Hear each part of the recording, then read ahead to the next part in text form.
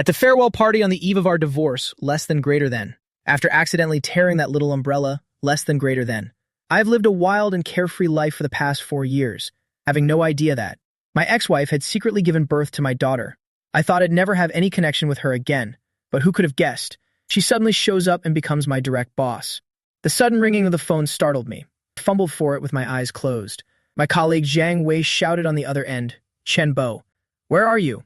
I heard the new chairman is arriving today. Don't you dare be late for clock in." What the hell? Why didn't you say so earlier? I sprang out of bed like a coil, quickly threw on my clothes, washed up and dashed straight to the subway. Usually the trains are perfectly on time, but for some reason, they're running a few minutes late today. While waiting for the elevator, I glanced at the time. That's it, my attendance bonus for the month is gone. At that moment, the secretary opened the boardroom door. Zhang Nuanyuan walked in wearing a high-end suit, charcoal black with sharp tailoring. The outfit emphasized her fiery curves, her slim waist and alluring hips, even more striking under the smooth fabric. The whole office gasped in unison. This is the new chairman. She's breathtakingly beautiful. The managers in the office were like flies drawn to honey, surrounding her instantly. "Director Zhang, please sit here." Zhang Nuanyuan remained silent. Her eyes swept across the entire meeting room. She didn't see that man's silhouette. Her eyes narrowed. Someone was late on her very first day. The manager looked around and realized I wasn't there, cursing me under his breath. This kid always likes to arrive at the last second, and now he's actually late at such a critical moment. Just wait, you'll be the first one fired. I won't say a single good word for that Chen Bo. The next second, I tried to sneak in through the back of the room, but Jiang Nuanyuan happened to be standing right by the back door. Our eyes met, sparks flying. The moment I saw Jiang Nuanyuan, I was completely frozen in my tracks. Zhang Wei said the new chairman is Jiang Nuanyuan, the woman I slept with the night before our divorce. The one who, when asked about asset division at the Civil Affairs Bureau, said she didn't want a single thing, has now become the owner of the company I work for. But I didn't have time to overthink it. I quickly hurried to my seat. Jiang Nuanyuan glanced at me out of the corner of her eye. I was huddled in my place. She sneered. 4 years have passed, and Chen Bo still has that same habit from school. His obsession with arriving at the very last minute hasn't changed. She walked over to me, her high heels clicking. Even though morning traffic is heavy, less than greater than. I hope that in the future all employees, less than greater than, will have some sense of time. Less than greater than. I don't want to see anyone constantly making such elementary mistakes like being late. After saying that, she looked at me. "You're late today. If you want to deduct pay, then go ahead. Back when we were a loving couple, she'd deduct my pocket money for smoking more than a few times. Sorry, Boss Zhang, I'll arrive earlier next time." I grit my teeth and endured it. What else could I do since this woman is now my boss? Zhang Nuanyuan stepped in front of the HR manager, tapping her fingertips on the desk. "What's the company policy for his case?" "Director, employees who are late lose their attendance bonus. One more thing, deduct his entire performance bonus for this month as well." Zhang Nuanyuan, this cruel woman is definitely seeking personal revenge. "Yes, Director." The HR manager immediately took notes. "You there, looking at your face, less than greater than. It seems you're not quite satisfied with this result. Less than greater than. Back then when I deducted your pocket money, less than greater than. You have this exact same expression. Less than greater than. Agreeing with your mouth but resentful in your heart." I lowered my head. Did this woman come back after the divorce just to torment me? No, I have no objections. Zhang Nuanyuan suddenly spoke coldly. "If it's because of children's school, or a wife causing delays in work hours, less than greater than. I might consider being lenient. Less than greater than. After all, our company is very humane. Less than greater than. This guy has been single for 4 years since the divorce. Less than greater than. Where would a wife come from? Less than greater than, not to mention a child." But looking at Zhang Nuanyuan's figure, compared to her pure school belle days, why does she have the mature aura of a mother? Director Zhang, Chen Bo is divorced, has been single ever since. This employee just likes to cut it close. Liu Chang from management, who previously had conflicts with my superior, less than greater than, saw his subordinate being troubled by the new chairman, less than greater than, and decided to kick me while I was down. Less than greater than. Why the divorce? Zhang Nuanyuan looked directly at me. Family reflects an employee's stability. I don't want the divorce rate in this company to be too high, less than greater than. Don't let personal matters affect work efficiency, less than greater than. My face darkened. Why the divorce? Less than greater than. Don't you understand it in your heart? Because my wife couldn't satisfy my personal needs. After I said that, the whole room tried to stifle their laughter. This attitude. Chen Bo is incredibly bold, daring to say something so blunt in front of everyone. Zhang Nuanyuan glared at me with burning intensity. Right after graduation, Chen Bo used to say he could skip meals, But he couldn't skip that. He'd spend 23 out of 24 hours in bed, as if he could never get enough in this life. And now he dares to say she couldn't satisfy him. Truly a shameless man. Thinking of this, Jiang Nuanyuan suppressed her anger. She called out to Jiang Wei sitting next to me. Come to my office later. Bring all the recent data from your department and report everything to me. Jiang Wei was overjoyed to be called, being summoned for a private report by the beautiful chairman. Could it be the company has its eye on him? Thinking about the prospect of being sponsored by a rich lady, Jiang Wei's heart was pounding with excitement. After the meeting ended, he hummed a tune while printing the documents, gleefully dashing to the chairman's office. Watching Jiang Wei walk in, I wondered to myself, 4 years have passed. Has Jiang Nuanyuan become so desperate that she's even interested in someone like Jiang Wei? 2 hours later, Jiang Wei looked like he had his soul sucked out, stumbling out of the chairman's room. He thought it was a romantic opportunity, but it turned out to be a torture session. Jiang Wei was scolded relentlessly by Jiang Nuanyuan for 2 hours. He looked completely drained of life. Based on the documents he provided, less than greater than. She even tracked down, less than greater than, several high-level managers who were taking kickbacks, less than greater than. That Liu Chang who just badmouthed me, less than greater than, was the first one fired. Although I heard a senior exec tried to protect him. But Jiang Wei only has one sister in HR. Chances are he can't even save himself. His heart was filled with absolute panic. Liu Chang probably didn't think he'd be the one providing the evidence that led to the chairman firing him. At that thought, he held his head in despair. Oh God, that was terrifying. Liu Chang was way too obvious anyway. It was only a matter of time before he got caught. Don't put too much pressure on yourself. I tried to comfort him with a few words. Jiang Nuanyuan truly lives up to her reputation as the brilliant school belle. Her mind is impressive. Suddenly, Jiang Wei remembered something. Oh right, the new chairman works so hard. Weren't you a legend at pickup lines back in school? Want to give it a shot? If you win her over, you can do whatever you want in this company. I stayed silent. Forget it. Jiang Nuanyuan and I can never go back. Jiang Wei got more and more excited. Didn't you say you divorced your ex? Because she wasn't cooperative. Look at Director Jiang's figure and that gorgeous face. She's definitely must be amazing. I immediately covered his mouth. Shut up. A woman like Boss Jiang am nowhere near her league. After saying that, I stubbed out the cigarette in my hand. Jiang Nuanyuan was standing on the staircase above, overhearing my words. She gave a cold laugh. Not in my league. When you were chasing me, why didn't you say that? When you pinned me against the wall and used force, less than greater than. Why didn't you say it then? Less than greater than. She was the campus belle back then, less than greater than. With countless suitors, less than greater than. It was I who shamelessly used every trick in the book just to win her heart. In their senior year, they moved in together and registered their marriage immediately after graduation.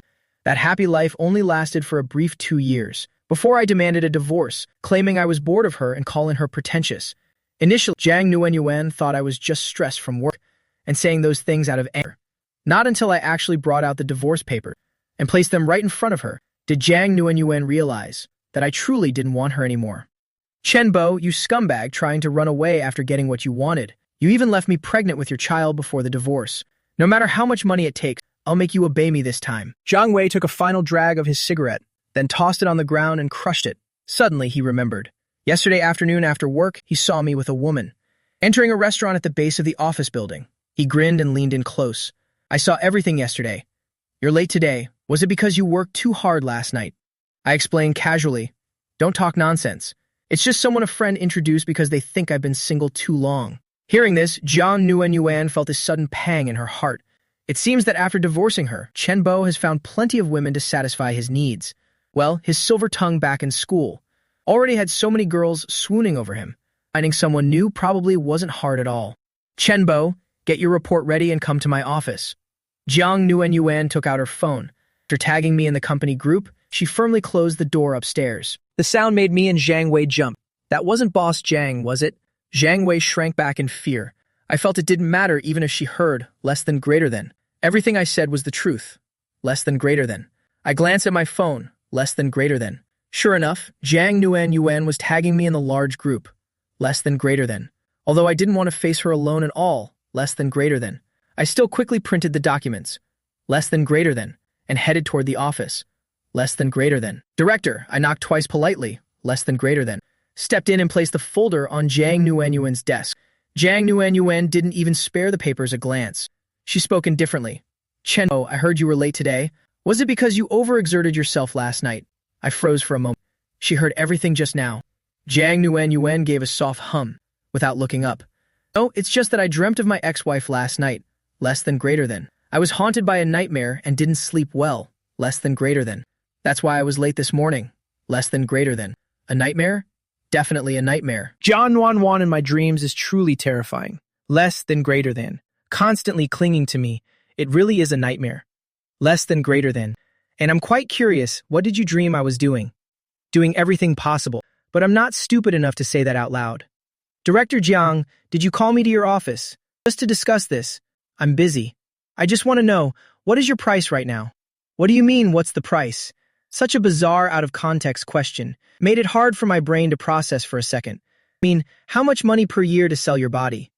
Director Jiang, I came to this company to work, forcing me with $1,000,000 yuan. Director Jiang, please don't use money to insult me, although I really wanted that money. If Jiang Nuanwan's father found out, he definitely wouldn't leave me in peace. I know the difference between a one-time feast and being full for life.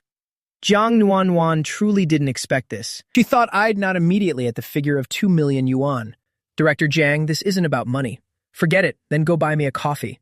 If the direct approach doesn't work, she'd just have to use her old tricks.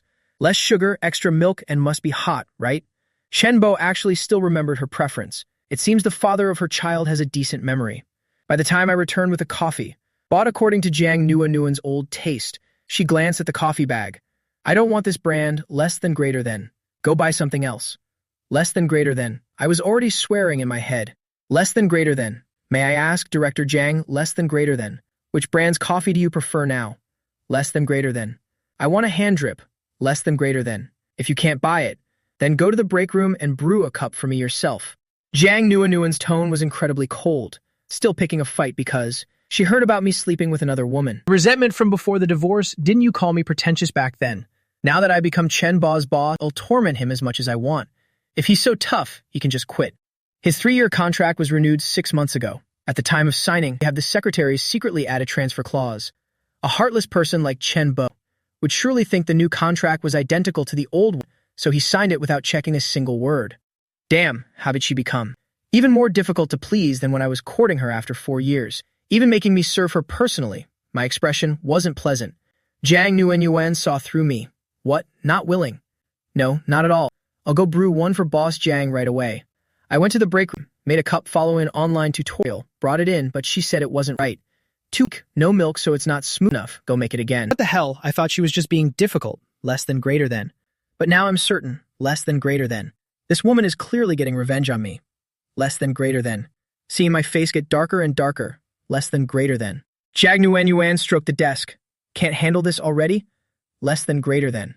Back when I accidentally got pregnant and gave birth to your child. Less than greater than.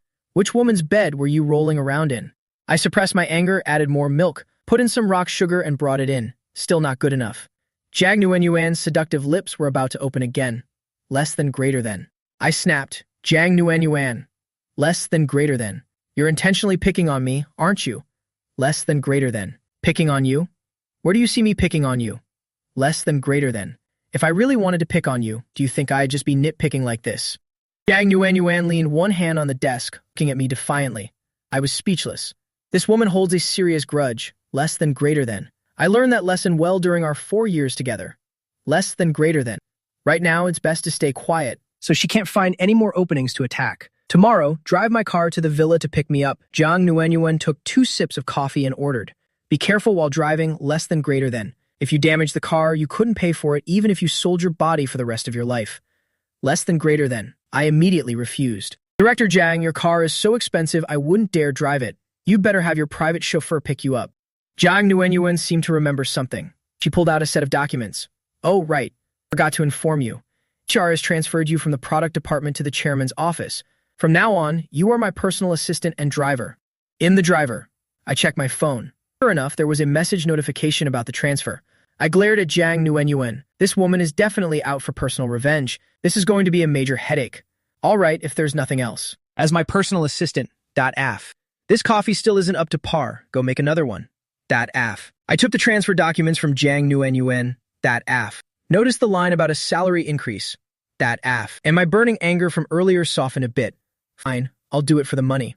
I brewed one myself. .af. Then use an app to order coffee from. That F. Every single shop in the vicinity. That F. Right before closing time, I walked into Jiang Nuenyuan's office carrying 20 cups of coffee, even with a delivery bag in my mouth. That looking completely ridiculous. That F. She tried to stifle a laugh. That F. But her voice remained light as she said, that F. Now I don't feel like drinking it anymore. That F. You take these back and deal with them yourself. That F. Just in time for off hours. Take me home now. Jiang Nuenyuan stood up, and taking her car keys out of her bag to hand them to me. That F. I set the coffee down. I've been drinking today. That I can't drive. Director Jiang will have to drive herself home today. Drinking so early in the morning. Jiang Nuenyuan narrowed her eyes. Less than greater than. Her intuition told her I was lying. Less than greater than. I didn't give her a chance to speak. Less than greater than. Leaving the office immediately after saying that. Just in time for the end of the shift, I ran faster than anyone. Downstairs, I happened to run into that pretty girl my friend had introduced me to. Chenbo, what a coincidence. Let me treat you to dinner. Su Xiaoyuan is a friend of my friend and happens to work in the same office building. That friend thought I'd been divorced for 4 years, that it was time to start a new relationship, so he'd been trying to set us up. Before I could refuse, Su Xiaoyuan had already stepped in front of me. Last time I forgot to bring money. You paid for me. Let me return the favor this time. I thought about it and didn't refuse. We stopped at a restaurant near the company. Have a meal. Su Xiaoyuan was quite pretty. Looking very energetic and cute, much more approachable than my ex-wife's cold school belle style. She shouldn't have been named Jiang Nuenyuan Warm. She should be called Leng Bingbing Icy. I'm really sorry about last time. My phone died so I couldn't pay. I had to boldly drag you into the restaurant. I shook my head. It's fine. We're friends after all. Su Xiaoyuan handed me the menu, with 2 very charming dimples when she smiled. What do you want to eat? My treat today.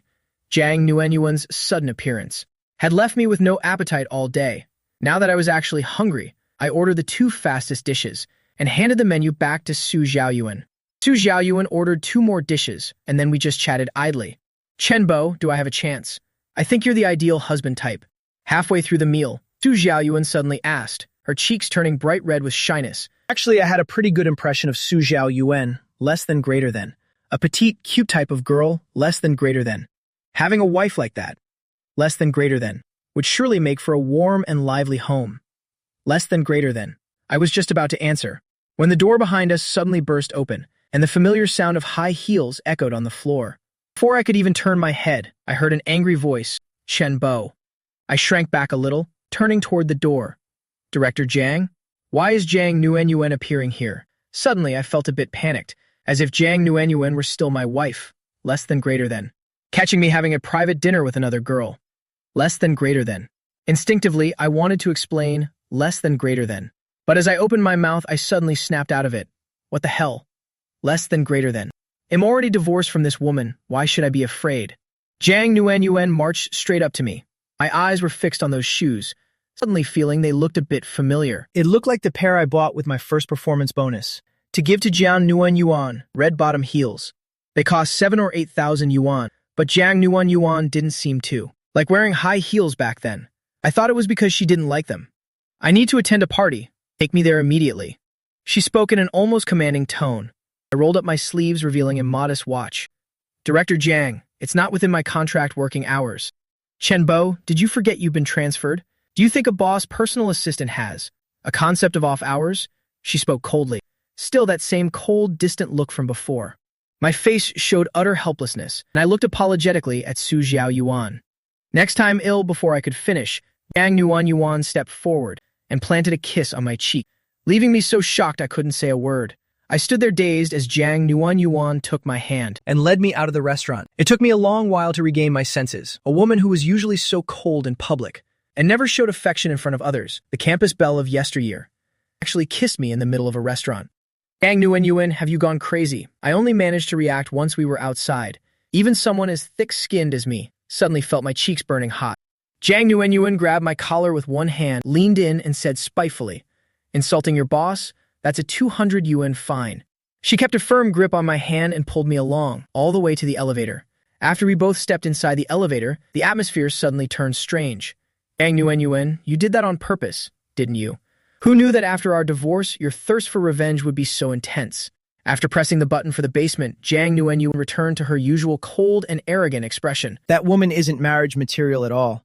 I was just filtering her out for you, wasn't I? What the hell does that have to do with you? You're just my boss now. Do you live by the coast or something? Because you're meddling way too much. Jiang Nuan suddenly turned her head.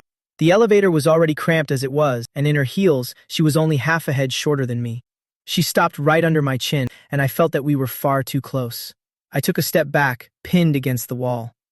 Jiang Nuan arrogantly threatened that the girl wasn't right for me, not right for me at all. Thinking it would be easy to start a new relationship? It's never that simple. She hadn't even moved on herself, so why on earth should Chen Bo be the first to move on? Back then, you suddenly demanded a divorce from me, and then, right before the divorce, things got so intense the little umbrella tore, creating a new life. After that, you just didn't care anymore, leaving me to deal with this entire mess all by myself. Now you want to pretend like nothing happened, and go off on dates with other women. In your dreams. I felt like Jiang Nuanyuan was truly losing it. You're the one who married your high-status childhood friend, and now you're here stopping me from being in love. How can you be so domineering? President Jiang, don't be so possessive over things that don't belong to you. Why act like such a control freak? I told you I've been drinking, so I can't drive. Find someone else to take you to your party. I pushed Jiang Nuanyuan out of the elevator, pressed the button for the first floor myself, and walked out of the office building. I walked to the subway entrance and lit a cigarette, thinking back to the divorce. The weather was just as freezing then as it is now, but my heart was even colder back. When we divorced, Jiang Nuanyuan probably knew she was at fault for the affair, so she was the guilty party. She asked for nothing and walked away with nothing, leaving me a house with a 450,000 loan and over 100,000 in savings. Jiang Nuanyuan's family background was incredibly elite, but I only found that out after we got married. Before that, I always thought her family was as ordinary as mine, just a well-to-do household. During our first year of marriage, Jiang Nuanyuan's father meddled in secret, even threatening to force me into a divorce. We were at the peak of our passion then, and I was young and confident that I would never let any outside pressure shake me. Until my parents had an accident on the highway, and I couldn't reach Jiang Nuanyuan for the life of me. Standing outside the hospital operating room, my phone received a video. It showed Jiang Nuanyuan in bed with her childhood friend, both disheveled. It was clear they had just finished. A few used life shields were scattered on the floor. While my parents were on the brink of death and surgery, my wife was in bed with another man. How could anyone possibly stomach that? So when Jiang Nuanyuan came home, I asked her where she had been. When Jiang Nuanyuan lied about being on a business trip with her phone off, I couldn't take it anymore and demanded an immediate divorce. Even on the day we got the divorce certificate, when Jiang Nuanyuan asked for one last time, I did it with absolute cold-hearted finality. Even though 4 years had passed, we broke up when our love was at its absolute peak, so I haven't even thought about finding anyone new all these years. Thinking about the kiss Jiang Nuanyuan just gave me, my heart still couldn't help but race. I really wanted to slap myself. How could I still feel something for a woman like her? It's so pathetic. The next day, I went to work with dark circles under my eyes, and as soon as I sat down, less than greater than. Jiang Wei leaned in close. Less than greater than. This isn't your workstation anymore. Less than greater than. Your new position is in the CEO's office. He gave me a look that said he knew exactly what was going on. Last night. Did you use some illegal tricks to get transferred and a raise? Raise my foot. You can have the job, okay? Jiang Wei pouted. I wish I could. I resigned myself to my fate, packed my things, and headed to the CEO's office. Now that you're here, look over these assistant regulations to avoid mistakes like last night. I glanced at it. On call for 24 hours. I signed a labor contract, not a contract to sell my soul. Jiang Nuanyuan took a sip of her freshly brewed coffee and replied calmly, there's not much difference. Damn it, this woman got rich and now thinks she can do whatever she wants. I threw the regulations right onto the desk in front of Jiang Nuanyuan. Fine, normal working hours are 8 hours. If it's 24 hours, then shouldn't the compensation increase accordingly? Jiang Nuanyuan clearly had no intention of giving me a raise. If you have an issue with the pay, take it up with HR. You haven't even started putting in the effort, yet you're already making demands. Chen Bo, you weren't like this before. Before, I was blind and thought you were a treasure. I didn't realize I'd end up with such a player. Damn it, I wasn't stupid enough to say those words right to her face. Jiang Nuanyuan frowned slightly. Didn't realize what? Nothing. If President Jiang needs an assistant, then HR should hire a professional for you. I have no experience, it'll do a terrible job. Jiang Nuanyuan gave a cold sneer. Didn't you do a fantastic job before? This is just returning to your old line of work, so how could you possibly be bad at it? She was hinting at the time I pursued her, when I looked after her every need. Before was before, now is now. Back then I did it willingly because of love. Now I don't want to. That's not for you to decide. At worst, I'll just quit and be done with it. What, can you actually chain me to this company? Jiang Nuanyuan, I'm done serving you. I pulled out my phone and right in front of Jiang Nuanyuan, I tapped the resignation button. A second later, Jiang Nuenyuan's phone screen lit up with a notification. It was my resignation notice. Jiang Nuenyuan seemed to have predicted my temper, knowing I would choose to quit immediately. Before I could walk out of the office, she blocked the doorway, opened her phone, and searched for a file. Take a look at this non-disclosure agreement. I opened the file skeptically, and when I saw the clauses inside, my eyes widened in shock, looking at the cold goddess like Jiang Nuenyuan. I didn't expect her to play such a dirty trick. It seems she was prepared all along, intending to torment me to her heart's content. I glared at her for a long time, finally cursing through gritted teeth. You already played me 4 years ago. Jiang Nuenyuan smiled and stepped away from the door, turning to her seat, with her legs crossed smugly, looking at me with the face of a victor. I really wanted to rush over and pin Jiang Nuenyuan to that sofa of her and punish her right then and there. Seeing her arrogant expression made my stomach churn with anger. I walked up to Jiang Nuenyuan, grabbed her hand, and asked through gritted teeth, "Did you do this on purpose?" "That's right, I did it on purpose." Jiang Nuenyuan didn't back down for a second. Getting her pregnant 4 years ago and then demanding a divorce for no reason, what was this little bit of payback compared to that? "Chenbo, I will make you cry and beg for my forgiveness. What's wrong?" Jiang Nuenyuan looked up, her face showing absolutely no fear of me. I suddenly leaned in close to her, making Jiang Nuenyuan's heart race instantly. She instinctively whispered, "Oppa," and as soon as she said it, she hurriedly covered her mouth. Before, only when we were in bed would she call me that, so by letting it slip now, she was clearly thinking of a certain situation. Hearing that long-lost endearing term, I froze for a moment, but regained my composure a second later. After letting go of her hand, I turned and left the office without looking back. Jiang Nuenyuan was definitely doing it on purpose. Back then, when we were in bed, she couldn't help but call me that. To call me that in the office now was a blatant provocation. Now she's the boss and I'm just an employee under her thumb. She wanted to use this to humiliate me. This woman is truly detestable. My phone vibrated. I took it out to check. My resignation had been rejected. Right after that, Jiang Nuenyuan's secretary brought over the car keys. "President Jiang wants you to go to this location to pick up the evening gown she needs to wear for the party tonight." The secretary handed me an address, pressed the keys into my hand, and returned to her desk. The party Jiang Nuenyuan mentioned yesterday was just an excuse. Today was the real event. I knew she was just sabotaging my date yesterday. Even though we're divorced, is her possessiveness still this strong? I sighed helplessly and went down to the garage to find Jiang Nuenyuan's car. Who would have thought that Jiang Nuenyuan would transfer me to be her personal assistant? The terms for this position state, given the sensitive nature of the role and access to top-secret company documents, I can't work in a related field for the next 3 years, having to change industries right after graduating. I'd probably have to start over as an intern. For the sake of money, I have to endure this, even though I'm fuming inside. But when I saw Jiang Nuenyuan's car, my anger vanished instantly. It was the Ferrari SF90 I told her I'd buy back when we were students, once I made enough money. Sitting in the driver's seat, I carefully inspected the interior from top to bottom. As my hands touched the steering wheel, a wave of excitement washed over me. I hit the gas and the engine roared exactly as it imagined. But a second later, I remembered Jiang Nuenyuan's earlier warning. If I scratched or crashed it, I'd have to pay for it myself. My expression immediately turned cold again, and I became extremely careful while driving. With much anxiety, I finally reached the designated location. As soon as I said I was there to pick up President Jiang's gown, 3 or 4 people rushed out and surrounded me. They pulled me into a room, forcing me to change clothes while they did my hair. By the time I regained my senses, I had been completely made over. I was in a perfectly tailored high-end suit with my hair styled by a professional. I looked like a stranger in the mirror. The exhausted man who walked in was suddenly glowing. Fine feathers make fine birds, as they say, but mainly, I had the potential. A little grooming made me look like a movie star. The stylist was very pleased with their work and handed me the gown and jewelry Jiang Nuenyuan needed. The dress and jewelry are worth 3 million yuan total. Be careful. Don't damage them. The stylist warned me earnestly, and suddenly the items in my hands felt incredibly heavy. Jiang Nuenyuan is certainly generous with herself, wearing clothes worth millions. I held them with extreme care, thinking that if I actually ruined them, that hateful woman wouldn't make me sell my body to pay her back, would she? On the way back, stopped at a red light, I glanced at the box, suddenly wondering why she was taking this party so seriously. Could it be her engagement party? Was all this just to humiliate me? After parking in the garage, I carefully carried the gift box and entered Jiang Nuenyuan's office. The secretary inside presenting a contract for Jiang Nuenyuan to sign. Has legal reviewed the contract thoroughly? Are there any loopholes? President Jiang, everything has been checked. You just need to sign right here. The secretary pointed to the signature line on the last page. Jiang Nuenyuan scanned it quickly and signed her name at the bottom.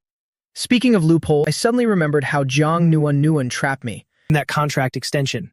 There was an extra clause about voluntarily transferring positions at the company's request. Jiang Nuanyuan is such a wicked woman. The more beautiful the woman, the more dangerous she is. That saying seems more accurate every day. President Jiang, I brought the items you needed. I placed the things on the desk. As I turned to head back to my desk outside, Jiang Nuanyuan suddenly said, "Wait." I stopped and turned. I watched these things the entire way. They haven't been touched at all. I even buckled them in with a seatbelt. She couldn't possibly blame me for any damage, could she? To be safe, I even filmed a video before taking them. I checked them thoroughly before coming in here. They're exactly as they were when I received them. Jiang Nuanyuan definitely won't find any faults. I walked up to her with confidence, waiting to see what trouble she'd try to stir up now. Your hair looks good. And that suit really suits you. Be my +1 for the party tonight. Your pay will be added to your paycheck as a bonus. Seeing that Jiang Nuanyuan wasn't picking on me and was actually complimenting my looks, why did I suddenly feel a little giddy inside? As I walked out, Jiang Nuanyuan's secretary gave me a strange look. Just as I sat down, the secretary sent me a message through the company app. That hair and suit look incredible on you. You're so handsome. I gloated internally, unable to hide the grin on my face. By closing time, Jiang Nuanyuan had finished changing her clothes. Her makeup was a bit heavier than usual, making her look even more like a woman who was as beautiful as she was dangerous. She walked in leisurely on high heels, her long hair tied in a neat low bun, revealing her slender snow-white neck. A shimmering diamond necklace accentuated her jade-like skin, and the wine-red mermaid dress hugged her body, outlining her incredibly sultry curves.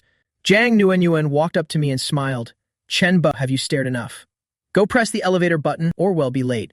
As we stood in the elevator, Jiang Nuanyuan glanced at me out of the corner of her eye, less than greater than. A slight smile playing on her red lips. Less than greater than. Shen Bu, less than greater than. You haven't found anyone to release with these past few years, have you? Less than greater than. President Jiang, why would you say that? Less than greater than. Whether I found a woman is none of your damn business, is it? Jiang Nuanyuan suddenly moved close to me, making my entire body tense up. Her dress had quite a deep neckline. Since I was naturally taller than her, I could see the heaving movement perfectly from that angle. I swallowed hard. My mind couldn't help but recall our 4 passionate years together and the fiery memories with Jiang Nuanyuan in that old rented room. If I hadn't been holding back for so long, less than greater than, I wouldn't be this flustered. Less than greater than. Following her gaze, less than greater than. I realized a certain part of me was losing control. I leaned away and pushed her back.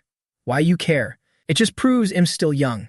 For some reason, I felt my cheeks starting to burn. Jiang Nuanyuan was pushed away, but she wasn't angry. Instead, she covered her mouth and giggled. Even though we're the same age, Jiang Nuanyuan always liked to act like the older sister. Yet in special moments, she'd always call me Appa. The elevator quickly descended to the basement. As Jiang Nuanyuan sat in the passenger seat, she suddenly pulled a brooch from her bag and leaned over to pin it to my chest. The faint scent of her perfume swirled around my nose, and I turned my head away to avoid looking at her. President Jiang, please put on your seatbelt. The gems on this brooch are all real. So remember to return it to me in one piece after the party. This too. She took a box out of her bag. Inside was an incredibly expensive watch. Jiang Nuanyuan gently unbuckled the strap and fastened it onto my wrist. I immediately refused without thinking. If this thing broke, a woman like Jiang Nuanyuan would surely use it as an excuse to make me slave away for her for the rest of my life. President Jiang, keep this for one of your younger pilots. If I scratch it, I can't afford to pay you back. She laughed. But I am giving it to my younger pilot. You're the one accompanying me now. Without these accessories, you'd only embarrass me. If it breaks, you don't need to pay me back. When I heard Jiang Nuanyuan call me her younger pilot, I suddenly found myself at a loss for words. Jiang Nuanyuan is wealthy now. She used to be so cold, but now she's learned how to say things like this to coax men. She must have found plenty of gigolos over the last 4 years, or else these smooth, flirty words wouldn't come out so naturally. I'm the only one who's been suffering for 4 years because I was cheated on, and I still haven't moved on. Not only did she marry her childhood friend, but she's also been playing around. Jiang Nuanyuan, it seems this is your true nature. I felt incredibly upset deep down. I replied sullenly, fine. They'll return everything to President Jiang after the party. Someone of her status cares about appearances, so giving me these things was just to save face for her. Jiang Nuanyuan smiled with satisfaction. It seems this little puppy has become much more stubborn after 4 years. Before, he'd hug me tight the moment I said something sweet, never wanting to let go. But now he's so indifferent, not even a ripple. Could it be that I'm not as charming as I used to be? Jiang Nuanyuan seems skeptical. Chen Bu, this dress makes it hard to buckle my seatbelt. Help me. She looked up, waiting for me to lean over and help her. I accepted my fate, unbuckled my own seatbelt, and leaned over to fasten hers. At such close range, Jiang Nuanyuan's breath brushed against my neck. That tingling sensation made it hard for me not to think about that. Jiang Nuan looked at me into my intentionally evasive eyes and suddenly asked, Chen Bo, have you missed me at all these past 4 years? Why the hell would I miss a cheating trash woman like you? I cursed inwardly. But how could I not miss her? On lonely nights, she was always the one I thought of. Even I thought I was pathetic. She cheated, yet I was still so obsessed with her body. Jiang Nuan spoke in a very suggestive tone. Judging by your tone, you're clearly still lingering on our past. Do you think of me at night? My secret exposed, I glared at her in defensive anger. President Jiang, you're overthinking it. At night, I'd rather watch short films. At least the people in them are more cooperative than you, instead of crying and refusing to play along. But with your current worth, I'm sure there are plenty of male models lining up just to be your lapdog, right? Half joking, she asked, do you want a taste, or should I give you a chance too? I gave a cold snort. I'm not the type to go back to old grass. Then, for the past 4 years, how have you handled your personal needs? Are you still relying on your left-handed brother? President Jiang, you're meddling way too much. I don't want to discuss this sensitive topic anymore. It makes me feel like I'm being teased every time, and it's not comfortable at all. I'm just curious as your ex-wife. She winked and blew a soft breath on me. I flinched and immediately retorted. With my face, finding women isn't hard. Who knows how many people I've tried in the last 4 years? Compared to them, my experience with you was quite ordinary. Outsiders have much more interesting tricks, don't they? Then it seems you've been quite well fed these past 4 years. I sat back up and fastened my seatbelt. Jiang Nuan turned to stare at me, and suddenly she had the urge to lunge forward and kiss me. No matter how much I've eaten, it can't compare to you. Even 4 times a day wasn't enough for you. I threw out a biting, sarcastic remark. Jiang Nuan wasn't even slightly angry. On the contrary, she looked at me with great interest. How about we try again, to see if you can keep me full? I felt like Jiang Nuan was truly going mad, so I ignored her. Suddenly, Jiang Nuan unbuckled her seatbelt, threw herself into my arm, grabbed my tie, and aggressively kissed my lips. My mind went completely blank instantly. What the hell is this? Jiang Nuan is truly losing her mind. Why did she suddenly kiss me? What does this mean? I was so startled that I didn't know what to do with my hands and feet. At that very moment, Jiang Nuan skillfully slipped inside, just like back in college. The first time I was at the school stadium, and took the lead to kiss Jiang Nuan just like that. She didn't give me a single chance to breathe. It's been 4 years since I last kissed a woman. I froze for a few seconds before pushing Jiang Nuan away. Jiang Nuan, what is the meaning of this? I wiped the corner of my mouth. There was still a bit of lipstick lingering there. Jiang Nuan gave a smug smile. Her hand rested on my trousers as she slightly raised an eyebrow. Your mouth says no, but your body is being very honest. I clenched my jaw, this damn little brother of mine, refusing to follow orders at a time like this. I ignored Jiang Nuan, and after quickly buckling her seatbelt, I stepped on the gas and sped out of the parking garage. Half an hour later, the car pulled into the villa where the party was being held. As soon as Jiang Nuan got out and entered the hall, people immediately swarmed around her. After all, the Jiang family's assets abroad are enormous.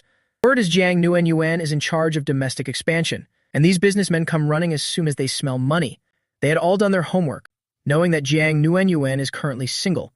If they could catch her eye and secure a partnership, less than greater than, their companies could directly rely on the Jiang family, less than greater than, to expand into the international market, less than greater than. Jiang Nuan nodded politely, less than greater than. Linking her arm with mine, she smiled at everyone offering a toast, less than greater than, signaling me not to mess anything up or embarrass her right now, less than greater than. I looked completely speechless, less than greater than. But Jiang Nuan kept her arm locked tight, with my arm occasionally brushing against her chest, less than greater than, which was truly a form of torture for me. Less than greater than. I tried to force my brain to think about something else, less than greater than. I almost started reciting pi 3.1415926 in my head, less than greater than. But unfortunately, I couldn't help but think of less than greater than.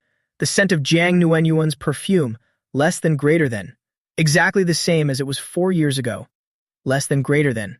Jiang Nuan seemed to realize that I couldn't hold it back at all. She gave a satisfied smile and pulled me toward a sofa to sit down, helping me avoid any more awkwardness.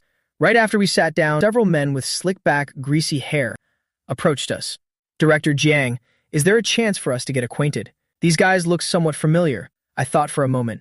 They seem to be some recently trending idols, but they only rely on variety shows, without a single decent piece of work to their names.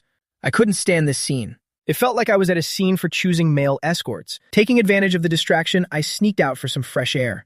Just as I was about to wash my face in the restroom to sober up, less than greater than, The moment I turned on the tap, less than greater than.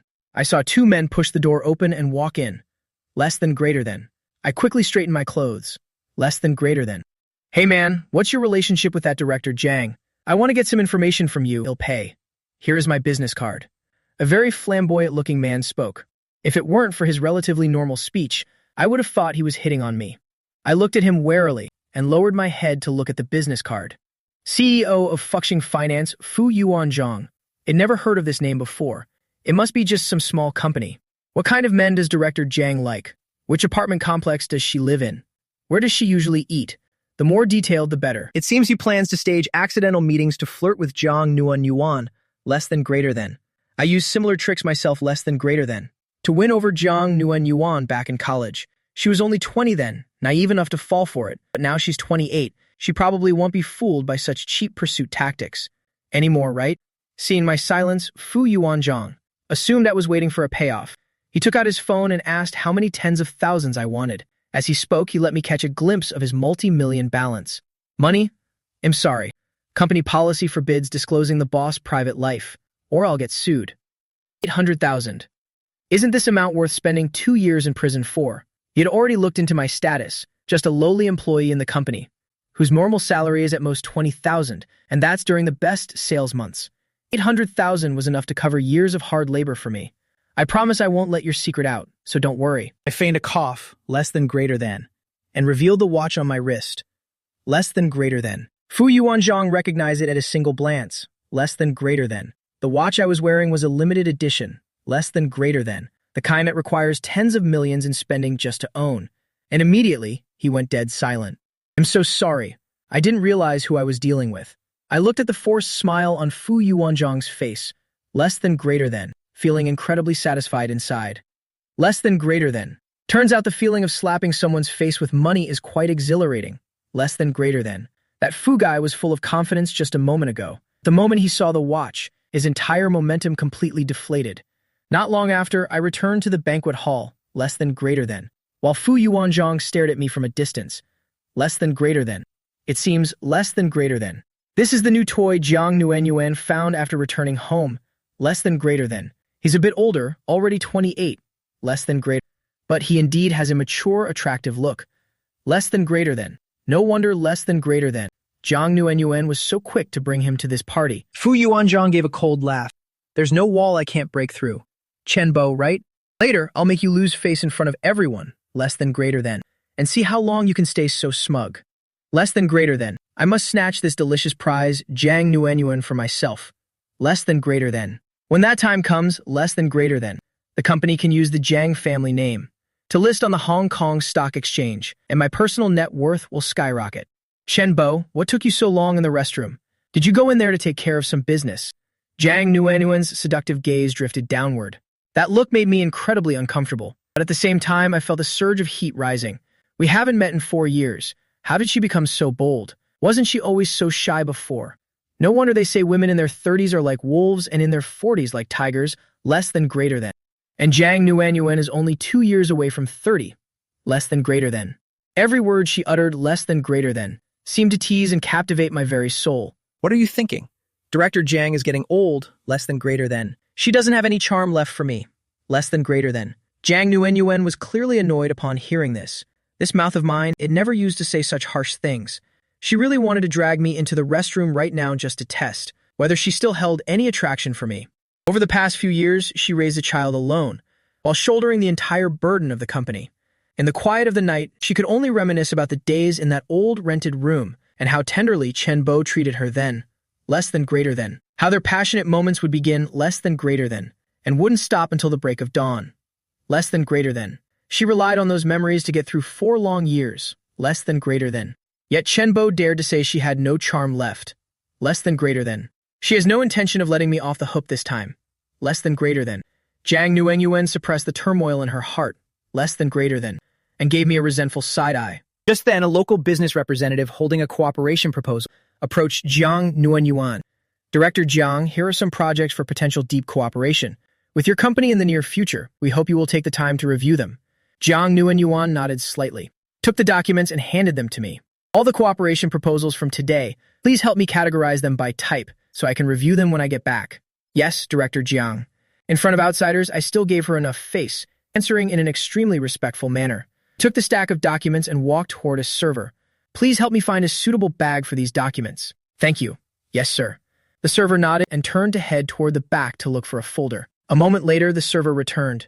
We don't have any suitable bags here right now. Could you come with me to the storage area to see? If there's something we can use, sure. I guess we would definitely receive many more proposals tonight. So I needed to prepare at least 2 bags and followed the server to the banquet hall's storage area. Just as we reached a corner in the hallway, less than greater than, the server suddenly spun around, less than greater than, and sprayed several bursts of pungent gas directly into my face, less than greater than. Realizing something was wrong, I immediately held my breath, less than greater than, but it was too late. Stumbling, I tried to turn back toward the hall to find Jiang Yuan, but before I could even get there, an incredibly seductive woman suddenly appeared, with an extremely ample chest, looking as though it was larger than my entire face. This beauty was wearing a daringly low-cut strapless dress, less than greater than. Every step she took made people's eyes wander, less than greater than. To the point that my own eyes glazed over, less than greater than. Hey handsome, are you feeling unwell? Less than greater than. The beauty suddenly drew near, firmly pulling my head toward her. The moment my head was buried in there, less than greater than. I felt as though I couldn't breathe anymore, less than greater than. I feel a bit dizzy, less than greater than. Could you help me back to the hall? Less than greater than. My voice sounded muffled from within. It's too crowded there. I just want to be alone with you here to play something fun. She helped me to a nearby chair. I had just sat down to catch my breath for a second, when she sat down directly on my lap, facing me. Her arms wrapped around my neck. Those breasts of hers just kept hitting my line of sight. I don't think I know you. My awkward gaze didn't know where to rest. I tried to push her away, but she only hugged me tighter. Handsome, whether we know each other doesn't matter. Right now, I only have eyes for this face of yours, less than greater than. You're so handsome that I just want to have some fun. Less than greater than. As she spoke, she began unbuttoning my shirt. Less than greater than. My head was spinning, but I hadn't completely lost consciousness yet. It was like that floating state between being slightly tipsy and being completely wasted. Once the beauty had undone all my buttons, everything was exposed, and she looked extremely satisfied. I didn't expect such a handsome guy to have such a well-built body. This is definitely a win, even without getting paid. She ran her hand over me. I jolted and hurriedly sat up straight. At that moment, Gu Qingqing, Jiang Nuanuan's best friend, found the banquet hall too stuffy, so she found a side door to head out for some air, less than greater than. Only to stumble upon this scene not far away. Less than greater than. Gu Qingqing immediately took a photo and sent it to Jiang Nuanuan. Your ex-husband is getting cozy with another woman here. Not long after the message was sent, Jiang Nuanuan came rushing over, lifting her dress. Seeing Gu Qingqing at the door, she immediately asked where Chen Bo was. Where is he? Gu Qingqing signaled toward a certain direction. He was just sitting on the chair, but now he's probably been dragged into the warehouse. You'll probably be just in time if you go in now. Chen Bo, you scumbag. Without a second thought, Jiang Nuanuan prepared to charge in, but Gu Qingqing held her back. Why are you barging in? That's just how men are. None of them can control their lower half. Less than greater than. Have you forgotten? Less than greater than. Back then, your family locked you up for days. Less than greater than. You struggled to jump from the 2nd floor, even breaking your leg, just to return to that run-down house, only for Chen Bo to immediately demand a divorce. Jiang Nuanuan's expression darkened. Don't worry. I came back this time to get revenge on Chen Bo, not to rekindle things with him. With that, she kicked off her high heels, ran barefoot to the warehouse door and kicked it open. Hey, don't do anything reckless. I don't even know you. I leaned there, clutching my head in apparent agony. That woman had already stripped off my trousers, and was just one step away when Jiang Nuanuan and Dan.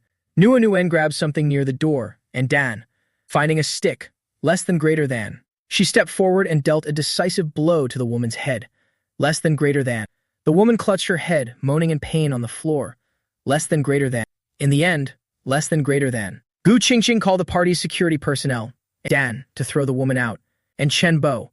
And Jiang Nuanuan stood over me, looking down as I sat slumped on the floor, and looking as if I were drunk enough to lose all my memories. I stood up unsteadily, and Dan walked up to Jiang Nuanuan and suddenly pulled her into a tight embrace. Nuanuan, I called out, as if my longing had reached its peak. With one hand gripping the back of her neck, less than greater than, I planted a passionate kiss on her lips. Less than greater than. I kissed her aggressively, less than greater than, as if venting all the resentment built up over the past 4 years. Less than greater than. My other hand, acting out of old habit, less than greater than. While we were lost in the kiss, Started unzipping the back of Jang Nuan-Nuan's dress. Jang Nuan-Nuan was stunned. 4 years had passed and she hadn't been this close to me in all that time. She had secretly imagined this scene countless times. And without a moment's hesitation, she wrapped her arms around my neck and kissed me back. I had just called her Nuan-Nuan, an intimate name. She hadn't heard from my lips in 4 years. "Chenbo, you really are a bastard," she kissed me, while letting tears flow uncontrollably from her eyes. Clearly, this bastard had heartlessly discarded her for no reason and left her with such a burden. But in this moment of reunion, she still couldn't stop her heart from fluttering and couldn't help wanting to be close to me. Hearing Jiang Nuan call me a bastard, I suddenly remembered something less than greater than.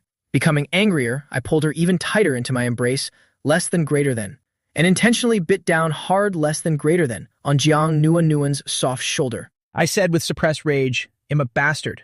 Jang Nuan, no matter how bad I am, I can't compare to you. My parents were in an accident and hospitalized, yet you didn't come home for days, couldn't be reached, because you were sleeping with another man, losing track of everything." Jang Nuan saw my bloodshot eyes and looked at my unsteady stance and suddenly understood something. I must have been set up by someone.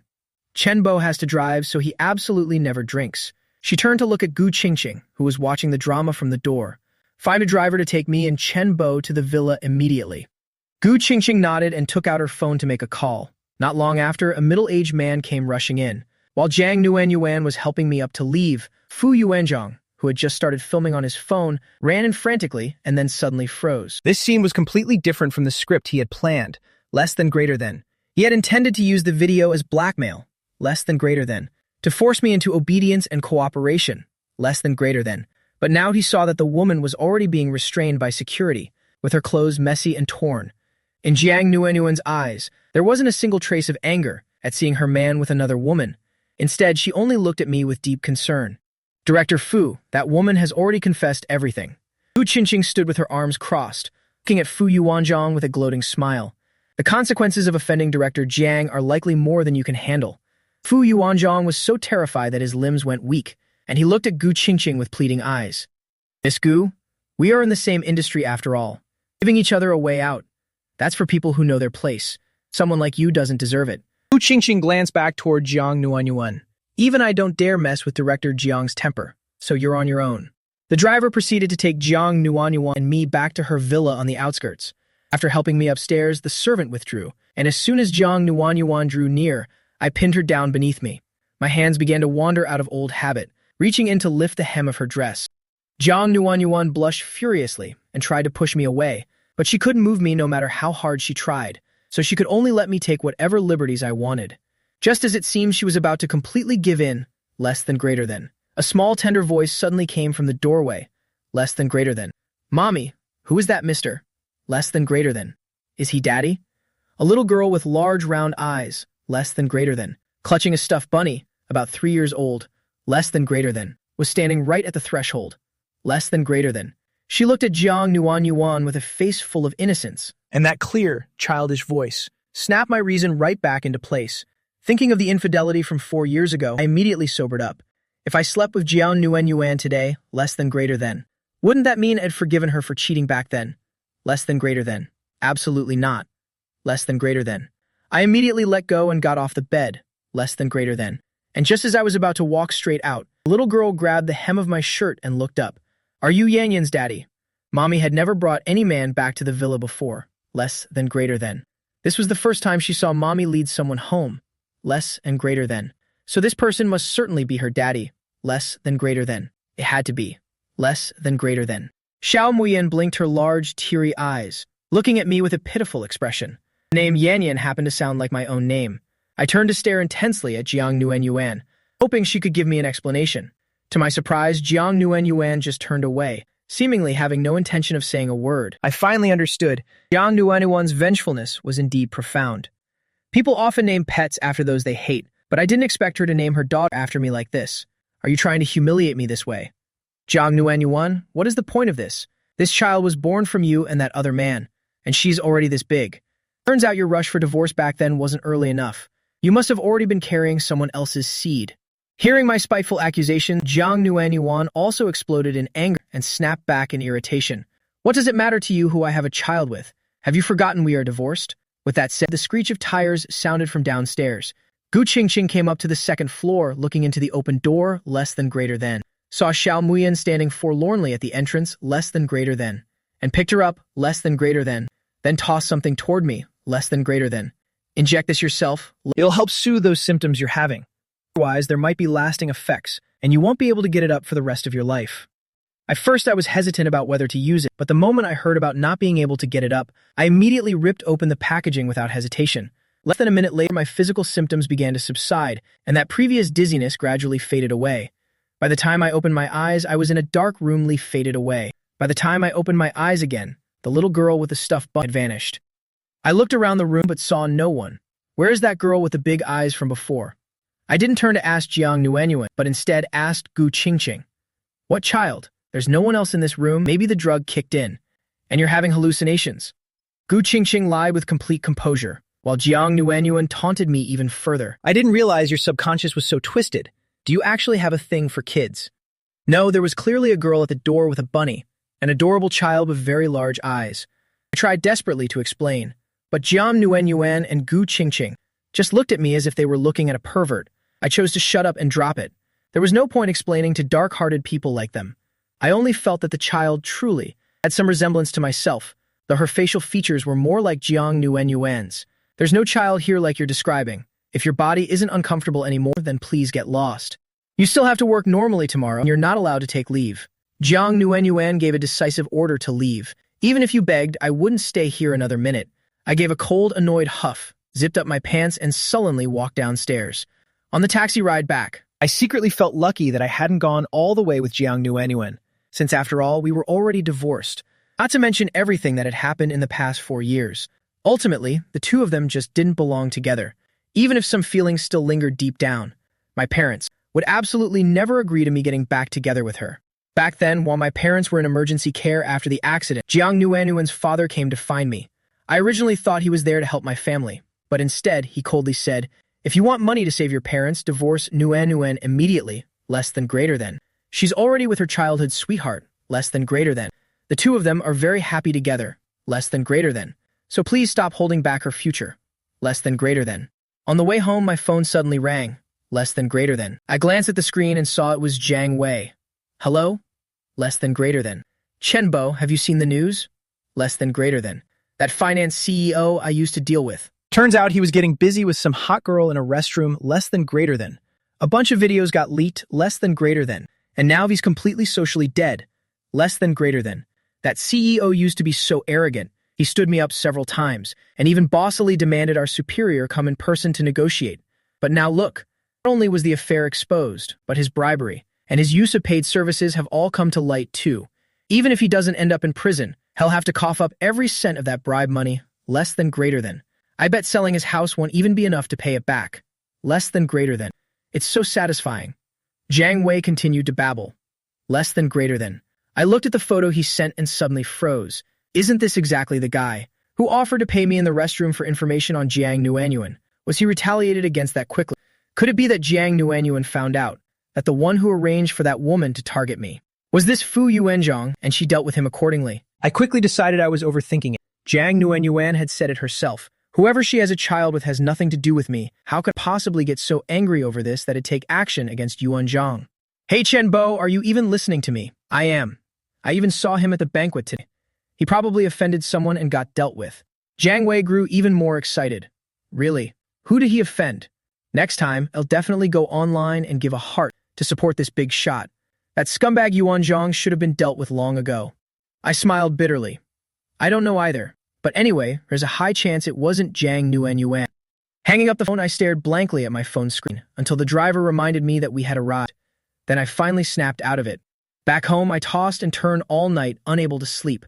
My mind filled with images of pinning Jiang Nuanyuan down on the bed, the feeling in my palms and the sensation of kissing those familiar lips. Less than greater than. My heart racing uncontrollably. Less than greater than. Damn it. Less than greater than. I cursed under my breath and squeezed some lotion onto my hand. The next day, I sat at my desk, telling myself that my sleepless night was just a side effect of the spray from yesterday, causing my insomnia, not because of Jiang Nuanyuan. And then I just continued to daze off. Suddenly, someone walked past me. Less than greater than. I glanced over. Less than greater than. A man in his 30s, likely some sort of director. Less than greater than. I didn't pay it much mind. Less than greater than. It's normal for bosses to meet bosses. Less than greater than. Not long after the office door opened, and Jiang Nuenyuan called out, "Chen Bo, go make some tea and bring it in here." I glared at Jiang Nuenyuan. At this rate, impractically becoming her secretary, handling every little trivial task. Making tea and pouring water is one thing, but yesterday I almost ended up selling my body. When I got to the break room, Zhang Wei was there. I just saw a man go in. He went straight into President Jiang's office. He looks like a great match for her. Could he be a marriage prospect of equal social standing? I hear these elite families only look for people of the same status to marry. I don't know, I replied coldly. Honestly, I didn't even want to know. Who Jiang Nuenyuan marries is none of my business. Zhang Wei noticed I was in a bad mood, so he didn't push the subject any further, poured himself a glass of water, and left. After making the tea, I secretly added a spoonful of salt to Jiang Nuenyuan's cup. When I walked in, that man was sitting across from Jiang Nuenyuan. The two of them were talking about something and looking quite happy. The moment I entered, they fell silent. They definitely weren't talking about anything good. I set the tea tray down and turned to walk out. Zhao Yuaning watched my retreating figure and smiled. Is this your ex-husband? His backside is quite captivating. Don't even think about getting any ideas about him. 100% straight, you won't be able to turn him. No wonder you refuse any arranged marriages. Turns out it's because you still have this handsome ex-husband waiting. Jiang Nuenyuan didn't speak up to object. She really came back this time because her daughter is now 3, and it's time for her to start kindergarten, and the little girl keeps asking where her dad is. Even though she loves her daughter dearly, she couldn't strip the little girl of her right to know who her father is. However, for now, she still didn't plan on letting know about the child's existence. Jiang Nuenyuan picked up the cup of tea in front of her, acts mainly to expand into the domestic market. Right. Anyway, you always have the most reasons. Zhao Yuaning rolled his eye and also picked up his tea for a sip. The moment the tea touched her tongue, Jiang Nuenyuan squeezed her eyes shut. Is that bastard Chen Bo crazy? Why on earth would he put salt in the tea? What the hell is he thinking? Ah, that's right. People heard that your father's illegitimate son has been acting more and more flagrantly these past few years. You should be a bit more careful. If it wasn't to build a corporate image of a family man who loves his wife and child, that old man wouldn't have forced me to come back 4 years ago. In the end, it's all for himself. On the surface, he gives me everything, but behind the scenes, he's secretly setting up a fund for his illegitimate child. Jiang Nuenyuan hated staying at the Jiang house, every day having to play along with them in their happy family drama, a peaceful home, when in reality, those two were ready to blow each other's heads off with AKs. That was why she had secretly enrolled in a domestic university, to get away from those toxic parents. As a result, when we got married, I knew absolutely nothing of her family background, thinking Jiang Nuenyuan's parents were migrant workers overseas. It wasn't until Jiang Nuenyuan's father came looking for me that I discovered her true identity. Do you think that kid out there regrets divorcing you? He could have directly owned hundreds of millions in assets, becoming one of life's winners. Yet he chose to bring misfortune on himself by insisting on a divorce. Jiang Nuenyuan's gaze drifted toward the office door, silently asking in her heart, Chen Bo, do you regret divorcing me? The next second, Jiang Nuenyuan laughed to herself. How could a scumbag like him ever know regret? God knows how many women he's slept with over these past few years. Zhao Yuaning saw that she was stubbornly refusing to admit it, so he didn't expose her. All right, then, all the materials I've gathered have been reported to you, so can we start the partnership President Jiang promised? Jiang Nuenyuan handed the signed document to Zhao Yuaning. Even if you hadn't given me this news, I would still have partnered with you, since your side's profit margin was the lowest during the bidding process. Don't be so blunt. Just let me imagine for a moment that you signed the contract because of me. Wouldn't that be better? Jiang Nuenyuan pointed at the door. If you want to be flirtatious, go outside, head straight for the elevator, go down to the basement, get in your car, and go flirt with your men. After seeing Zhao Yuaning to the elevator, she came back and called me in. What's the schedule for this afternoon? I opened the folder the secretary had organized and read through each item one by one. Cancel all the afternoon meetings, less than greater than. Tonight you're taking me somewhere, less than greater than. Evening again, damn it, less than greater than. I've been working overtime for several nights in a row. This woman, Jiang Nuenyuan, is going to drive me into the ground. Do I need to remind you of the assistant's rules? Jiang Nuenyuan's voice turned cold. She seemed to be losing her patience. No need, President Jiang. Where do you need me to take you this afternoon? No, you're free this afternoon. Just remember to stay in contact at all times tonight. My mood instantly improved. My salary had increased, and although my rest hours were irregular, since I'm all alone, it doesn't matter as long as I get some time off. It so happened that there were quite a few orders this afternoon, so I skillfully opened the food delivery app. Though my parents' surgeries back then were successful, The post-recovery process was a massive long-term expense, not to mention the regular anti-rejection medication. I usually use my free time to run a few deliveries for extra cash, but fearing my colleagues might find out, I always cover myself up very thoroughly. No one in the company has any idea. Seeing me suddenly so happy, Jang Nuanyuan's mood instantly soured. Is this kid planning to take this opportunity to go on a date with someone? What a heartless scumbag. But today she didn't have time to sabotage Chenbo's date. Today was Parents' Day at Yanbao's kindergarten, and as her mother, she had to attend. Jang Nuanyuan changed into an outfit that looked much softer and gentler, letting her hair fall naturally. She was much more mature and charming than 4 years ago. As she walked into the kindergarten, an electric scooter zoomed past her from behind. I braked hard at the corner, looking back with my helmet on, and sure enough, it was Jang Nuanyuan. It recognized this woman immediately, whether she was wearing clothes or not, canceling all her afternoon meetings just to sneak off to this kindergarten for what? Could it be she's set her sights on a teacher in this school? When did Jang Nuanyuan develop such a strange taste? I took out my phone, put on my mask, and stealthily approached the kindergarten fence. Old Chu, that woman doesn't look like a kindergarten teacher at all. How does she get inside? I often run deliveries in this area, and the kindergarten orders food in the afternoon quite frequently. Less than greater than. So I'm a very familiar face to the guard here. Less than greater than. Today is Parents' Day. Less than greater than. That person just now is here to visit the school. Hearing that, I was completely stunned. Jang Nuanyuan has a child. So that little girl I saw the other night wasn't an hallucination after all. A little later, inside the school, the children woke up from their nap, put on their clothes, and began free play in the yard. Jang Nuanyuan walked behind a little girl with big, round eyes, who seemed to be showing off her treasures, stuffing all her favorite toys into Jang Nuanyuan's hands. The relationship between them looked incredibly close. That's the child of Jang Nuanyuan and another man. Thinking of this, my heart involuntarily tightened. Though I'd held on to resentment for 4 years, it was at this moment I truly felt Jang Nuanyuan and I are truly finished. I lean against the wall in discomfort. Hey there, young man, are you okay? Is your single heart unable to handle this scene? The old guard's mouth was like poison, delivering a fatal blow to my heart. I clutched my chest, finding it hard to breathe, took off my helmet, and turned to leave without hesitation. This sight was too blinding. If I kept watching, I was afraid to go mad with jealousy. Just as I turned around, I heard small, soft footsteps behind me, and turning back, I saw that little girl had actually run all the way to the school gate. Separated by the iron fence, Zhao Muyan waved and called out, "Daddy." It's the daddy from last night. I stood frozen on the spot, unable to utter a word for a long time. Jang Nuanyuan had just finished checking a work message on her phone, and when she looked up, Zhao Muyan was gone. She looked around anxiously, searching everywhere, until she saw that tiny figure standing right at the school gate. Jang Nuanyuan hurried over there, and as she was about to pick up Zhao Muyan to take her back to the class, she saw me standing at the gate in my delivery outfit. Her eyes widened immediately. "Chenbo, you dare stalk me?" Jang Nuanyuan, didn't you say yesterday I was just seeing things, that it was an illusion?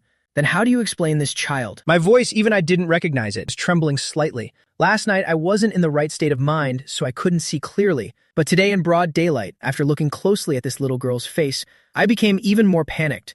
Although her features are very similar to Jang Nuanyuan's, her aura is the spitting image of mine. Even the old guard at the gate remarked on how much this child looks like me. She's my father's illegitimate daughter from elsewhere. My father used the current company as a condition for me to raise her. Is there a problem? Jang Nuanyuan quickly adjusted her emotions, lying without blinking or her heart skipping a beat, even speaking with total confidence. She intentionally pinched the girl's cheek firmly, that soft ivory cheek. "Who gave you permission to talk to strangers? He's not a stranger, he's daddy." Xiao Muyan asserted firmly. "I saw him in the photo album on mommy's phone." It really is daddy. Jang Nanwan shot me a glance. That's the person mommy hates most, keeping the photo in my phone. It's only because I'm afraid I'll forget what that person's face looks like. Chenbo, my father's mistresses are too many to count, but he likes this child very much, so he made that condition for me to raise her. This is a private matter of your boss. It has nothing to do with you. Not everyone is worthy of being a father. Her words held a deep meaning, scolding her father while conveniently insulting me as well. Being scolded so unreasonably, I couldn't speak for a long time, mostly because the little girl before me was truly so pitiable. With those looks, if someone said she was my child, no one would even doubt it. "I have another activity to attend. Stop bothering my daughter and me." Jang Nuanyuan picked up the child with practiced ease, not forgetting to give a warning as she turned away. Daring to secretly moonlighting outside the company. I'll pretend I didn't see it this time. Don't let me catch you a second time. Jang Nuanyuan thought to herself, when we divorced, didn't he leave with absolutely nothing? Chenbo has a house and savings. And the salary the company pays him isn't low at all. Is he really that desperate for money that he has to deliver food just for a little extra change? I snorted coldly in defiance. A big boss like President Jang obviously wouldn't understand the struggles of little people like us.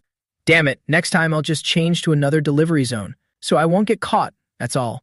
Jang Yuan carried the child away to participate in an interaction with the teacher. I handed the guard a cigarette. Old Sue, that kid looks a lot like me, doesn't she? Kinda. But she looks more like the beauty carrying her, if she really were your child. Then at best, you'd only get a consolation prize. Old Sue laughed heartily, but I still vaguely felt something wasn't right. Vaguely remembering that even a strand of hair can be used for a DNA test. I didn't hear anything. Okay. Old Sue hurriedly handed back the cigarette, slipped into the security booth, and slammed the door shut. Frustrated, I scratched my head, even though I knew there's a high chance the girl isn't mine. But something inside me was clawing restlessly, so I watched intently for a long while more. Jang Yuan must have said something to the kindergarten teacher because the teacher told the guard to chase me away. Damn it, there's definitely something fishy. If Jang Yuan didn't care about me at all, then this child would definitely have nothing to do with me. But she was so hurried in driving me away after sharing a bed for 4 years, I know her temperament well enough. I rode off on my electric scooter, but my mind was made up. I'm her personal assistant anyway. I'll find a chance to get a hair from that girl for a DNA test. Until the results are in, I have every right to remain suspicious. Once she saw I was gone, Yang Yuan finally sighed in relief. Fortunately, the child was born abroad back then, and now that Chen Bo is all alone, he surely won't be able to investigate any of this. Her family had tried to force her to abort the child before, but she had pleaded endlessly with her mother, arguing that this child could be groomed as the family's successor, that having another child had another advantage over the illegitimate son. She had exhausted so much effort and just to protect this child until now. Mommy, is that person really not daddy? Yan Yuan frowned, truly unsure how to answer that question. After a long silence, she let out a soft sigh. Not for now. Xiao Muyan's eyes suddenly lit up. So that means later he can be? Depends on his behavior. Zhang Yuan spoke coldly, thinking of all the hardships she had endured. Just to keep this child. While that kid Chen Bo was off enjoying himself somewhere. Being so broke, he probably blew it all on chasing women.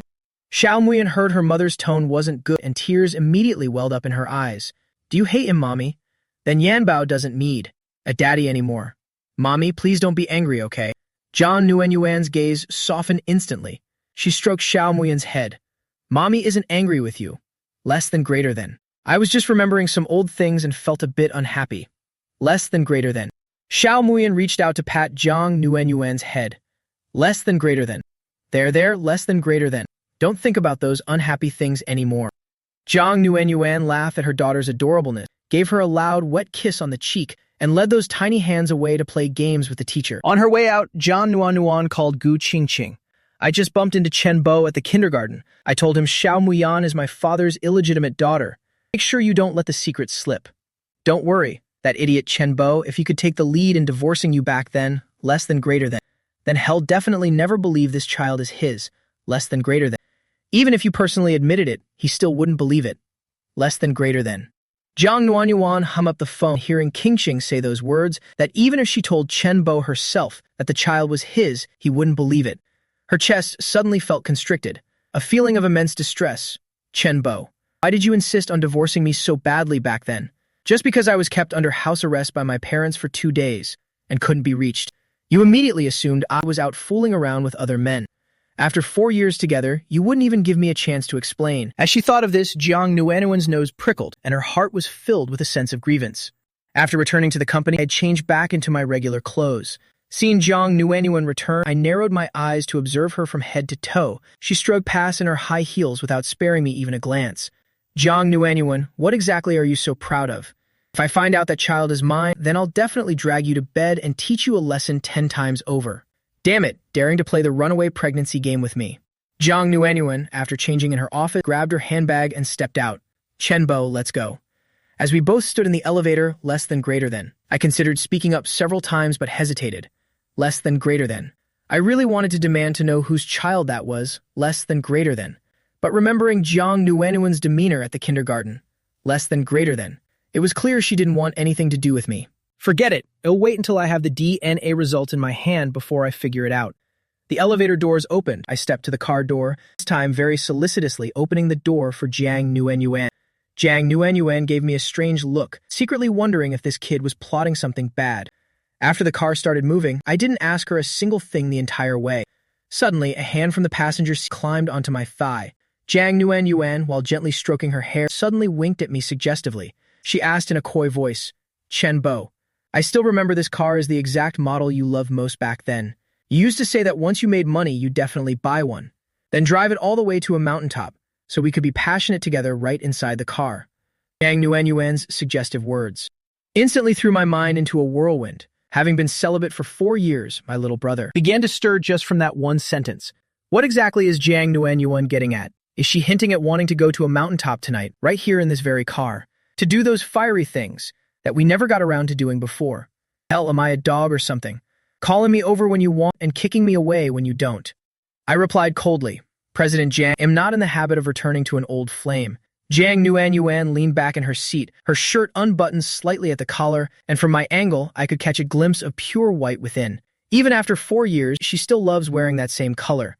The warm golden streetlights of the night filtered through the car window, illuminating Jiang Nuanyuan's delicate face, creating a strangely irresistible allure. She was already beautiful to begin with, but now she possessed an even more mature and captivating charm.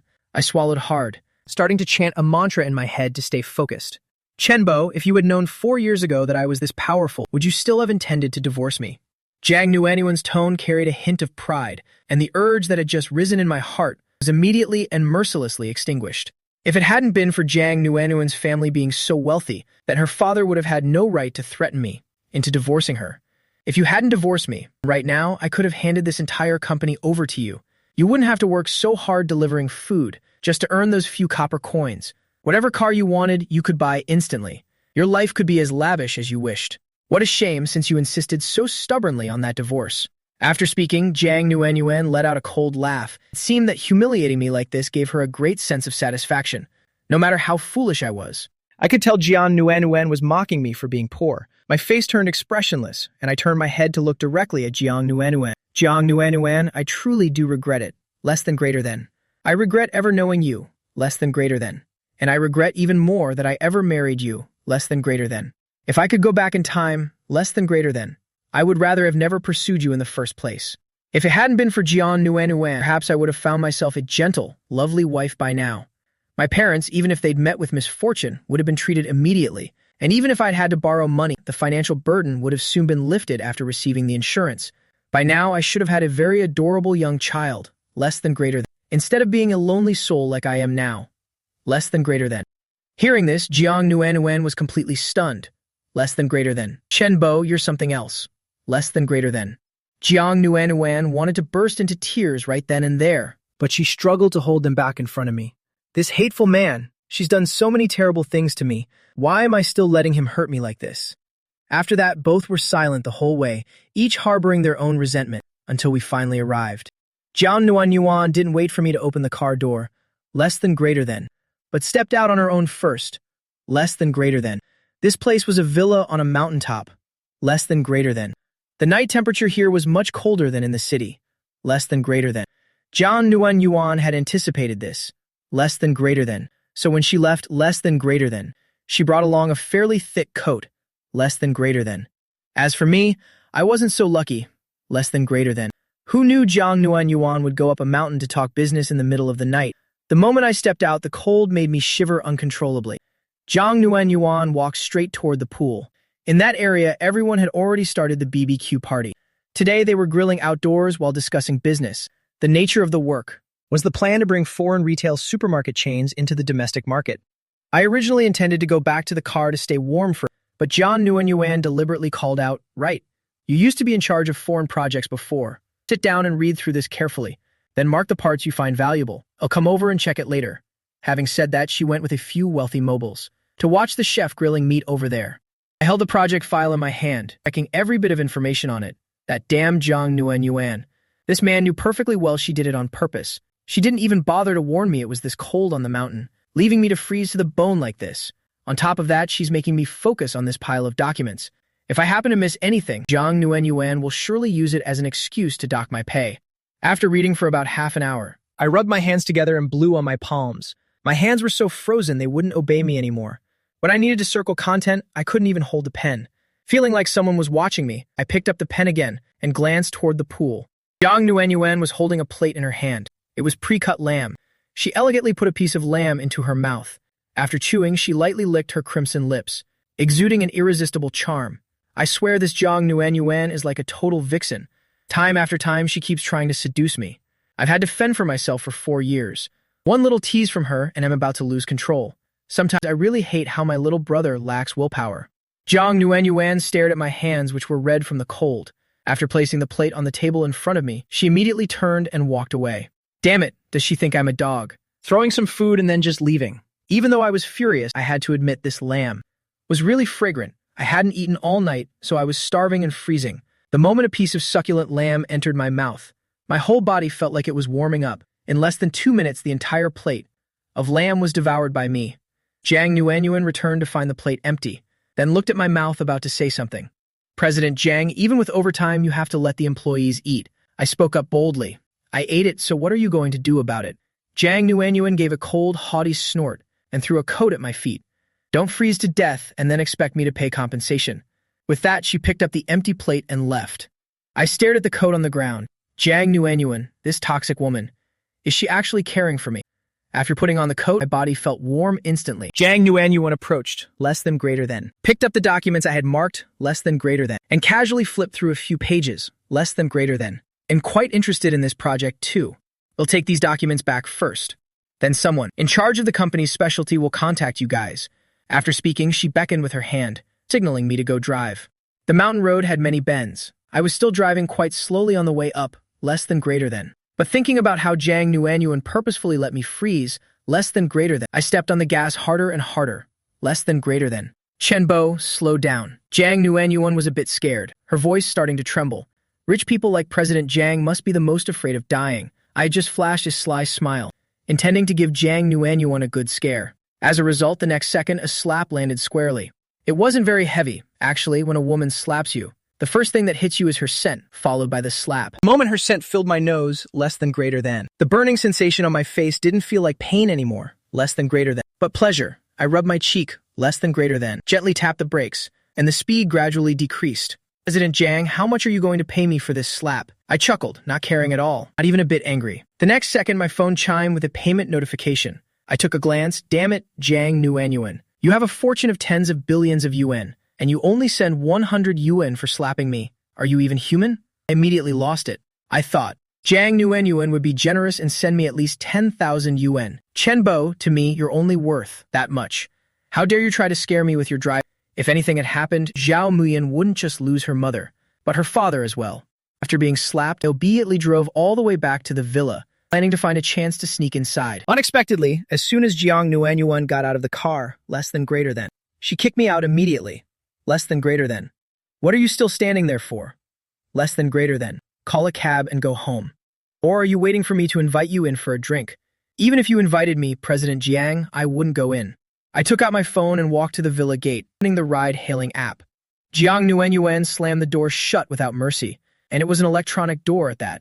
I angrily kicked the gate. Think you're so great just because you're rich? Weren't you the one I slept with for 4 years? Jiang Nuanyuan saw me kicking the door through the surveillance camera, less than greater than. She glanced at the maid, less than greater than. Extract this video clip and send it to my phone, less than greater than. If the door breaks next time, make him pay for it, less than greater than. Chen Bo, keep acting tough, less than greater than. President Jiang, this door is custom made, less than greater than.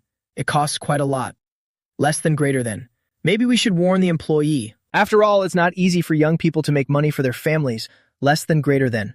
They're all just working for a living, less than greater than. The maid couldn't bear it and spoke up for me. Jiang Nuanyuan gave a cold laugh, took out her phone, and took a screenshot of the moment I kicked the door. No need to pity him. He's just a man who lives off women. When he can't afford to pay, let him come to his ex-wife stripped bare. Looking at the child's face, I believe his ex-wife will be willing to support him. From now on, whenever this Chen Bo comes to the villa, if he breaks anything at all, he must keep the evidence. Yes, President Jiang, the maid thought to herself. President Jiang never used to care about such things. Why is she suddenly targeting this Mr. Chen Bo? I stood outside waiting for a long time. I had to raise the price 4 or 5 times before catching a ride. I don't know what kind of middle-of-nowhere place this is that makes catching a cab so hard. These rich people, what do they actually like about these suburban villas? The next day, when I arrive at the office just in time, Jang Nuenyuan was already in her office. When I was called into her office, because of the lack of sleep, my head was spinning uncontrollably. Jang Nuenyuan was sitting at her desk, her legs crossed elegantly. She leaned forward gracefully and pushed a file over. I felt something flash before my eye, and my breath suddenly hitched. Underneath that serious dark blue business suit was a silk camisole. The neckline was cut quite low, revealing her pale, snowy cleavage. Contrasted against her black lingerie, the sight was dazzling. Have you seen enough? She lightly touched her collarbone with her finger, giving me a bewitching look. If you've seen enough, then report today's work schedule to me. Jang Nuenyuan was very satisfied with my reaction. It proved that her body still held a massive attraction for me. I snapped out of it and read out the information the secretary had just sent. This morning is an internal company meeting. This afternoon is an online meeting, followed by processing some documents for approval. And finally, there's a social banquet to attend this evening. All right, you'll drive me to the banquet tonight. If there's nothing else, you can leave first. Damn it. Making me work overtime again tonight. Jang Nuenyuan is definitely doing this on purpose. President Jiang, I think you should tell the HR department to hire a private driver instead of making me work every single day, even after hours. Jang Nuenyuan raised an eyebrow, her fingertip lightly caressing her sheer black stockings. What? Am I not paying you for overtime, or do you feel that being my driver is beneath you? No, it's not that. But I also need private time to handle my romantic life. After all, I'm almost 30. My face darkened with dissatisfaction. Then go ahead and resign. Then you'll have 24 hours a day to deal with your romantic affairs. Jang Nuenyuan, you. I turned back to glare at Jang Nuenyuan. She was clearly being deliberate. All right, if you don't intend to quit, then get out. Don't disturb my work. Humph, she's only got those plump hips. Her chest is just slightly bigger. And those legs in black stockings are only a tiny bit seductive. This young master couldn't care less. I played with her ages ago. I muttered curses as I walked out. Because I didn't sleep well last night, I slumped over my desk to catch up on sleep, sleeping straight through until late afternoon. The secretary had to come over and ask me to snore quieter, because my snoring was affecting her work. I jolted awake, wiped my drool, and looked at the clock. Good grief, it's already almost time to get off work. I haven't done a single useful thing all day. Just then, Jang Nuenyuan walked out of her office, handbag in hand. It seems she had something to do as she didn't call me to drive. Looks like it's personal business. I secretly moved my numb arm under the desk, expression looking quite strained. Jang Nuenyuan glanced over and frowned. Chen Bo, if you really can't hold it in anymore, then go to the restroom. If a colleague reports you for sexual harassment, less than greater than. I won't be going to the police station to bail you out. Less than greater than. With that, she hurriedly left. Less than greater than. My mind went blank for a few seconds, still not understanding what Jang Nuenyuan meant. It wasn't until she got into the elevator that I suddenly realized. When I pulled my hand out from under the desk, less than greater than. The secretary sitting not far away, less than greater than, had a look of pure contempt and disgust on her face. Less than greater than. It's not what you think, my arm just went numb. I hurriedly explained, less than greater than. But the secretary immediately stood up and left her seat. Less than greater than. When she returned, less than greater than. She brought back a thin blanket and covered her legs tightly. Less than greater than. This Jang Nuenyuan. A dirty person truly sees everything as dirty. I could only sigh in frustration. My stomach was growling with hunger. I hadn't eaten anything this morning. Sleeping at the office lasted until the afternoon. I had to go to the convenience store downstairs to buy something to eat. Just as I stepped out of the convenience store, I saw Jang Nuenyuan's Ferrari SF90 driving out of the parking garage. The roar of the engine was impossible to ignore. Holding a box of Odin skewers in my hand, I finished the last of the soup and threw the container into the trash, suddenly remembering catching Jang Nuenyuan at the kindergarten before. Was she going to pick up the child from school? I took out my phone to check the time. It really was almost time for the kindergarten to let out. Usually, when delivering food in that area, the road gets terribly congested at dismissal time, so I usually make it a habit to take a detour to avoid it. Anyway, the boss isn't here, so even if I slip away, Jang Nuenyuan won't know. I immediately open the map on my phone and hurry over. Jang Nuenyuan picked Xiao Mluyan and carried her out from the kindergarten and was about to put her into the child's safety seat, when the little one's eyes suddenly lit up. It's the fake daddy. I was speechless. What on earth is a fake daddy? Does she actually have another real father somewhere? Jang Nuenyuan heard Xiao Mluyan call me fake daddy and took a few deep breaths to calm herself. She turned around and sure enough, it was Chen Bo, daring to skip work during hours to stalk me. Chen Bo, your guts are really getting bigger by the day. That man is not your father. Jang Nuenyuan clenched her fist, making a threatening gesture at Xiao Mluyan.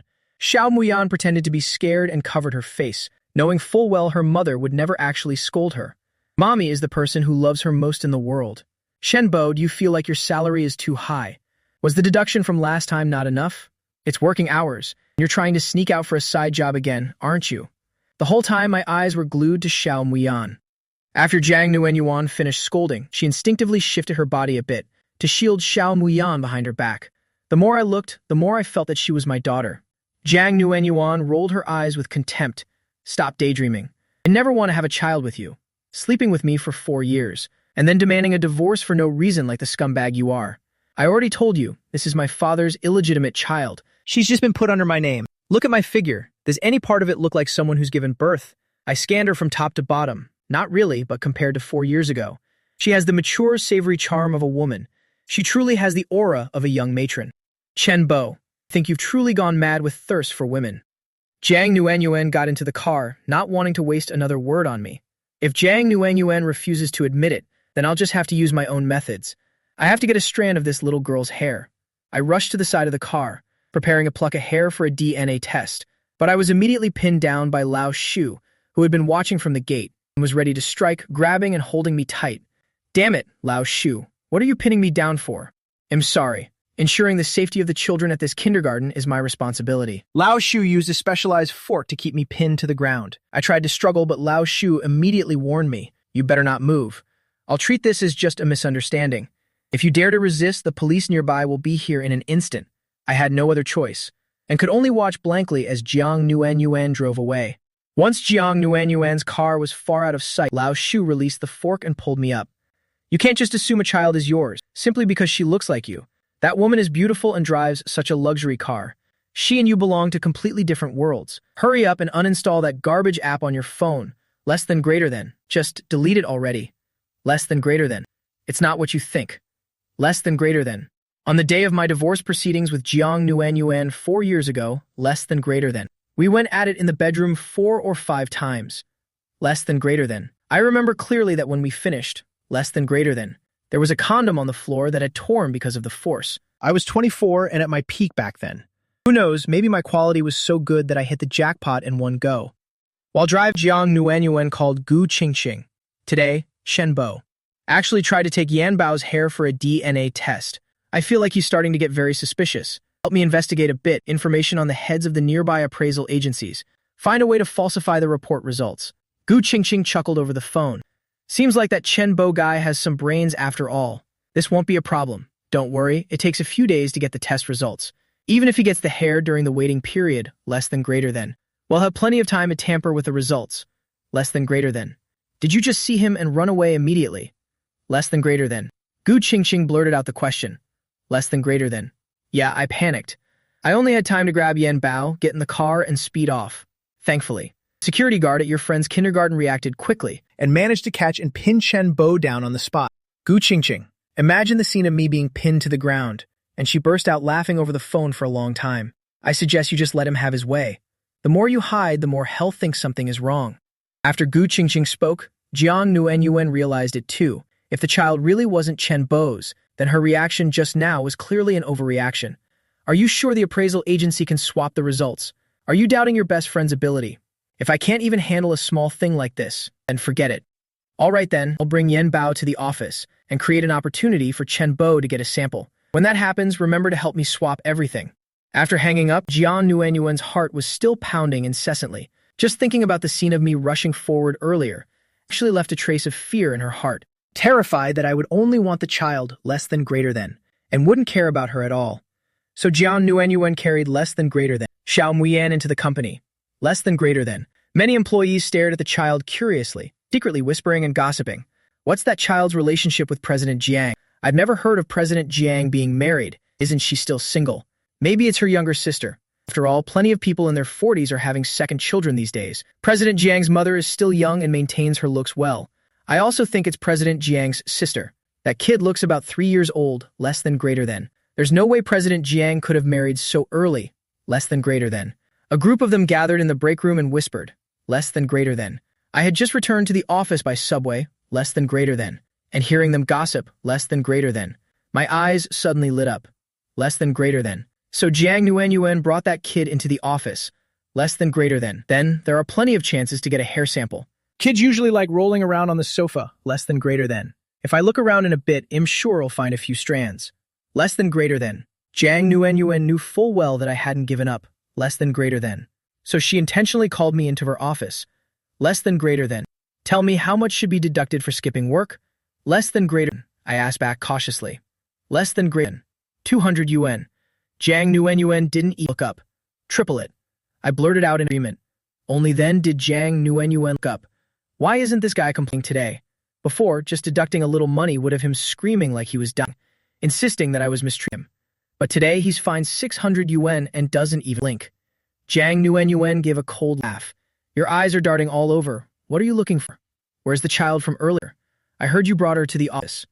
Jiang Nuanyuan tilted her chin toward the left.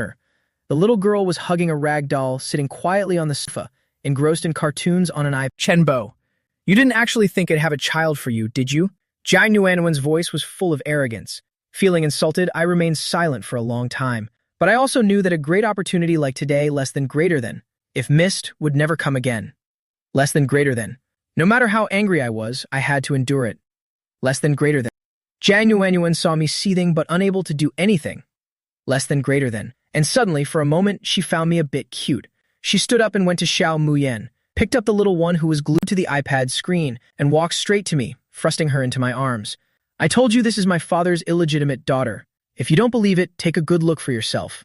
Because her cartoon was interrupted, Xiao Muyen became irritable and tried to struggle out of my arms. The child felt like a slippery loach wriggling in my hands, and I almost lost my grip and dropped her. Jiang Nuanyuan's heart skipped a beat seeing that. But luckily, I was quick, less than greater than. Quickly catching the little one's bottom, less than greater than. Unable to escape, Xiao Muyen got upset and burst into tears. Less than greater than. I panicked so much I almost tossed the child, weighing over 10 kilos, less than greater than. Right out of my arms, less than greater than. Being an only child, less than greater than. I rarely had any contact with young children like this. Less than greater than. The child's crying made sweat pour down my back like a waterfall. Jiang Nuanyuan hurried to take Xiao Muyen and shot me a sidelong glance. She's 3 years old and you're still afraid to hold her. If it were when she was just born, you probably wouldn't have dared to touch her. The moment the child was taken away, I finally dared to breathe a sigh of relief. I've never had to hold a baby before, so it's only natural to be nervous. If I had cared for one from the start, I wouldn't be so clumsy. Rarely seeing me explain something so seriously. Jiang Nuanyuan's mood suddenly improved significantly. All right, you've had a good look at the child. Don't follow me to the kindergarten again. If the security guard actually calls the police to arrest you, then there won't be anyone left to drive for me. With that, Jiang Nuanyuan placed the child back on the sofa to continue with the iPad and handed me a file. This is the project for discussion tonight. Although I'll be doing most of the negotiating, you should also read through the content once. If I happen to miss anything, remember to supplement it promptly. I took the file, but my eyes were still fixed on Xiao Muyen. Jiang Nuanyuan knew perfectly well that if I hadn't gotten what I wanted, less than greater than, I would definitely never give up. Less than greater than. All right, I'm going to the restroom. Less than greater than. Watch her for 2 minutes for me. Less than greater than. And don't you dare let her get hurt. Less than greater than. Jiang Nuanyuan was actually more concerned how I would treat her when I got the DNA results showing the child wasn't mine. What would my attitude be then? Would I be even colder than I am now? Less than greater than. Or would I point at her face and scold her harshly? Less than greater than. Accusing her of cheating while we were still married? Less than greater than. I nodded repeatedly. Less than greater than. Yes, President Jiang, please go ahead. I promise I won't let her get a single scratch. A faint smile appeared on Jiang Nuanyuan's lips. Usually, my tone was always listless and bored. Less than greater than. So why did I seem so excited all of a sudden? Less than greater than. I wonder if Chenbo. Less than greater than. When I see the report stating the child isn't mine, less than greater than, will I still be able to feel this excited? Waiting until she left. Dod. I immediately approached little Xiao Muyen. Dod. While she was engrossed in cartoons. Dod. Carefully plucked 2 strands of her hair. Dod. And put them into a sealed bag. Dod. Jiang Nuanyuan, you just wait. Dod. Once I find out this child is mine. Dod. I'll definitely pin you down on the bed. Dod. And don't even think about leaving all night. Not long after, Jiang Nuanyuan walked in, pulled out 2 tissues to wipe her hands and said, less than greater than. There's nothing else. You can head out. Less than greater than. This time I finally got what I wanted. Less than greater than. One look at my eyes and you'd know I achieved my goal. I immediately made a phone call. Jiang Wei, I've got Yan Bao's hair. I'll send you her ID number. Don't worry, just let me handle it. Soon after I hung up, Gu Qingqing arrived to pick up little Xiao Muyan. Is Mommy not coming home with Yan Bao? Mommy hasn't stayed with Yan Bao for several nights. Jiang Nuanuan spoke tenderly, her face full of regret. I'm sorry, baby. Mommy still has to go earn money tonight, so go home first with godmother Qingqing, okay? Little Xiao Muyan's eyes welled up with tears like pearls, looking as if she were about to burst into tears. Gu Qingqing quickly took an Elsa princess doll out of her bag, immediately catching the little girl's attention. Seizing the moment, Gu Qingqing carried Xiao Muyan into the elevator. As long as she didn't see Jiang Nuanuan, her longing for her mother would fade significantly. Once the child was gone, Jiang Nuanuan changed into a more dynamic business suit. I secretly used my phone to look up local paternity testing centers. Seeing Jiang Nuanuan, I was surprised to see her wearing a business suit. Paternity testing centers. Seeing Jiang Nuanuan come out, I felt guilty, locked my phone screen and asked, Chairman Jiang, shall we go? Jiang Nuanuan gave a slight nod. Recalling my guilty look from earlier, the more she thought about it, the more she believed. I was using an app to flirt with some girl. Chen Bo as my assistant. I hope you can manage your lower half properly. I stood in the elevator, my mind still busy thinking about which facility to go to for testing. I got 2 strands. Should I do 2 tests just to be safe? Who would have thought Jiang Nuanuan would suddenly drop a line like that, leaving me stunned? By the time I came to my senses and wanted to explain, the elevator doors had already opened. Jiang Nuanuan quickly stepped outside. Hey, I didn't even do anything. Why did you suddenly tell me to manage my lower half? Seeing that I didn't refute her at all, it seemed I had tacitly admitted it. She was so angry she wanted to stomp her feet. Chen Bo, you damn scumbag. The car rolled towards the restaurant. After parking, I followed behind Jiang Nuanuan. As we entered the private room, there were already 3 women inside, each with a completely different aura. One was Gu Qingqing, and the other 2 I had seen on the news, both from the city's most prominent family conglomerates. These young heiresses were also in charge of their family businesses, so they were frequently press conferences for new product launches. One was the youngest miss of the Zhang family. Zhang Ru's company specialized in wholesale logistics, dominating most of the city's largest wholesale markets. Most of the stalls under the Zhang family were connected to Jiang Nuanuan's classmates. The 2 had a fairly good relationship since their private high school days abroad. The other was the eldest daughter of the Cheng family, Cheng Lixin. The Cheng family publicly had 2 daughters. The eldest managed the family's medical business, while the younger one ventured into showbiz. The Cheng and Jiang families didn't compete in overseas business. On the contrary, they cooperated extensively. Thus, the 2 families had often gathered for meals together since childhood. They were having a pleasant meal together. After Jiang Nuanuan found a seat, she told me to sit next to her. Nuanuan, is this your assistant or your toy boy? He's quite handsome. Jiang Ru teased. Jiang Nuanuan frowned slightly and looked at me. Where exactly do I look like a toy boy? Back when I was chasing her, I did look okay, but after 4 years apart, I become quite haggard. I'm surprised Jiang Ru could even give a compliment. This assistant is just a cheap kind of assistant.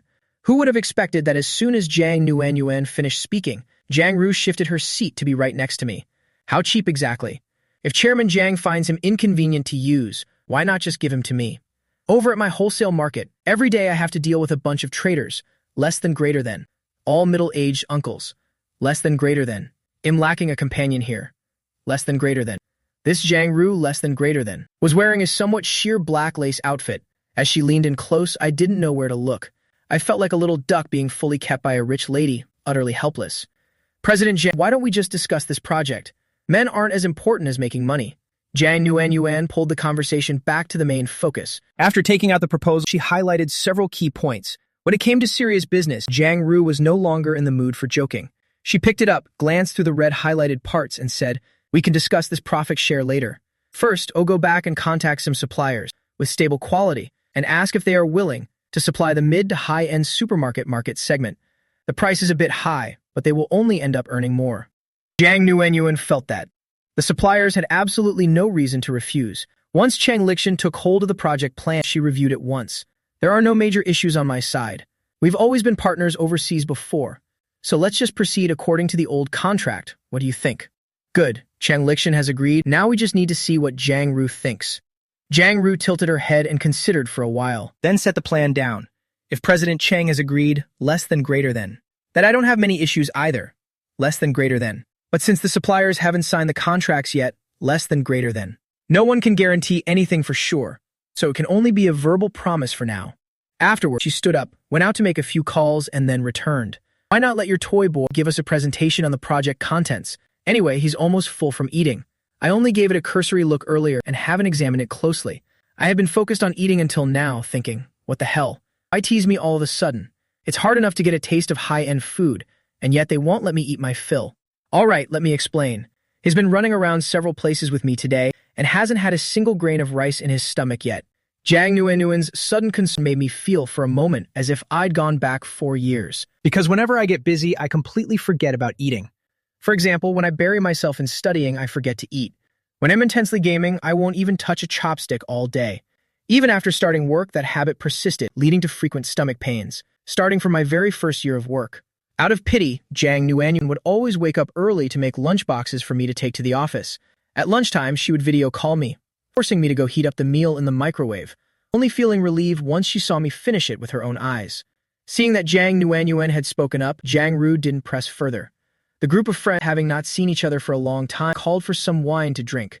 At first, everyone drank very elegantly, but an hour later, I don't know who first got the impulse, but they asked the staff to bring a bottle of Mao Tai. From then on, things spiraled out of control. The 3 or 4 women got dead drunk, first taking off their coats, then laughing while exposing each other's embarrassing stories. Next came a session of passionate hugging.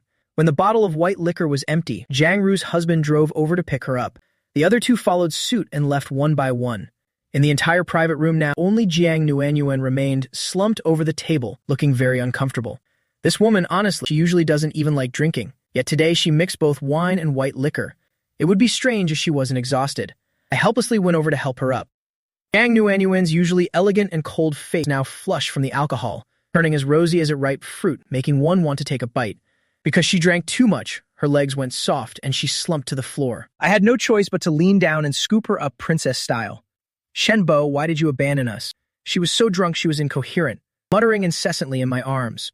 The wind was blowing hard as we went outside, so I couldn't hear what she was saying clearly. What was that? I found a place for her to lean against, then took the keys from my pocket and opened the car door. With the cold wind hitting her face, Jang Nuenuan felt even more dizzy. She thought of how Chenbo wasn't by her side during her most helpless moment giving birth. Back when he was chasing her, he promised to protect her for a lifetime, yet after just 2 years, he had already abandoned her. Her tears fell drop by drop, streaming down her face. She grabbed my shirt and screamed, "You're a scumbag." Me, a scumbag. Talk about the thief crying, "Stop thief." I didn't say it aloud. She was so drunk, anything I said would be a waste of breath. "Chairman Jang, you're drunk. Let me take you home." Jang Nuenuan sniffled and snuggled even deeper into my chest. I had been suppressing my feelings for 4 years, and now our bodies were pressed together. My arm wrapped around Jang Nuenuan's waist. She kept nuzzling into me, as if she wanted to be the death of me. This caused a strange impulse to rise within me, making me want to deal with this woman right here in the car. Jang Nuenuan's hand habitually brushed against my waist. I startled and quickly placed her in the passenger seat. "Chenbo, you scumbag. Why don't you want me anymore?" I stared at Jang Nuenuan's opening and closing red lips and softly retorted, "Clearly, you were the one who cheated first. Jang Nuenuan, it's best if that child isn't mine, so that we'll have nothing to do with each other in the future." Just as I finished speaking, Jang Nuenuan wrapped her arms around my neck and kissed me hard. My lips were like a pile of dry wood, instantly set ablaze. Reason told me to push her away. I couldn't let this woman's initiative make me act as if her cheating had never happened. Yet the moment our lips met, I couldn't bear to pull away. I'm so pathetic. With one hand braced on the seat and me on the cushion, less than greater than, I was positioned right between Jang Nuenuan's legs. Less than greater than. Whatever, and not the one losing out here. Less than greater than. It took me exactly 2 seconds to convince myself. Just as I was about to take it further, a voice suddenly rang out from behind. "Chenbo, what on earth are you doing?" After Gu Qingqing got in her car, she suddenly remembered me and Jiang Nuenuan. Thinking about how drunk Jiang Nuenuan was, she knew if she didn't show up, the two would definitely end up in bed together. She had said it before returning to the country. She wouldn't forgive Chenbo so easily. If they actually slept together, it would be too much of a bargain for this kid. Divorced for 4 years, doing nothing, and suddenly a child falls into his lap. Chairman Jiang is drunk. I'm taking her back to the villa. I stood up, with Jiang Nuenuan's lipstick still smeared on my lips. Gu Qingqing gave a cold laugh. "Don't think I don't know you're her ex-husband. With her in this state, if you take her home, you two will definitely end up all over each other." I replied seriously. "I am Chairman Jiang's assistant. This is my job. Help her over to my car. I'll have my driver take her back. You could just drive this car to the office tomorrow." My clothes were practically halfway off, yet she was being snatched away right then. I felt a bit unwilling, responding without knowing if it was the alcohol or something else. "President Gu, please don't interfere with my work." Gu Qingxing looked at me with cold eyes. Shenbo, even if a woman is drunk and takes the initiative, less than greater than. If I call the police, you'll still be charged with assault. Less than greater than. This Gu Qingxing really knows how to threaten me. You know she and I were husband and wife before. You're an outsider. Why interfere so much? Gu Qingxing stepped closer. She was a mature, deep woman, very different from Jiang Nuanyuan's cold arrogance.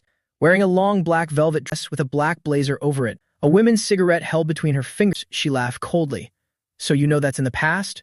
She has already divorced you. Those words were like knives stabbing straight into my chest. Jiang Nuanyuan indeed had divorced me. There was no longer any connection between us. After a moment of silence, I carried Jiang Nuanyuan out of the car. Where is your car? Gu Qingxing pointed toward the exit of the underground garage, where a Maybach was parked. After placing her in the car and seeing Jiang Nuanyuan already deep in sleep, less than greater than. I remember the old days when she often slept in my arms like that. Less than greater than. Damn it. Less than greater than. A woman I hadn't touched for 4 years. I thought I was finally about to taste her, yet in the end, someone else snatched her away. It's so frustrating. I cursed under my breath, then drove back home. Gu Qingxing had the staff help Jiang Nuanyuan inside. Little Xiao Muyan had been asleep for a long time. Jiang Nuanyuan leaned against the sofa, gradually sobering up a bit. She recalled the passionate kiss with me in the car earlier, and tears silently flowed down. What's wrong? It was just a kiss. Why are you crying so heartbreakingly? Jiang Nuanyuan wiped her eyes. Even if I told you, you wouldn't understand. He's her first love and also the father of her child. Two broke up when their love was at its peak. How could she possibly let go so easily? Stopping by the convenience store to buy 2 bottles of Ergua 2, less than greater than. I sipped the liquor on the way home, less than greater than. Taking it in one gulp at a time. Less than greater than. Over the past 4 years, it's not like I haven't had moments of weakness and depravity like just now. Maybe it's because my starting point was too high, that whenever I meet other women, I unconsciously compare them to Jiang Nuanyuan. Those people, either they aren't as beautiful as Jiang Nuanyuan, or their personalities are even harder to please than hers. They aren't born princesses, but they've got full-blown princess syndrome. That's why for a period of time, I missed her to the point of madness. I looked up at the sky and shouted, Jiang Nuanyuan, are you actually some temptress who's bewitched my heart? At the farewell party the night before the divorce, less than greater than. After accidentally breaking the small umbrella, less than greater than. I lived a free and easy life for 4 years, less than greater than. But I had no idea that my ex-wife had secretly given birth to a daughter for me. Just when I thought would never have anything to do with each other again, who would have thought she'd suddenly appear as my direct boss? In the very next second, the sound of a window opening echoed. God damn it, what crazy drunkard is making a scene? It's noisy as hell. I was the only good brother who knew about this. Li Dongxin, I really want to possess Jiang Nuanyuan so badly. Li Dongxin took off his headphones, hearing his big brother while still playing his game. You say this every single time you're drunk. I'm not Jiang Nuanyuan. What's the point of shouting it at me? If you're so brave, go say it to her face. Over the past 4 years, every time we went for BBQ, the moment I got drunk, I'd endlessly ramble about wanting Jiang Nuanyuan. Always such crude words. I still haven't got her, so why has she already left? Though my words were very vulgar. Li Dongxin knew well that I still hadn't let go. It couldn't really be blamed on me either. Back in the day, Jiang Nuanyuan was the school belle, and her personality and aura were of the absolute highest grade.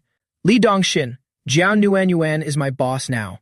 Li Dongxin was about to land a pentakill when his hands suddenly froze. As a result, he was taken down by the opponent instead. He picked up his phone. You're saying Jiang Nuanyuan is back. That's right. I even pinned her down in the car today and kissed her voraciously. Hearing the latter part, Li Dongxin burst out laughing. Right, yes. You really are something else. He replied perfunctorily, while secretly feeling pain about missing that pentakill just now. He casually hung up the phone. This kid Chen Bo, once he gets some alcohol in him, really is getting better and better at bragging. The next day, Jiang Nuanyuan didn't arrive at the office until noon. She really had too much to drink last night. She just couldn't wake up this morning no matter what. I sat at my desk waiting all morning, but Jiang Nuanyuan still hadn't shown up. It felt as if something was missing, making me restless and unable to sit still. I also wondered how things were after she got home last night. I stood up and went to the restroom to splash some water on my face and wake up. I also drank quite a bit yesterday, but after some sleep, I felt much better. As Jiang Nuanyuan stepped out of the elevator, her eyes swept over my workstation. Seeing that the seat was empty, she immediately called the secretary into the office to report the afternoon work schedule. Because she had a headache this morning, all the morning meetings had been moved to the afternoon. Shen Bo has been with the company for 4 years, less than greater than. Are you familiar with him? Less than greater than. The secretary shook her head. No, we're not in the same department. And our daily work doesn't require coordination, so we're not close. I don't know much about him, but Jiang Wei from his previous department is probably very close to Assistant Chen. The two of them go out for lunch together every single day. Then call Jiang Wei in here for me. Yes, Chairman Jiang.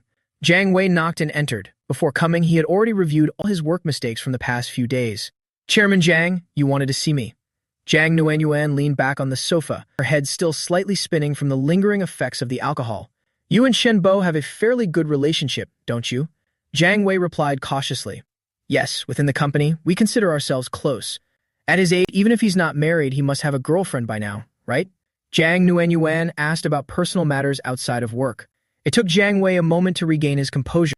He reflected for a bit. This year, it seems he hasn't requested any leave even once. But judging by his state, he probably hasn't won anyone over yet. Perhaps he still doesn't have a girlfriend. However, 2 years ago, he frequently requested annual leave to go abroad for a day or two.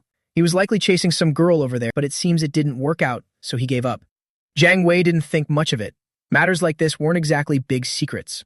As soon as Jiang Nuanyuan heard this, her already cold expression became even more frigid. Shen Bo, you're quite something, aren't you? To the point of going all the way abroad just to chase Western girls.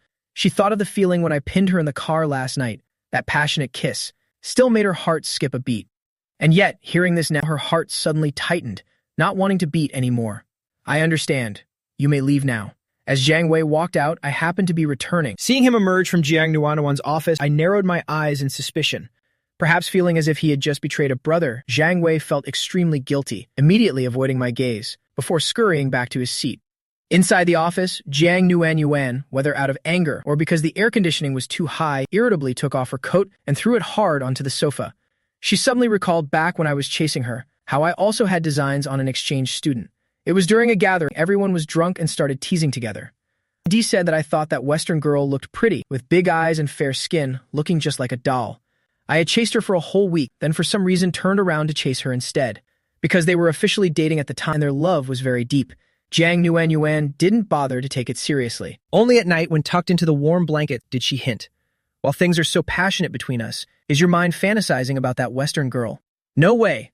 It was just that I felt she was novel, so I was a bit curious. As it turned out, after chasing her for a week, one day I suddenly smelled an indescribable scent on her, a smell I can't even describe, that almost made me throw up. Jiang Nuanyuan had burst out laughing at my expression back then. That was just a small, happy memory. But now that Jiang Wei mentioned my trips abroad, it made her start thinking again. Chen Bo, you better not have won anyone over. If I find out you spent so much effort on another woman, I'll definitely break all 3 of your legs. At the farewell party the night before the divorce, after accidentally tearing the small umbrella, I lived a free and easy life for 4 whole years. Who would have thought? My ex-wife had secretly given birth to a daughter for me long ago. I thought our lives would never cross paths again, yet she suddenly became my direct superior. Knock, knock, knock. Come in. Jiang Wei's expression just now clearly showed something was wrong. However, I was even more curious about what kind of face Jiang Nuanyuan would have when facing me after what happened last night. Chairman Jiang, this morning, President Jiang and President Cheng's side have both sent the people in charge of yesterday's project to carry out the handover and coordinate the work details. Everything discussed last night can proceed step by step. I know, Jiang Nuanyuan thought to herself. The more she thought about me chasing girls abroad, the less she wanted to see my face at all. She lowered her head to look at the stack of documents on the desk. Seeing that Jiang Nuanyuan didn't want to pay attention to me, I spoke up cautiously. CEO Jiang, do you have any other plans for tonight? No. After having a drink, she wanted to go home and rest early to feel better today. Yes, I understand. Then I'll take my leave and get off work on time. After saying that, I turned around and left. The moment the door closed, Jiang Nuanyuan looked up at the firmly closed door. Based on her understanding of this jerk Chen Bo, she was sure I had something going on tonight, which was why I specifically came over to ask and confirm the time. I went back to my seat and opened my phone. I just took a call while I was in the restroom. It was from my mother, Chen Meilian. Seeing that her son is almost 30, the fact that I'm still unmarried has always been a constant worry for her. In previous years, since both of them were still in the process of recovery and their health hadn't fully stabilized, they didn't dare to rush me. They knew that with our family situation, no girl would even look our way. Now that both of them are much healthier, almost like normal people. Their pension will also kick in a few years, so the pressure to get married has increased significantly. I've already booked a table at the Mingliu restaurant. No matter what excuse you have, you must go on this blind date for me. The girl just graduated and even works at a bank. She's a perfect match for you. The things we discussed last night could have been handled gradually, but Chen Malian absolutely would not have it, and directly forced me to go no matter what. I sighed and texted back, Mom, less than greater than. I'm a divorcee, she definitely won't be interested. Less than greater than. Why waste money on a meal? Less than greater than. Why don't you two just go and have a nice meal yourselves? Less than greater than. The other side replied immediately, Don't call me Mom. If you don't go on this date, I'm no longer your mother. I felt my scalp tingle. I thought that living on my own would give me some freedom, but I didn't expect to still face this kind of marriage pressure. I went home after work and took a shower first. I was so drunk last night that I didn't wash my hair, and it was all greasy. Just as I finished showering and before I could even get dressed, there was a sudden knock at the door. Could it be that Mom was afraid I wouldn't go, so she decided to come in person to escort me? I didn't think much of it, just wrapped a towel around my waist and went to open the door. And then, in an instant, I saw Jiang Nuanyuan standing right at the door. Those high heels pointed straight toward me. CEO Jiang, is something the matter? My hair was still soaking wet. Though I haven't worked out much over the last few years, I haven't exactly let myself go either, so my physique hadn't gotten out of shape yet. Jiang Nuanyuan looked at this house she hadn't seen in a long time, and her heart ached. But she quickly hid her emotion and walked inside with an arrogant expression. I suddenly remembered that I left a few things behind 4 years ago. I was passing by today, so I came to get them back. I was pushed aside by her slender hand, her fingertips lightly grazing my chest. I looked down for a second, and a strange feeling surged within me. But I quickly regained my composure. This woman shouldn't even dream of messing with my mind. CEO Jiang, I threw all your things away 4 years ago, so please leave. She seduced me while drunk last night, teasing me until she was satisfied, then refused to let me serve her. And today she shows up at my doorstep uninvited. Jiang Nuanyuan, are you trying to play a game where you make me fall for you again only to heartlessly kick me to the curb? Do you find it fun to humiliate me like this? I won't let you have your way. Shenbo, I haven't even said what it is yet. How do you know it's already been thrown away? As long as it was yours, I threw it all out. I turned to go into the bedroom to get some clothes, and I suddenly remembered. I still had Jiang Nuanyuan's old collection of sexy lingerie hanging in my closet. If she saw, she'd definitely mock me for being unable to move on, even 4 years after our divorce. Thinking of that, I quickly tightened my towel and blocked the bedroom door just as Jiang Nuanyuan was about to enter. I said, I don't have your things, so please leave. I have a large build, so no matter how much Jiang Nuanyuan pushed, I wouldn't budge. She glared at me angrily. Aren't you supposed to be going on a blind date? If you don't leave now, you'll be late. Once I get what I want, I'll close the door for you, so you should go ahead. Jiang Nuanyuan had originally planned to go back to her villa, but when her secretary told her that she'd seen a blind date message from my mother on my phone, Jiang Nuanyuan drove straight here, to the house the two of them had bought together. CEO Jiang, the thing you want, is probably in the empty room over there. So, this is a private place. You were divorced, so don't come in here anymore. My mind was working at lightning speed, quickly coming up with an excuse. Jiang Nuanyuan, hearing me want to draw a clear line like that, felt a lump in her throat and a bit of discomfort. She stopped insisting on going into the bedroom. Let's see if there's any trace of another woman ever staying here. She followed my words and went into the other room. When the two of us first got married, we had discussed waiting until our jobs were stable, and we had some savings before having a child. So when we renovated the house, we decorated it as a nursery. However, for the last 4 years, it turned it into a storage room, filled with all sorts of miscellaneous items. Jiang Nuanyuan pushed the door open and walked in the place she had once imagined her daughter growing up. In this very room had now completely changed, and her heart felt an endless bitterness. It seemed like Chenbo really hated her, so much so that he'd let the nursery they decorated together fall into such a state. At the farewell party the night before the divorce, after accidentally breaking the little umbrella, less than greater than, I lived a carefree life for 4 years, less than greater than, without ever knowing that less than greater than, my ex-wife had secretly given birth to a daughter for me. Less than greater than, I thought I'd never have any contact with her again, but who would have guessed she would suddenly become my direct superior? CEO Jiang, I told you I don't have your things. I was really worried to death. Jiang Nuanyuan walked into the bedroom, seeing me doing something with her old things. I was so drunk last night that I completely forgot to hide the medicine. If Jiang Nuanyuan saw them, it wouldn't just be embarrassing. It'd want to drop dead right then and there. I said, you should go on your blind date first. If anything is missing, I'll just pay you the full price for it. Jiang Nuanyuan had no intention of leaving, so how could I dare to go anywhere? The two of us just stood there in a standoff for a long time. Chenbo, I have reason to suspect that you're using your body to imply something to me. Not even bothering to get dressed, just standing in front of her with only a towel on the whole time. Jiang Nuanyuan glanced into the bathroom, hinting at something. She still remembered a time she was exhausted, and I carried her to the tub to help her wash up, and the two of us just started right there while bathing. Thinking of this, her cheeks suddenly turned red from the heat, and her eyes began to avoid mine. CEO Jang, you're my ex-wife and yet you're in my house. Who's really implying what to whom? How can I comfortably go on a blind date like this? Who knows if you've installed any hidden cameras here or something. While grumbling, took my phone out of my pants pocket in the bathroom and sent a text to my blind date. I'm sorry. I've been working a lot of overtime lately, so let's meet some other time. Jang Nuenyuan wanted to challenge me. Fine, I'll fight you to the end today and see who yields first. After texting, I tossed my phone onto the sofa and stood guard right in front of the bedroom door. As for the rest of the place, I let Jang Nuenyuan look wherever she wanted. From the bathroom to the kitchen, wasn't a single trace of another woman, not even a hair longer than mine. The more Jian Wanwan looked, the more satisfied she became. It's that Chen Bo wasn't the kind of guy who would settle for just anyone out of desperation. Standing at the door, I spoke to her irritably. Jian Wanwan, why are you acting like a puppy patrolling its territory? Jian Wanwan walked up to me in her sharp heels, placed her hand on my shoulder and slowly slid it down. Wasn't this my territory before? Her voice suddenly became softer, making me feel a bit of a stir down there. I turned my face away, thinking to myself, don't get ahead of yourself now, buddy. This woman is a temptress, and we shouldn't be foolish enough to play her game. Chen Bo, why won't you look at me? Jian Wanwan pressed her body even closer to mine. If she just reached out and pulled once, it'd have nothing left to hide behind. Her fingertips brushed down toward my lower abdomen, and her other hand gave my shoulder a gentle push. Just like that, I was pushed back into the bedroom, stumbling a few steps before collapsing onto the bed.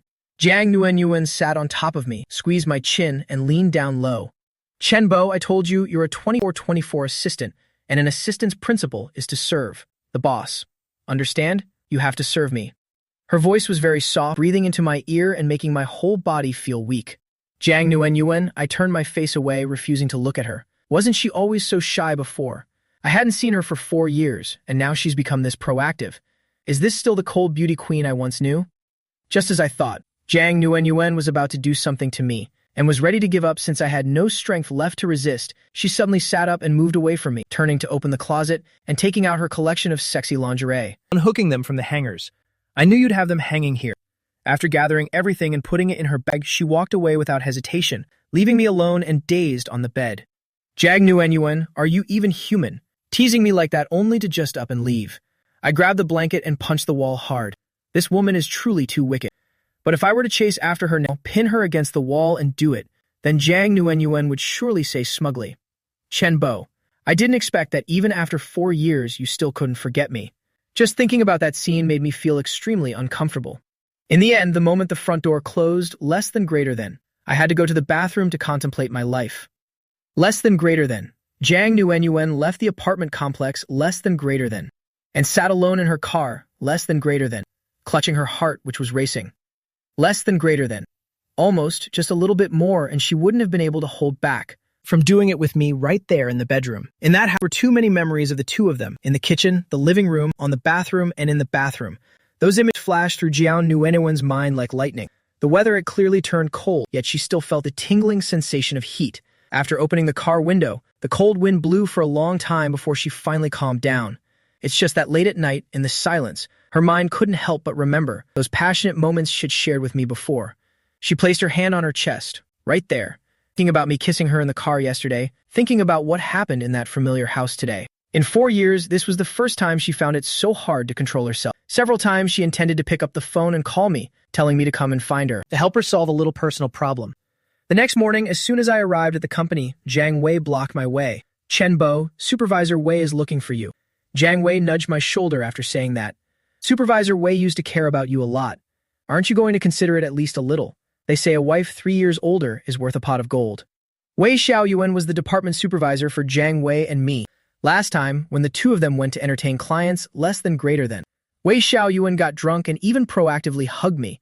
Less than greater than. Back then, she leaned close to my ear, less than greater than, and asked if I had a girlfriend yet. Less than greater than. I answered no. Less than greater than. Since then, she's often asked me out for meals.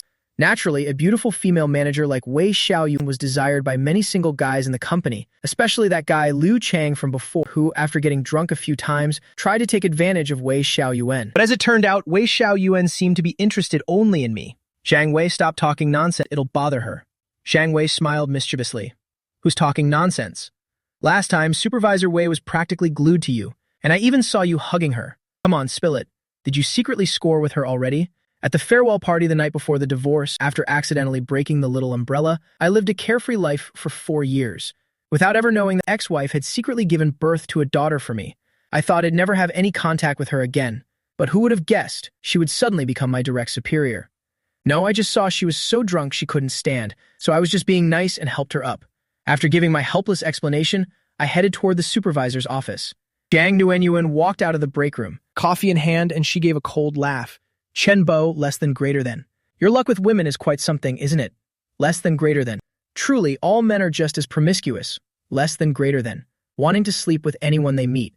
Not taking responsibility after sleeping with them and then trying to hit on other girls. Chen Bo in my office. Now. Before I could even knock on the supervisor's door, Jiang Nuenyuan called me over. In the end, I could only whisper to Jiang Wei as I passed by him. Explain things to Supervisor Wei for me, will you? CEO Jiang, what's going on? Since my little secret was discovered by Jiang Nuenyuan yesterday, my mood was terrible and my tone wasn't particularly gentle either. Chen Bo, since I ruined your plan to pick up girls, are you throwing a tantrum at me? Her mood also soured accordingly. Go and arrange a meeting party for the department heads. There hasn't been a single company gathering since I took office. Notify every single department head. Yes, just as I was about to leave, Jiang Nuenyuan spoke up again. Chen Bo, I know you like people older than you, but I didn't expect your taste to be someone like Supervisor Wei.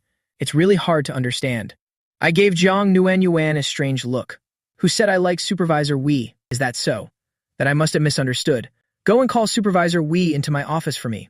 I said yes, feeling like Jiang Nuenyuan's train of thought was really problematic. Halfway there, it suddenly occurred to me. Could she have overheard what Jiang just said to me? No, that can't be right. Jiang Nuenyuan, how could she care whether I was in a close relationship with any woman? The two of us have been divorced for a long time. She's just intentionally trying to pick a fight with me by asking that. If I admitted it, then she'd surely say that office romances aren't allowed and make one of us quit. This spiteful woman. I don't even have to think to know she's up to no good. Soon after, Supervisor Wei and I entered the office. Jiang Nuenyuan pushed the supermarket project discussed earlier in front of Wei Xiaoyuan. You'll be in charge of following up on this project, especially the site selection. I remember these plots of land are all owned by CEO Liao, so use his interests to get them at the lowest price. Wei Xiaoyuan took the project plan. Yes, CEO Jiang. Jiang Nuenyuan continued to transfer documents about CEO Liao to Wei Xiaoyuan's phone. This is the information I've found so far. The Liao Group, mainly, operates large shopping malls. Supermarkets and shopping malls are always closely linked. I've also sent you some negotiation tips. Don't let me down. This Jiang Nuenyuan, she really looks the part of a CEO. At first, I thought her abilities were limited, but from our recent interactions, I see she really has what it takes. Truly a woman I once had my eye on. Why do I suddenly feel a bit of pride thinking that? I smiled slightly, and that scene just happened to catch Jiang Nuenyuan's eye. Chen Bo, did you hear anything I just said? Yes. Then later, record the entire progress I just mentioned, and then use the timeline to check which stage the project is at. What? She didn't say that at first. Instantly, any pride I felt vanished. Jiang Nuenyuan is still that same wicked woman. Looks like I'll just have to go find Supervisor Wei later. She must have taken notes earlier. If you have any intention of begging, then I can repeat it for you one more time. Jiang Nuenyuan winked at me, but her tone was full of provocation. CEO, Jiang, before finishing work, I'll summarize the progress timeline into a table and send it to you. You want me to beg you? In your dreams. Chen Bo, what do you think of Supervisor Wei?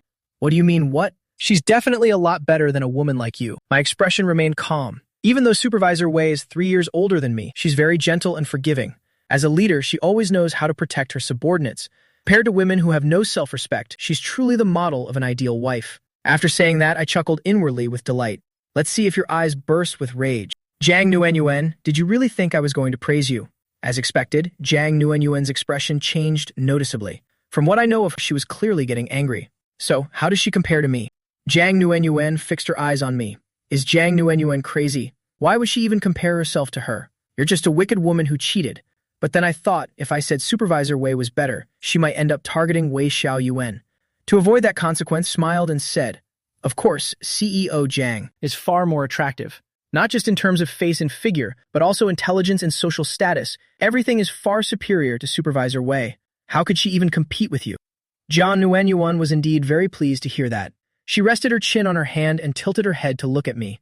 So, if you had to choose between the two of us, who would you pick? I looked at Jiang Nuanyuan and gave his self-deprecating laugh. CEO Jiang, I'm just a lowly employee. One side is his supervisor. The other is the boss, less than greater than. Both of you are completely out of my reach. Less than greater than. Jiang Nuanyuan continued to look at me with that probing gaze. Less than greater than. I think you're quite suited for living off a woman. CEO Jiang, my stomach has gotten a lot stronger over the years, so I can't stomach living off a woman anymore. Jiang Nuanyuan was clearly saying that on purpose, waiting for me to fall into her trap once more. I'll never go back to a woman like you. No matter how good your skills are, never. Come here. Jiang Nuanyuan's slender finger beckoned gently toward me. I stepped closer cautiously. Jiang Nuanyuan stood up and grabbed my collar with one hand, suddenly closing the distance between us. From my perspective, following the line of her collar, I could see a deep, seemingly bottomless view of her beauty. Over the last 4 years, it seemed like Jiang Nuanyuan's curves had become even fuller. My mind instinctively thought it was due to her being worked over. Images of Jiang Nuanyuan from before suddenly flashed in my mind when I used to hold her tightly in front of me. A dry sensation rose in my throat. Her voice was now even more seductive than before. But I just love letting others live on me, especially an ex. It's much more satisfying than someone new, and the chemistry is much better. At the farewell party the night before the divorce, after accidentally breaking the little umbrella, less than greater than. I lived a carefree life for 4 years, less than greater than, without ever knowing that less than greater than. My ex-wife had secretly given birth to a daughter for me. I thought I'd never have any contact with her again, but who would have guessed she would suddenly become my direct superior? I swallowed hard. Jiang Nuanyuan loosened her grip, her hand lightly touching my protruding Adam's apple, as if she were feeling very nostalgic about certain memories. She used to love kissing my Adam's apple. It felt a bit cold. Every time after she kissed it, my expression would be indescribable, perfect and in sync. Was Jiang Nuanyuan implying exactly what I was thinking? I didn't expect that Jiang Nuanyuan would cling to me like that before. Back then, we really could forget both food and sleep, just like a little succubus, where no matter how much we had, it was never enough. Jiang Nuanyuan quickly sat back down in her original spot, while the tip of my nose still held the lingering scent of her body. Shenbo, why are you still the same as you were before? I turned my face away and intended to walk out immediately. Being in the same room with Jiang Nuanyuan only made me have wild thoughts. Besides, this woman is clearly trying to provoke me on purpose. Just as I turned away, Jiang Nuanyuan called me back. Chenbo, less than greater than. I advise you not to go out right now. Less than greater than. What do you mean? Less than greater than. Are you trying to threaten me? Less than greater than. CEO Jiang. If there's nothing else, less than greater than. I'm under no obligation to be a mascot in this office, just for you to look at. I'm just doing this for your own good. Jiang Nuanyuan looked at me with a meaningful gaze, making me feel even more indignant, as if that old fox Jiang Nuanyuan would actually be good to me. Then I must give my great thanks to President Jiang. Saying that, I forcefully pushed the office door, intending to walk out. But in that very moment, looking down at the carpet, I suddenly noticed something unusual. Immediately, I hurriedly slammed the door shut. What's wrong? Not going out anymore. Jiang Nuanyuan's voice was tinged with amusement. Jiang Nuanyuan, it's all your fault. Jiang Nuanyuan gave a triumphant smile. How can you blame me? It's your own problem if you can't handle a little teasing. It seems Assistant Chen has some improper intentions toward his boss. Otherwise, why would your face be so flushed with embarrassment? This wicked woman Jiang Nuanyuan really knows how to twist the truth. It was clearly her who deliberately pressed so close just now, less than greater than. Even doing those things on top of it, less than greater than, that caused me to react this way. Less than greater than. And now she dares to turn around and blame me. Less than greater than. While I'm at it, less than greater than. There's still a set of bedsheets from last time I didn't take because they were dirty. Remember to wash them clean and return them to me. After all, I'm sure you don't have a hobby of using someone else's old things, right? Jiang Nuanyuan was referring to the bedsheets in my bedroom at home as expected. She had seen them that day. I felt my heart sink a little. Could anything be more humiliating than this? Waiting for about 3 minutes, while my mind kept forcing itself to think about project and company plans, finally my little brother down there decided to settle down. When I returned to my desk, the secretary looked me over curiously. Do you have a fever? Why is your face so red? I hurriedly reached up to touch my face. It was indeed a bit hot. I guiltily explained. Inside the general manager's office, the air conditioning was set too high. Us men are naturally sensitive to heat. It was just too stifling. At the end of the shift, Chen Malian called again. Because Jiang Nuanyuan suddenly appeared yesterday, I had stood up that girl. As soon as I finished work, my mother gave me a harsh scolding. I don't care if you have time or not. I've checked. That girl also works right in your office building. You have to go on a date right after work for me. If you dare make another excuse, I'll break your legs. I hum up and sighed helplessly. Forget it. If I delay any longer, Mom will probably storm right over here. Having no other choice, I had to take out my phone and scheduled a meeting with a girl at the same restaurant where I had previously eaten with Su Jiawan. To avoid a repeat of last time's situation, this time I decided not to bother asking for Jiang Nuanyuan's opinion and just eat right downstairs. If she needs me for something, I'll use the excuse of going downstairs for a smoke and then come right back up. With the decision made as the employees began to leave, I left my computer on, placed my house keys on the desk, creating the illusion that I would be returning shortly. Then I went downstairs to the restaurant to wait. As soon as I sat down, I saw manager Wei Xiao Yuan. Are you planning to eat before heading home? What a coincidence. Wei Xiao Yuan was also at this restaurant. But on second thought, having a boss catch me on a blind date with another girl was a bit embarrassing. It felt a little awkward. Actually, I'm waiting for you. Wei Xiao Yuan pulled out her phone and sent me a message. I looked down. Oh my god. The blind date is actually Wei Xiao Yuan. You really can't blame me for this. Wei Xiao Yuan has 2 WeChat accounts, one personal and one for work. I was only friends of her work account before, which was full of company-related information and shared industry news, serious as an official page. Who would have thought that in her personal account, The profile picture would be of a very cute and sweet girl. Manager Wei, are you the one my mother introduced?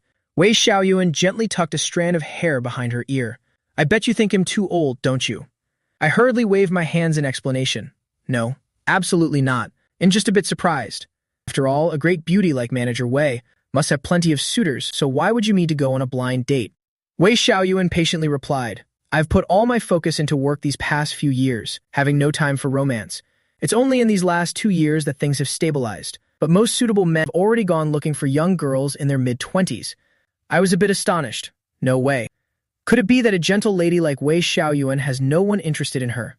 I let out a self-deprecating laugh. So that's how it is? No wonder, otherwise. How could a man like me ever get a chance to go on a blind date with Manager Wei? Wei Xiaoyuan was a bit frantic to explain. That's not Chen Bo, you're actually very outstanding. She didn't know how to start. Actually, she only agreed to this meeting after knowing the person introduced was me. She wouldn't have come otherwise.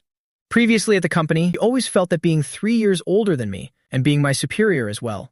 Since I seemed to have no interest in her, she never dared to take the initiative to express her feelings. This time, seeing the person on the blind date was me, she didn't hesitate to nod immediately. At the farewell party on the night before the divorce, the condom accidentally tore. After that, I lived a free and easy life for 4 years, unaware my ex-wife had secretly given birth to my daughter. I thought we would never have anything to do with each other again, but unexpectedly, she suddenly became my direct superior. That time she got drunk and fell into my arms, she actually wasn't that drunk. She just wanted to find an opportunity to get closer to me. However, hearing that I had an exceptionally outstanding ex-wife, who was not only breathtakingly beautiful, but also the former school beauty, less than greater than, Wei Xiaoyuan suddenly felt inferior. Less than greater than. Age was already not on her side, less than greater than. And her beauty probably couldn't compare, less than greater than. So she kept these feelings hidden deep in her heart.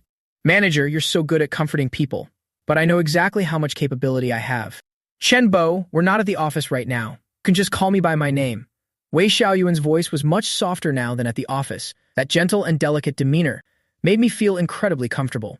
Back when I worked under Wei Xiaoyuan, she was always very patient in teaching me step by step. In that case, I'll call you Sister Xiaoyuan. Could you please leave out the sister part? She made the request timidly, completely different from Jiang Nuanyuan's arrogance, making her seem even more gentle. I lightly raised an eyebrow. Perhaps women over 30 are quite sensitive about their age.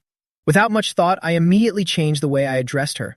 Xiaoyuan, feel free to order whatever you like to eat. As I spoke, I handed the menu to her. Wei Xiaoyuan chose 2 of the most signature dishes of this restaurant, and I ordered 2 more. The 2 of us sat chatting animatedly in the restaurant. Since we had worked together for 4 years, this blind date proceeded very naturally, without any awkwardness.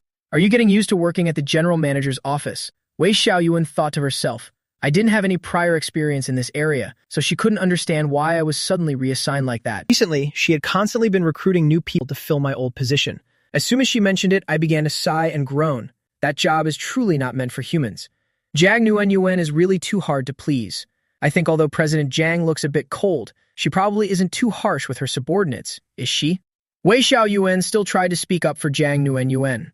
That's only when others are around, but behind closed doors, she really is a genuine pervert. Normally at the office and quite a reserved person, but as soon as Jiang Nuanyuan is mentioned, I can't stop talking, constantly complaining. Wei Xiaoyuan listened silently as I vented for 10 whole minutes. Chen Bo, why do I get the feeling that you secretly like President Jiang? Me, like her. Even if every woman on this earth died out, Until not a single one was left, I would absolutely never like her. It was because I was deceived by Jiang Nuanuan's appearance that I've ended up so miserable today. There's no way I'd ever fall for her again. With a woman like her, I certainly have no desire to be a cuckold king. But whenever you mention her, your demeanor seems to become quite different. Is that so? I was slightly taken aback. It's just because she's so detestable. When you hate someone, your expressions are naturally going to change. Wei Xiaoyuan smiled softly and lowered her head to continue eating. While we were in the middle of eating, I caught a glimpse of Jiang Nuanuan's car just as it was leaving the parking garage. Looks like there's no overtime tonight. It's most likely that Jiang Nuanuan is driving home to play with that little kid. Xiaoyuan, I suddenly remembered my house keys are still upstairs, and I haven't turned off my computer yet. You go ahead and keep eating. I'll run up to turn off the computer and come back down to finish eating. All right, go ahead. I quickly ran upstairs to get my things and return. After we both finished our meal, Wei Xiaoyuan took out her car keys. Shenbo, would you mind being my driver for tonight? My house shouldn't be too far from yours. You can drive to your place, and then I'll drive the rest of the way. By myself, is that okay? She dangled the car keys in front of me, with a slightly coquettish tone. Hearing that, I felt a slight stir in my heart. During rush hour, instead of being squeezed like a sardine, on the subway, I was naturally very willing. Sure, then I'll gratefully accept the ride. When we arrived at the entrance of the apartment complex, I got out of the driver's seat and thanked Wei Xiaoyuan. Thank you for today. And about this blind date, I'll keep it a total secret and won't breathe a word to any colleagues. I made a zipping motion over my mouth, making Wei Xiaoyuan burst out laughing. All right, hurry on inside. Waiting until I had disappeared behind the gate, Wei Xiaoyuan sat blankly in the driver's seat, watching my retreating back. Just now, when there were only the two of us in the car, her heart was racing so fast that she didn't dare say a word. Shenbo is willing to go on a blind date, which proves that he is currently single and doesn't have anyone special in his heart yet. So, I still have a chance. Jiang Nuanuan's car was parked right behind an SUV. The spot where I got out of the car just happened to be obscured by that large vehicle, and since it was dark, I didn't pay close attention. Consequently, from start to finish, I was completely unaware that Jiang Nuanuan was sitting in the car. She gritted her teeth, her hands gripping the steering wheel tight. Chenbo, you disappeared as soon as work was over. I thought he had some busy family matter, but it turns out he was sneakily going on a date with another woman. He previously declared so confidently that he was single, and now he's already clinging to a girl. Over the past 4 years, he probably just dated in hotels. No wonder when he came to my house yesterday, there wasn't even a trace of another woman to be seen. Chenbo, you're quite something. She immediately called my number. Chenbo, right now, come to the office immediately. Jiang Nuanuan, why didn't you say so when we finish work?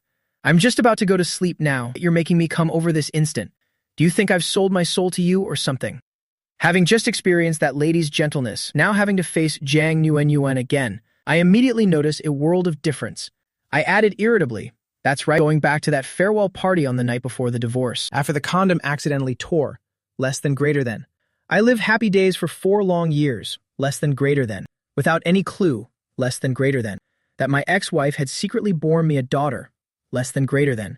I thought our lives would never cross again, but who would have thought she would unexpectedly become my big boss. Jiang Nuanuan was so angry she couldn't speak, so she hung up with a click. I have to admit, it felt great to vent like that, but seeing Jiang Nuanuan hang up, I started to feel a little worried. I hurriedly called her back. Jiang Nuanuan flatly refused the call. Shenbo, you're something else. If you've decided to start over from the beginning and want to find another woman to marry, less than greater than, then I will never ever let little Muan know. Less than greater than, who her real father is. Less than greater than. In a brief moment, less than greater than. She even felt regret for returning to the country to look for me. Less than greater than. The next day when I arrived at the company, less than greater than. Jiang Nuanuan didn't even spare me a glance. It was obvious she was still extremely furious. However, the project I was involved in earlier had entered the preparation phase. This was the first major collaborative project since her return to the country, so no matter how angry she was, Jiang Nuanuan still called me into the meeting room along with the other department heads to discuss. The most difficult problem right now was that Wei Xiaoyuan's still hadn't finalized the ultimate location. It was only determined to be in the B1 basement of the mall, but many of the stalls there were already operational. Just then, I spoke up with a suggestion. I think we could place it on the first floor. Most of the luxury jewelry and gemstones are on the first floor, and our target customers are exactly that group. Lu Chang sneered sarcastically. Easier said than done. The rent on the first floor compared to the basement is on a completely different level. Are you planning to step up and cover that massive difference? Jiang Nuanuan glanced over briefly, then asked Wei Xiaoyuan to send the price quote for each location in the various malls. To everyone present, when Wei Xiaoyuan went to negotiate, she had secured the lowest possible price, but if we factor in the rent along with high-quality selected goods, then the profit margin of the products must be pushed very high. As a result, the final price will be much higher than at ordinary supermarkets. The number of customers capable of paying this price daily is just too meager. I find the profitability of this project not particularly promising. Jiang Nuenyuan frowned slightly. The rent far exceeded her initial estimates. Even so, she still placed considerable faith in this project. If it truly won't work, we could choose large storefronts on the main street, so the rental pressure would be somewhat alleviated. Wei Xiaoyuan explained, less than greater than. But then the foot traffic wouldn't be sufficient. Less than greater than. Especially in winter, less than greater than. People tend to flock to malls to enjoy the air conditioning, so street-side shops will lose their competitive edge. I nodded in agreement. Director Wei is absolutely right. The middle and high-end consumer segment always values convenience. Customers park in the basement, take the elevator up to shop, and then push their carts back down to put things in the trunk. That is their standard shopping process. Jiang Nuenyuan has lived abroad for the past few years, so there are aspects of the domestic situation she doesn't fully understand. Overseas, land is vast and the population is sparse, less than greater than. Almost every household has its own car, less than greater than. Large general supermarkets, less than greater than, are usually built in isolation on large plots of vacant land, less than greater than. Jiang Nuenyuan suddenly remembered something, less than greater than. I remember there's a mall on Suiyuan Road, with a very large vacant plot of land opposite it. Wei Xiaoyuan took out a pre-printed map with a location circled in red. That land isn't for public sale or lease. I've looked into it. It's a privately owned plot. It's been sitting vacant like that for so long and no one knows who the real owner is. Jiang Nuenyuan replied nonchalantly, I bought that land 5 years ago. Initially, I planned to buy that land and find an architect to design a truly beautiful villa. But then you suddenly demanded a divorce, and after that, I didn't care about that land anymore. This meeting dragged on for nearly 4 long hours, causing everyone to miss lunch hour. By the time it finished, it was already 2 p.m.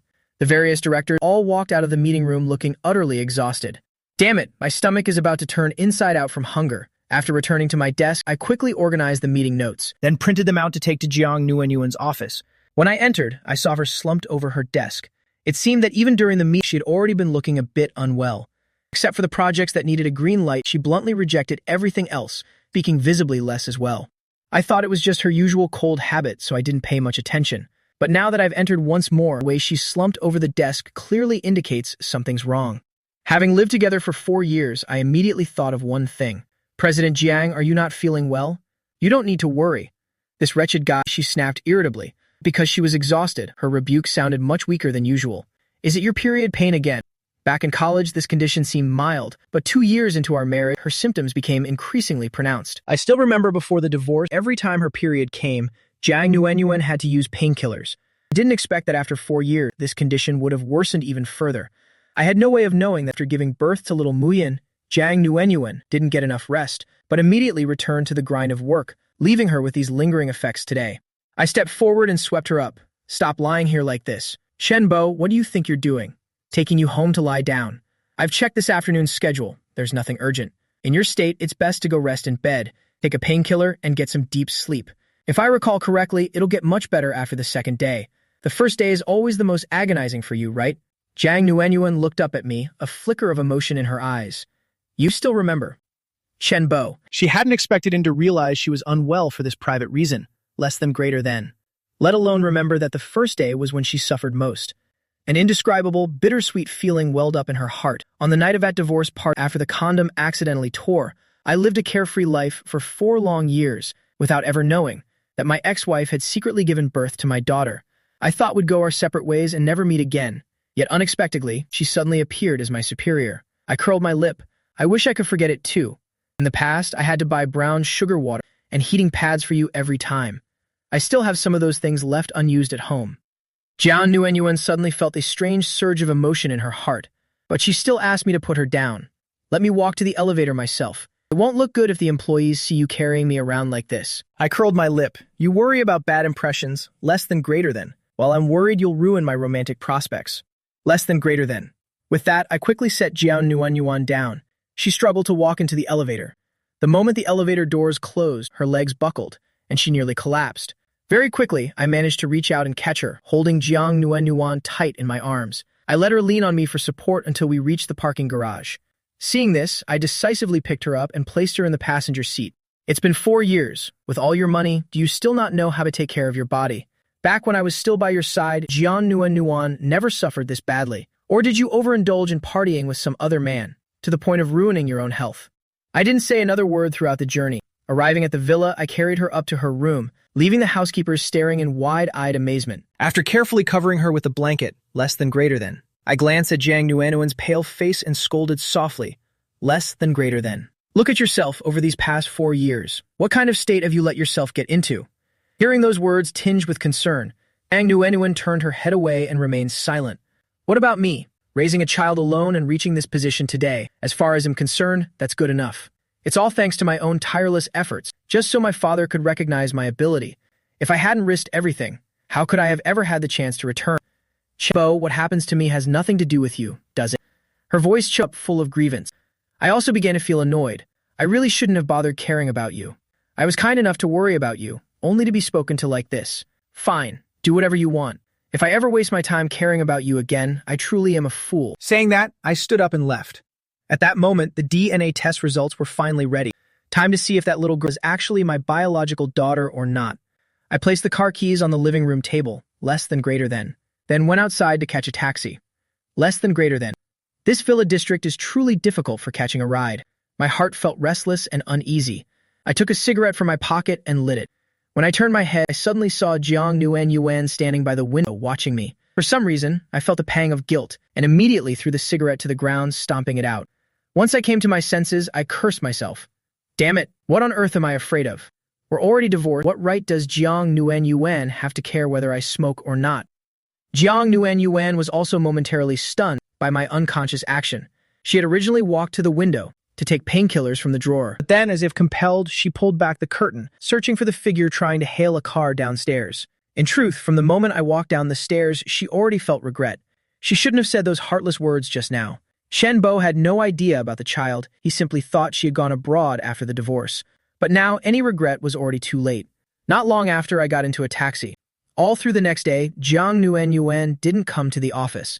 Who knows if it was because she was angry or busy with something else, other than reporting the company's work progress. To Jiang Nguyen Nguyen, I had absolutely nothing else to do.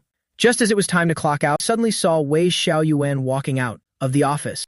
Thinking about Jiang Nguyen Nguyen's terrible attitude yesterday, I quietly took out my phone and sent a message to Wei Xiaoyuan's private number. Xiaoyuan, are you free tonight? Do you want to grab dinner together? From inside the restroom, there seemed to be the sound of a phone hitting the floor. Immediately after, Wei Xiaoyuan came rushing out of the restroom. From the hallway, she looked towards where I was sitting at my desk and then nodded her head vigorously. Her face was full of excitement. See, this is the kind of reaction a woman should have. Jiang Nguyen Nguyen is truly awful. Chasing a woman like her only brings suffering. I was blinded by that face of hers before. But now, a gentle older sister like this is truly wonderful. And it was time to leave work, less than greater than. Jiang Nguyen Nguyen still hadn't shown up. Less than greater than. I happily made my way to the restaurant less than greater than, where I had eaten with Wei Xiaoyuan last time. Less than greater than. After the two of us sat down, Wei Xiaoyuan blushed. Chen Bo, thank you for asking me out to dinner. I was about to say it was nothing, but Wei Xiaoyuan continued. You paid last time. This time is on me. I'll be mad if you try to snatch the bill. All right. Since Manager Wei is treating, how could I dare snatch the bill? Wei Xiaoyuan held her fork and looked at me, pouting as she said, Didn't I tell you not to call me manager outside of work? I laughed and replied, Okay. Since Sister Xiaoyuan is hosting, I definitely won't fight you for it. The two of us chatted very happily. After all, in the past, Wei Xiaoyuan never put on airs at the office, so our relationship was usually quite good. After we finished eating and Wei Xiaoyuan paid the bill, Wei Xiaoyuan suggested if I wanted to go for a second round. I hesitated for a moment, but then I thought about how. Jiang Nguyen Nguyen, over the past few years, probably played around with who knows how many men. Why am I still holding back? Fine. Wei Xiaoyuan drove, and we went to a bar in the city center. However, the atmosphere at this bar was much more mellow. After Wei Xiaoyuan ordered 2 special cocktails, she handed the menu to me. Staring at the dizzying array of drinks, I just picked something that looked visually appealing. After Wei Xiaoyuan finished her 2 drinks, her cheeks were flushed. We were already sitting close together, and as Wei Xiaoyuan got tipsy, she boldly leaned her head on my shoulder. Shen Bo, you asked me out a second time. Does that mean we have a chance to take things further? She rested her head on my shoulder, her voice incredibly soft. The scent of her hair slowly drifted into my nose. I let her lean on me and asked, Sister Xiao Yuan, what kind of person do you think I am? At the farewell party the night before the divorce, after accidentally tearing the little umbrella, I lived a carefree life for the past 4 years without ever knowing that my ex-wife had secretly given birth to my daughter. I thought I would never have any contact with her again, but who could have guessed that she would suddenly reappear and become my direct boss? Yesterday, after leaving Jiang Nuanyuan to pick up the test results, both reports clearly stated that the two of us have no biological relation. At that very moment, I, who had been drowned in this relationship for 4 years, suddenly woke up. I can't keep waiting for someone who's no longer possible. Jiang Nuanyuan returned to the country, but over these past few days, this push and pull game of hers feels more like she's preparing to humiliate me. If that's the case, why should I still bother with her? Tonight, I must start over from the beginning. Chen Bo, I think you're great. Your looks are fine. Your character is good. Your outlook on life is also right. Actually, I really like you. As she spoke, her already flushed cheeks turned even brighter red. What about you? She looked at me expectantly. I was just about to say that I also think she's very good, and that we could see if we're a good match. As it turned out, before the words could leave my mouth, I saw Jiang Nuanyuan along with Chen Lixin, Ang Ru, and a few others walking past outside. Jiang Nuanyuan isn't working, but is at a bar looking for gigolos. I was sitting by the window, and my eyes met Jiang Nuanyuan's as she stood outside. She looked at Wei Xiao Yuan sitting next to me. Her intoxication vanished instantly. Well done, Chen Bo. I have to endure pain to entertain clients and negotiate with partners to get the best possible profit for the company. Thinking about how my attitude yesterday wasn't great, I didn't make you work overtime. And this is what I get. You're impressive, going out to pick up girls. She gave me a look I could kill. Wei Xiao Yuan, sitting further in, less than greater than. Clearly didn't see Jiang Nuanyuan leaving like that. Less than greater than. I felt a bit incredulous. Less than greater than. I thought Jiang Nuanyuan would storm in here. I don't know why, but I always feel like I've been caught having an affair. I wasn't in the mood to drink anymore. After waiting for Jiang Nuanyuan to leave, I helped the now drunk Wei Xiao Yuan to her car. I called a substitute driver to take her home and then caught a taxi back to my apartment. Just as I lay down to sleep, the doorbell rang. I didn't order any takeout. Let's see who it is. It was Jiang Nuanyuan, reeking of alcohol, looking like she could barely stand. Chen Bo, you're a scumbag. She threw herself into my arms, her fists raining blows down on my chest. My eldest miss. It's the middle of the night. What are you doing here drunk and making a scene? I'm going to have to file this as a workplace injury. Jiang Nuanyuan suddenly pushed me away. What were you doing at the bar with another woman earlier? Did the two of you do something? After saying that, she rushed straight into the bathroom, less than greater than. Wanting to see if there was another woman showering inside, less than greater than. Seeing no one, less than greater than. She barged into the bedroom and tore back the blankets, less than greater than. There was nothing, less than greater than. Chen Bo, where is that woman? What woman? I'm the only one at home. Jiang Nuanyuan stumbled and lunged straight into my chest, feeling something soft rubbing against my ribs, less than greater than. I quickly pushed her away, less than greater than. After being pushed away, less than greater than. Jiang Nuanyuan angrily put her hands on her hips and pointed at my nose, less than greater than. When did I ever give you permission to look for another woman? I sneered.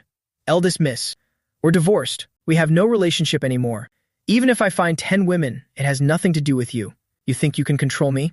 Chen Bo, even though we're divorced, you're still the child's father. She forced those words back down her throat. From now on, you're not allowed to date Wei Xiao Yuan. I don't approve. Do you hear me? I don't know what kind of madness this girl is having while drunk.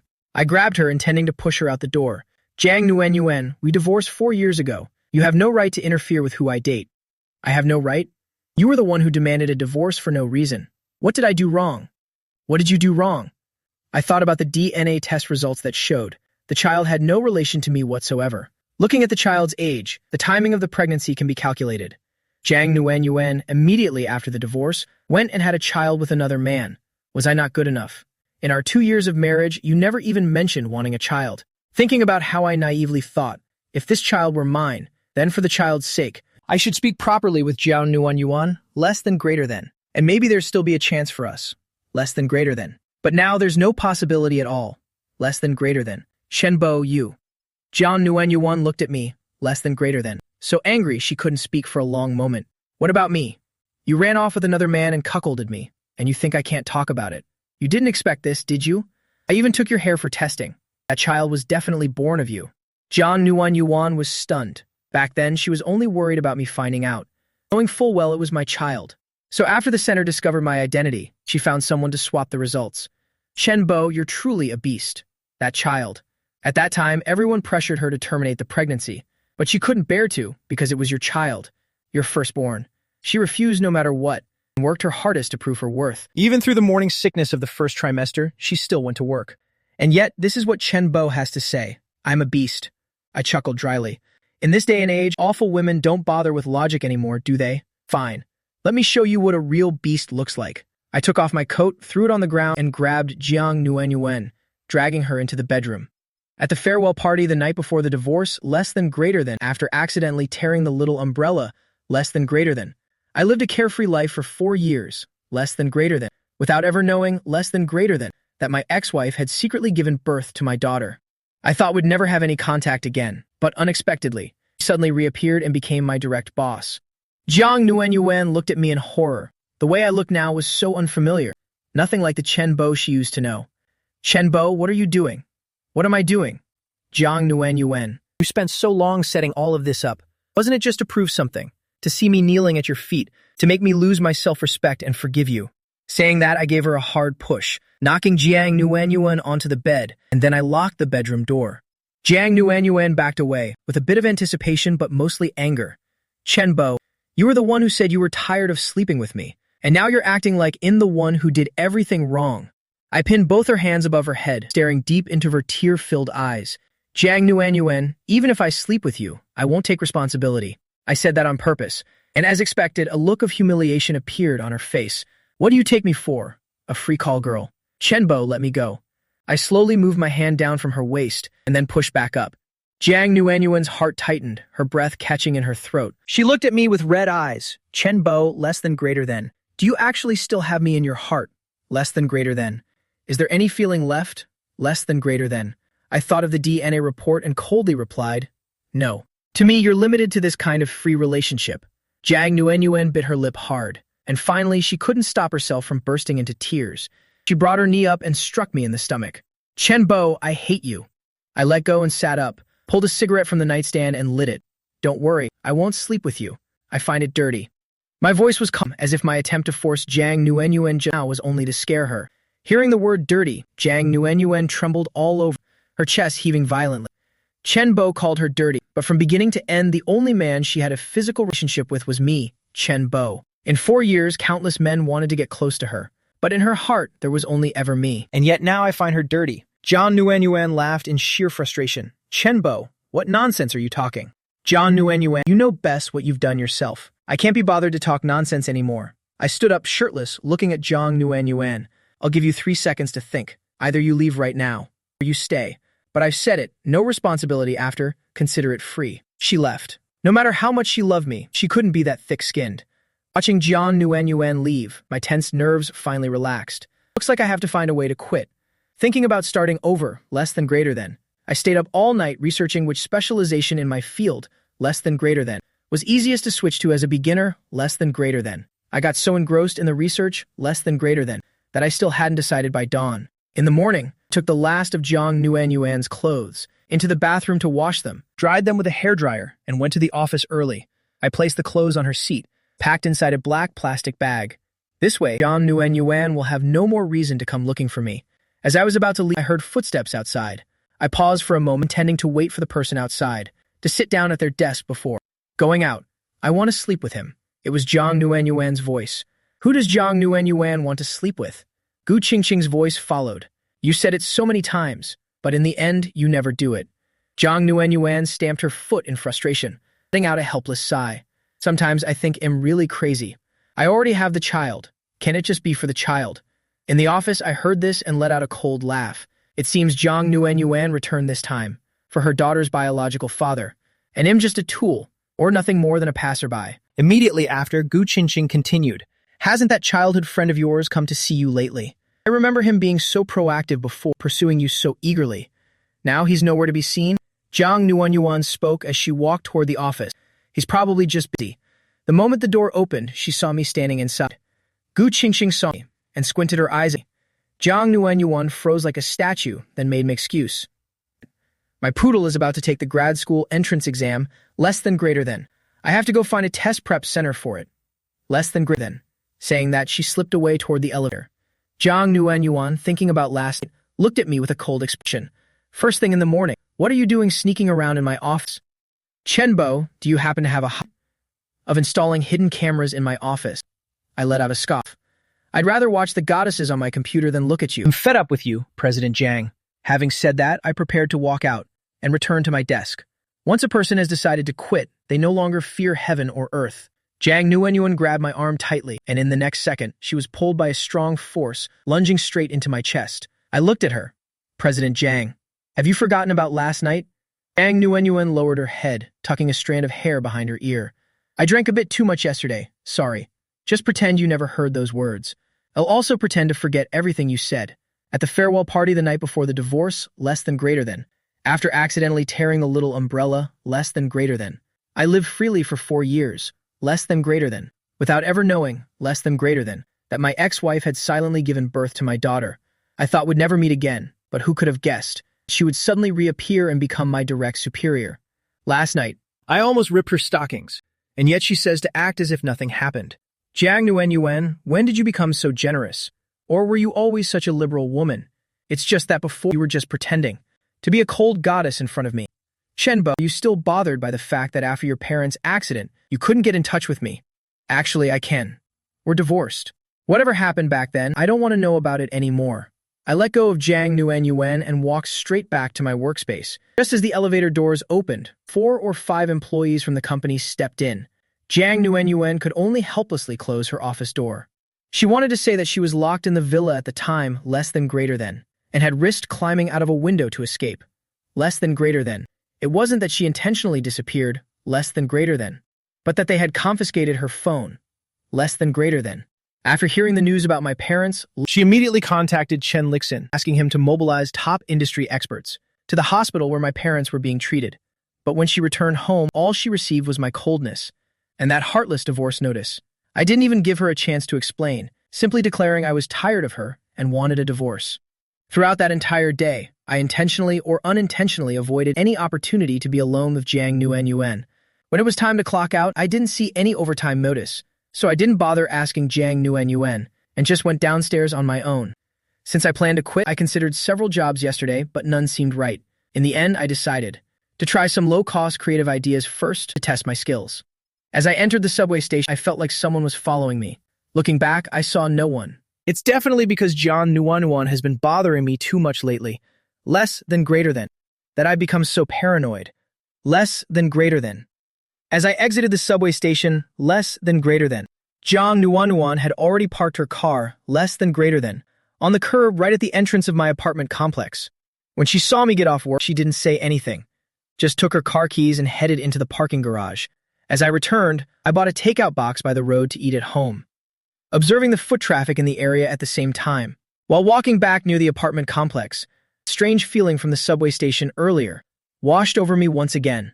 I quickly ran ahead for about 100 meters and then suddenly turned around. Sure enough, I saw 2 people who didn't have time to hide. Hey you guys, I don't have any money. Why are you following me? I shoved my hands into my pocket with a reckless air, staring intently at them. Realizing they'd been spotted, they didn't waste words, just silently advanced toward me. Even though I was prepared, but I still didn't expect that. They lunged straight at me and started fighting.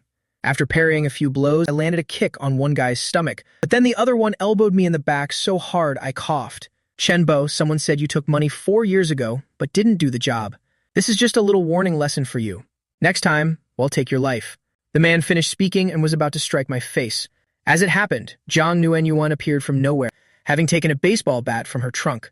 She rushed over, tossed the bat to me on the ground, and swung a blow right at the man who had approached my back. He clutched his leg and rolled on the ground. The other one tried to resist. Seeing the baseball bat, he immediately lost his nerve, because they hadn't brought any weapons with them. When they followed me into the subway station earlier, the 2 of them cursed and fled for their lives. Jiang Nuanyuan immediately ran over to check on me.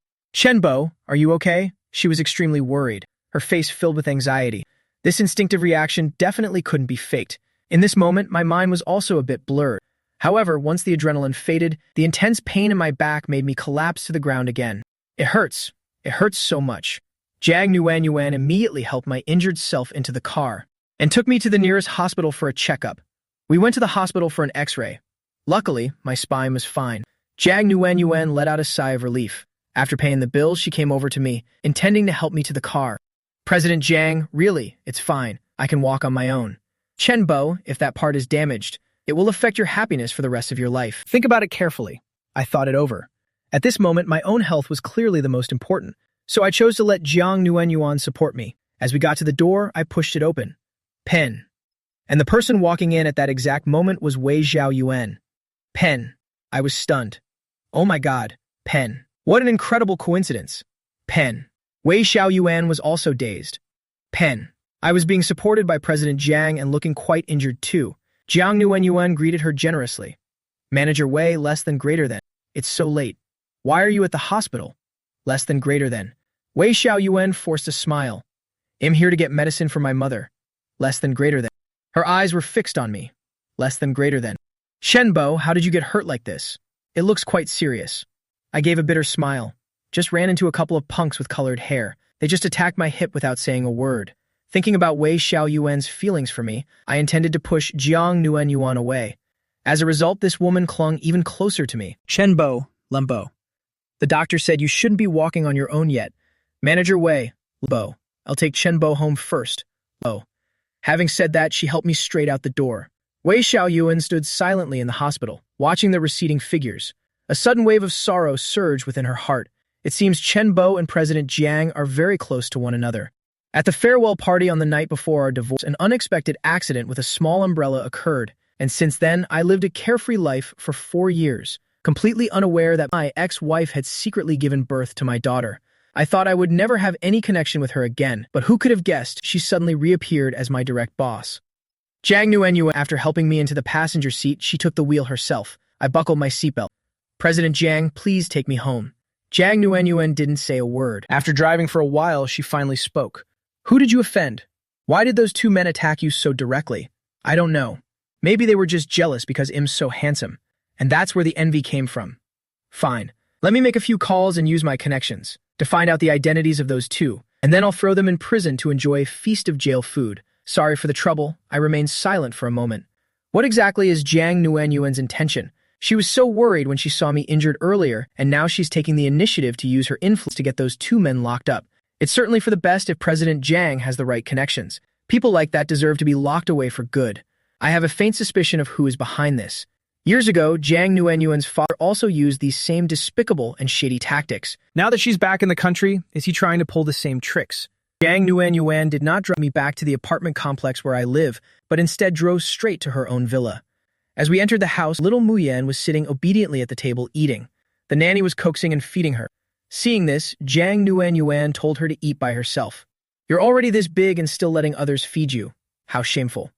Little Muyan climbed down from the dining table, ran quickly to Jiang Nuan's side and grabbed her hem. Mommy, I want you to feed me. I miss you so much. The child is so young yet already knows how to act spoiled to get fed.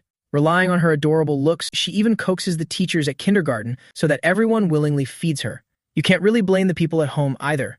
Jiang Nuan sighed helplessly at the nanny and then took the child into her arms. The sight of her holding the child and feeding her spoonful by spoonful made me feel a bit dazed. It looked exactly like the scene from my dreams. A happy family of 3 sharing a meal together. President Jiang, your daughter is truly adorable. Even though she's not mine, as someone who is just 2 years away from reaching the threshold of 30, seeing such a lovely little girl still makes my heart melt uncontrollably. Zhao Muin looked at me with a wary expression. You're the one who made my mommy unhappy, aren't you? She brandished her spoon. When she scolded me, she looked exactly like a miniature version of Jiang Nuan. Jiang Nuan admonished, Yuan Bao, don't be so rude. I scratched my head tactically. This Jiang Nuan is definitely doing this on purpose. Perhaps noticing my strange expression, Jiang Nuan immediately changed this. I'm afraid they might track you to your home to cause more trouble for you. So for now, you should stay here. Once I've investigated everything, I'll take you back. Is President Jiang worried about me? Jiang Nuan froze for a moment. I'm only worried that if something happens to you, the company will have to pay out an accident insurance claim. This time, I didn't take her words to heart. The way she rushed over earlier with that worried look wasn't acting. Jiang Nuan gave the little one some instructions, then left Zhao Muyan to finish the rest of her meal. She went upstairs to change into more comfortable loungewear. I stood there staring at Zhao Muyan. This kid is quite a little trickster. She didn't want to eat by herself, just staring at me with her big eyes rolling around. After hearing Jiang Nuanyuan go upstairs and close the door, she used her innocent voice to tell me, "Mister, can you feed me?" I looked at Zhao Muyan with a nonchalant air. Didn't you hate me just a moment ago? I don't hate you anymore. The little girl flashed a flattering smile which, combined with her adorable face, showed off her tiny baby teeth, making anyone who saw her want to pamper her. But I'm not just anyone. I just gave a glance and pretended not to notice. Her ultimate weapon had actually failed. Zhao Muyan was completely baffled. Since she was small, she had always used this trick to make everyone agree to her every demand. Yet this man hadn't fallen for it at all. She climbed down from her high chair and tugged at my pant leg. "Mister." When I looked up, she blinked those big round eyes shining like two ripe grapes. This time, he definitely won't be able to resist picking me up. Zhao Muyan thought to herself and couldn't help but giggle. The result was that I simply squatted down. "Call me daddy once and I'll feed you." I lowered my voice significantly, fearing that Jiang Nuanyuan might overhear. Xiao Muyan agreed immediately without a second thought. "Okay, daddy, daddy, daddy," she called out with increasing enthusiasm, and her voice grew louder and louder. Panicked, I quickly covered the little one's mouth. I can't let Jiang Nuanyuan hear this, otherwise she might think I want to remarry her, just to become this child's stepfather. Xiao Muyan found my flustered state amusing, and kept giggling uncontrollably. Then she even intentionally shouted, "Daddy!" The nannies nearby saw my embarrassment and had to cover their mouths to hide their laughter. "Stop calling me that. I'll feed you right now. Just please stop calling me that." I lifted Xiao Muyan up from the floor. Having never held such a young child, I didn't know I should support her bottom, so I just tucked my hands under her armpits and placed her back in the high chair. Xiao Muyan seemed to have identified my weakness, and she started wiggling her bottom in the chair. "No, I want to be held." I lowered my voice threateningly. "No, you have to stay in the chair. I don't even know how to hold a child, so trying to hold her while feeding her was a challenge too great, completely beyond my abilities." Her scheme having failed, Xiao Muyan let out a loud wail and burst into tears. "Bad daddy. You're a bad daddy." Damn, was this child born specifically to be my nemesis? Flustered, I swept her out of the chair, struggling through various positions, until she was finally settled firmly on my lap. Holding the bowl with one hand, cradling Xiao Muyan with the other, I picked up the spoon and accepted my fate of feeding her. Having gotten her way, her tears vanished in an instant. By the time Jiang Nuanyuan finished changing and came out, she saw me holding Xiao Muyan and feeding her. This scene filled her heart with an indescribable emotion. She even felt a sudden urge to tell that Muyan is actually my daughter, but she held it back. In truth, she was also afraid. Afraid that the words I said during the divorce were true, that I was sick of her, and that I no longer loved her. "Muyan, why aren't you eating by yourself again?" At the farewell party on the night before our divorce, after that unexpected accident with the small umbrella, less than greater than. I lived a carefree and happy life for 4 years, less than greater than, completely oblivious to the fact that less than greater than, my ex-wife had secretly given birth to a daughter for me. I thought all ties with her were severed forever, but who could have predicted she suddenly reappeared as my immediate superior? I was just afraid that this little one would start calling me daddy all over the place again. "It's fine, there's only one bite left." With that, I fed the last mouthful of rice to Xiao Muyan. I carried her with one arm to get a tissue to wipe her mouth. Less than greater than. Only then did I cautiously set her back on the ground. Less than greater than. Seeing that she had no intention of calling me daddy again, less than greater than. I finally let out a silent sigh of relief. Less than greater than. This tiny child is like a ticking time bomb. Less than greater than. Truly terrifying. Less than greater than. Jiang Nuanyuan looked at this harmonious scene and suddenly felt like crying. This was the scene she had longed for throughout those 4 long years and had waited for over 4 years to see. I was like a model father, tending to every bite for my daughter, even gently wiping away the soup stains from her mouth. That warm appearance was as if the two of them had never been apart for 4 years, as if Chen Bo was still her husband. But Jiang Nuanyuan understood very well. Perhaps I only felt that because she appeared today and saved me from a dire situation and even took me to the hospital, my kindness toward Xiao Muyan was likely just a simple gesture of polite gratitude. "I'll have the staff prepare a room for you," she said, then carried Xiao Muyan upstairs for a bath. "President Jiang, there's no need for such trouble. I can just sleep on the sofa for the night. Everything should be fine by tomorrow." I thought to myself, if this child's biological father returns and finds me staying in the villa like this, it would be incredibly awkward. Jiang Nuanyuan remained silent for a long time. "Chen Bo, we were husband and wife once after all. Is it really necessary to be this formal?"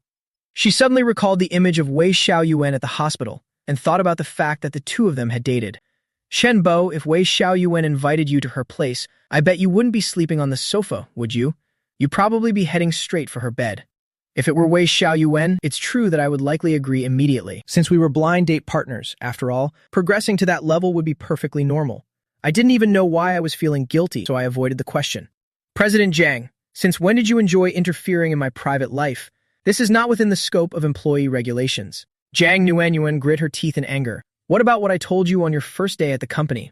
Have you thought it over? The amount will be raised to 3 million yuan for a duration of 1 year. Serve well at the company during the day and provide the same attentive service at the villa by night.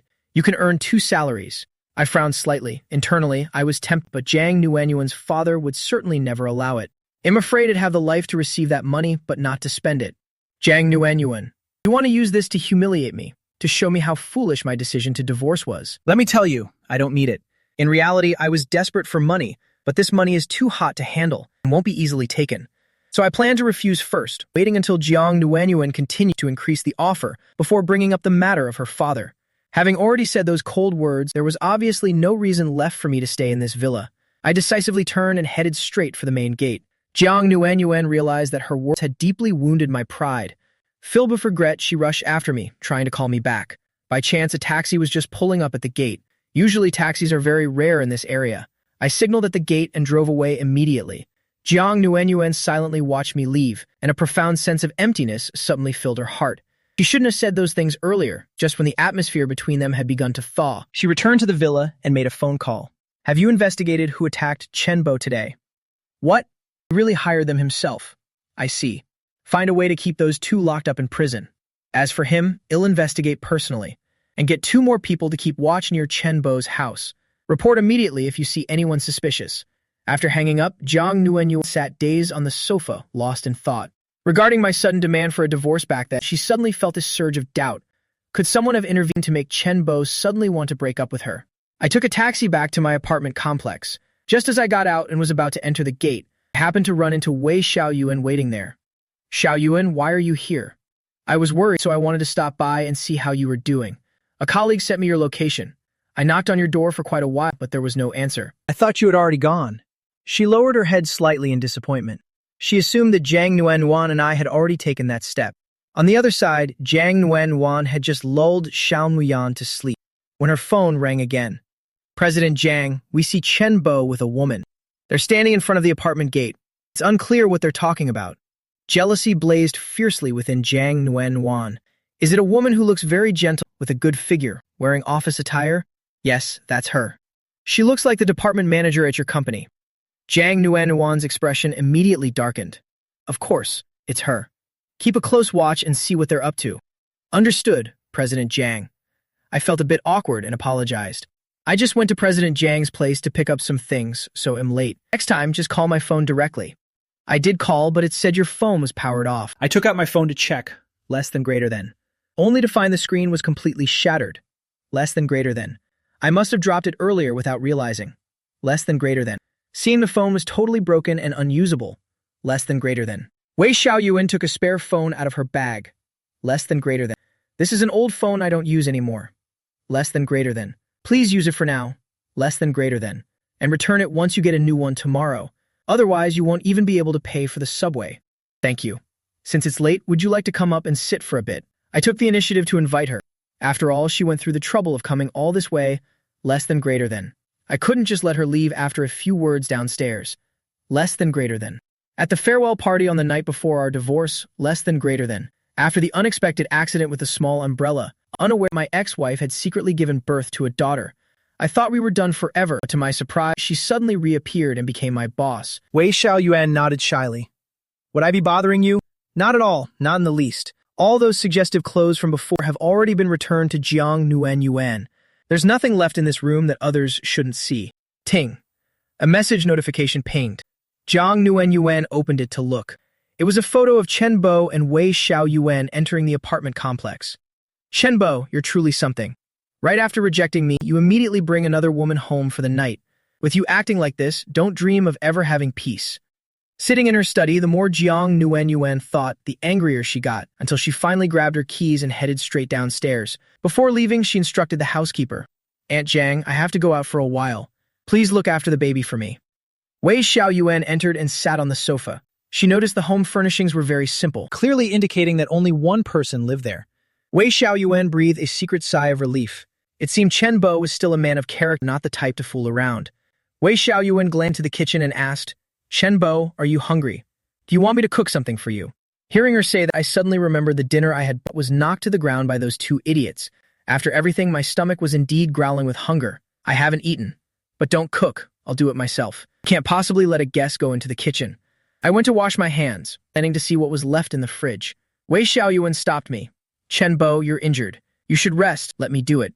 The usually gentle woman suddenly became quite firm. I was slightly stunned and scratched my head. "Then, am troubling you too much." A while later, Wei Xiaoyuan brought out a steaming bowl of rice noodles. "I don't know if it suits your taste, but give it a try." I sat down, my stomach already empty, and seeing the noodles made my mouth water even more. I blew on them and began eating voraciously. So delicious. Better than anything I could cook. Better than the greasy food from outside stalls, too. It feels very light and healthy. Before long, I had gulped down every last drop of broth. "Xiaoyuan, thank you so much. Without you, I'd have probably just ordered takeout." Xiaoyuan looked at me with a shy smile. After seeing me finish the last of the soup, she sat down close beside me and looked at me seriously. "Chen Bo, I like you. Can we try dating?" I was stunned. I didn't expect the confession to come so suddenly. "Xiaoyuan, I didn't expect that after only sharing 2 meals together, that Wei Xiaoyuan would say she liked me." With blushing cheeks, Wei Xiaoyuan lowered her head, her hands resting on her short skirt, anxiously smoothing the fabric. "Actually, I've liked you for a very long time. I just didn't dare say it before." I stood there dazed. I never imagined she had a secret crush on me. I hadn't sensed it at all. Usually in the department, the two of us always seemed to have a strictly professional relationship. At most, I just thought the manager was quite gentle, as whenever she spoke with me, she always liked to look directly into my eyes. I just assumed she was well-bred and polite. Wei Xiaoyuan pressed her hands against her burning cheeks. "Chen Bo, it's okay if you haven't thought it through yet. I just wanted to let you know. I hope you'll consider being with me." She maintained her gentle demeanor, but her voice carried a hint of pleading. It seemed she was truly afraid of being rejected by me. Seeing this, even a stoic like me couldn't help but be moved. Being confessed to by such a gentle beauty, what man could possibly resist? I was just about to say we could give it a try, but before the words could leave my lips, Wei Xiaoyuan's phone suddenly rang. It seemed there was an urgent change in the project, and they were calling her back to the company for an emergency meeting. "All right, I'll be there immediately." Wei Xiaoyuan looked at me with an apologetic smile. "I have to head to the office now. Please think carefully about what I said."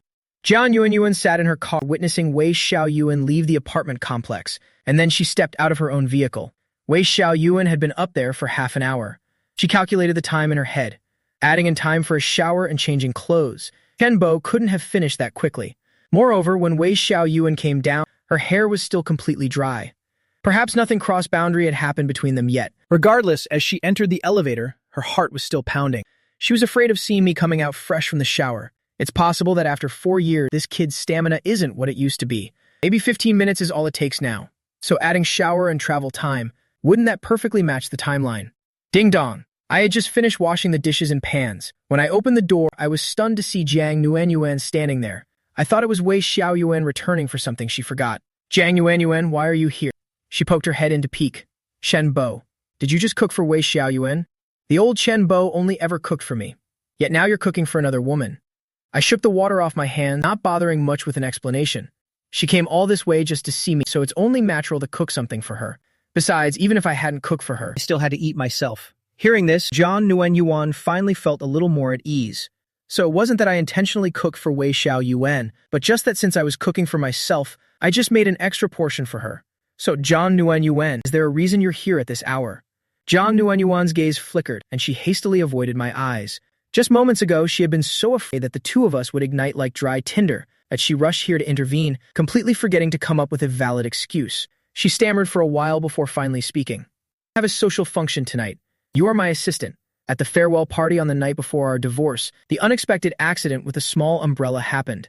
Since then, I lived a carefree life for 4 years. Without any clue, my ex-wife had secretly given birth to my daughter. I assumed all connections were gone. But to my astonishment, she suddenly reappeared as my direct boss. "Jiang Yuanyuan, I'm already in this state, and you're still looking for me. Don't you have a secretary? Why can't he go with you?" "I can't." Before I could finish, Jiang Yuanyuan spoke as if she had everything planned. "So, I'll be the one driving tonight, and you'll be responsible for drinking on my behalf." A party. I stared at the face of a triumphant Jiang Nguyen Yuan. Jiang Nguyen Yuan, all your schemes are being poured directly onto my head, aren't they?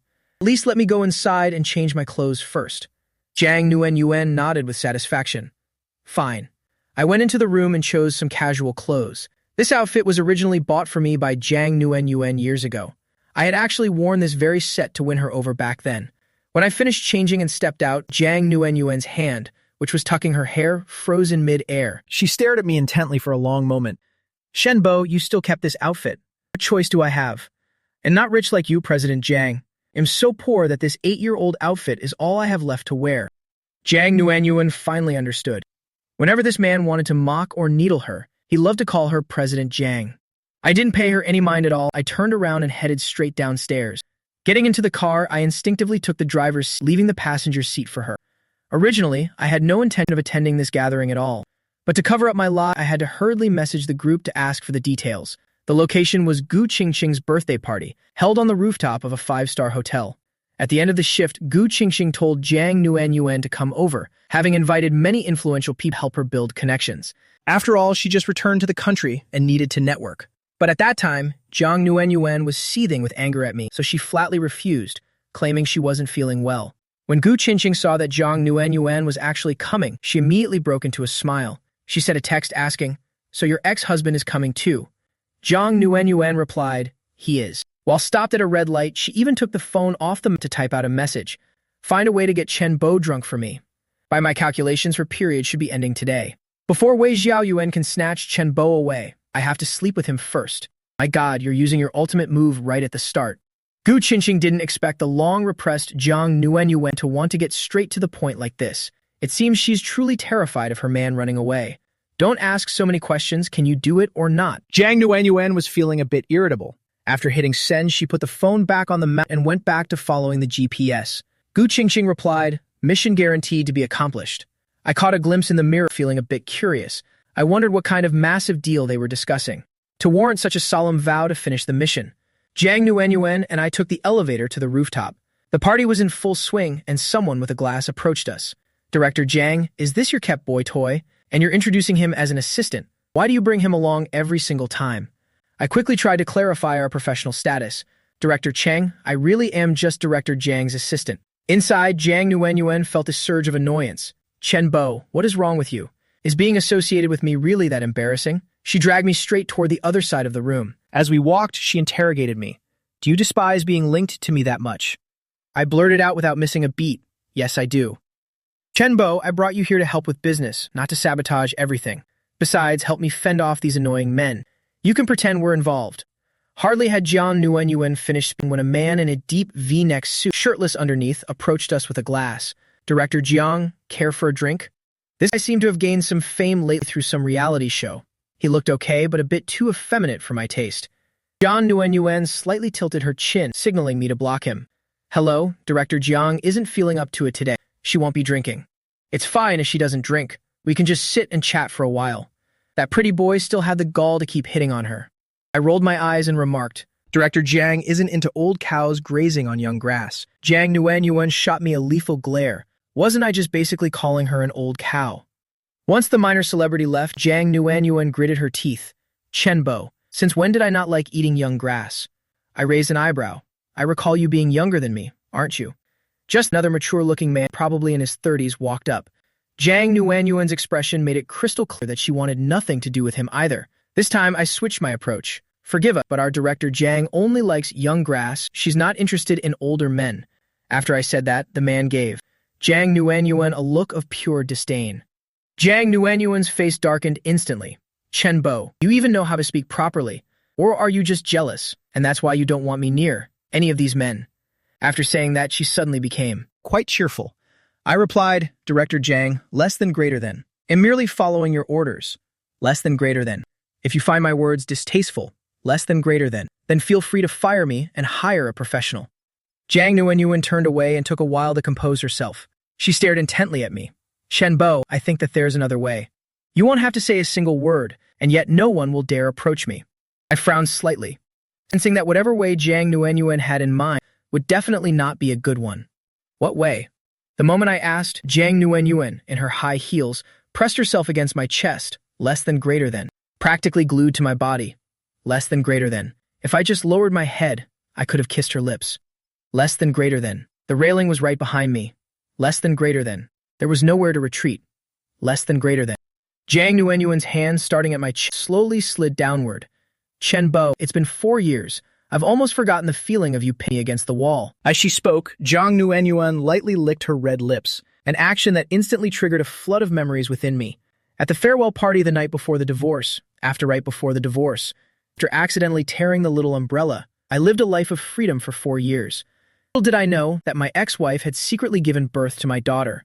I thought we would never cross paths again, but who could have guessed?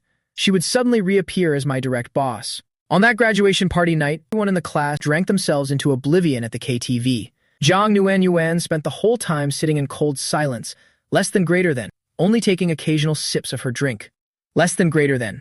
By the end of the night, less than greater than. I had been plied with an endless amount of alcohol. Less than greater than. Coming out of the adjacent private room, I spotted Jiang Nuenyuan. I glanced around the deserted KTV lounge, noticing the staff hadn't started cleaning up yet, because it was graduation day. All the nearby KTVs were slam of customers, leaving them short-handed. I Jiang Nuenyuan straight into the private room's restaurant and bolted the door shut. That time, I pinned her against the wall, feeling my throat go dry. I reached out, took the glass from Jiang Nuenyuan's hand, and drained it in one gulp. Jiang Nuenyuan, you're doing this on purpose, aren't you? What if I am? Is that a problem? She looked at me with a purely provocative gaze. As her hand fell naturally to her side, it felt as though she had reached into my very mind. Then she looked up at me again. Jiang Nuenyuan, you've got some nerve, treating me like a dog to play with. I shoved Jiang Nuenyuan away and went to the sink to splash water on my face, trying to sober myself up. When I came out, Jiang Nuenyuan was already waiting. Everyone is here. I told you that you're here to help me socialize today. The two of us headed into the main party area where a group was sitting around playing games. Gu Qingqing introduced Jiang Nuenyuan and gave a detailed breakdown of the major projects her company was managing. After Jiang Nuenyuan handed out her business cards, everyone sat down to join the game. Since she had to drive, it was agreed that I would take the drinks for her. I could accept losing once or twice, but Jiang Nuenyuan lost every single round. I looked at her speechless. Jiang Nuenyuan, you're doing this on purpose, right? Jiang Nuenyuan feigned innocence. You know I've never been good at these games. It's only natural that I'd lose. Later, she started losing more subtly, maybe once every 2 or 3 games. I actually fell for it, believing she didn't know how to play. After drinking for a while and having hit the restroom twice, my steps began to falter. Jiang Nuenyuan saw that the time was right, and it was getting late, less than greater than. I'll take my assistant home now, less than greater than. Well, play with you all another time, less than greater than. I thought I was still doing okay, less than greater than. Even if I couldn't walk in a straight line. Then my hand, acting of its own accord, kept trying to wrap itself around Jiang Nuenyuan's waist. I had to admit, Jiang Nuenyuan used to be so thin, but now she was a bit more curvaceous. She felt so warm and soft to the touch. The more I touched, the more intoxicated I felt. Chen Bo, what are you doing? Jiang Nuenyuan asked with a smile, showing no sign of annoyance. Under the influence, my true self came out completely. I want to pamper you. Didn't you want to divorce me? Didn't you call me a slut? Jiang Nuenyuan looked at me with teasing eyes. If I'd known you were like this when drunk, when I first came back, I would have gotten you wasted that night. Once the deed was done, it would have been too late for you to deny it. I pulled her tightly into my arm, lightly bit Jiang Nuenyuan's ear, and whispered, Jiang Nuenyuan, on that night 4 years ago, did I make you so ecstatic you lost your mind? Is that why you still can't forget about me? How can you be more shameless than some cheap gigolo? Just one sentence made Nuenyuan's love feel as if it had been doused with ice-cold water. She froze in the elevator, her face a mask of shock and disbelief. Such venomous words could actually come from the mouth of the man she had loved for 8 years. Chen Bo, you're a bastard. Her upbringing made Jiang Nuenyuan tremble with such fury that she couldn't even find words to curse back. The fire within her was suddenly extinguished, leaving behind a terrifying silence. We both sat in the car without exchanging a single word. I knew I was completely hammered, which is why I vented all my bitterness over the DNA test, resulting in those harsh words. Even if I wanted you, Jiang Nuenyuan, you should just give it up. Those millions might not be a small amount for long. I'd rather start fresh with Wei Xiaoyuan. I've reached the age to settle down. I can't just drift like this forever. We're here. I'll take you up. After a silent ride, the ache in Jiang Nuenyuan's heart hadn't lessened at all. But seeing me so drunk and reeking of alcohol, she had no choice but to swallow her feelings. As she tried to support me, our bodies brushed against each other. I shoved her away, unwilling to be played like a dog by Jiang Nuenyuan any longer. After pushing her, I stumbled and fell to the floor. Jiang Yuan finally lost temper. She was already physically exhausted and carrying me was hard enough, yet I insisted on pushing her away. She struggled to shove me into the elevator, and after pressing the floor number, Jiang Yuan muttered, "Chen Bo, Have you completely lost your mind? I think you're crazier than I am. We're divorced. We should just act like strangers. Why do you insist on keeping me tied to you? Didn't you call me the type of person who craves attention? So what if I choose to spend my money to play with you?" She was truly fed up. Fueled by my earlier insults, she let her anger dictate her blunt words. I lean against the elevator wall, laughing out loud at her words. "So that's it, Jiang Yuan. Your real purpose truly is just to trample on my pride and mess with me." And here I was, actually starting to feel soft toward you again. The moment the elevator doors slid open, I yanked her out of the elevator. My grip on her wrist was like a vice, making it impossible for her to break free. In the next second, I pinned her forcefully against the cold wall. The impact against her back was sharp and painful. Just as Jiang Yuan was about to scream it, a kiss reeking of heavy alcohol crashed violently onto her lips. She trembled with a mixture of rage and shock, trying to push me away, but I only tightened my grip on her waist, our chests pressed together with zero space between us. The heat from my body radiated through her shirt, making her very fingertips go numb. At the farewell party the night before the wedding, after accidentally damaging the little umbrella, I spent 4 years living a life of freedom. Little did I know that my ex-wife had secretly given birth to my daughter. I thought I would never have any connection with her again, but surprisingly, she suddenly showed up as my big boss. This bastard had just finished hurling poisonous insults at her, yet now he was being this wildly aggressive.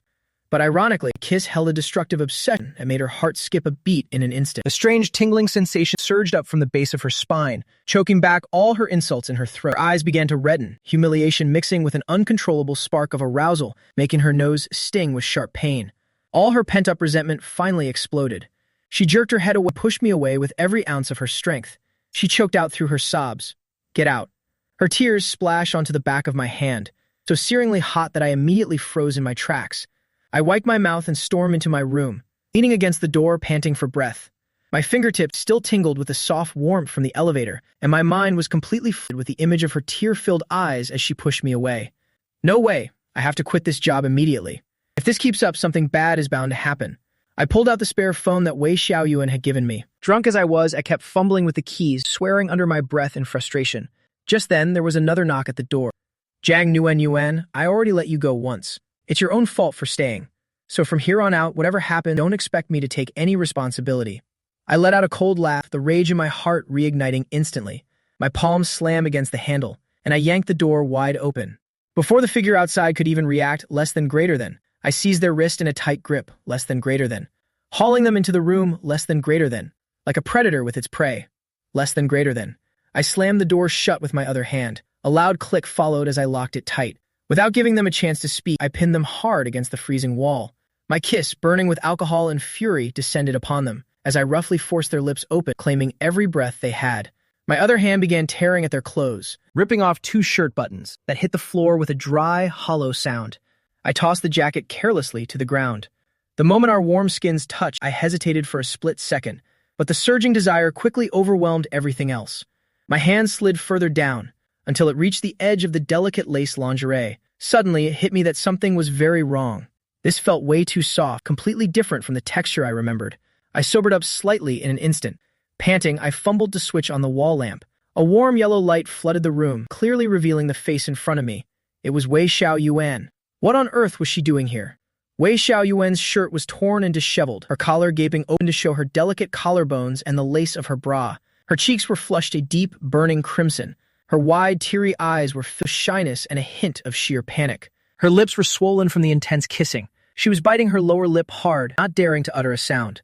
The soft lighting only made the atmosphere feel more suffocating and awkward. I stood there frozen, every bit of my drunkenness gone. My Adam's apple bobbed for a long time before I managed to croak out a dry apology. "I am so sorry. I had way too much to drink."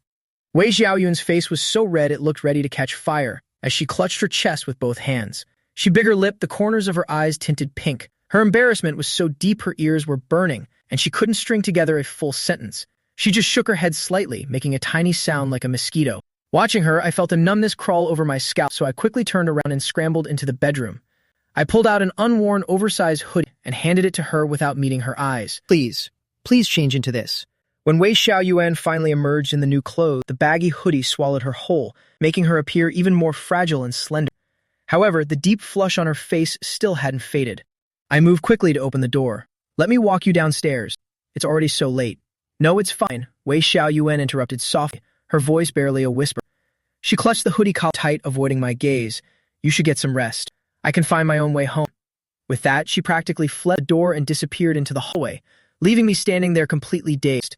Staring at the buttons and scraps of fabric strewn across the floor, I thought to myself, well, that's it.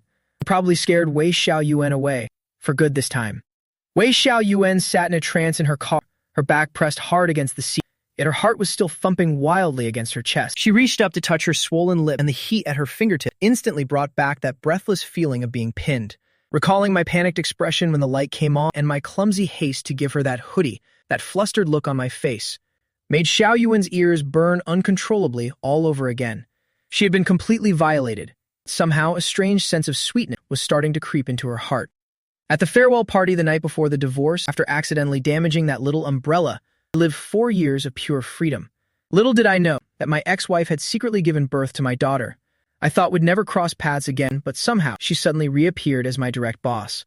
The next day, Jiang Nuanyuan arrived at the office very early. Despite my hangover, the thought of resigning pushed me to get in early to talk to Jiang Wei. I wanted him to ask his contact in HR if there was any way to get out of that restrictive work contract.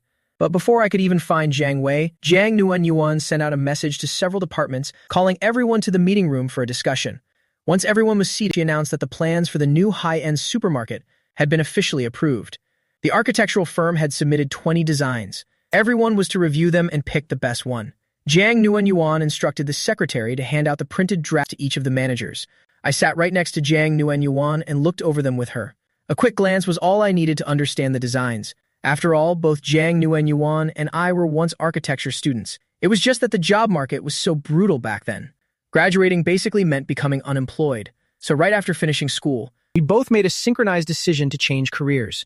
Yet when it came to blueprints, we could both see right through them. These designs were strictly average, safe, and uninspired. Despite my intention to quit, I couldn't help but offer my honest opinion.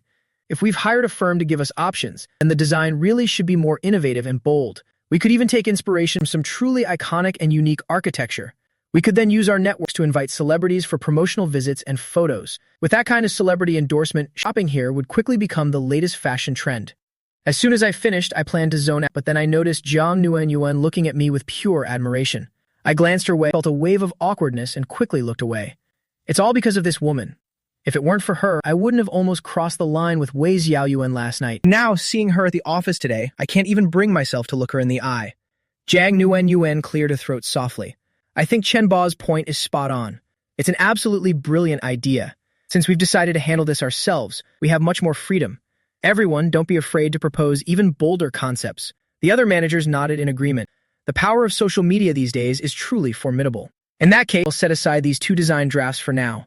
Director Wei, do you have any other new ideas? Wei Xiaoyuan was still completely dazed, her mind lingering on my passionate kiss from the night before. She was practically floating in the clouds. So when Jiang Nuanyuan suddenly called her name, she was momentarily stunned and startled. I think if we want to leverage media buzz, why don't we take this whole topic to social media? We could find a top-tier influencer to announce that we're building a new supermarket at this site, and that we want to crowdsource design ideas from the public. If a concept is chosen, we'll give a 10,000 yuan design prize.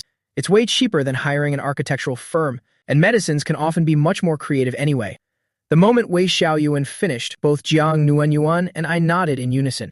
Seeing my support for her idea, Wei Xiaoyuan gave a relieved smile. Okay, I'll leave you to coordinate that then. One more thing, regarding my supermarket overseas, it's the primary reference for this project.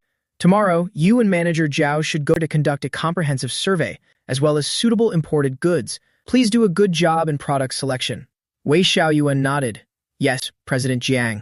When Zhao Rushan heard he would be going on a business trip with Wei Xiaoyuan, his heart leaped with joy.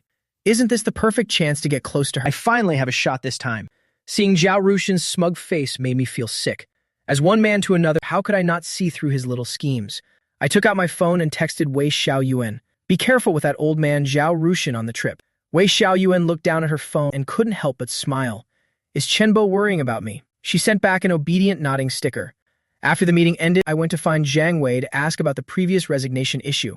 Jiang Wei looked gloomy. Manager Ivy is on a business trip with Zhao Rushan. I hope that beauty doesn't get tricked by that idiot Zhao Rushin. President Jiang is something else too. She should have sent 2 men, 2 women. Sending 1 man and 1 woman like this is too dangerous. I suddenly realized something. Damn it, Jiang Nuanyuan, you petty woman.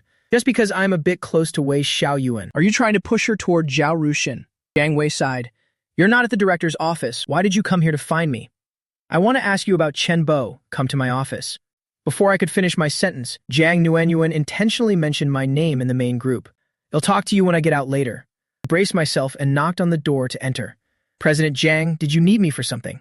Jiang Nuanyuan looked up at me and waited for the door to close before speaking. You were so drunk last night. Do you remember anything you did? I don't remember. I drank too much and blacked out. Actually, even if I did remember, I had to pretend I didn't. On the way home, Jiang Nuanyuan recalled how I lost control, and she felt much calmer now. Chen Bo's impulsiveness toward proves that I still have an effect on him. But she also remembered the hurtful things I said, and felt that I must be struggling as well. A jerk who says he's tired of sleeping with me. How can he be so torn inside? So Jiang Nuanyuan decided to test me. She stood up, her high heels clicking as she approached, stopping right in front of me.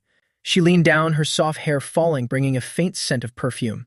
Chen Bo, her husband, was standing behind her, his eyes fixed on her faint scent of perfume. Chen Bo, her voice dropped, filled with intentional ambiguity. We slept very well last night, didn't we? My expression changed instantly. What nonsense are you talking about? I lowered my voice, afraid the secretary outside would hear. We clearly only kissed, nothing else happened. The moment the words left my mouth, I regretted it so much I wanted to bite my tongue off. Jiang Nuanyuan burst out laughing and stood up straight. Her fingertips lightly brushed my chest, the mischief in her eyes plain to see. So it was just a kiss. She dropped, looking at my reddening ears, leaning in close. It seems you weren't that drunk last night. Your memory is quite good. Damn it. I fell for it again. My throat tightened. Looking at her radiant, smiling face, I remembered our entanglement in the elevator. A wave of heat rushed to my head, and I clenched my fists. But facing her playful gaze, I couldn't even stay angry. I could only grit my teeth. Jiang Nuanyuan, you're doing this on purpose, aren't you? I am not. President Jiang stepped back and straightened up, the smile in her eyes deepening. I'm just asking, why so excited? It's not like we've never slept together before. Even if we did, I wouldn't make you take responsibility. Jiang Nuanyuan looked at me after saying that, watching for my reaction. I gave a cold laugh. Sorry, but I drank too much yesterday. That's why I mistook you for a blind date and lost control. In the future, I hope you'll maintain a professional distance as a colleague with your employees and put an end to these workplace hidden rules. Chen Bo, you really know how to get on my nerves. Jiang Nuanyuan's face turned red with anger at my words. At this moment, she really wanted to shut me up. She pointed at the door, furious. Chen Bo, I don't want to see you right now. Get out of my office immediately. On the night before our divorce, the farewell party, a condom accidentally broke. After that, I lived a free and happy life for 4 years, never knowing my ex-wife had secretly given birth to my daughter. I thought I'd never have any contact with her again. But who would have thought she would suddenly reappear as my direct boss?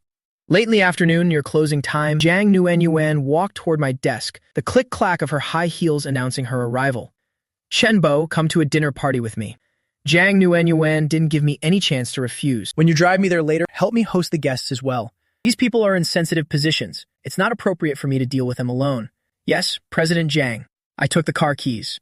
A while later at the hotel, Jiang Nuanyuan got out and went in first. By the time I finished parking and went inside, greetings were over and the drinking had already begun. Even with her background, Jiang Nuanyuan couldn't avoid entertaining these old men. Sensitive positions. They were most likely government officials, all people with power and status. Bald men in their 50s were talking and spitting everywhere, chatting about everything from project planning to international affairs. I couldn't get a word in, so I just smiled and nodded occasionally to play along, while making sure their glasses stayed full. Jiang Nuanyuan was very resourceful, holding her glass and smiling brightly as she toasted everyone. Her aura completely outshone everyone else. In the middle of the dinner, Jiang Nuanyuan's phone rang. She glanced at the caller ID and her eyebrows furrowed almost imperceptibly. She apologized to everyone at the table, then took the call outside. Before leaving, she told me to stay and cover for her. The room went silent for a few seconds. Then immediately, those old guys started blabbering about everything again.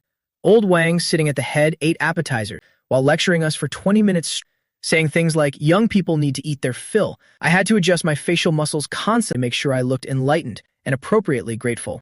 Xiao Chen, Old Wang picked up a piece from the 888 yuan emerald dragon dish, which was really just a few slices of cucumber. His lecture shifted along with his chopstick. Your President Jiang is young and impulsive, with her talk of mid to high-end services. In our day, it was all about serving the people. That's the true foundation. You are absolutely right, sir. I immediately poured more liquor into old Wang's glass. Old Lee, sitting nearby, took his time to join in, tapping his finger rhythmically on the table. And then there's that other thing. Classifying people into ranks like that just isn't right. Yes, Section Chief Lee is right. Inside, I just wanted to swear. Why isn't Jiang Nuanyuan off the phone yet? These old men are so hard to handle. After 3 rounds of drinks, the dogmatic atmosphere at the table got even thicker. From lecturing that youth shouldn't drink milk tea to escalating to claims that the metaverse is electronic opium, I felt like I was about to grind my teeth into sparks. While I was offering a toast, I secretly texted Jiang Nuanyuan under the table. I'm only putting up with this for 30 more minutes. If you aren't back by then, I'm leaving. But by the time the party ended, Jiang Nuanyuan still hadn't returned. The food on the table was mostly gone, and those big shots were starting to get bored, glancing at the exit every few seconds. I was getting anxious too, wondering where on earth Jiang Nuanyuan had gone. Another 10 minutes passed, and the atmosphere became extremely awkward. Old Wang said with a laugh, "Xiao Chen, what's so important that your President Jiang is still busy? She hasn't forgotten about us old men, has she?" I gave an awkward laugh, had no choice but to make excuses for her. "Director Wang, you must be joking. I'm sure President Jiang has an emergency. She'll be right back." I said that, but I wasn't sure myself. After waiting 5 more minutes, seeing the group about to stand up and leave, I really couldn't sit still anymore. I took out my phone to call Jiang Nuanyuan. A cold, automated female voice answered. "The number you have dialed is currently powered off." I was speechless. Powered off? Jiang Nuanyuan, are you kidding me? Watching those big shots staring at me in the room, my head felt like it was going to explode. Then old Wang cleared his throat. "Xiao Chen, since President Jiang is so busy, we'll take our leave first. Let's get together another time." I jumped up in a hurry, my mind racing for an excuse. "I'm truly sorry, gentlemen. President Jiang just received a phone call. There's an emergency at home and she can't leave. She asked me to convey her deepest apologies. She will apologize to you in person another day." These guys weren't fools. They surely realized something was wrong. But out of respect for Jiang Nuanyuan, they all nodded and said it was fine before leaving happily. I saw each one of them to the door, the smile on my face almost frozen in place. When the last old man finally drove off, I let out a huge sigh of relief. Just as I turned around, I saw a waitress holding a bill, standing right behind me with a smile. "Hello, sir. The total comes to 138,888 yuan. I stared at the long string of numbers on the bill, all those digits lined up together, and my eyes practically bulged out. This single meal costs as much as a whole year of my mortgage. Seeing I wasn't reacting, the waitress' smile faded slightly, but she remained professional. "Sir, will you be paying by card or QR code?" I swallowed hard, my throat feeling dry and parched. "I am waiting for my boss to come and pay." The waitress scanned me from head to toe, her gaze exactly like she was looking at some penniless guy trying to skip out on the bill. Didn't that woman leave already? I had to lie. She just had an emergency. She'll be right back. That farewell party on the night before our divorce, after the condom accidentally broke. Less than greater than. I lived a life of freedom for 4 long years. Less than greater than. Not knowing at all. Less than greater than. That my ex-wife had secretly given birth to a daughter. I thought our paths would never cross again, but who would have she would suddenly appear and become my boss? The waitress gave a soft, "Oh," then said leisurely, "Sir, our Zayuan is a members-only restaurant. Usually guests pay their bills directly.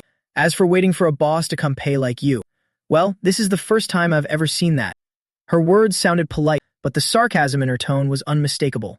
My face instantly turned crimson with shame, wishing I could find a hole to crawl into. It didn't stop there. Another waiter standing nearby and whispered to the waitress, "Look at what he's wearing. He's probably just some boss driver. Tisk tisk, 130,000 yuan. He's probably never seen that much money in his life." They weren't loud, but I heard every single word clearly. The waitress urged me again.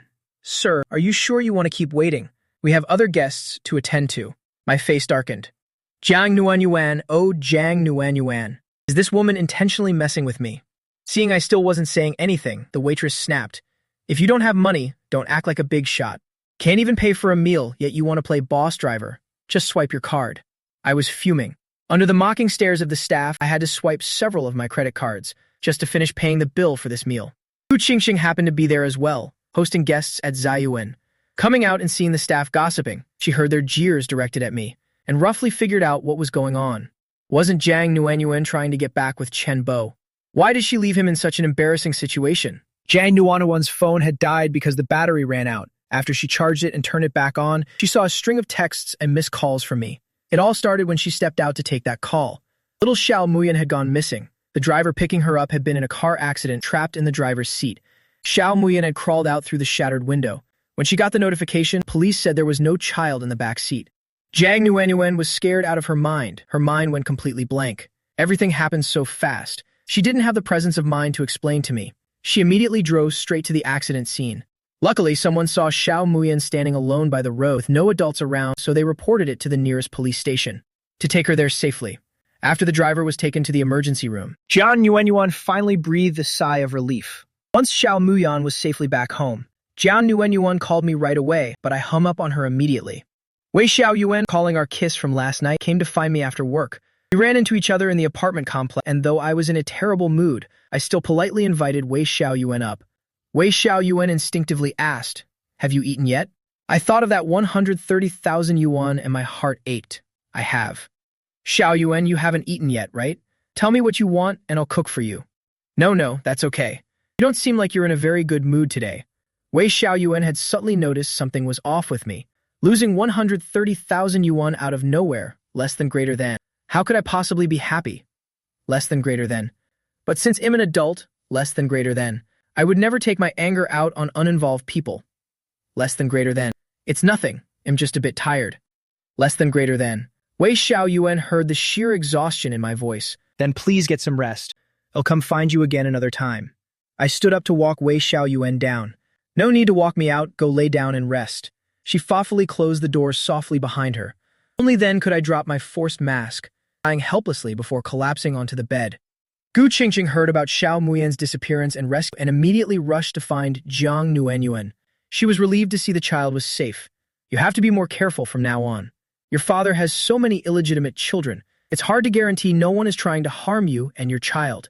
Jiang Nuanyuan nodded in agreement. In fact, she also suspected there was more to the accident. The driver had always been very cautious, and the collision was entirely the other party's fault. If it hadn't been for Xiao Muyan being taken to the police by a kind passerby, who knows if she would have fallen into the hands of someone malicious, only to be used as leverage against her. Gu Qingqing pulled Xiao Muyan into her arms and gave her a big kiss on the cheek. Then she turned to Jiang Nuanyuan and asked, "What about the handbag you left in the room at Sai Yuan? You left so angrily at the time, you probably forgot all about it." Jiang Nuanyuan really had left her bag in the dining room. It was also because Gu Qingqing saw the business card inside that she knew it belonged to Jiang Nuanyuan. "Were you dining at Sai Yuan today too?" "Yes, but you should have some limits when teasing Chen Bo. Tricking him out of 10 or 20,000 is one thing, but a 130,000 yuan bill is a bit much for him." Jiang Nuanyuan's voice suddenly rose. "He left the bag there? Even if there was no cash in it, there were several cards in there. Even if Chen Bo didn't remember that, or even about the bag, there were 2 credit cards in there without passwords, both with limits over 500,000 yuan. You have no idea." The waiters there mocked Chen Bo the entire time. By the time I came out, he had already paid the bill and left. "Please watch Xiao Muyan for a moment. I have to find Chen Bo and explain things." Jiang Nuanyuan immediately drove off. On the way, she called the owner of Zayuan. "If you don't want me to make a big deal out of this, extract all of today's security footage for me immediately." Jiang Nuanyuan drove the Ferrari SF90 right to the lobby of my building. Looking at the surveillance video on her phone, she felt heartbroken. Those people had dared to say such things to my face. Every single word had been recorded. Jiang Nuanyuan saw my enduring, resigned expression in the video, and she felt an unbearable ache in her heart. To any man, this would be a severe insult to his pride. Knowing it was all her fault, Jiang Nuanyuan felt she had to make it up to me. At the farewell party on the night before our divorce, after the accidental condom breakage, I lived a carefree life for 4 long years, but who would have imagined my ex-wife had secretly given birth to a little princess for me? I thought we would never see each other again, but by a twist of fate, she suddenly became my direct superior. She called the company's PR department and even contacted a competitor of Zayuan restaurant. After sending the video to the competitor, she requested they leak the news to the public. If the owner behind Zayuan comes looking for trouble, less than greater than, just tell them plainly that I'm the one who wants to take them down. Less than greater than. Once everything was settled, Jiang Nuanyuan got out of the car. Less than greater than. I was currently thinking about whether I should just submit my resignation directly tomorrow. If I keep letting Jiang Nuanyuan trick me like this, I won't even be able to keep my own house. Knock, knock, knock. Suddenly there was a knock at the door. Could it be Wei Xiaoyuan coming back for something she forgot? I stood up lazily to open the door. Just as I cracked the door open, a figure lunged straight into my arms and hugged my waist tightly, not letting go. Jiang Nuanyuan's hair was a bit disheveled from the wind, her whole face buried in my warm chest. Chen Bo. Jiang Nuanyuan's voice was trembling, and the rims of her eyes were starting to redden. I just realized I left my bag in the dining room. There were cards inside that can be swiped directly. I thought you would. I'm really sorry. I leaned against the doorframe, giving a faint cold smirk. I gave a cold laugh. Use President Jiang's card, only to be held there because I didn't know the password. It looked just like a clown. No, it's not like that. I really have an emergency. There were 2 cards in that bag that don't even need a password. Jiang Nuanyuan frantically tried to squeeze into the house, her eyes quickly blurring with tears. It's all my fault. Chen Bo, it's all my fault. Please scold me. Scold me however you want, less than greater than. Just don't be like this. I remained motionless. Still acting? Less than greater than. Go on, keep acting. Less than greater than. With your acting skills, President Jiang, less than greater than. It's a waste that you haven't won an Oscar yet. Jiang Nuanyuan lightly bit her lower lip and shamelessly stepped forward again to hug me tight. I'm sorry, I'm truly sorry. She buried her face in the crook of my shoulder, her voice choking. I was a jerk. I didn't think things through and made you suffer. No matter how angry you are, you can hit me or scold me, less than greater than. Just please don't let it affect your health. Less than greater than. I intended to push her away, but my hands froze mid-air. Less than greater than. The faint, fresh scent of her body, less than greater than. Didn't fit at all with the heavy smell of cigarette smoke in my room. Less than greater than. Get out. I don't, but Jiang Nuanyuan hugged me even tighter, even looking up. She looked up, undoing the buttons of her cashmere coat, her tear-filled eyes staring straight at me without blinking. Less than greater than. With a look of determination as if ready to sacrifice everything. Less than greater than. Inside, I was suppressing a flame of irritable anger. If hitting me a few times helps you vent your anger, then do it. The coat slipped down, revealing the thin silk shirt underneath, the fabric almost translucent. She tilted her beautiful face up slightly and softly closed her eyes, looking exactly as if she were resigned to let me do whatever I wanted. My temples were throbbing, looking at the face that was both gorgeous and somewhat humble before me. Anger, ridicule, and a tiny bit of wavering were all tangled together. I turned and sat down on the sofa, intentionally looking away from Jiang Nuanyuan. Chen Bo. Jiang Nuanyuan's voice was thick with tears. Step by step, she slowly edged closer to me. And before my cold words of dismissal could leave my mouth, she suddenly dropped to her knees. She knelt right on the rug at my feet. I was wrong. I really know I made a mistake. She reached out with her small hands, tentatively grabbing a corner of my pajamas and shaking it gently in a plea. She looked just like a little kitten that had done something wrong. Don't ignore me like this. My heart feels so bad it's like I'm going to die. My throat tightened, but I remained silent. I looked away to avoid her gaze. Seeing that I didn't immediately push her away, her courage seemed to grow, and she knelt up straight. Her hands tentatively reached out to embrace my waist, pressing her burning cheek against my firm abdomen, separated only by the thin fabric of my shirt. She could feel the stiffness in my body. Punish me however you want, as long as you aren't angry anymore and can forgive me. She looked up, her eyes glistening with tears and a burning passion, less than greater than. Suddenly leaning in to gently kiss my chin, less than greater than. Can you just hold me for a moment? Less than greater than. She pleaded softly, her arms tightening around me just a bit more. Her warm breath brushed against my neck and shoulder. Or you could just take me. The last few words were as faint as a whisper, her cheeks flushing with a shy, deep red, yet she stubbornly kept her eyes fixed on me. She even took the initiative to guide one of my hands and place it onto her slender waist. I'll give you everything. My body is yours, and so is my heart. You can do whatever you want with me. I just beg you to look at me. Please don't ignore me.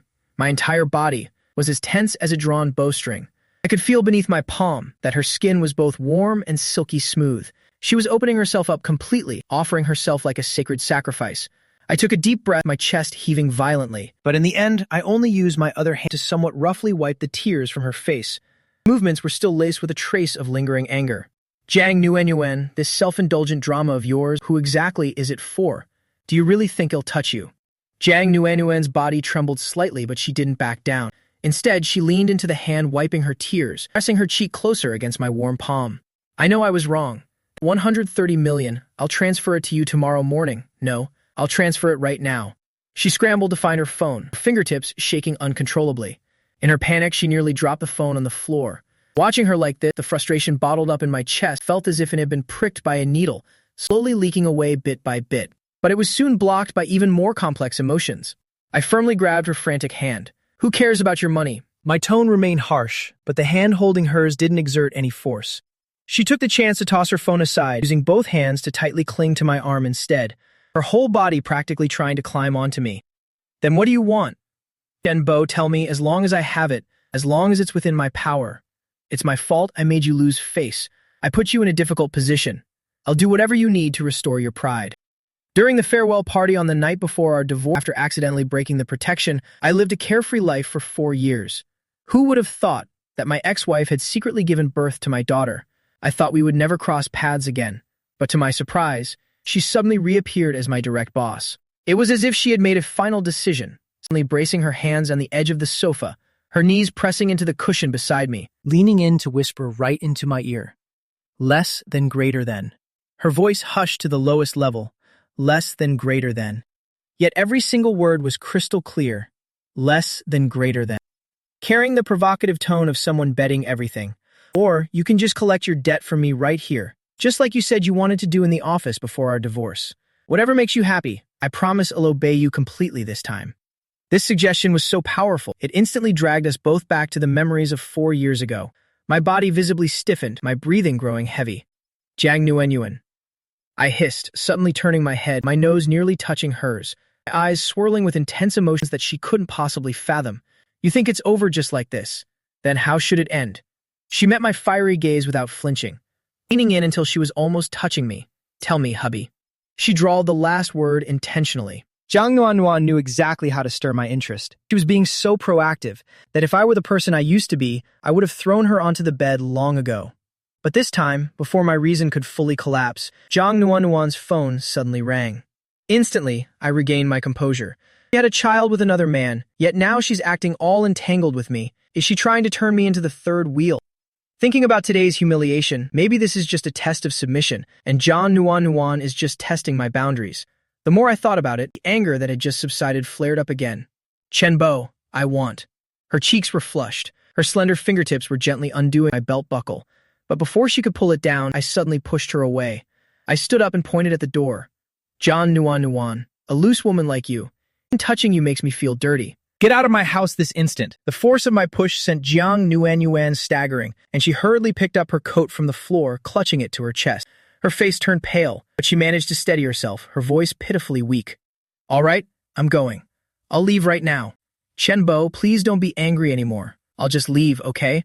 Get some good rest. I've already transferred that money into your account. She kept looking back as she walked away, her eyes as red as a rabbit's. Finally, she disappeared behind the elevator doors. I slammed the door shut, leaning against the cold door in frustration, and ran my fingers through my messy hair. Jiang Nuenyuan didn't even get angry. Is this still the Jiang Nuenyuan I used to know? Throwing herself into my arms and not losing her temper once, no matter how much I insulted her. Thinking back now, I feel a bit stunned. Was she kneeling before me earlier, intending to pleasure me? Not long after Jiang Nuenyuan left, my account balance increased by 200 million.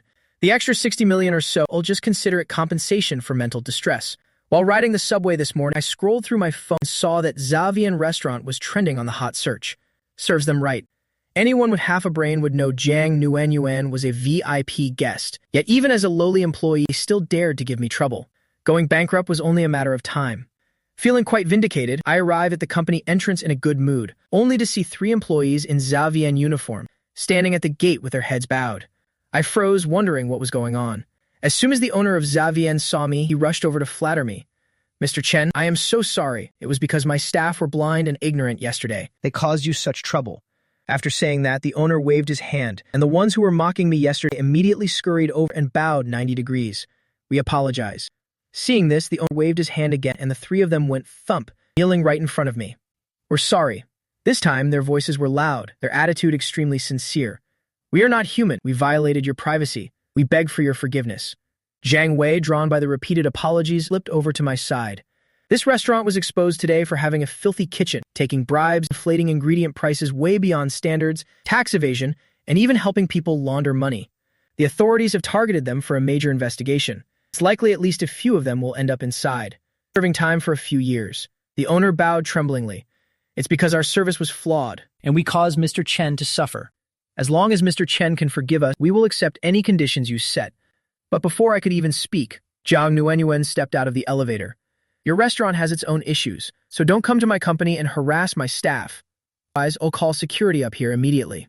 She spoke coldly, a world away from her pleading for my forgiveness last night. It was a total transformation. When the owner saw it was Jiang Nuanyuan, his lips trembled with fear. "President Jiang, I know this matter caused you to lose faith and you're unhappy. How much money will it take to settle this? I'll find a way. I'm begging you, please don't let them continue the investigation. When you do business, you should act like a professional. Since you failed to train your staff properly, you must pay the price yourselves." After Jiang Nuanyuan finished speaking, she glanced at Jiang Wei. "Call security and have these people kicked out." During the farewell party on the night before our divorce, after accidentally breaking the protection, I lived a carefree life for 4 years. Who would have thought that my ex-wife had secretly given birth to my daughter? I thought we would never cross paths again, but to my surprise, she suddenly reappeared as my direct boss. The owner dropped to his knees in front of me in terror, his movements so practiced it made me wonder if he had actually been rehearsing this. "I was blind not to recognize your greatness. I deserve to die. My judgment was clouded last night." The owner never imagined that in just one night, Jiang Nuanyuan would have dug up all his dirty laundry. As he spoke, tremblingly pulled a check from his pocket, holding it high above his head with both hands. "This is for last night's meal, not just 130 million, but 200 million. I'm repaying you double. I beg you to be merciful and leave my little shop a way to survive." I didn't take the check, but instead picked up my phone to scroll for a bit. Sure enough, the #1 spot on the local hot search was XAVN restaurant, with the headline, "Sky-High Price Cucumber," followed by a bright red explosive tag. What's even more shocking is that right below it was the second trend topic, #XAVN restaurant, suspected tax evasion, urging relevant departments to step in and investigate. The comment section and shares were already exploding. This move was both swift and ruthless, besides the person who was crying piteously last night, but transformed into a dark no-one this morning. Who else could it possibly be? I put my phone down. "Your boss Lee, right? What exactly do you mean by this? I've already paid for the meal, so there's no reason to take it back. As for the hot search and the tax issues, those are between the netizens and the authorities, less than greater than. So what does that have to do with me? Less than greater than." Boss Lee was on the verge of tears. "Mr. Chen, please understand, less than greater than. This is definitely because of your friend. It's President Jiang's doing, isn't it? I beg you, please put in a word with President Jiang. We've learned our lesson, we really have." He suddenly turned around and shouted at the trembling waiter, "Get over here right now and kowtow to Mr. Chen to apologize." The waiter scrambled over and without a word began banging his head on the ground, thud, thud, thud. While kowtowing, he started slapping his own face. "Mr. Chen, less than greater than. I was wrong, I am not human, less than greater than. I shouldn't have opened my big mouth last night, less than greater than. Please be magnanimous and just let me go like a puff of wind." He was hitting himself quite hard, and after a few slaps, his already swollen face looked even more pathetic. Outside the office, the crisp sound of slaps echoed, along with Boss List's desperate pleading. The scene was incredibly bizarre. I just stood there watching, and the last traces of last night's resentment in my heart strangely vanished with every slap. I even found it a little bit funny. Last, the arrogant and condescending look on this waiter's face was something I still remembered clearly. I waited until the waiter had slapped himself senseless, less than greater than, almost to the point of passing out, less than greater than, before I spoke up leisurely. "That's enough. Less than greater than." Both of them stopped instantly, looking at me with hopeful eyes. My tone was as casual as if I were discussing the weather. "Boss Lee, integrity is the most important thing in business. Ridiculous pricing and judging people by their appearance. You need to fix that attitude. As for the tax issues, if you've done nothing wrong, you have nothing to fear. Just cooperate fully with the investigation." I turned around, seeing their ashen faces. I gave a faint smile. "A chance. It's not for me to give, but for the law to allow, for the market to grant, and for the consumers to provide. Instead of begging me, you should go home and reflect how to explain that sky-high menu and pay all the back taxes you owe. Mr. Chen, please, no. If that happens, I'm finished." Boss Lee completely broke and tried to lunge forward to grab my legs, but Jiang Wei was quick to step in and stop him. Boss Lee and the waiter with the swollen face were finally kicked out of the office building. Standing on the busy street, Boss Lee looked at his phone as it lit up with debt collection notices, tax payment demands, and calls from partners canceling their orders. His vision went dark, and he nearly collapsed right then and there. Meanwhile, upstairs, my phone buzzed just as I sat down. Jiang Nuanyuan had sent a message containing nothing but a single screenshot. It was Boss Lee's latest response under the hot search. His explanation was incoherent and riddled with typos, and the more he tried to justify himself, the more he was mocked. Right after that, another message came. "Are you still angry?" Chen Bo, followed by a little cat emoji, peeking out very obediently. I stared at the emoji for a few seconds, imagining that on the other end, she might be feeling a mix of nostalgia and nervous anticipation. The memory of my intense and chaotic self last night flashed through my mind. My fingers moved slightly, and I finally replied with just 2 words. It's fine. My God, President Jiang is incredible. Just for your sake, he took down the most high-end restaurant in the city. Jiang Wei came over and threw an arm around my shoulder, whispering in shock into my ear. Hey, are your skills in that department really that good? Spill the details so I can admire you a bit. I elbowed Jiang Wei in the gut. Don't talk nonsense. If someone hears you, you'll get fired. Jiang Wei was dying of envy. If there's nothing going on between you and President Jiang, I swear I'll livestream myself eating crap. President Jiang is so beautiful and wealthy. Sleeping with a woman like her is a massive win. Be careful, though. Don't get greedy and start demanding a title. I took a piece of my breakfast bread, shoved it into Jiang Wei's mouth, and used my hand to shut him up. Just tell me the truth. Have you slept with President Jiang yet? I couldn't take it anymore and directly throttled Jiang Wei. Can you just shut up? Gossiping about this in the office? Don't you fear being overheard? During the farewell party on the night before our divorce, after accidentally breaking the protection, I lived a carefree life for 4 years. Who would have thought That my ex-wife had secretly given birth to my daughter. I thought we would never cross paths again, but to my surprise, she suddenly reappeared as my direct boss. I'm just so excited, that's all. Tonight, after work, it's on me. Let's go grab a few drinks. Seeing my hesitation, Jiang Wei continued to plead. My liege, tell me a little bit to satisfy my curiosity. All right, fine. After shooing Jiang Wei away, I took the initiative to enter Jiang Nuanyuan's office. Today, Jiang Nuanyuan was wearing an exquisitely tailored smoke gray suit dress. The jacket's waist was slightly cinched, perfectly accentuating her full curves at the chest. Seeing me come in, she stood up, bracing both hands on her large desk. This move made her suit buttons strain slightly, further highlighting the enchanting lines of her figure. Thank you for today, Jiang Nuanyuan said. I spent all night gathering dirt on them. And all I get is a single thank you. No other reward. I slightly raised an eyebrow. You were the one who suddenly left in the first place. Jiang Nuanyuan quickly explained. The driver who went to pick up Xiao Muan had an accident, and Xiao Muan went missing. She's only 3 years old, and I was terrified it was my father's illegitimate son's doing. So after hearing Jiang Nuanyuan's explanation, coupled with her taking the initiative to apologize last night and making an effort to compensate today, I was no longer angry at all. There's no material reward. However, if President Jiang has time to drop by my place tonight, I could cook some noodles for you. Jiang Nuanyuan's expression, her cheeks flushed instantly, and she began to stammer. Chenbo, you. I looked at Jiang Nuanyuan's shy and flustered state, and couldn't help but laugh. Seeing the mischievous grin on my face, Jiang Nuanyuan immediately realized this brat was getting back at her. She huffed. Now immediately get out of here. At the end of the workday, Jiang Wei was in high spirits, taking me to the BBQ stall below his apartment. To start our drinking session, he pushed me onto a plastic chair and popped the caps off 2 cold beers with his bare hands. Stop the chatter. On a bottle first to celebrate your victory over Javian today. Jiang Wei took a long swig himself, then looked at me with glowing eyes. We're not at the office anymore, so fess up. How far have things gone between you and President Jiang? Holding hands? Hugging? Or have you already hit the home run? He winked suggestively, mouthing a you-know-what-I-mean. I took a sip of cold beer, trying to use the cold to suppress my embarrassment. What do you mean, how far? It's just a normal boss-employee relationship. Please. Jiang Wei picked up a skewer, slamming the grilled kidney onto the plate in front of me. A normal relationship. A normal relationship where she gets angry over your dinner and gets them investigated for taxes and put on the hot search, acting like some overbearing CEO crushing a company, unless you're her long-lost brother. I bowed my head and bit into a piece of eggplant, muttering, it's just because President Jiang has a sense of justice. She can't stand seeing customers get ripped off.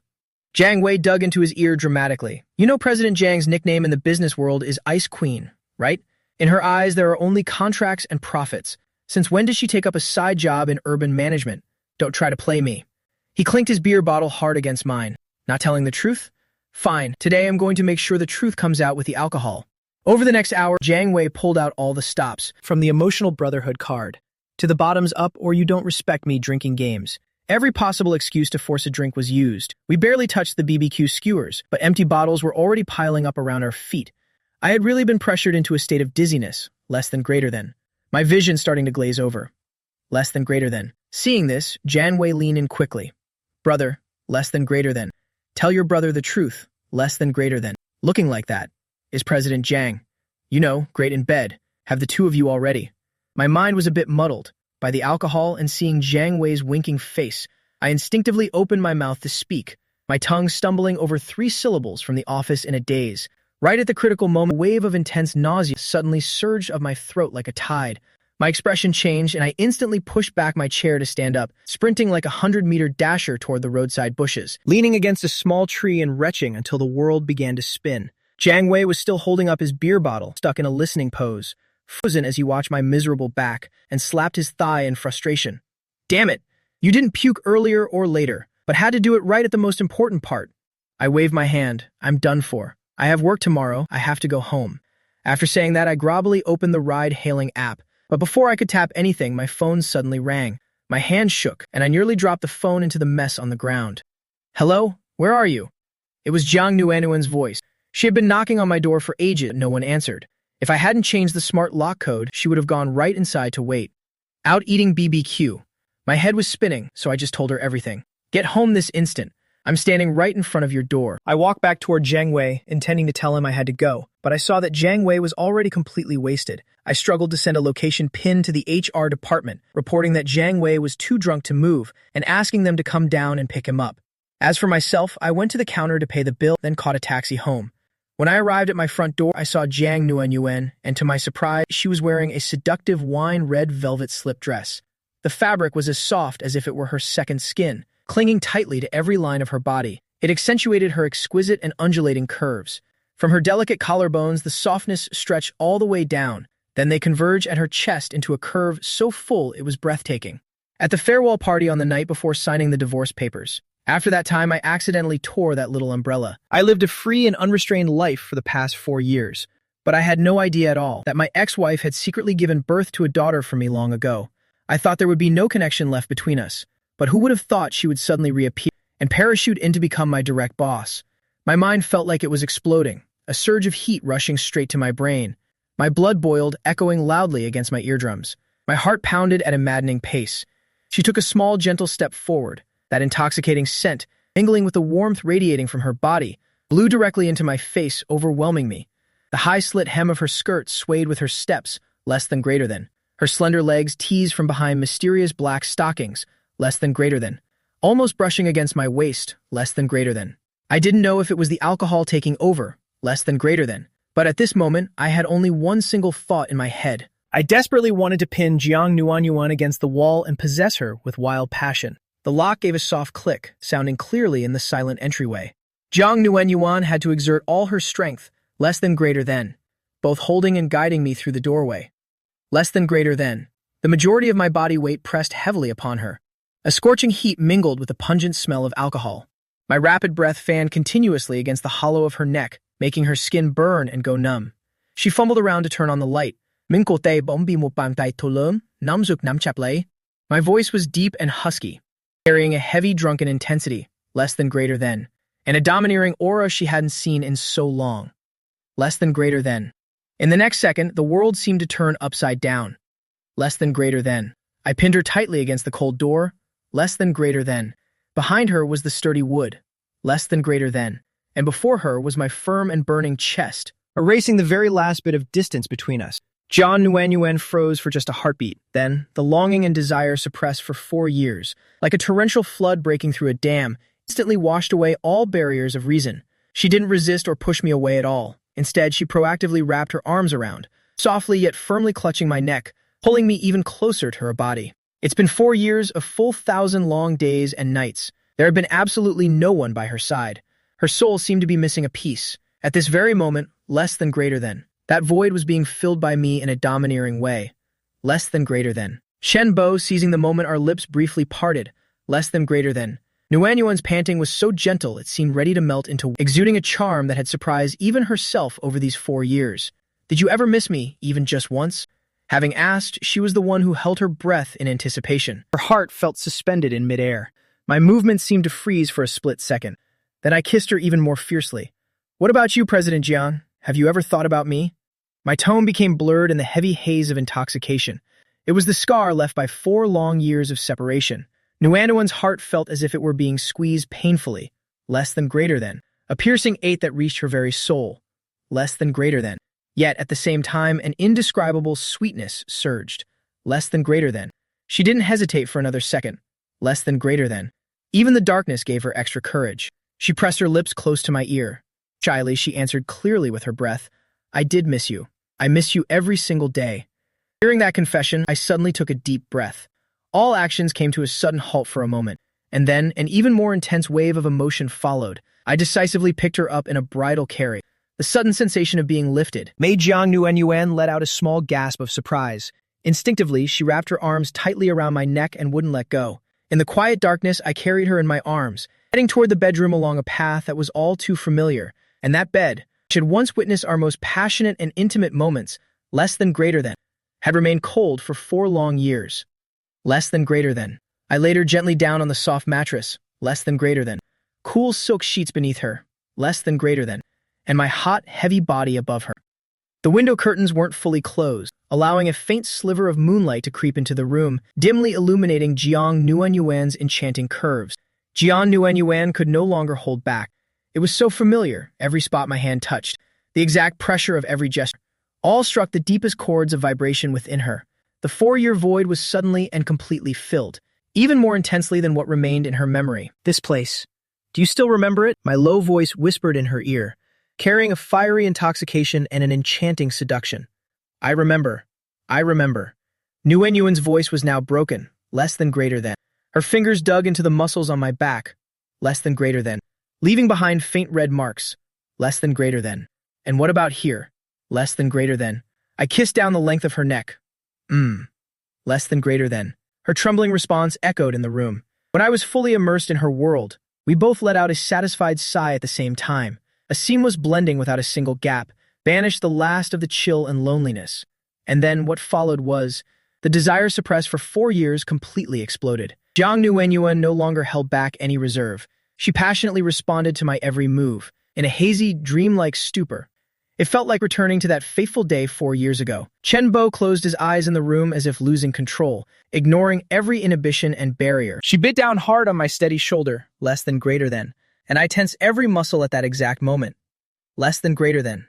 Not long after the emotional storm passed, less than greater than. My breathing gradually became steady and soft. Unexpectedly, I just slumped over her and fell into a deep sleep. Even if Nuenyuan wanted to, she had no strength left. Her arms still held me gently, unwilling to let go, her fingertips unconsciously stroking my sweat-dampened short hair. In her heart was a sense of peace and fulfillment she had never known. The void of 4 long, lonely years seemed to truly be filled in this brief moment. Jiang Nuenyuan sniffled slightly. She tilted her head, following the faint moonlight into the room, greedily gazing at my sleeping face right beside her. She whispered softly with her breath, Chen Bo, this time, don't push me away again, okay? At the farewell party on the night before the divorce, after accidentally tearing that small umbrella, I lived a free life for 4 years.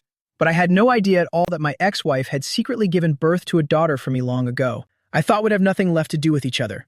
Who would have thought things would turn out like this? She suddenly became my top boss. I, who had been fast asleep, slowly opened my eyes. However, my eyes were still heavily clouded with alcohol. I clumsily reached out to stroke Jiang Nuenyuan's cheek. The lock on our door. Still haven't changed it. Saying that, I smacked my lips slightly. My brows relaxed comfortably. My breathing once again became steady and soft. One arm still rested across her waist possessively, carrying a persistent weight and warmth. Nuenyuan just lay on her side like that beside me, gazing at me intently without even blinking. A faint smile curved at the corners of her lips. That smile was unusually gentle and full of love. It turns out, Chen Bo, your mouth says you want a divorce, less than greater than. Saying that you hate me, less than greater than. But in reality, you were always waiting for me to return, weren't you? That day, you didn't even take back the key, and now you say you never changed the lock. You don't need to say it, I understand. Jiang Nuenyuan let her finger glide gently through the air, obsessively tracing the lines of my eyebrows and eyes, less than greater than. From the bridge of my nose down to those lips, less than greater than. And this heart as well, less than greater than. Feeling as if soaked in honey, both soft and tingling, carrying a satisfaction so great it tightened her chest. She couldn't help but draw even closer, placing upon my tightly closed lips, a kiss brimming with boundless, deep love. Jiang Nuenyuan's transferring me to the general manager's office wasn't just for that. It wasn't just to create more opportunities for us to be close, less than greater, to see if we could get back together, less than greater than. It was also for another purpose, which was for me to be able to take over this company. Before returning home, she had thought it through very carefully. If I still loved her, then she would definitely remarry me. She also needed to spend time returning to her family, less than greater than, to fight for the inheritance against those illegitimate children, less than greater than. As for this company, Jiang Nuenyuan's original plan was for me to gradually take over everything. The cards she currently held in her hand were more than enough to handle any situation. Later, when things stabilized, Edbred, she could confidently leave Zhao Nuenyan in my care, Edbred, so that she could fully focus on returning Edbred to reclaim all the assets that rightfully belonged to her. Over the past 4 years, she had understood everything. Before, she always felt her family wasn't happy at all, thinking running away was the answer. But now she's nearly 30. She understood that holding power in her own hands Was the most important thing in the world. Especially that moment of imprisonment 4 years ago, the little home she had cherished and protected had been destroyed by them so easily. "Chenbo, let's remarry, please help me, okay?" She spoke softly to me as I was lost in deep sleep. In the thick darkness, the phone screen suddenly lit up. Jiang Nuenyuan instinctively glanced over. It was the spare phone that Wei Xiaoyuan had given me, since it didn't have a password set yet, but Jiang Nuenyuan had already opened it to take a look. The screen displayed a lock notification. Just 2 short lines, yet they pierced her eyes. "Chenbo, the one who kissed me last time was you. Don't have any psychological burden about it." Jiang Nuenyuan suddenly felt her mind go completely blank. Her ears rang with a muffled buzzing sound. The blood in her veins seemed to freeze in an instant. Then in the next second, it flowed backward through her body, making her limbs go numb and ice-cold. The love and sweetness that had just filled her heart were now ruthlessly crushed by an invisible hand. He had a psychological burden too. So it was Chenbo who took the initiative first, or have the two of them been secretly dating? Does it turn out that I am the third wheel destroying their relationship? Tears began to roll uncontrollably down her cheeks, falling onto the blanket and soaking into a wet patch. She stiffly turned her head to look, gazing at the man sleeping soundly beside her. It was just a few minutes ago, I was still on this very bed, using a passion and strength that could melt her, sharing a burning intimacy skin to skin with her, less than greater than, as if she were the only woman in my life. Less than greater than. It turns out it was all just the stimulation of the alcohol. Less than greater than. A chaotic pleasure brought on by physiological instinct. Less than greater than. The ultimate sense of absurdity and a heart-wrenching pain Submerged her completely in the darkness like a rising tide. She began to move extremely slowly, trying to slip out from under the heavy arm resting on her. Every movement had to be as gentle as possible, because she was terrified of waking me up right now. She was afraid of facing me when I woke up, afraid to see my regret when I realized I'd slept with the wrong person. She stood silently by the edge of the bed, taking one last look at the man still sleeping soundly. The love that had filled her chest for so long had been completely frozen in just these last few seconds. Now only a boundless weariness remained. The alcohol combined with the intensity of the recent passion had drained all of my strength. It had been a long time since it had such a satisfying sleep. It had really been a very long time since I could sleep so deeply, to the point that even when Jiang Nuenyuan woke up, dressed, and left, I was absolutely unaware of it. Jiang Nuenyuan took a deep breath to regain her composure. She tried to stand up straight, walking barefoot across the cold floor, gently turning the bedroom door handle and stepping out, then softly closing the door behind her. Early the next morning, I reached up to rub my still slightly aching head. Damn it, I really drank way too much last night. I can't even remember how I got home. I was truly drunk to the point of having no memory at all. I struggled to sit up in bed, seeing my clothes scattered all over the floor. A sudden sense of unease rose in my heart. What the hell is this? I immediately jumped out of bed. Thankfully, everything seemed fine, except for my thigh muscles being a bit sore. Nothing was wrong down there, which gave me quite a scare. As soon as I stepped onto the floor, I suddenly saw a pair of torn stockings lying there. What the hell is going on? What on earth did I do last night? I rushed over to rummage through the trash for a long time, but I didn't see any wrapper at all. So where did these stockings come from? And they're torn to shreds like this. Suddenly, I remembered. Last time, I was the one who pulled Wei Xiaoyuan into my room, less than greater than, and pinned her down for a fierce kissing session. Less than greater than. Could she have come here again last night? Less than greater than. And in my drunken state, did I just devour her? I quickly rummaged all over the bed, found my phone and opened the messages. Chenbo, about the time you kiss me, don't have any psychological burden. It's a message Wei Xiaoyuan sent last night. Damn it. Could I have really slept with her? At the farewell party on the night before signing the divorce papers. Less than greater than. After that time, I accidentally tore that little umbrella. Less than greater than. I lived a free life for the past 4 years. Less than greater than. But I had no idea at all that my ex-wife had secretly given birth to a daughter for me long ago. I thought I'd never have anything to do with her again. But who would have thought life would take such a twist? She suddenly became my direct superior. I frustratedly scratched my head and ears. Things with Jiang Nuenyuan aren't even settled yet, and now this trouble is added, everything is a mess. I went to the company with an anxious and restless mood. silently praying that maybe it was just because I was too drunk, and I just accidentally picked up a pair of black stockings from somewhere and brought them home. As soon as I stepped in, Jiang Wei dragged me into the break room. "You brat, when did you sneak off last night?" "Didn't I say it was my treat?" I asked the owner and he said you'd already paid the bill. "Do you still consider me a brother after this? Weren't you totally wasted yesterday? I couldn't just ditch the bill." You treat next time. I wasn't in the mood to argue with Jiang Wei, so I just muttered a few words and intended to leave immediately. Jiang Wei's dog-like nose kept sniffing all over me. He sniffed back and forth all over my body for a long while. "Why is there a scent of women's perfume on you? Confess now, did something happen last night? It's fine if you don't want to tell me, but you absolutely have to tell me this. What exactly is the relationship between you and President Jiang? I don't believe a CEO would, just for a lowly employee, less than greater than. Directly shut down a top-tier luxury restaurant. Less than greater than." Jiang Wei narrowed his eyes at me. "Chen Bo, less than greater than. If you don't talk, I'll go tell Manager Wei right away that you're reeking of women's perfume today." Hearing that made my scalp go numb. While I myself didn't even know if the person I slept with last night, less than greater than, was actually Wei Xiaoyuan or not, less than greater than. I absolutely couldn't let Jiang Wei go around spreading rumors. Otherwise, who knows what Wei Xiaoyuan would think of me, less than greater than. Thinking him some kind of scumbag, less than greater than. Who treats sleeping with women as a trophy to brag about. I lowered my voice. "In telling you this because I see you as a brother, but you must not say a word to anyone, not even to your sister, do you hear me? Please be absolutely at ease. I will definitely keep this a tight secret." Jiang Wei gave me a proper military salute. His eyes were as determined as if he were about to be admitted into the party. "Actually, President Jiang is my ex-wife." "What? Really?"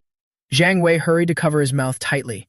His eyes were wide with shock. His jaw looked like it was about to drop to the floor in shock. "So you were enjoying such a great blessing before. I'm about to go crazy with envy. Ah, you're truly a beast. How could you bear to divorce such a masterpiece? Truly a monster." "Chen Bo." Suddenly, he regained his composure. Then Jiang Wei squinted at me suspiciously. "That time President Jiang suddenly fined you for being late. Didn't you once loudly claim that the reason you divorced your ex-wife was because she couldn't satisfy your personal needs? Now, confess the truth to me. Why couldn't she satisfy you? Just her standing there makes me want to." Before Jiang Wei could finish his sentence, I immediately used my hand to shut his mouth. No matter what happened, Jiang Nuanyuan was, after all, once my woman. Hearing Jiang Wei joke like that made me feel very uncomfortable. Jiang Wei also realized he had misspoken and caused offense. He gave a forced laugh to cover his embarrassment. "So in the end, why did you divorce President Jiang? Was it because of some fundamental issue? You really had a soft meal served and didn't know how to enjoy it." I fell into deep thought for a long while. She cheated, went to bed with another man. So that truly is unacceptable. Jiang Wei didn't need to think for another second. A beauty so stunning she could topple cities, and filthy rich to boot. Even if she did something wrong, you should have endured it a bit.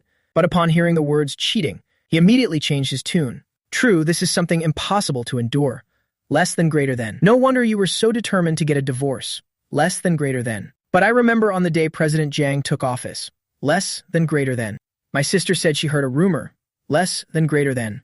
That President Jiang is someone who stays extremely chaste. She doesn't look like that kind of promiscuous woman." Jiang Wei even pointed his hand at me.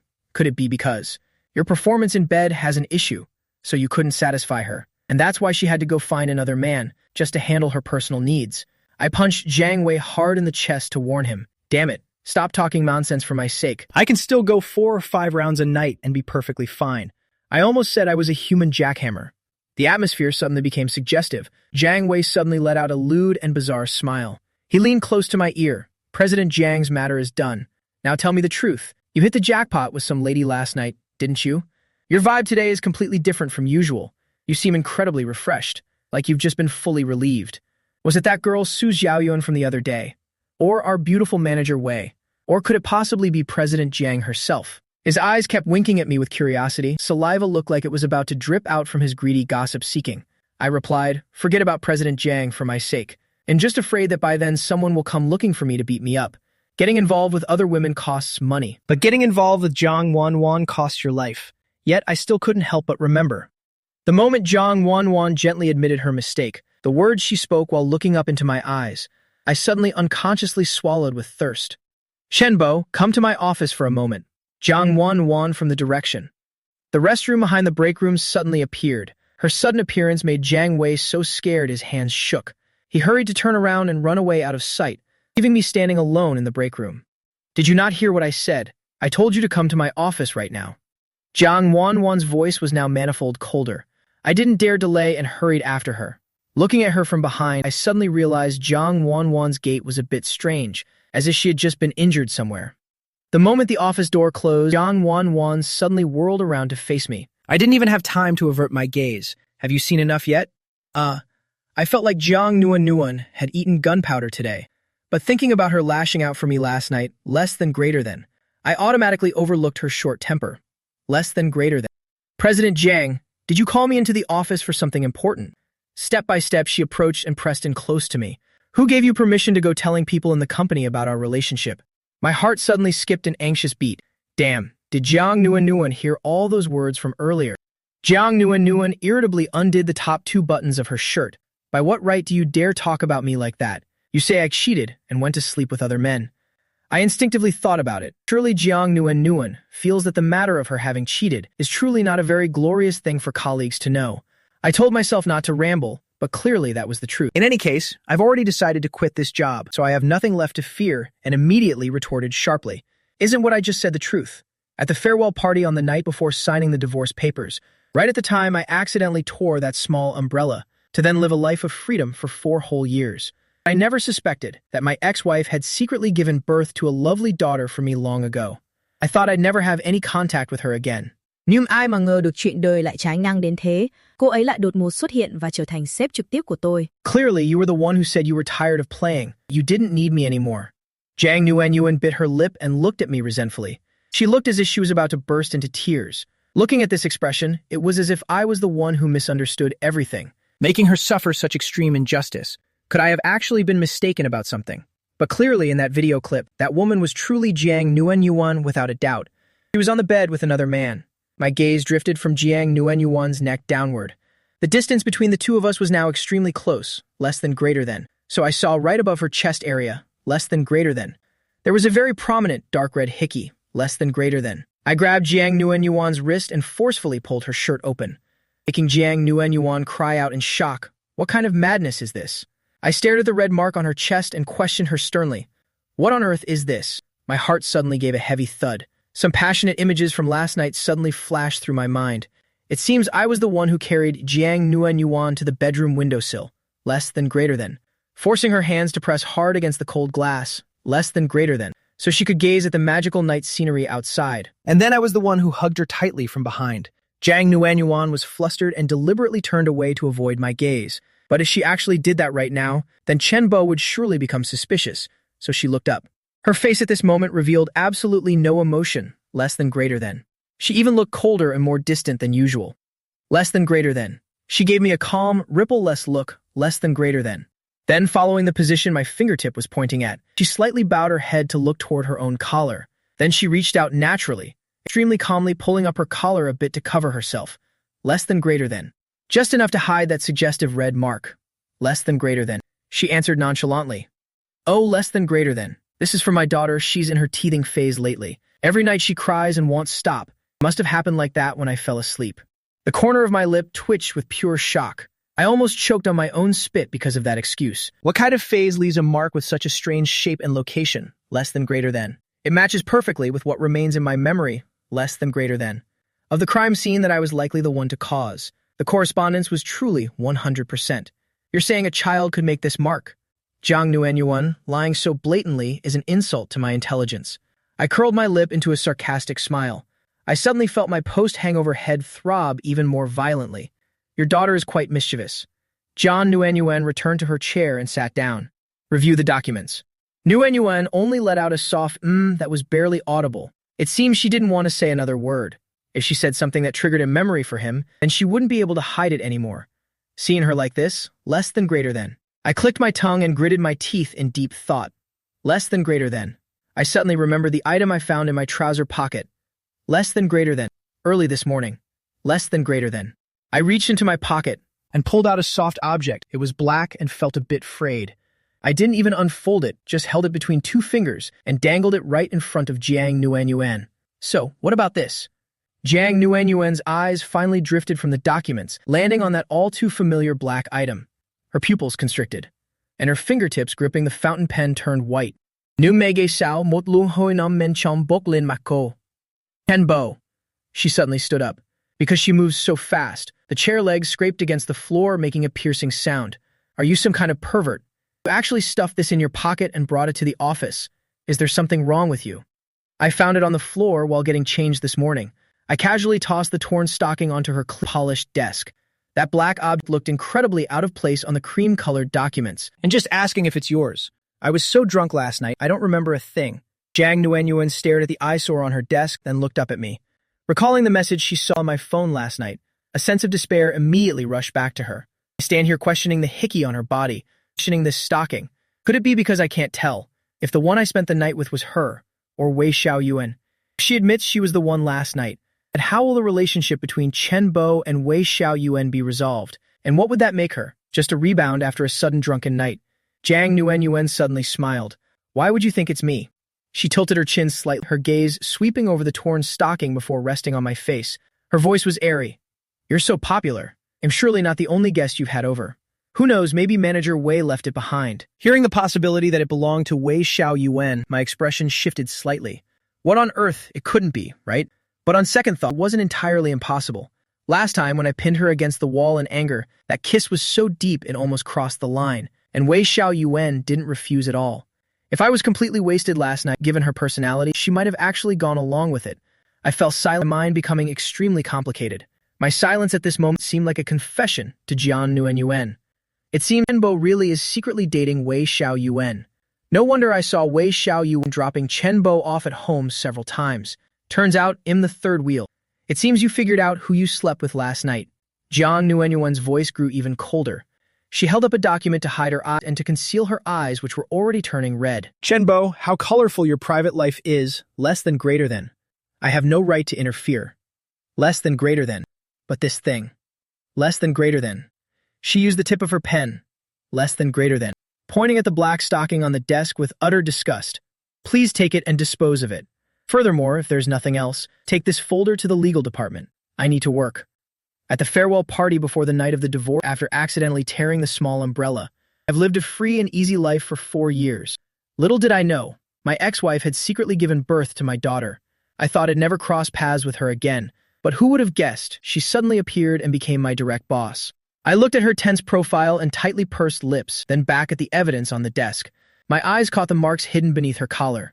Even though I was wasted, something still felt off. The level of intimacy yesterday was truly profound. Could it really have been Manager Wei? Was that why she sent me that message?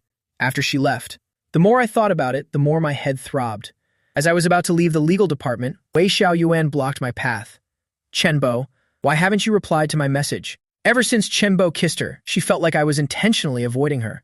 This feeling made Wei Xiaoyuan very insecure, so she swallowed her pride to come and ask for an explanation. What exactly are your intentions with me? Manager Wei, my head is a bit of a mess right now. I need some time to clear my head. Initially, I still thought there was a higher chance it was Jiang Nuenyuan last night, but I didn't expect Wei Xiaoyuan to confront me like this at work. Could it really be Wei Xiaoyuan? Fine. It's okay, even if you want to act like nothing ever happened, I can accept that. Wei Xiaoyuan had prepared for the worst. If Chen Bo said they weren't right for each other, that the kiss was just a mistake, he wouldn't cling to him. But these ambiguous words took on a completely different meaning in my ears. Act like nothing ever happened. Isn't that a classic line after a one-night stand? No wonder Jiang Nuenyuan's expression in the office earlier was so terrible. Her ex-husband was out fooling around and even had the nerve to flaunt it in front of her. If I were in her shoes, I'd be heartbroken too. After I left, the office fell into a deep silence. Jiang Nuenyuan remained in the same posture, reading documents without moving an inch. Only when she was sure my footsteps had faded away, did she suddenly release her tight grip on the fountain pen. Her palms were drenched in cold sweat and her fingertips were still trembling slightly. Chen Bo, do you really not want me anymore? She whispered. Her lips curled into a smile that looked more painful than crying. Soon it was time to clock out. I drove Jiang Nuenyuan to a pre-booked hotel. Neither of us said a word during the entire drive. Upon arrival, I softly offered an explanation. Manager Wei and I aren't dating. I didn't speak loudly, and I wasn't sure if. Jiang Nuenyuan heard me as she closed the car door. But judging by her unhesitating steps as she went inside, she most likely didn't hear a thing. Later, I took another sniff. The scent of perfume lingering on that item was definitely not the same as Wei Xiaoyuan's scent. Then I went straight to ask the manager. Manager Wei, last night did you I just wanted to ask about the time you kissed me. I don't want you to worry too much about it. The Wei Xiao Yuan seemed hesitant to speak. She never once mentioned anything of the two of us sleeping together last night. Now I was even more certain. The woman who was with me was Jiang Nuan Yuan, but I didn't understand if it was Jiang Nuan Yuan. Why would she sleep with me and then refuse to admit it? Could it be that this woman just craved my body, wanting the pleasure but none of the responsibility? If I'd known, I wouldn't have explained myself earlier, acting like I care so much about what Jiang Nuan Yu thinks of me. After parking the car, I walked into the private room. Inside, besides President Li, the current owner of the factory, there was a beautiful young girl and someone President Li introduced as the raw material supplier for duck and goose down, Huang Peiqi. He said if Jiang Nuan Yuan's side didn't have a good source, he could talk to this brother of his. Huang Peiqi looked quite handsome and dignified, but he exuded the aura of a gigolo. From the moment Jiang Nuan Yuan walked in, his eyes hadn't left her for a single second, from one man to another. One look was all it took, to know exactly what this golden dog was planning. After the party started, Huang Peiqi kept intentionally or unintentionally offering drinks to Jiang Nuan Yuan. Outwardly, he acted respectful, hoping Jiang Nuan would look after his business in the future, but in reality, every time their glasses clinked, he found ways to brush against her fingers. From beginning to end, Jiang Nuan Yuan maintained an extremely polite attitude and kept her distance from them. On the contrary, the beautiful girl whom President Li brought along was very active in livening the atmosphere, constantly pouring drinks for everyone present. Under their warm hospitality, Jiang Nuan drank glass after glass. I just sat by her side, not saying a word. Before long, President Li was so drunk he collapsed on the floor. Then, President Li went to the restroom and vomited uncontrollably. When he came out, The young woman who had been offering drinks earlier intended to help President Li leave, but she was too frail, while President Li, in his drunken state, lay as motionless as a pig. She looked at the only person in the room who hadn't been drinking, with pleading eyes. "Could you help me get President Li to the car?" Before I could even agree, Jiang Nuan Yuan answered for me. "Chen Bo, give her a hand." I walked over, using all my strength to shove him into the back seat of the car. When I returned to take Jiang Nuan Yuan back to as soon as I opened the door, I saw Huang Peiqi had taken off his blazer and was dancing provocatively in front of Jiang Nuan Yuan. What the hell does this Huang Peiqi not only sell duck feathers, but also double as a gigolo? Jiang Nuan Yuan leaned back in her chair, watching Huang Peiqi dance while unbuttoning his shirt one by one. She was clearly drunk as she was still clapping in appreciation. Huang Peiqi danced more and more enthusiastically, stripping off all his clothes, even getting ready to undo his belt. I quietly stepped forward, blocking him from Jiang Nuan Yuan. "President Wang, you're drunk. Let a driver take you home." With that, I picked up a pile of clothes from the floor and threw them straight at Huang Peiqi. During the farewell party before the night of the divorce, after accidentally tearing the small umbrella, less than greater than. I've lived a carefree life for 4 years, less than greater than. Little did I know, less than greater than. My ex-wife had secretly given birth to my daughter, less than greater than. I thought I would never have any contact with her again, but who could have guessed? She suddenly appeared and became my direct boss. Huang Peiqi, who was looking drunken, immediately became extremely annoyed. He came here determined to land a sugar mommy, yet this brat dared to stand in the way of his fortune. Besides, wasn't President Jiang smiling happily? He's just an assistant. What is he doing standing in the way? You're Assistant Chen, right? You go home first. I'll go home with President Jiang later. Huang Peiqi said while trying to push me aside. But since he was drunk, when I nudged back, he stumbled back 2 steps, almost falling flat on his back. "Damn it, do you have a death wish? You dare push me." Huang Peiqi, fueled by alcohol and feeling humiliated in front of Jiang Nuan Yuan, felt deeply shamed. He raised his fist, intending to teach me a lesson. Jiang Nuan Yuan leaned back in a chair, a subtle smile playing on her lips. At the moment the fist swung, before I could dodge, Jiang Nuan Yuan pulled me back firmly. Huang Peiqi missed and fell flat on his face on the floor. I called the owner to find a driver for Huang Peiqi. Now only Jiang Nuan Yuan and I were left in the room. "Let me take you back to the villa." As I reached out to help Jiang Nuan Yuan, she took the chance to wrap her arms around my neck, pressing her cheek against my chest. "Chen Bo, I know you still care about me." I realized the problem immediately. This woman was clearly doing that on purpose, just to see if I still cared for her. Are we going to the villa or somewhere else? Feeling like I was being played, my mood soured slightly and my tone turned cold. Jiang Nuan Yuan pushed me down onto the chair, and then she sat on my lap, leaning completely against me. Her voice held a lazy drawl of drunkenness. "Chen Bo, can't you just say you still love me?" "I can't." She wouldn't even admit it was her last night, so why should I be the one to back down first? She was the one who cheated, not me. If she wants to get back together, she should be the one begging me. Jiang Nuan Yuan sat up angrily and looked at me, her gaze profound. "Chen Bo." She called me by my full name. Her voice was a bit weak from the alcohol, but still full of determination. "She's back and wants to start over with me. So why couldn't Chen Bo just comfort her a little? Just like in the old days when we were together, immediately admitting fault, and then holding her tight without letting go. I gave a soft hum, about to reach out and support her waist. Her whole body was pressed against my chest. She looked up, less than greater than, her breath carrying the sweet scent of fruit wine. Less than greater than. Can't you just yield to me a little? Less than greater than. I chuckled. Less than greater than. What right does Jiang Nuanyuan have to ask me less than greater than to comfort her? I curled my lips slightly, a stubborn annoyance suddenly rising in my heart. Jiang Nuanyuan, you're not worth me giving in. She thought that sitting on my lap of her own accord was already a form of acting cute, offering me a way out. As it turns out, I had no intention of taking it. Angrily, she quickly stood up and off my lap. Chen Bo, watch your attitude when speaking to me. Her voice suddenly became cold. President Jiang, if you find my attitude unacceptable, you can just fire me. Jiang Nuanyuan was so furious, she clenched her fists. Chen Bo, do you hate me that much? Do you want to stay away from me that badly? And why did you sleep with me last night? It was just a lack of feeling, purely a physical relationship. I intentionally used a cold and sarcastic tone. President Jiang is drunk. Let me take her home. Who wants you to take me home? Jiang Nuanyuan was like a cat whose tail was stepped on, immediately bristling. You go, I can make it home myself. Seeing you just irritates me. She gave me a powerful push, but she was the one who stumbled back. I instinctively reached out to catch her, but she glared and pushed me away. Don't touch me. Go get a taxi yourself. They'll call a designated driver. I don't want to be in the same car as you. Anger flared up within me as well. Fine. Jiang Nuanyuan, you're something else. You turn your back on me the moment we finish sleeping together. I bet when you're sober, you'll go right back to being that cold, icy president again. So she really just craved this body. Fine, I'm leaving. I angrily took 2 steps back and pulled out my phone to call a ride. Take care, President Jiang. The driver should be here soon. Don't mistake the wrong person and end up hugging a lamppost calling out for me.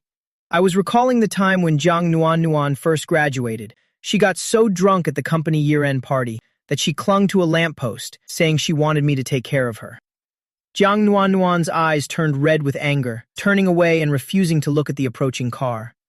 The car arrived quickly, and as I opened the door, I hesitated for a moment, looking back. Jiang Nuanyuan stood under the streetlight, her back to me. Her figure was slender yet resilient, exuding a strange sense of loneliness.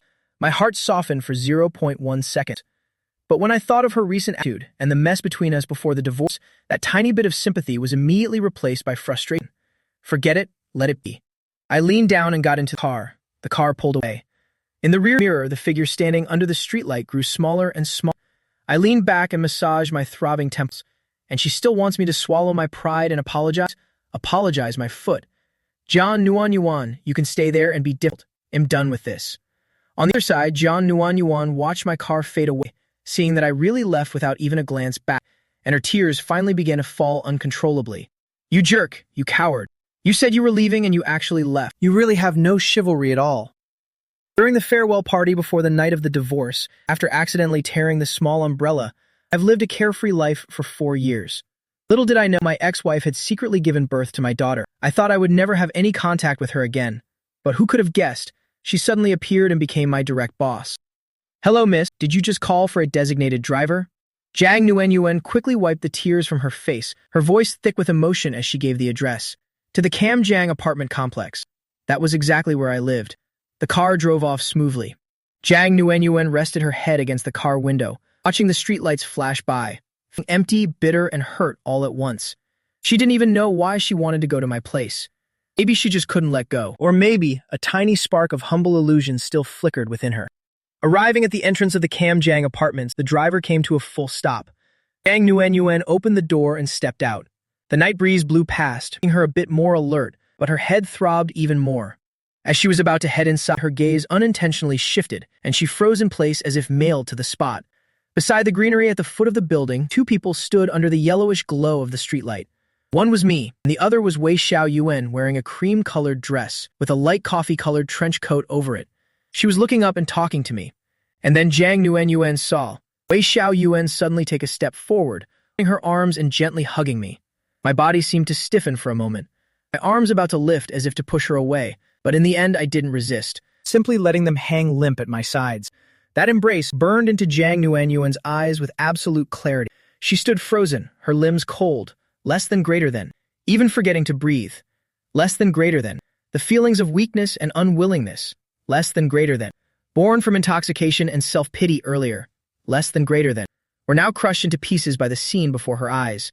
She abruptly turned around. Because she moved so quick, her vision momentarily went dark. She stumbled as she opened the car door, getting back into the car where the designated driver hadn't left yet. The designated driver was taken aback. "Miss, let's go." Jiang Nuanyuan's voice was strangely calm. "I'm not staying here. Take me back to Namsun Villa." The car started up once more and quickly drove away. Jiang Nuanyuan didn't bother to look back at that figure ever again. Under the yellowish streetlights were the corresponding reflections. She leaned against the seat back and closed her eyes tight. Tears silently rolled down her cheeks. This time, she truly wanted to give up. Under the streetlight, I was a bit stiff. Receiving this sudden embrace, Wei Xiaoyuan quickly let go and stepped back, her eyes still red. "I'm sorry. I was just so scared." When she came looking for me, she had stopped at the fruit stand near the gate. Turns out some creep was following her. Luckily, I showed up just in time, and that guy immediately took off. Wei Xiaoyuan was so frightened that she couldn't help but hug me for comfort. "It's okay. Let me go with you to the nearest police station to report it. There are plenty of security cameras in this area. They'll definitely find him." "Thank you," Wei Xiaoyuan said, still shaking from the fear. Her heart was still racing. As the two of them walked to the police station together, I caught a glimpse of a car in the distance. Its color was identical to Jiang Nuanyuan's car. I tried to get a clear look at the license plate, but just then the light turned green. The car quickly disappeared from my sight. Probably just a coincidence. Same model. Jiang Nuanyuan must have been taken back to the villa by now. There's no way she would come here to find me. I massaged my forehead and said to Wei Xiaoyuan, "When we get to the station, make sure you explain everything clearly to the officer." After we were done, I saw Wei Xiaoyuan off. I turned and headed upstairs. Standing in the elevator, I felt an indescribable sense of unease. The next morning, I happened to run into Wei Xiaoyuan, who wasn't driving today. "My car is under traffic restrictions today, so just like you, I'm taking the subway." After Wei Xiaoyuan finished explaining, she asked if I'd eaten breakfast. Neither of us had eaten, so we stopped at the convenience store at the base of the office building. Just as they walked out together, Jiang Nuanyuan saw them. Wei Xiaoyuan and Chen Bo are going to work together? Which means, did Wei Xiaoyuan stay at Chen Bo's place last night? The moment that thought hit her, Jiang Nuanyuan's already cooled heart felt as if it had been thrown directly into a freezing ice cellar. At the farewell party before the night of the divorce, after accidentally tearing that small umbrella so unexpectedly, less than greater than. I've lived a free and happy life for the past 4 years, less than greater than. But I had no idea that, less than greater than, my ex-wife had secretly given birth to my daughter. Less than greater. I thought we would never have anything to do with each other again. But who could have guessed? He would suddenly reappear as my direct superior. The two of them were sitting at the office break room bar having breakfast, less than greater than. Just as Jiang Nuanyuan stepped out from her office, less than greater than. She paused for a moment, her gaze sweeping over me. After seeing me sitting so close to Wei Xiaoyuan while eating breakfast, she looked away with a completely expressionless face. Striding on her pointed high heels, straight as a rod, she walked past me decisively without a single glance. After finishing my meal, I returned to my desk. The secretary brought over the acquisition intent contract, which had already undergone a preliminary review by the legal department, and handed it to me to file a copy. At first, I only intended to give it a quick look, but the more I read, the more I felt something was off. I began to scrutinize every single word, and when I saw the clauses regarding the transfer of core technology and the subsequent upgrade obligations, my brows furrowed deeply, and my finger stopped at a specific preposition and an inconspicuous relative clause. Party A, the buyer, is entitled to the usage rights of Party B, the transfer regarding all technological achievements completed before the contract signing date and directly related to the production of the target factory, meaning that based on these achievements, less than greater than. Within 5 years from the date the contract takes effect, less than greater than. Any form of derivative technological achievements completed independently by Party B, less than greater than, that possess a logical succession or are intended to improve the factory's original production processes, then Party A has the right of first refusal and less than greater than.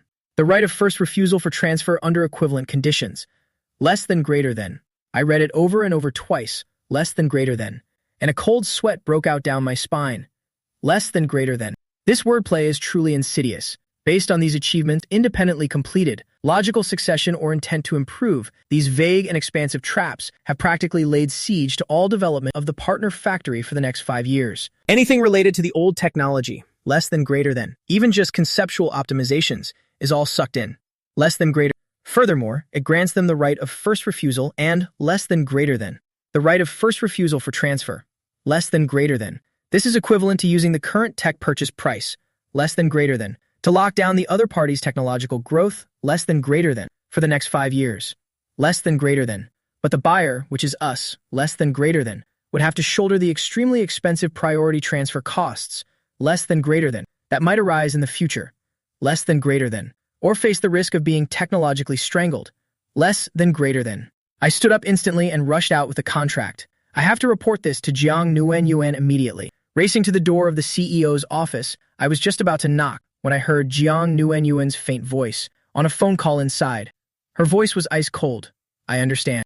Proceed exactly as per the original plan. Ignore the opinions of other departments. I hesitated for a moment, but knocked anyway. Jiang Nguyen Yuan's voice came through, devoid of any emotion. I pushed the door and entered. Jiang Nguyen Yuan was sitting behind her desk, with several folders in front of her, still holding the phone.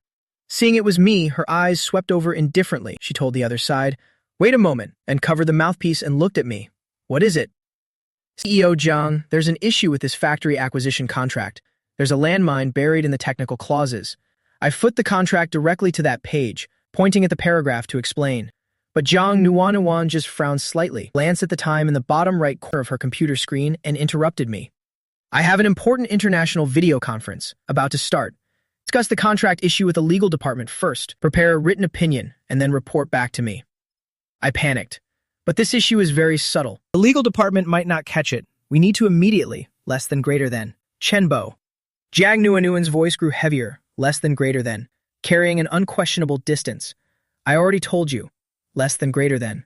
I am waiting for a very important meeting, less than greater than. Please leave and handle this through the proper channels, less than greater than." Her gaze, less than greater than, didn't even linger on the contract, less than greater than, in my hand for a single second, less than greater than, as if it were something utterly insignificant. I looked at her icy profile. A flare of anger mixed with helplessness rushed to my head. "Jiang Nguyen Yuan, you're really something. Just because you're angry, less than greater than. You won't even listen to serious business now. Less than greater than. Do you have to wait until you fall into the trap to regret it? Less than greater than." Suppressing my fury, I turned and walked out of the office, but I didn't return to my own room. Instead, I sat on the sofa in the lounge area right near her door, staring at the contract in a huff. I don't believe I can't wait until she finishes her meeting. Can't I just block her path and speak then? Not long after the elevator dinged, 2 people walked out. It was President Lee, the factory owner, with that gigolo from last night, Huang Peiqi. President Lee and Huang Peiqi walked straight toward the CEO's office. Seeing me sitting outside, he even smiled and nodded in greeting. "Assistant Chen is here too." Perfect timing. The final report from the independent audit agency is out. The condition of the machinery and equipment is excellent, no major issues. I intend to finalize things with CEO Jiang and sign the contract as soon as possible, to avoid any complications from delays. My heart tightened. They're about to sign. I watched President Lee knock, and Jiang Nguyen Yuan's come in echoed from inside. The 2 of them entered, leaving the door slightly ajar. I couldn't sit still anymore. I sprang up, took a few steps to the door, and peered through the crack. I saw that Jiang Nguyen Yuan had finished her video call and was taking the audit report from President Lee, skimming through it quickly. Huang Peiqi stood beside him, rubbing his hands, face full of a fawning smile. "CEO Jiang, please rest assured. At President Li's factory, machinery is all meticulously maintained. The technology is the real deal too. Partnering with your company is definitely a win-win." After reviewing the report, Jiang Nguyen Yuan's expression seemed to soften slightly. She picked up the acquisition intent contract from the desk, looked at the legal department's assessment of no major legal risks from the legal department, and then reached for her pen to sign. Humph. The office door was thrown wide open, slamming against the wall with a sharp bang. All 3 people in the room were startled, turning to see me striding in, under Jiang Nguyen Yuan's stunned gaze and the irritated looks of the other 2. I slammed the contract down in front of her. I jabbed my finger hard at that lethal clause. "Jiang Nguyen Yuan, you can't sign this. This contract is a trap. Look here, they're playing word games, trying to use the current amount to strangle our technology for the next 5 years. The room suddenly became deathly silent, the smiles on President Lee and Huang Peiqi's faces freezing. At the farewell party the night before our divorce, after accidentally breaking the little umbrella, I lived a carefree, happy life for 4 years, without ever knowing that my ex-wife had secretly given birth to my daughter. I thought we'd never cross paths again, but who could have guessed would suddenly become my direct superior. President Lee pretended to pick up the contract for a closer look. "Oh dear, this is truly embarrassing. It must be that my company's staff forgot to edit it after finding a template online." He immediately made a phone call right in front of Jiang Nguyen Yuan, scolding someone harshly over the phone, demanding they fix it and send it over now. CEO Jiang, less than greater than. I've told the company secretary to correct it immediately. Less than greater than. A fax will be sent through shortly. Less than greater than. I am truly very sorry. Less than greater than. Jiang Nuanyuan stared at the contract with a cold face. Get the head of the legal department here. If they can't even spot such an elementary error, what on earth are they getting paid for? The secretary made a call and the legal staff immediately rushed in to apologize. Once the fax arrived, they all took turns reviewing the contract again. While waiting, President Lee began to praise me to ease the awkwardness. I didn't expect CEO Jiang's assistant to be so knowledgeable. Very impressive indeed. Soon, the legal department had double-checked everything. After confirming there were no more errors, they tremblingly handed the contract to Jiang Nuanyuan. She said nothing, but asked me to check it over once more. Only after I confirmed there were no issues did she sign her name. President Lee, leading Huang Peiqi, had originally intended to see if the toy boy could find a way to live off a wealthy woman. After all, Jiang Nuanyuan hadn't seemed to dislike him at the party yesterday. But now they didn't dare utter a word, and after signing, the whole lot of them slunk away.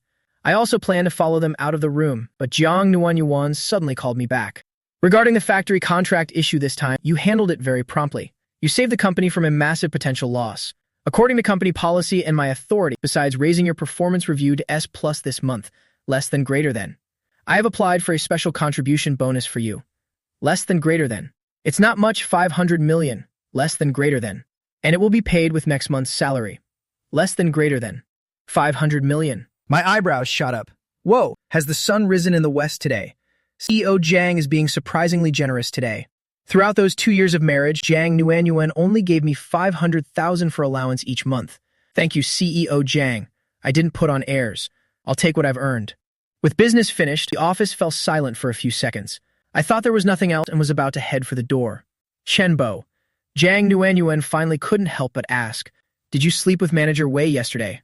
I paused. That's my private business and doesn't seem to concern you, CEO Jiang. Jiang Nuanyuan stood up and blocked my path, not letting me leave the room. She struggled internally for a long while. I went looking for you yesterday and saw you and Wei Xiaoyu hugging downstairs at your complex. Did the two of you sleep together? This time, her tone was significantly softer. She looked at me with a tiny flicker of hope, hearing the answer that would force her to give up on this relationship. I felt slightly annoyed by her persistence. This woman, Jiang Nuanyuan, is as tiresome as a customer who window shops but never buys. No, she came to see me last night, but was harassed by a pervert. She hugged me out of fear. Afterward, I took her to the police, then saw her into a taxi home. And what about the two of you coming to work together this morning? Her car was restricted due to her license plate. We just happened to run into each other. Jiang Nuanyuan's heart was like a roller coaster, surging and dipping erratically. Excitedly, she jumped up and threw her arms around me, planting a kiss on my cheek. I'm sorry, I completely misunderstood you. Don't be mad anymore.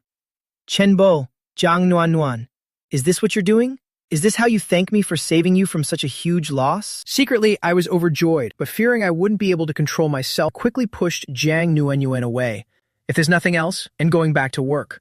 Watching the door close, Jiang Nuanyuan's previously sour mood suddenly became as bright as a clear sky. I returned to my seat, completely forgetting to wipe the lipstick mark off my cheek. The secretary tilted her head and stared at me for a long time. Chenbo, why is there a red mark on your face? It looks exactly like a kiss mark, doesn't it? Damn, I forgot to wipe it. CEO Jiang almost fell just now. I caught her for a second. It must have accidentally brushed against me. The secretary nodded sharply, but her eyes clearly said, I totally get it. I sighed deeply. It's over. My relationship with Jiang Nuanyuan can't stay hidden for long. After work, Jiang Nuanyuan went back to the villa. She called over Nanny Zhang, help me pack some things. Yuan Bao's milk powder, everyday clothes, favorite toys, pack up the whole wardrobe for me. Also some of my daily clothes and toiletries, pack them all into one suitcase too. Manny Zhang was dazed, watching CEO Jiang with a rare, radiant smile. She asked doubtfully, CEO Jiang, are you taking the young miss on a trip? For how long? Do you need me to come along? While Jiang Nuanyuan personally folded her daughter's little pajamas and put them into a travel bag, she replied without even looking up, yes, something like that. Soon the staff had everything packed up. Jiang Nuanyuan told the driver who usually took Xiao Muyan to bring the family car around. The suitcases were in the trunk, and she nodded with satisfaction. She imagined herself pulling the suitcase, leading her daughter, who was both obedient and adorable, suddenly appearing at my front door. Then she'd say pitiably, Chenbo, the villa is under renovation, so we have nowhere else to go. We'll have to stay with you for a while. I wonder what my face will look like then. Humph, Shenbo, that's what you get for teasing me.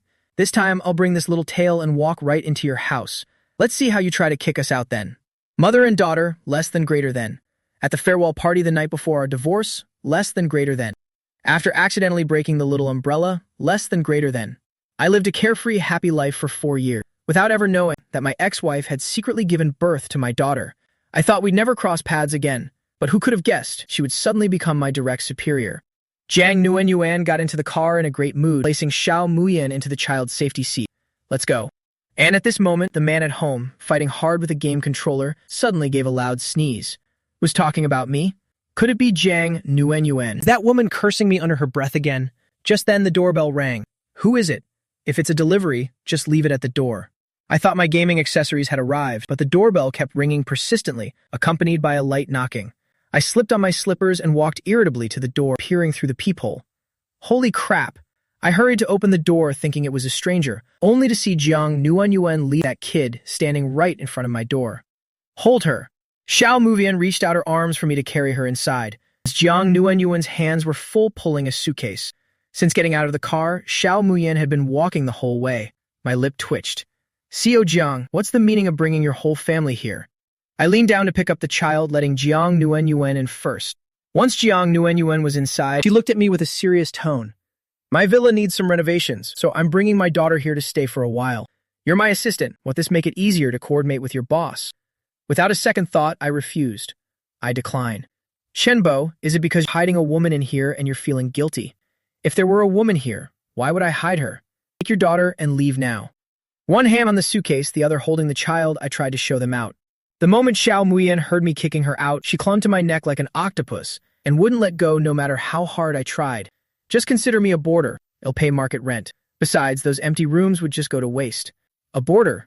My voice rose several octaves. My dear CEO Jiang, stop joking. Isn't a 5-star presidential suite better? Why crowd into my humble abode? Hotels lack that family feel. And Nuanyuan gets anxious in new places. Jiang Nuanyuan gave a perfectly sound reason as she held her daughter, her eyes scanning my slightly messy living room. When she saw on the coffee table a few bowls of instant noodles and leftover fast food containers, she frowned almost imperceptibly. Is this all you eat?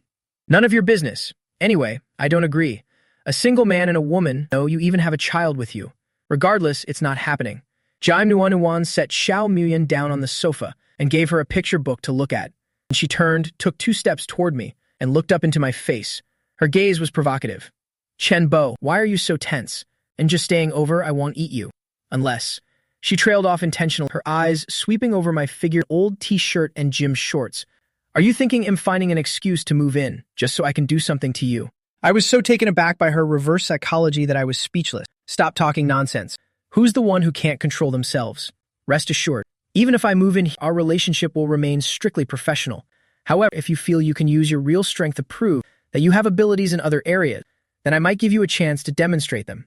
After saying that, Jiang Nuanyuan took her suitcase into the bedroom. I'll take the master bedroom. And I'm starving. Assistant Chen, what are we having for dinner? Just then, a food delivery arrived. I opened the door and tossed the bag of food onto the table. This is all there is. You're giving me this to eat. Jiang Nuanyuan stared at me with wide eyes. Take it or leave it. If you don't like it, go back to your villa and have your servants cook for you. I sat down and started unpacking the food. Jiang Nuanyuan's gaze flickered over the actual price on the delivery receipt. Chenbo, are you really this poor? Still eating these cheap set meals. She had clearly left me everything when we divorced. I've been working all these years, and I don't see any expensive hobbies in this house. Why has his life become so shabby? No wonder his stamina isn't what it used to be. Turns out it's because he eats this junk every day. Jiang Nuanyuan muttered to herself. The rustling of the plastic bags was so loud that I only heard the first part of what she said. My expression turned ice cold. She certainly has a way with words. After that car accident, do you know how much money rehabilitation cost? If her father hadn't intentionally delayed the surgery back then, maybe recovery wouldn't have taken so long. Jiang Nuanyuan definitely doesn't know what her father did to me. If I hadn't mortgaged this house during that time, life would have been impossible to sustain. Jiang Nuanyuan walked into the kitchen and opened the fridge. It didn't matter if she ate or not, but she had to cook something relatively healthy, specifically for Xiao Muyan. The fridge only had eggs which last a while, not even a single green vegetable. She sighed softly and helplessly took out her phone, expertly dialing the number for the restaurant department of a certain 5-star hotel. Hello, it's me. The usual, please. Wait, make it 2 adult portions and 1 child portion. Keep it light. The address is Jinjiang Apartments, Building 2, Unit 3, Room 87. Deliver it as fast as possible. I was speechless, watching the way she took charge as if she owned the place. Anger welled up in my chest with nowhere to go. Is this my house or yours? Are you planning to just squat here forever? At the farewell party the night before our divorce, After accidentally breaking the little umbrella, less than greater than, I lived a carefree, happy life for 4 years. Less than greater than. Without ever knowing, less than greater than, that my ex-wife had secretly given birth to my daughter. I thought we'd never cross paths again, but who could have guessed she would suddenly become my direct superior? The food from the hotel was delivered very quickly. Exquisite meal boxes were spread across the small table. Xiao Muyan ate with great relish. Even though I was annoyed, I had to admit that compared to the spicy pot and instant noodles I ordered, this was in a different league. Jiang Nuanyuan didn't eat much, occasionally placing food in my bowl. The gesture was so natural, as if we were truly a family. After dinner, Jiang Nuanyuan coaxed her to sleep and gently closed the master bedroom door. Now only she and I were left in the living room, and the atmosphere suddenly became a bit strange. I sat at one end of the sofa scrolling through my phone, while Jiang Nuanyuan sat at the other end holding a glass of water. Her gaze would occasionally flicker toward me. Thank you for letting us stay here today. Jiang Nuanyuan suddenly spoke up, her voice sounding somewhat tender in the quiet night. Since I was coerced, I gave a stiff reply. Jiang Nuanyuan gave a soft chuckle. She didn't seem to care about my attitude, but stood up and went to the balcony, sliding the glass door open. The night breeze blew in, tossing her stray hairs. The night view out there is quite beautiful. Do you want to come and see? I hesitated for a second, but then I walked over. The balcony wasn't large, so we stood side by side, our arms occasionally brushing against each other as we moved. The faint scent of Jiang Nuanyuan's perfume drifted over with the gentle night breeze. I suddenly turned around, facing her, and said, Actually, the villa isn't being renovated at all. What are you muttering about? I said the Nanshan villa isn't undergoing any renovations. Jiang Nuanyuan looked at my flustered expression, the smile on the corners of her lips deepening. I just wanted to come find you. My heart suddenly skipped a beat, my Adam's apple bobbing slightly. What? What exactly are you trying to do? What do you think? Jiang Nuanyuan stepped even closer, so close that we could practically feel each other's warmth. Her gaze lingered on my lips before slowly moving up, looking deep into my eyes. A woman divorced for 4 years yet still unable to forget me, even going to the lengths of finding every excuse to bring her daughter and seek refuge at her ex-husband's house. What could she possibly want? Her words were full of implication, almost spelling it all out. I felt the hot blood rushing to my brain, the alarm bells in my head. Fighting a losing battle against a rising desire. Looking at those ruby lips so tantalizingly close, my breathing became ragged and out of control. Jiang Nuanyuan, the woman in the bedroom with me that night. Was it you? I voiced the suspicion in my heart once again. Jiang Nuanyuan leaned in for a kiss, and that familiar feeling rushed back. I instinctively raised my hand, placing them exactly where they always used to belong. Right then, the sound of a key sliding into the front door, and the click of the lock turning rang out. Click. We both froze instantly. My expression shifted in a heartbeat. Besides me, only my mother has a key. Didn't she say she wouldn't be here until next week? Oh no, it's my mom. I groaned under my breath. Back during the divorce, my mother always felt Jiang Nuanyuan wasn't good enough, even going as far as to blame for the car accident. Even though I later investigated in secret, and it was clearly just an unfortunate accident. But my mother didn't see it that way. She has always harbored a massive prejudice against Jiang Nuanyuan. If she caught her here at my place this late at night and with a child in tow, can't even imagine the chaos that would ensue. I immediately grabbed the dazed Jiang Nuanyuan, dragging her along as we bolted into the bathroom. Thud. The bathroom door slammed shut. The cramped space was instantly filled with the scent of body wash, dampness, and the sound of our frantic breathing. I pressed Jiang Nuanyuan firmly against the cold tiled wall, shielding her with my own body, my heart pounding as if it were trying to burst out of my chest. Shh, don't make a sound. Jiang Nuanyuan understood and nodded obediently. Our bodies were pressed tightly together. Through her thin silk gown and my relatively thin t-shirt, we could clearly feel each other's heartbeat and heat. Outside, my mother's footsteps were getting closer. Where is he? Where'd he go? She knocked on the bathroom door. Are you in the shower? Chenbo, are you taking a shower in there? Thinking fast, I hurriedly turned on the shower.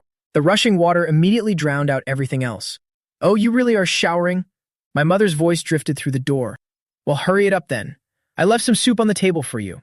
Make sure you drink it. I'm heading out. I've pulled the door shut for you. Her footsteps receded, followed by the sound of the front door closing. Jiang Nuanyuan and I exhaled in unison, but we remained locked in that tight embrace, unable to move a muscle. Steam from the shower began to fill the room. I could feel every soft curve pressed against my chest. Jiang Yuanyuan's clothes were now soaking wet, clinging to her skin. She looked up at me with misty eyes, her cheeks flushed a soft pink. Standing on her tiptoes, she whispered in my ear, "Less than greater than. Do you want me?" Less than greater than. The sound of the door closing signaled my mother's departure. Less than greater than. The cold tiled wall had become less than greater than, slick and warm from the rising steam. My hand was still braced against the wall beside Jiang Yuanyuan's ear. Our bodies were entwined. Through our water-drenched clothes, the heat in our heartbeats were more intense than ever. Jiang Yuanyuan's silk shirt was the first to give in, becoming translucent as it soaked through. It clung to her skin, revealing her alluring curves. The uninhibited softness pressed against my chest. My hands slid down from the wall, carried by a burning, undeniable resolve, and tightened around her slender waist. I pulled her even closer into my embrace. At that farewell party years ago, after that accident with the protection, I had lived a carefree life for 4 long years. Who would have thought that my ex-wife had secretly given birth to my daughter? I thought we were done with each other, but out of nowhere, she reappeared as my big boss. The next morning, my mother suddenly called. I jolted awake, instantly alert, cold sweat pouring down my back. If my mom caught us like this, seeing her former daughter-in-law with a 3-year-old spending the new year at my place, her blood pressure would skyrocket instantly, and she'd chase me down 3 blocks with a rolling pin. "Mom, don't come over here." My voice cracked. I sprang off the sofa like a coiled spring. I washed that thermal bag right after finishing the soup yesterday. It's still not dry yet. Plus, I have an emergency meeting at the office in a bit. It's really urgent, Mom. I'll bring it over tonight after work, or maybe. Or I'll just send a courier to deliver it to you. Why would you wash such a good bag? It's fine, I can just hang it up to dry. I'll just stop by and get it myself. I'll tidy up your place while I'm at it. Just look at how messy it is. That's really not necessary, Mom. I was spinning in circles, panicking. Looking at the closed master bedroom door, I lowered my voice, practically pleading. "Mom, it's really not a good time right now. Really have work stuff, please. Tonight, I promise I'll bring it over tonight. I guarantee it." After exhausting every argument, short of swearing on my life, I finally managed to pacify her for the moment. After hanging up, I wiped the sweat from my brow and rushed to the bedroom door. Forget etiquette. I gave a quick knock and burst in. Inside, Jiang Yuanyuan was already awake. She was sitting on the edge of the bed, putting socks on her sleepy daughter. Seeing me rush in frantically, she raised an eyebrow. "Quick, pack your things. You and Yan Yan need to leave now." My voice was thick with urgency. "My mom is on her way over to pick something up." Jiang Yuanyuan's movements stiffened, and her eyes clouded over. Already being kicked out, huh? Though it was only logical, a wave of disappointment and unending regret washed over her. "Yeah." She gave a soft reply, asking no questions and simply speeding up her packing. Her voice was calm and devoid of emotion. "Give me 5 minutes." I watched the two of them pack, feeling a heavy weight in my own chest. But there was no time for reflection. My mind kept repeating, "This is a total emergency. Dealing with my mother is harder than facing 10 business rivals combined. Just head out first, we still have plenty of time later." 5 minutes later, Jiang Yuanyuan, carrying her half-asleep daughter and pulling a suitcase, stood at the door. She spoke softly. "Thank you for letting us stay last night. And about the bathroom thing." Her polite thanks and apologies made me feel uneasy. I waved it off. Okay, just go. Be careful on your way." I paused for a second, then added, "Drive safely." Jiang Yuanyuan nodded. She said nothing more, carrying her daughter into the elevator. Watching the elevator doors slowly close, I leaned against the doorframe, letting out a long sigh. But I felt a profound sense of emptiness inside. Right after I sat down at the office, Jiang Yuanyuan called my internal line directly. Her voice came through the receiver, tinged with urgency and static. "Chen Bo, something urgent came up. I have to fly to London right now. My father's illegitimate son is trying to mess with the group's shares. I have to stop him. They'll be gone for 3 or 4 days. I'll have my driver drop Xiao Muyan off at your place. Can you look after her for a few days?" The Manny also had an emergency and took leave. I really couldn't find anyone more suitable or more trustworthy than you. I was stunned. What? Before I could object or say it wasn't convenient, airport announcements and her secretary's urgent reminders to board began to blare from Jiang Yuanyuan's end. "I'm counting on you, Chen Bo. Just consider it part of your assistant duties. I'll pay you triple overtime when I get back. Remember to get home early tonight. I'll have the driver bring her over." "Hey, Jiang Yuanyuan." Wait, the line went dead immediately. I stood there holding the receiver, dazed. Not again. Yesterday it was the villa renovation. Today it's an emergency trip abroad. "Jiang Yuanyuan, you're doing this on purpose, aren't you?" But Jiang Yuanyuan clearly wasn't giving me a choice. When I tried calling back, her phone was already off. Not long after I got home from work, early, the doorbell rang. Jiang Nuenyuan's driver was at the door, holding the hand of the little one, who looked innocent and curious. The driver politely handed over a massive diaper bag and a toddler's suitcase. Mr. Chen, these are instructions from President Jiang. These are the young lady's instructions. These are the young lady's daily necessities and clothes. Sorry to bother you. I knelt down, meeting the gaze of Zhao Muyan as she looked up at me. We stared at each other. She blinked her large, round eyes and said in a soft voice, Uncle Chen. I let out a helpless sigh. Am doomed. She's quite the handful to inherit. I had no choice but to dig through her bag. For the detailed notes Jiang Nuan had left. Everything was listed, from what she ate to her bedtime. That evening, I told Zhao Muyan a bedtime story. A tale about Snow White and Ultraman teaming up to defeat the evil stepmother and rule the kingdom themselves. Do you believe in the light? Zhao Muyan listened in a daze, then kept pestering me for another story. Before I could even say no, the sound of the door lock rattled again. This time, it was my mother who wasn't convinced, coming over in person to retrieve her favorite thermal bag. Shenbo, I. As my mother pushed open the door, her sentence stopped abruptly. Her eyes went wide as she stared into the living room. On the rug sat a strange little girl clutching a stuffed bunny, next to her disheveled son, who was still holding a fairy tale book. Whose child is this? At that farewell party on the night of our divorce, after that little accident with the protection, less than greater than. I had lived a carefree life for 4 years. Less than greater than. Who knew that my ex-wife, less than greater than, had secretly given birth to my daughter long ago. I thought our paths would never cross again. But of all things, she suddenly reappeared as my direct boss. I snapped out of it, completely awake. Cold sweat was literally bathing me. If Mom caught us in this situation, seeing the former daughter-in-law with a 3-year-old spending the new year here, she'd definitely have a stroke right then and there, and then she'd hunt me down through the streets with a rolling pin. Mom, don't come here. My voice went up an entire octave. I snapped off the sofa in an instant. I washed that bag right after drinking the soup last night. It's still wet, Mom. Besides, I have to head to the office early for an urgent meeting. Super urgent, Mom. How about I bring it to you after work tonight? Or I can just hire a courier to drop it off. Why on earth would you wash such a nice bag? It doesn't matter, just let it dry. I'll come get it myself. I'll clean up your place while in there. Look at this, the house is a complete disaster. Mom, it's really not necessary. I was scurrying around like a madman, seeing the bedroom door was shut tight. I dropped my voice, nearly pleading. It's really not convenient at my place right now. There's really something at work, I'm begging you. Tonight for sure, I'll bring it over tonight, I promise. I use every word in the book, just short of taking a blood oath. Finally, I managed to talk her down for now.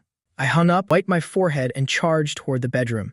Politeness was out the window. I gave 2 quick knocks and burst inside. Inside, Jiang Nuenyuan was already up, sitting on the bedside, putting socks on her drowsy daughter. She raised an inquisitive eyebrow at my frantic entry. Quickly, pack your things. Take Nuenyuan and go fast. My voice was desperate. My mom is coming over to pick something up. Jiang Nuenyuan's hands stilled, a trace of sadness in her eyes. Getting kicked out already? Even though she knew it made sense, a huge wave of disappointment surged through her. With a tinge of regret, she softly replied, Yeah. She asked nothing else and just picked up the pace, her voice level and emotionless. Give me 5 minutes. I watched them pack, feeling a bit of a sting in my own heart. My head was spinning. It's too urgent. Passing my mom's checkpoint is harder than beating 10 business rivals. Just hide out for now, we still have plenty of time ahead of us. 5 minutes passed. Jiang Nuenyuan, with her sleepy child in one arm and a suitcase in the other, stood by the door. She spoke softly. Thank you for letting us stay. And about the bathroom. Hearing her polite thanks and apologies made me feel incredibly restless. I waved her off. All right, just go. Be careful on the road. I stopped, then added, drive safely. Jiang Nuenyuan nodded slightly and said nothing more. She stepped into the elevator with her daughter. As the elevator doors slowly shut, I leaned on the frame and exhaled a long sigh of relief. But deep down, I felt an immense emptiness. Not long after arriving and sitting down at the office, the internal phone rang with a call from Jiang Nuenyuan. Her voice came through the phone, sounding hurried over the static. Chenbo, I have an emergency and have to fly to London immediately. My father's illegitimate son is eyeing the company's shares. I have to stop him. Probably for 3 or 4 days. I'll have my driver take Xiao Muyan to your place. Can you help me look after her for a few days? The nanny also took emergency leave. I really can't find anyone I trust more than you right now. I was stunned. What? Before I could even object or say it wasn't a good time from Jiang Nuenyuan's side, the airport announcements started blaring, along with her secretary urging her to board. It's all on you, Chenbo. Think of it as assistant overtime. I'll pay you triple overtime when I'm back. Remember to leave work early tonight. I'll have the driver bring her to your house. Hey, Jang Nguyen Nguyen. Wait a second. She hung up firmly. I held the phone, looking like an idiot. Not this again. Yesterday it was the house renovation. Today it's a sudden trip abroad. Jang Nguyen Nguyen, you're doing this on purpose. But Jang Nguyen Nguyen obviously didn't leave me any room to say no. When I tried calling back, her line was dead. I'd only been home a little while after leaving work early when the bell rang. There was Jang Nguyen Nguyen's driver leading the little one by the hand. Her face was innocent and full of curiosity. The driver respectfully handed over a massive diaper bag and a toddler's suitcase. Mr. Chen, this is per President Jiang's instructions. These are the young lady's daily essentials and clothes. Sorry for the trouble. I knelt down to look at Xiao Muyan, who was peering up at me, the two of us just staring at each other. She blinked those big grape-like eyes And called out in a tiny voice, Uncle Chen. I made a helpless face. Great. I've got myself into a mess. I reluctantly checked through her bag and found the detailed care notes Jam Nguyen Nguyen had left. Everything from meals to bedtime was listed clearly. That night, I told Xiao Muyan a bedtime story about Snow White joining forces with Ultraman, how they defeated the evil stepmother together and ruled the kingdom themselves. Do you believe in the light? Xiao Muyan was completely mesmerized, clinging to me and asking for more. Before I could even respond, the doorbell rang again. It was my mother again. She just couldn't stay away, coming back in person to get her thermal bag. Shenbo, I. As she opened the door and walked in, she stopped mid-sentence. She stared in absolute shock, looking into the living room, at the strange little girl with the rabbit plush on the rug, and then at her messy-haired son sitting beside her, still holding the fairy tale book. Whose child is this? At the farewell party before the divorce, because of that little accident with the protection, Dee lived completely carefree for 4 years. I had no idea that my ex-wife had secretly given birth to my daughter. I thought we were done for good. Here we are. And she suddenly reappeared as my CEO. My heart tightened. I scrambled to my feet, offering a forced, awkward smile. Mom, you're here. This is the child of a colleague of mine. He had an emergency trip abroad. There's nobody else at home to watch her, so I'm looking after her for a few days. I try to keep my tone casual and relaxed. It's just colleagues helping each other out, Mom. He's putting in extra hours, so I'm supporting him. A colleague's child. My mother looked skeptical, her gaze darting between Xiao Muyan and me. She set down the bag and stepped closer, Studying Xiao Muyan's face intently. Xiao Muyan wasn't shy at all. She opened her big round eyes, looking at the strange lady standing before her. She said in her childish voice, "Hello, Grandma."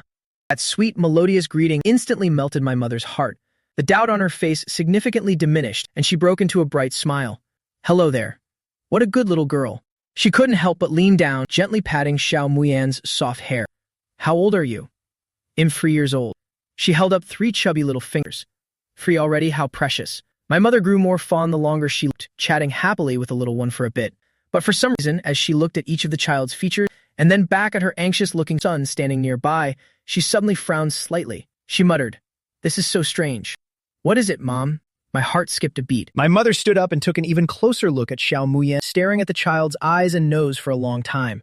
Then she turned to me, her expression suddenly becoming very peculiar. "Shenbo, do you see it? Why does this child look so familiar? Especially those eyes and that smirk of hers. She looks exactly like your old kindergarten photo. It's like she was cast from the same mold." I suddenly whipped my head around, observing the little one carefully as she played with her toys on the rug. Could it be? Is this child really mine?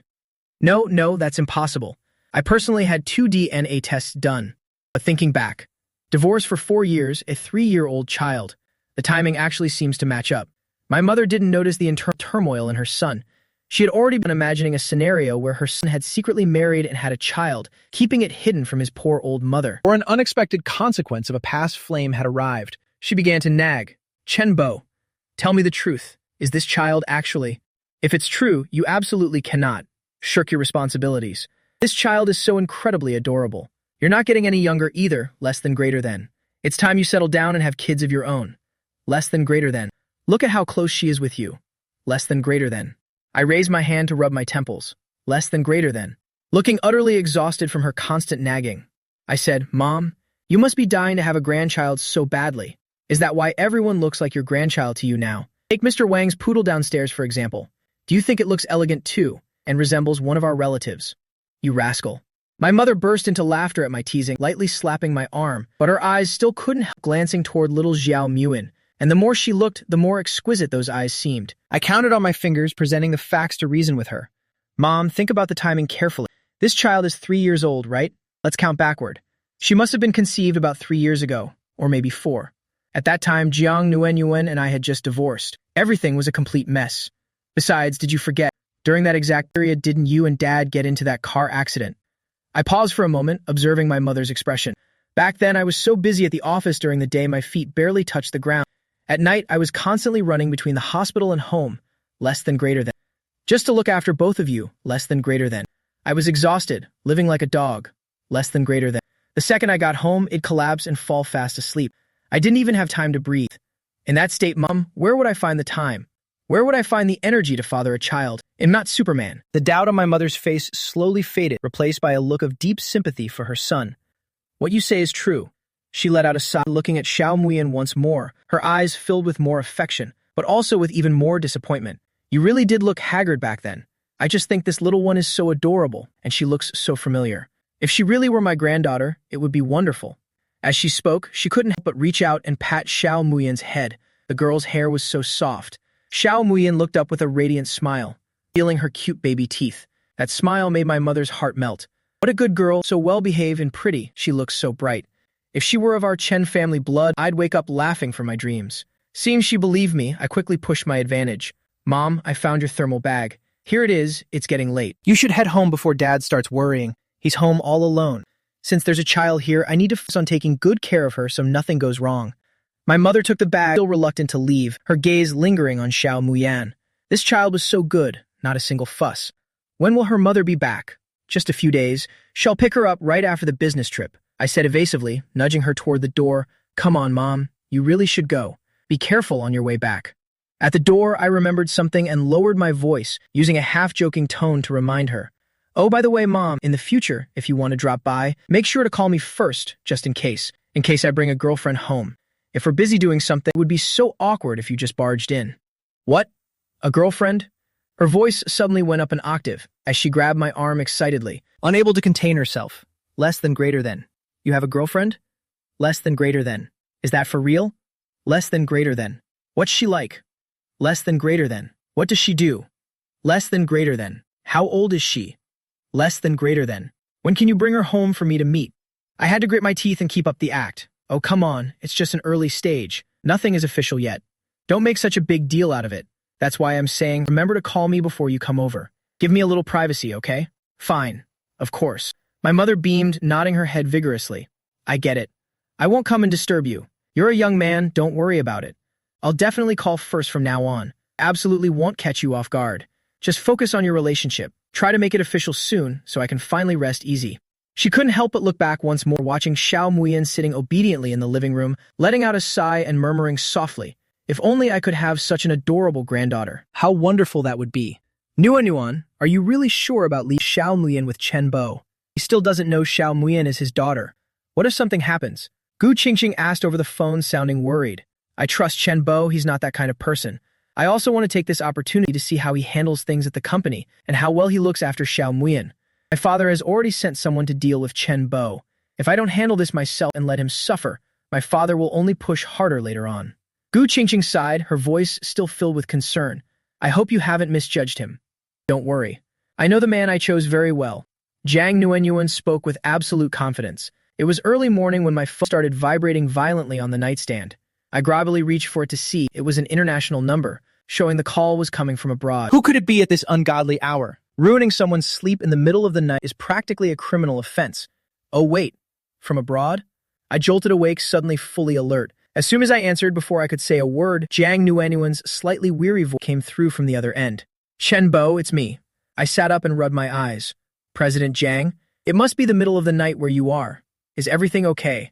Things over here are more complicated than I expected, involving local laws and union negotiations. I might need to stay here for a few more days. Jiang Nuenyuan spoke rapidly. So there are some routine tasks back at the office and some non-urgent meetings that still require a leadership decision. I might need you to temporarily look after things. What? I nearly jumped out of bed. I'm in charge? President Jiang, you've got to be joking. I'm just an assistant, and a temporary one at that. And you want me to handle things at the CEO level. The other end went silent for 2 seconds before Jiang Nuenyuan's calm voice returned. Chen Bo, right now there's no one more suitable than you. I can't trust anyone else at the moment. She paused for a moment. seemingly moving to a quieter spot, and lowered her voice slightly. I know this is far outside your job description, that it's going to be difficult. If anything comes up that you're really not sure how to handle, you can call Gu Qingqing. I'll send you her number in a bit. She's very experienced in business management and can give you some good advice. I was about to protest further, but she cut in. Chen Bo, I believe in your ability. The fact that you caused subtle traps in the contract last time proves you have the right instincts. The company's daily operations already have a solid system in place. And since you've been with the firm for so long, less than greater than, you should understand the basics. Less than greater than. You just need to set the general direction. Less than greater than. Handle a few emergencies. Less than greater than. And attend some necessary events in my place. Attend events? I had a bad feeling.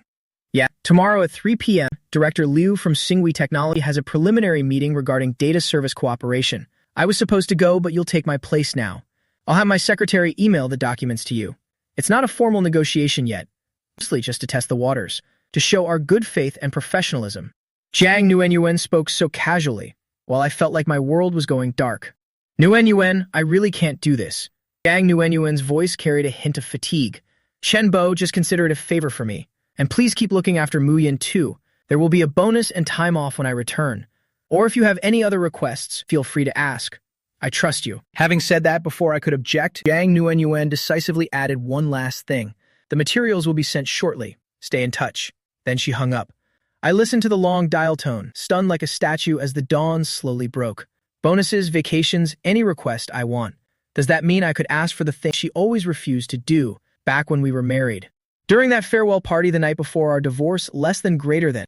After accidentally tearing that small umbrella, less than greater than. I lived a carefree solo life for 4 long years. Less than greater. Little did I know my ex-wife had secretly given birth to my daughter. I thought we were done with each other, but who would have guessed? She'd suddenly reappear as my big boss. The thought only crossed my mind for a second, before I shook it off. It was just a pie in the sky. This is definitely an empty promise, Jiang Nuenyuan. Typical capitalist exploiting my labor while playing mind games. Trusting me, my foot. I don't even trust myself right now. A few minutes later, an email notification pinged. The secretary had sent over the Xinghui Technology documents, along with a list of tasks for me to review and attend over the next few days. Staring at the dense text and the packed schedule, I felt utterly hopeless. But there was no turning back now. At 2:50 p.m. the next day, dressed in a crisp suit, tied a slightly constricting necktie, and arrived 10 minutes early at the high-level meeting venue. 2:58 p.m. Director Liu of Xinghui Technology showed up right on time. President Chen, it's a pleasure to finally meet you. Since President Jiang had urgent business and sent you instead, you must be her trusted right-hand man. Director Liu shook my hand warmly, his words full of testing undertones. I replied, you flatter me, Director Liu. President Jiang truly had some urgent matters to attend to. I am representing the company today to conduct these preliminary discussions with you. The honor is all ours. I tried to keep my smile as natural as possible as the prepared pleasantries flowed out smoothly. The conversation quickly turned to the main topic. Director Liu was indeed a highly technical expert, immediately firing off several in-depth questions regarding data architecture and security protocols. Fortunately, having been at the firm for years, my foundation was solid. Though nervous, I answered clearly and methodically. As expected, after the technical screening, Director Liu shifted the topic, discussing the business model, cost-sharing, data ownership, and other core interests. He was beating around the bush, offering terms that sounded lucrative on the surface, but upon closer inspection, they were full of hidden traps. My palms began to sweat. Following the notes in my documents, I responded cautiously, emphasizing core requirements and bottom lines. But Director Liu was clearly a seasoned pro.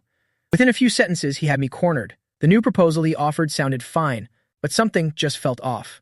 The negotiation hit a temporary stalemate, and the atmosphere grew heavy. Suddenly, Director Liu's phone rang. He glanced at the screen and gave me an apologetic smile. I'm so sorry, Manager Chen. It's my wife. It must be something about the kids. If you'll excuse me for a moment.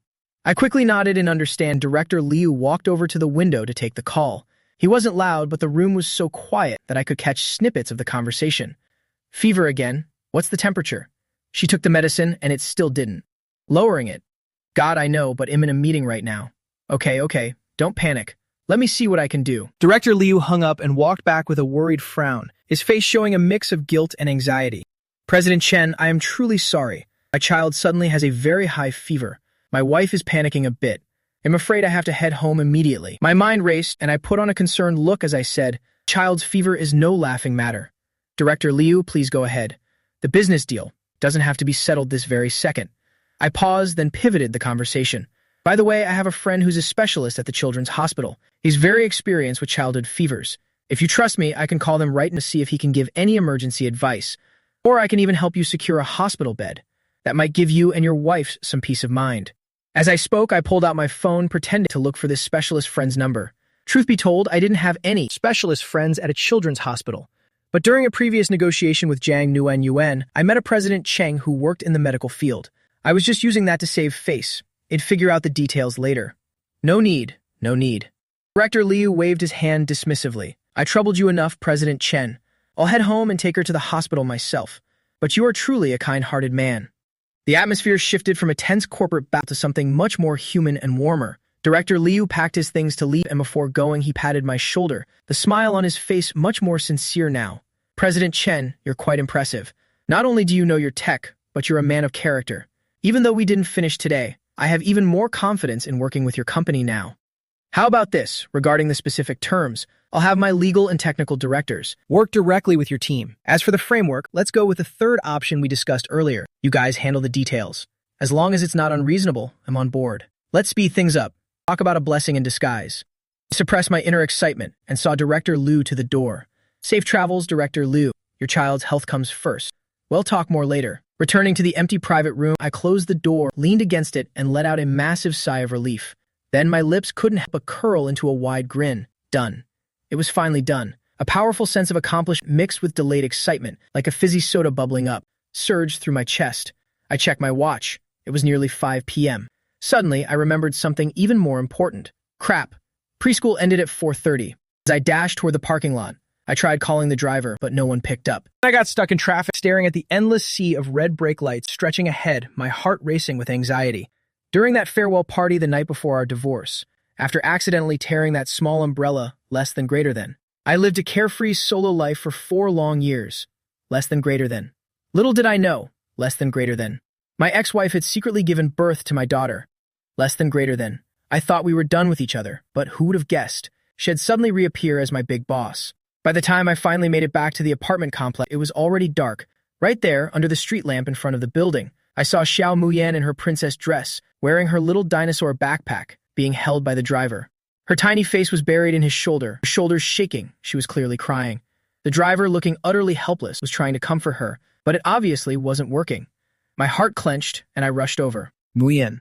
Hearing my voice, Xiao Muyan, who had been sobbing on the driver's shoulder, suddenly looked up. Her tear-filled eyes found mine, and as she realized it was me, those big, watery eyes instantly lit up. Her little mouth quivered, and with a voice trembling from tears, she reached out her tiny arms. Uncle Chen. The call was filled with such heartache. The driver let out a massive sigh of relief and quickly handed Xiao Muyan to me. Mr. Chen, you're finally here. She was so sad when you weren't there after school. I think waiting so long made her tired and scared, which is why she started crying. I couldn't calm her down no matter what. I took the tear-stained little girl into my arms, and Xiao Muyan immediately clung to me like a baby koala, wrapping her arms tight around my neck and burying her face. Quiet hiccups were still there, but her crying had noticeably slowed down into soft, wounded whimpers. There, don't cry anymore. I'm here now. I got stuck in traffic, so I'm a little late. I'm so sorry. I gently patted Muyan's small back, my voice sounding softer than I'd ever heard it. Xiao Muyan nuzzled against me, then looked up, tears still glistening on her lashes, but she gave me a bright, beaming smile. Uncle, I miss you so much. My heart suddenly skipped a beat. Good grief, who could possibly resist something this cute? I carried Xiao Muyan as I turned to apologize to the driver. The night breeze blew gently, and the little soul in my arms curiously reached out, fiddling with a button on my blazer. Uncle, can you be Muyan's daddy?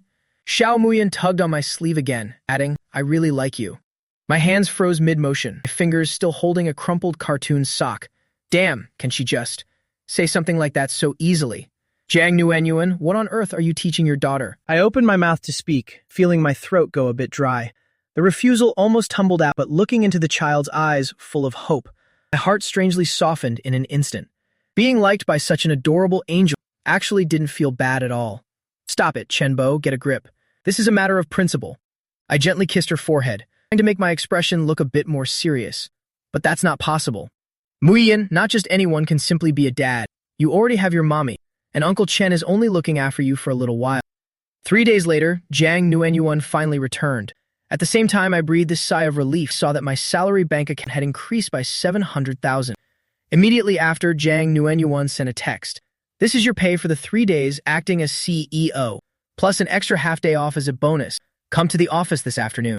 Making this much money felt incredible. Added to the 500,000 from the previous contract. Less than greater than. I had pocketed over $1 million in less than a month. Less than greater than. I can completely pay off my mortgage this month. Less than greater than. I was in an exceptionally good mood. As soon as I got to the office that afternoon, Jiang Nuan had her secretary bring a custom-made suit and place it neatly on my desk, asking me to escort her to a charity gala. The secretary stood by with an admiring look. I heard many famous business leaders will be there. It's a fantastic networking opportunity. I frowned slightly, starting to suspect that.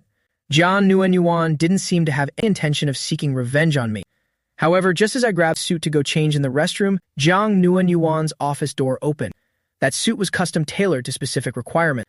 Come change in my office instead. I glanced at the secretary. Was this really okay? The secretary pretended she hadn't seen a thing. After seeing the lipstick mark on my face last time, she already suspected the relationship between the two of us was anything but simple. She had now assumed that I'd slept my way up to President Jiang's bed and become her gigolo. As I entered the office, Jiang Nuan was standing by the floor-to-ceiling window on the phone, the sunlight highlighting her seductive, powerful silhouette. She hummed up and turned around, her gaze sweeping over me before she broke into a satisfied smile.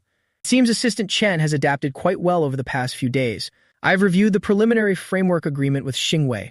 The feedback from Director Liu was very positive. He said you're a man of character and responsibility and that you handled business very well. Join me tonight. We're going somewhere. Charity auction gala at Xingyue Hotel. Think of this as a reward for your outstanding performance in multiple roles. I raised my eyebrows slightly. That place. Isn't it just a place for big shots like guys wearing masks to socialize? Why take me there? I was about to refuse to be a decorative vase or a bodyguard. Director Jiang, I'm afraid that wouldn't be very appropriate. On such occasions, nothing is inappropriate. Jiang Nuan interrupted me, taking the gift box from my hand, taking out the suit and saying, take your clothes off. Hearing this in the office felt so wrong. Even so, I quietly took off my outer shirt. Jiang Nuan helped me button each shirt button meticulously. The distance between us was so close right now. Just by lowering my head, I could follow my line of sight and see the deep curves of Jiang Nuan. The tie shouldn't be tied like this. Jiang Nuan stepped in front of me naturally, reaching out to untie the tie. I had made a mess. Director Jiang, I can do it myself. My Adam's apple moved slightly, my voice a bit choked. Don't move. Jiang Nuan spoke in a calm tone, but her fingers moved very deftly. She looped the tie around my neck. You've worked hard these past few days, busy with company work while taking care of Muyan. At the farewell party the night before the divorce, after accidentally tearing the small protection, I lived a carefree life for the past 4 years. Who would have guessed? My ex-wife had secretly given birth to a daughter for me long ago. I thought we would never have anything to do with each other again, but who would have thought she would suddenly become my direct superior? It's just what I should do. I also get overtime pay. I replied dryly, trying to joke to ease this ambiguous atmosphere. Jiang Nuan chuckled softly, looking up at me with sparkling eyes. Is it really just for the overtime pay? She pushed the tie knot up under my Adam's apple, but her fingers didn't leave immediately. Instead, she intentionally or unintentionally touched it lightly. Why did I hear that Yan even wants you to be her daddy? Damn, how does she know about this? Jiang Nuan couldn't possibly think that I taught the child to say that, right? Children don't know any better and just talk nonsense, right? Jiang Nuan tilted her head, her fingers sliding down the tie, slowly sliding to my chest. She adjusted my suit collar, which wasn't even crooked. I thought you'd become addicted to playing daddy these past few days. I felt like my heart was about to jump out of my chest, and my breathing grew heavy. This woman is absolutely doing this on purpose. What testing the effect? She's clearly using it as an excuse to tease me. Why is your face so red? After Jiang Nuan finished tidying the clothes, she started to unbuckle my belt. But I quickly caught her hand and held it tight. This isn't very appropriate. Jiang Nuan went silent for a moment. That night in the bathroom, we were only one step away. And now you're pretending to be so dignified? Chunbo, during those 4 years we were together, what kind of person you are? What part of you haven't I seen that you're suddenly so shy? Like you said, that was when we were together. It's not that kind of relationship anymore. It's better to keep our distance. As soon as I spoke, Jiang Nuan snorted coldly and turned away. Looking at Jiang Nuan from behind, her body's curves were even more pronounced. I quickly put on the trousers. It wasn't that I minded Jiang Nuan unbuckling my belt, but I was afraid that while she was doing it, my little brother wouldn't behave, and I'd be the one losing face. After leaving the office, I went to the lounge and drank a large glass of water to calm down. Just as I was about to return to my seat, Wei Xiaoyuan approached. "Chen Bo, I have something to tell you. Is now a good time?" The two of us went to the emergency exit stairs, a place where usually no one passed by. Wei Xiaoyuan's cheeks were slightly flushed. "Chen Bo, you look very handsome today." I frowned slightly. "Manager Wei, is something the matter? We should keep some distance at the office." "Chen Bo, actually, I've always wanted to tell you something." My heart skipped a beat. I had a bad feeling. "Manager Wei, if it's about work." "It's not about work." Wei Xiaoyuan interrupted me, her voice a bit hurried, her face turning even redder. "It's a personal matter." "Chen Bo, I really admire you. I really like you. Could you give me a chance and consider being with me?" Saying this before I could react, Wei Xiaoyuan suddenly reached out and hugged me. I felt the soft contact pressing against my chest. I'm speechless. Not again. Just after being rattled by Jiang Nuanyuan, now I'm being directly confessed to by Wei Xiaoyuan, with a surprise hug included. My whole body went numb. Just then, the door at the top of the stairs seemed to make a tiny clicking sound. Startled, I looked up, my heart nearly stopping. It couldn't be such a coincidence, could it? What kind of carnage scene is this? I stared in the direction of the sound.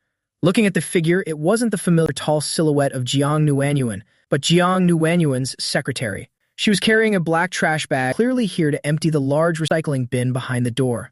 The secretary clearly didn't expect to stumble upon this. A look of shock flashed across her face, immediately turning into undisguised contempt. Her eyes scanned the two of us hugging tightly, less than greater than. Especially my expensive suit, less than greater than.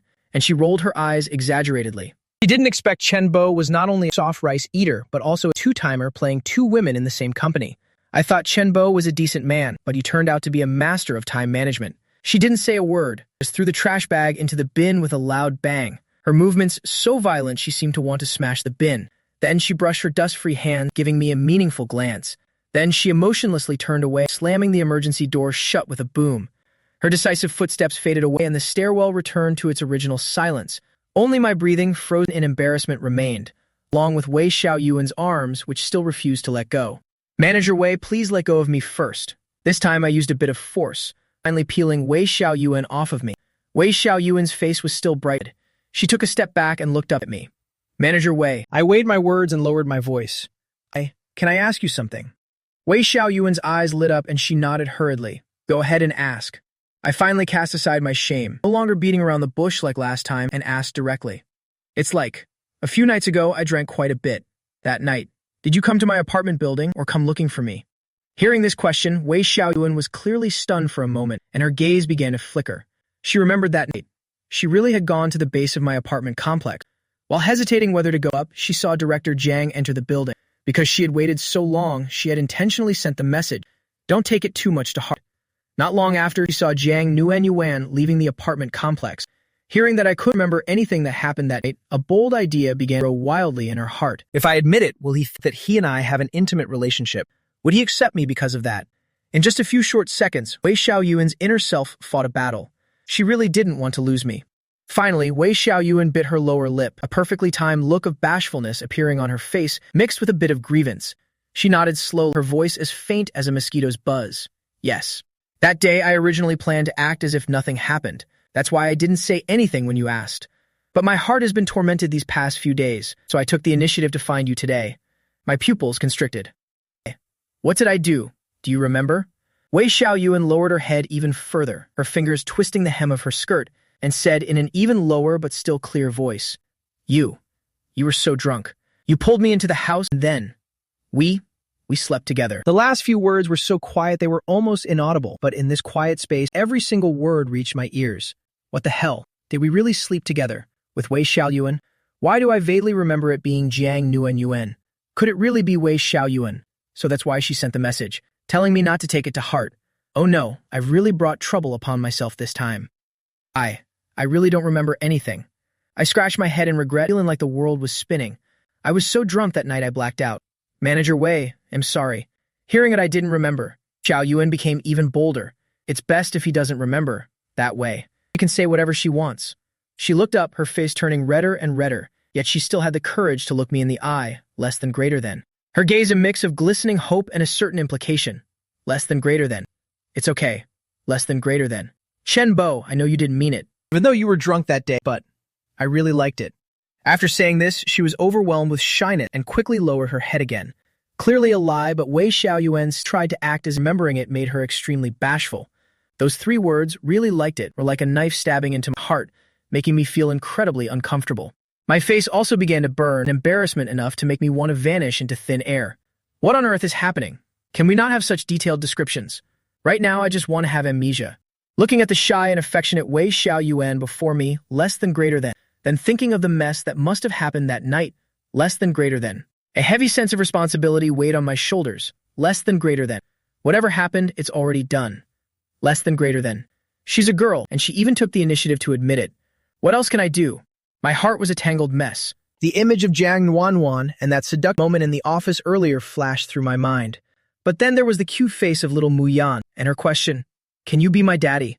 Jiang Nuanwan is really wonderful, and it seems she has feelings for me too. But after all, she already has a 3-year-old daughter. Compared to that, Wei Xiaoyuan seems much simpler. I let out a sigh, rubbing my still throbbing temples. Manager Wei Xiaoyuan. And truly sorry about this. I was foolish because I had too much to drink. In any case, since things have come to this, if you don't mind, then let's try dating and see how it goes. Wei Xiaoyuan suddenly looked up, her eyes overflowing with joy. Really? Chen Bo, I don't mind at all. Not even the slightest bit. She was so excited she was about to hug me again, but I quickly caught her shoulders to stop her. Even so, I seriously added, office romances are quite sensitive. At the office, it's best to maintain a normal colleague relationship to avoid any negative impact. We'll talk about personal matters some other time, okay? I'll do whatever you say. Wei Xiaoyuan was now filled with happiness. She would have agreed to anything I said at this point, and go back to work. I have some things to do. Xiaoyuan nodded, and before leaving, she stood on her tiptoes and gave me a kiss on the cheek. I stood dazed on the stairs for a long time, only then managing to calm down after that mess of emotions. I straightened my wrinkled suit, took a deep breath, and pushed the door open. Returning to the workspace, I instinctively looked toward the director's office. A quick glance showed the door was still tightly shut. As I passed the secretary's desk, the secretary was still typing away on her computer, not even bothering to give me a glance. I hesitated for a moment, but then stepped forward, calling out in a low voice, "Secretary Lin." Secretary Lin finally looked up, asking with a cold gaze, "Assistant Chen, is there something you need?" "It's about what you just saw at the emergency exit. Would you please not tell Director Jiang?" I was mainly worried that given Jiang Nuanyuan's temper, if she found out Wei Xiaoyuan and were hugging in the stairwell, she might target Wei Xiaoyuan. Since I decided to give things a try with Xiaoyuan, I didn't want to bring her any trouble. However, to Secretary Lin, these words were the clear actions of a scumbag, two-timing and wanting to hide it from his main partner. "Are you scared now? Why didn't you think of the consequences while you were sneaking around? And you want me to help you hide it?" She forced a standard professional smile, her tone distant. "Rest assured, Assistant Chen, I didn't see anything at all. Director Jiang is busy with 1,000 things. I wouldn't bother her with such trivial matters." That evening at Xingyue Hotel, the air was filled with the scent of expensive perfume, mixed with the heavy scent of wealth. The banquet hall was filled with prominent figures from the city and even the entire country. I walked beside Jiang Nuanyuan, feeling completely out of place. The velvet suit I was wearing did make me look much more handsome, but the scrutinizing gazes from all around still made me feel incredibly uncomfortable. Especially when Jiang Nuanyuan naturally linked her arm with mine, leading me through the high society circles, introducing me to prominent figures whom I had only seen before in business magazines or on the news. After the auction began, Jiang Nuanyuan seemed quite interested in a certain modern oil painting, but she didn't raise the paddle herself.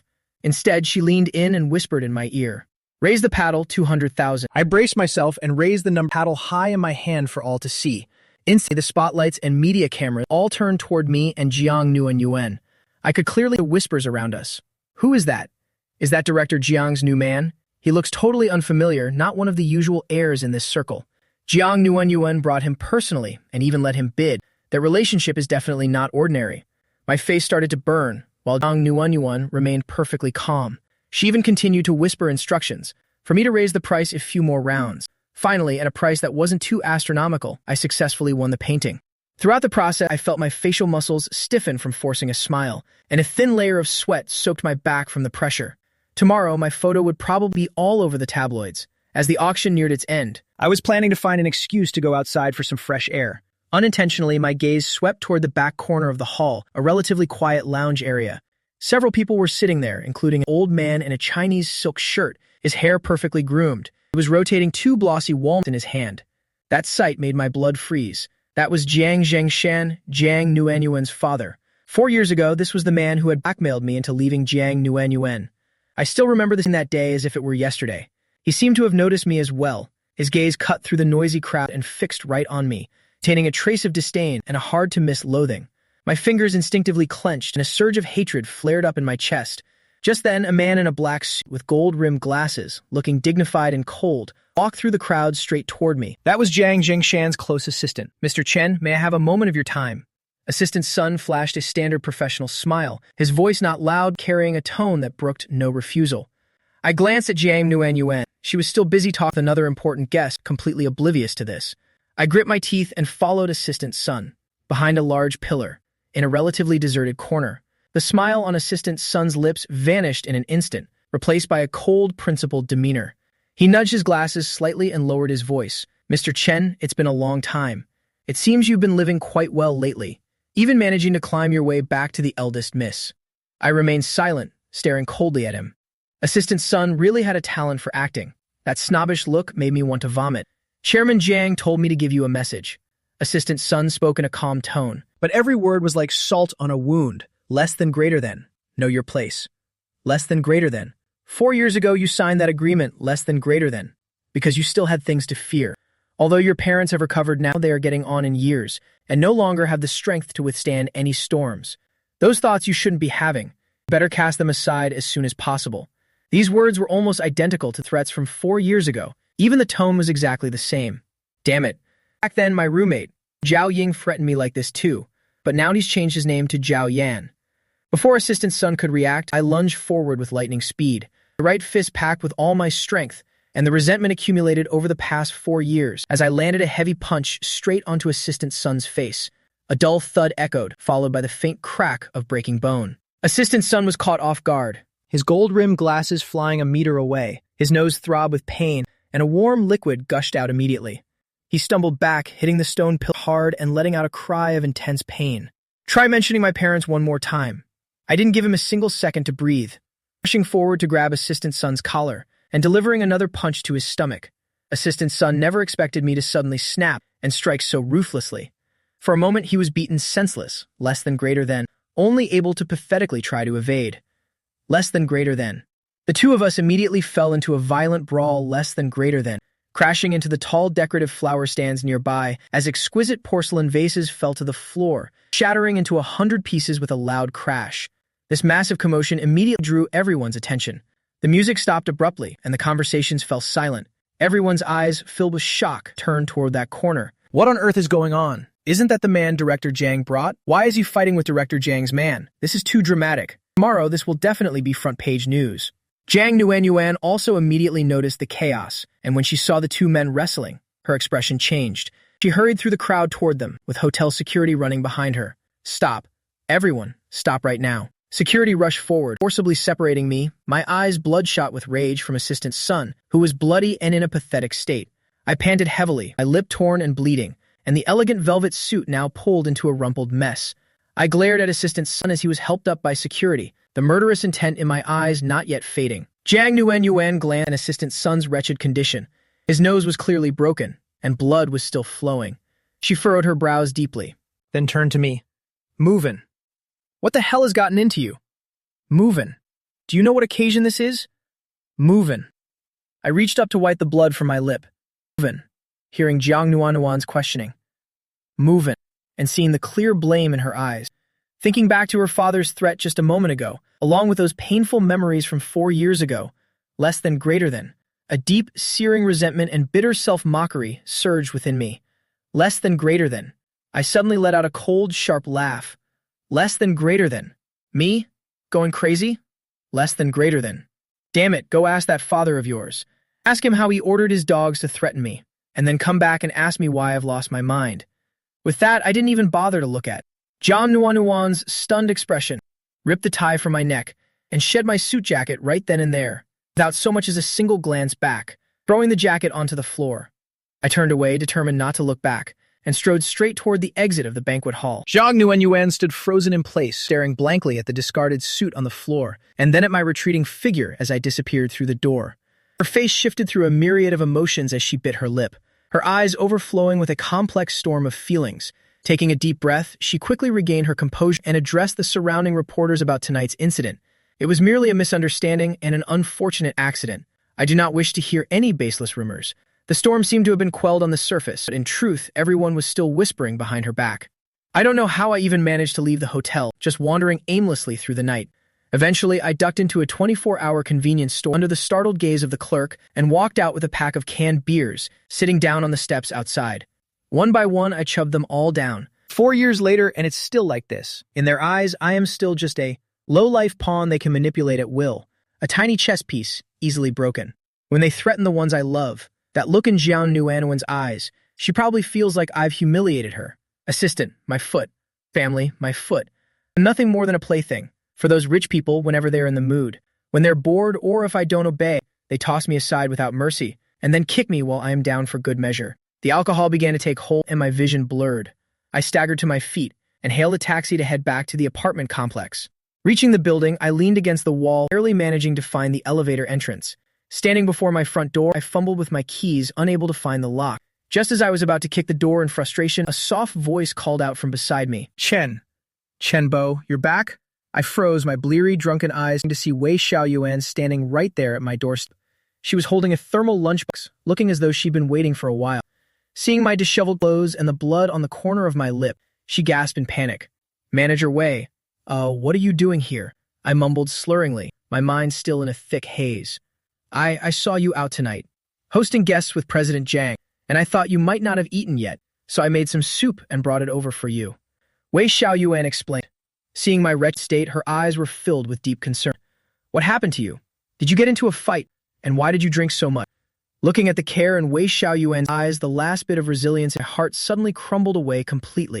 At least someone still worries about me. At least someone brought me soup. A chaotic swirl of alcohol, self-pity, and surrender washed over me. I stumbled slightly, mumbled something about a dog bite, fumbling around, until I finally managed to open the door. I leaned aside to let Wei Xiaoyuan in and followed her inside, closing the door behind us. In the dim light of the hallway, her sweet, warm scent mingled with the heavy stench of alcohol on me. Seeing me lean against the wall with my brow furrowed, my lip cut and swollen, Wei Xiaoyuan's heart felt as if it were being squeezed. Chenbo, does it hurt?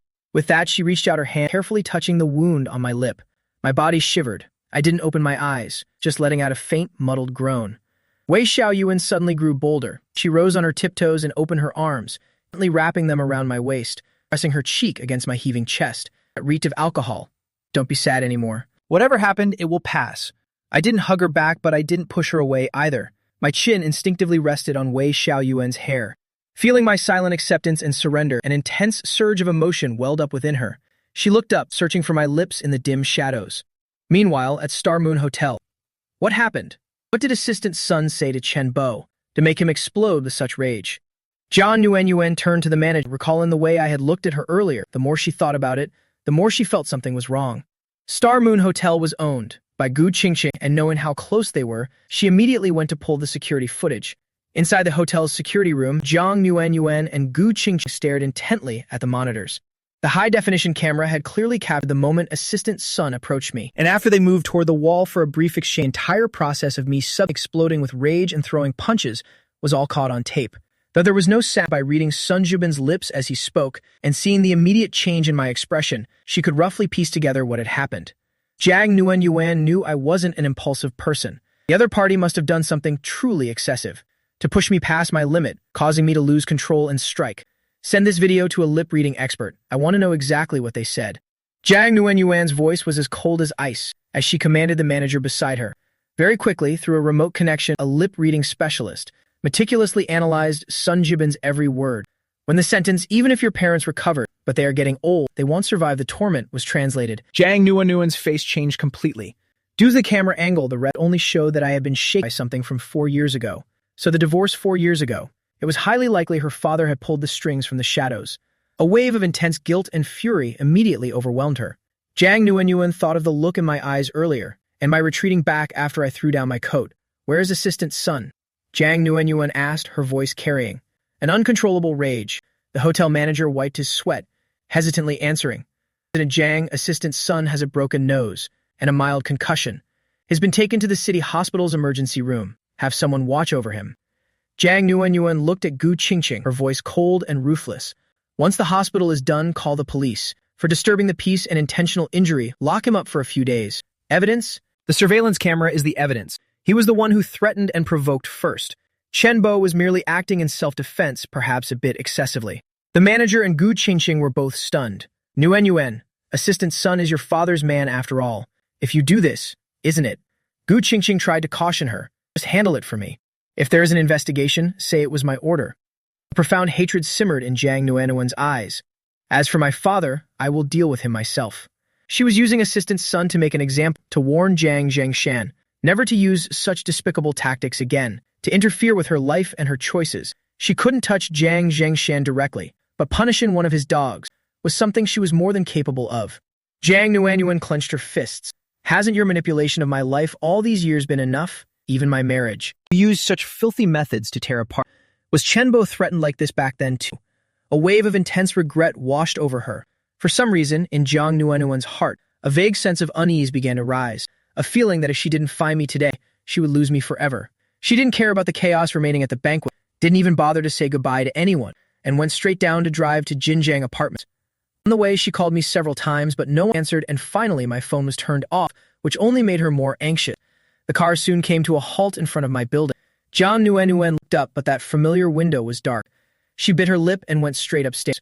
As she reached the door and was about to ring the bell, her sharp ears caught strange sounds, coming from inside, like suppressed panting and the rustle of bodies colliding. They weren't loud, but in the silent hallway, they became incredibly distinct.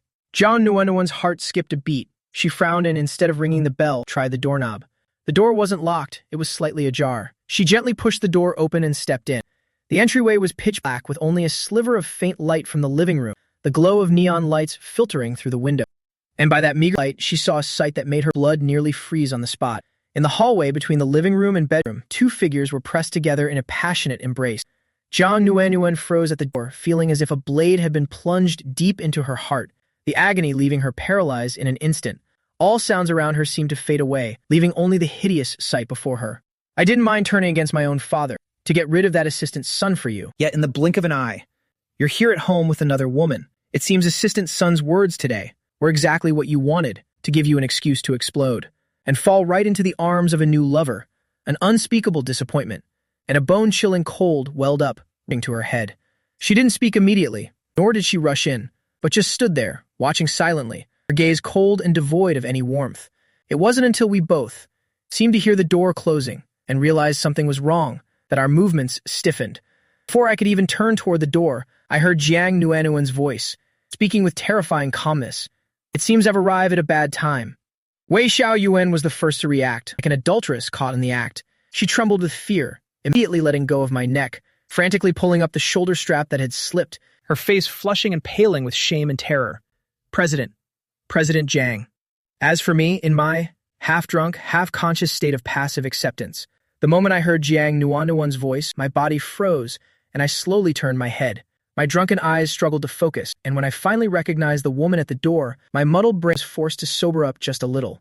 The alcohol magnified every emotion within me, the humiliation at the gala, the rage at the threats, the resentment bottled up for 4 years, and the chaotic feelings surging deep inside me upon seeing Jiang Nuanyuan now, a complex mess of emotions that I couldn't even sort out myself. Jiang Nuanyuan. I mumbled her name, then did something that left Wei Xiaoyuan stunned and made Jiang Nuanyuan's pupils contract. I suddenly swung my arm, shoving Wei Xiaoyuan away from me. The force was so sudden that Wei Xiaoyuan, caught off guard, stumbled back several steps, nearly falling over. Then, like a drunken beast who had identified its target, staggering yet extremely determined, I lunged straight toward Jiang Nuanyuan at the door. Chen Bo, what are you doing? Wei Xiaoyuan cried out in surprise. Though she guessed President Jiang and I might have a close private relationship, seeing us embrace like this still left her in a state of panic. Jiang Nuanyuan instinctively tried to step back, but I was surprisingly fast. My arms opened wide, pulling her into a tight embrace, bringing with them the heavy scent of alcohol and a faint metallic tang as I locked her against my chest. Jiang Nuanyuan let out a soft groan from the impact, her back pressed against the doorframe, my arms clamped around her waist like iron bands. I buried my burning face in the crook of her neck, my hot, alcohol-laced breath brushing against her skin. Jiang Nuanyuan, Jiang Nuanyuan. I kept murmuring her name, my voice thick and heavy with emotion, sounding like a reproach. and a surge of resentment. Why? Why did you only come now? Don't you know they're bullying me again? I spoke in ragged breaths, my words a jumbled mess. But when Jiang Nuanyuan heard me say, they're bullying me again, that word again was like a needle, piercing her heart. Clearly, Assistant Sun's words had triggered the painful memories from 4 years ago.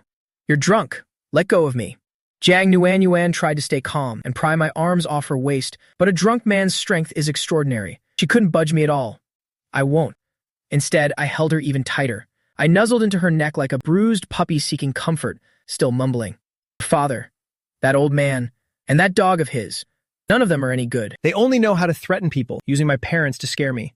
No one in your Jiang family is worth a damn. The words were messy and somewhat disrespectful, but when Jiang Nuanyuan heard them, the coldness and anger in her heart vanished in a strange way, replaced by a bitter, complex emotion. He's complaining to me, venting his frustrations to me. Jiang Nuanyuan could only manage a helpless, bitter smile. Drunk as he is, he still won't forget to scold her father. He must have really been suffering. Don't be so upset. He usually keeps it all hidden inside, but now that he's drunk, it all comes out. She stopped struggling and let me hold her. She slightly turned her head to the side, seeing Wei Xiaoyuan's expression looking utterly wretched. She regained her usual cold dignity. Manager Wei, at the charity gala tonight, Chen Bo had too much to drink. His state of mind isn't very stable. There is nothing more for you to do here. You should go home and rest. Wei Xiaoyuan wasn't willing to leave just like that. The atmosphere shed work so hard to build was about to pay off. Yet as soon as Jiang Nuanyuan arrived, I had heartlessly pushed her aside, throw myself into Jiang Nuanyuan's arms. On top of that, I was scolding the Jiangs right in front of her. What was that all about? Moreover, Jiang Nuanyuan's indifferent composure, acting like the mistress of the house dismissing a guest, made her feel even more humiliated. President Jiang, Chen Bo is far too drunk. I should be the one to stay and look after him.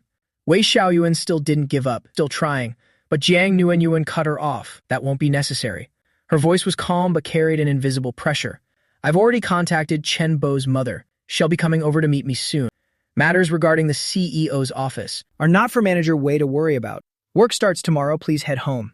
She brought up my mother and emphasized their superior-subordinate relationship. No matter how much Wei Xiaoyuan resented it, she knew she no longer had any right or reason to stay any longer. She shot a sharp, venomous glare at me, the man buried in Jiang Nuanyuan's neck, who was completely oblivious to the conversation, then glanced at the expressionless Jiang Nuanyuan before finally gritting her teeth, bowing her head, and slipping past them out the door. It wasn't until the sound of Wei Xiaoyuan's footsteps faded down the stairs that Jiang Nuanyuan let out a soft sigh of relief. She looked down at the man still clinging to her, muttering incessantly into her neck, and let out another sigh. He's gone. Can you let go now? She tried to push me off, but I didn't budge. On the contrary, I held her even tighter, my arms squeezing her, Making it hard for Jiang Nuanyuan to breathe. You can't go either. You're mine. You can't go with anyone else. The words were both domineering and childish, fueled by alcohol and intense possessiveness. Jiang Nuanyuan was taken aback. Then, a strange ripple of emotion rose within her. Drunk people really do say anything. Who's yours? Go so I can help you into bed. Jiang Nuanyuan lowered her voice softly. She tried to coax me, but I remained adamant. No. If I let go, you'll run away. You'll run to some other man's bed. My voice suddenly dropped, carrying a resentment that sounded like tears. Back then, you left without even looking back. Jiang Nuanyuan's entire body went rigid. Her heart felt as if an invisible hand were squeezing it, agony making it hard for her to breathe. Guilt washed over her like a rising tide. She stopped trying to push me away. Instead, she gently and somewhat awkwardly patted my broad but trembling back. I'm sorry, Chen Bo. I'm sorry. I didn't know. I really didn't know. I didn't seem to hear her apology but remained lost in my own emotions, continuing to mutter my grievances. You even brought a child back and made me an unwilling father. How was I supposed to guess? I'm not an idiot. At the mention of the child, Jiang Nuanyuan's gaze darkened, but now was not the time for explanations. All right, stop talking. Rest first. She coaxed me gently. Pulling and hugging me, she struggled to guide this heavy drunk toward the bedroom. After a great deal of effort, she finally managed to get me onto the bed. The moment I hit the soft mattress, my grip loosened slightly. Jiang Nuanyuan took the opportunity to stand up. She planned to take off my shoes and jacket, but I seemed to feel insecure again.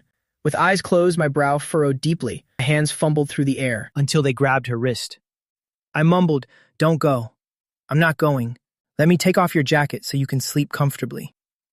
Jiang Nuanyuan was as patient as if she were coaxing Xiao Moyan. Only then did I lie still and let her handle me. Jiang Nuanyuan helped me off with my shoes, then unbuttoned the top 2 buttons of my shirt. While she worked, her fingers occasionally brushed against my burning skin, every movement incredibly gentle. When she was finished, she meant to get a wet towel to wipe my face, but as soon as she moved, I grabbed her hand again. Chenbo.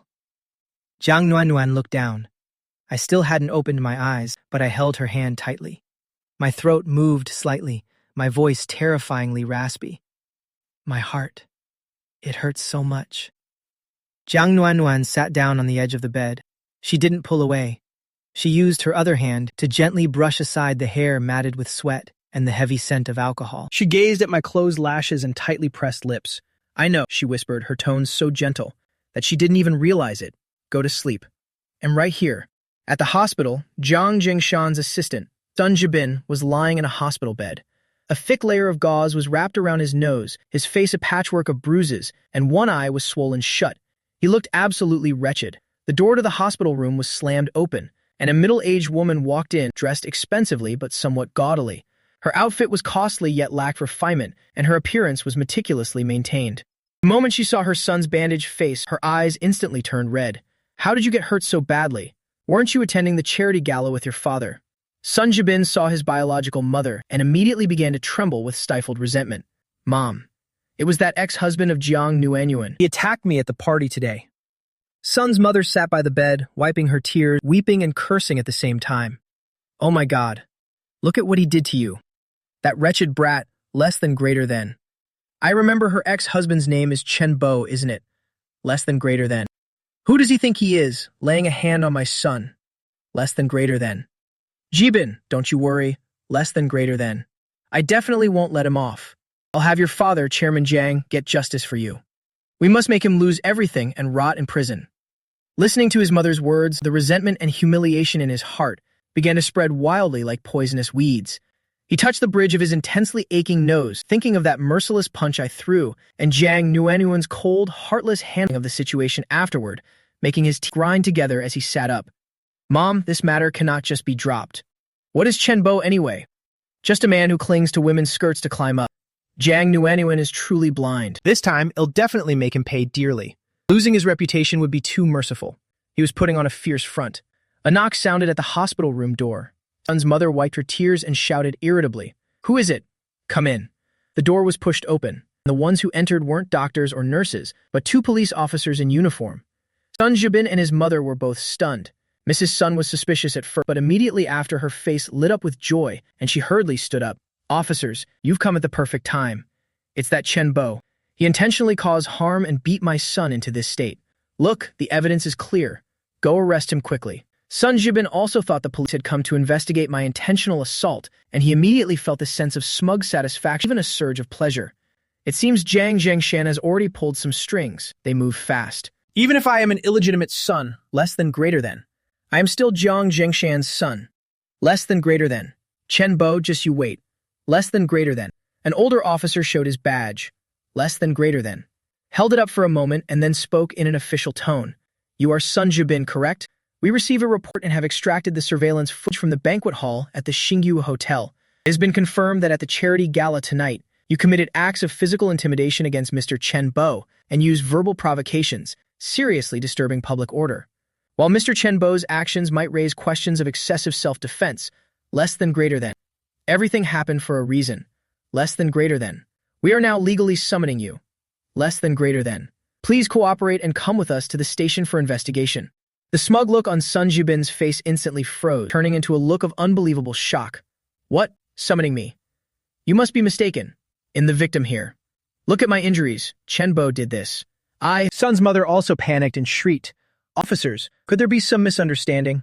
The one who beat people up is Chen Bo. My son is a decent person. How could he go around threatening people? Surely that Chen Bo is playing the victim after committing the crime. You can't just listen to his side of the story. The surveillance footage shows that you were the one who proactively approached Mr. Chen Bo first and had a clear verbal exchange with him, after which Mr. Chen Bo was provoked into action. As for the specific content of the threats, we will conduct further verification. Please cooperate. Otherwise, we will have to use compulsory measures. Sun Jibin was now in a complete panic. The camera. Jiang Nuanyuan actually handed over the footage to the police. Furthermore, judging by their attitude, the police are clearly favoring Chen Bo. That bitch Jiang Nuanyuan must have used her backdoor connections to fix this. I want to call my father. Call Chairman Jiang. Sun Jubin's voice cracked, his hands fumbling as he looked for his phone. You can contact a lawyer or relevant parties, but for now, please come with us. The officer took a step forward, his attitude firm. Seeing this, Sun's mother lost all restraint. On one hand, she tried to block the police, while on the other, she screamed at Sun Jibin, "Hurry. Call your father quickly. Tell him to find a way to save you." Sun Jibin tremblingly dialed the private number for Jiang Jiangshan. After a few rings, someone picked up, and Jiang Jiangshan's deep voice, neither happy nor sad, came through the line. "Dad, it's me, Jibin." Sun Jibin whimpered. "The police are here to arrest me. They said I threatened Chen Bo. It's Jiang Nuanyuan. That bitch Jiang Nuanyuan must be behind this.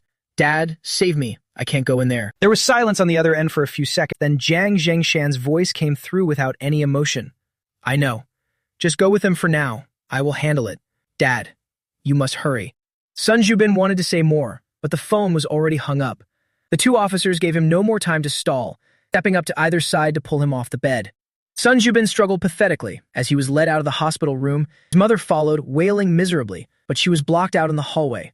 The moment he was escorted into the police car, the cold metal handcuffs locking around his wrists, Sun Jubin's last line of psychological defense collapsed. "Jiang Nuanyuan, you bitch, for the sake of a man, you even dare to touch your own father's people. And Dad, too. He obviously knows who I am, yet he still let the police take me away. In his heart, I know it. Am I really worth less than that little Jiang Nuanyuan? A daughter who will be married off sooner or later is truly a money-losing investment.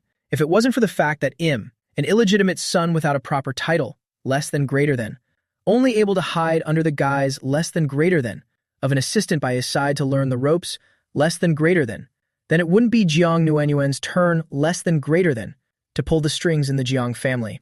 Jiang Nuanyuan, Chen Bo. Just you wait. After a heavy night of drinking, I was awakened in the morning by a splitting headache. Frowning, I clutched my head as if it were about to explode, sitting up in bed, and observed my familiar bedroom.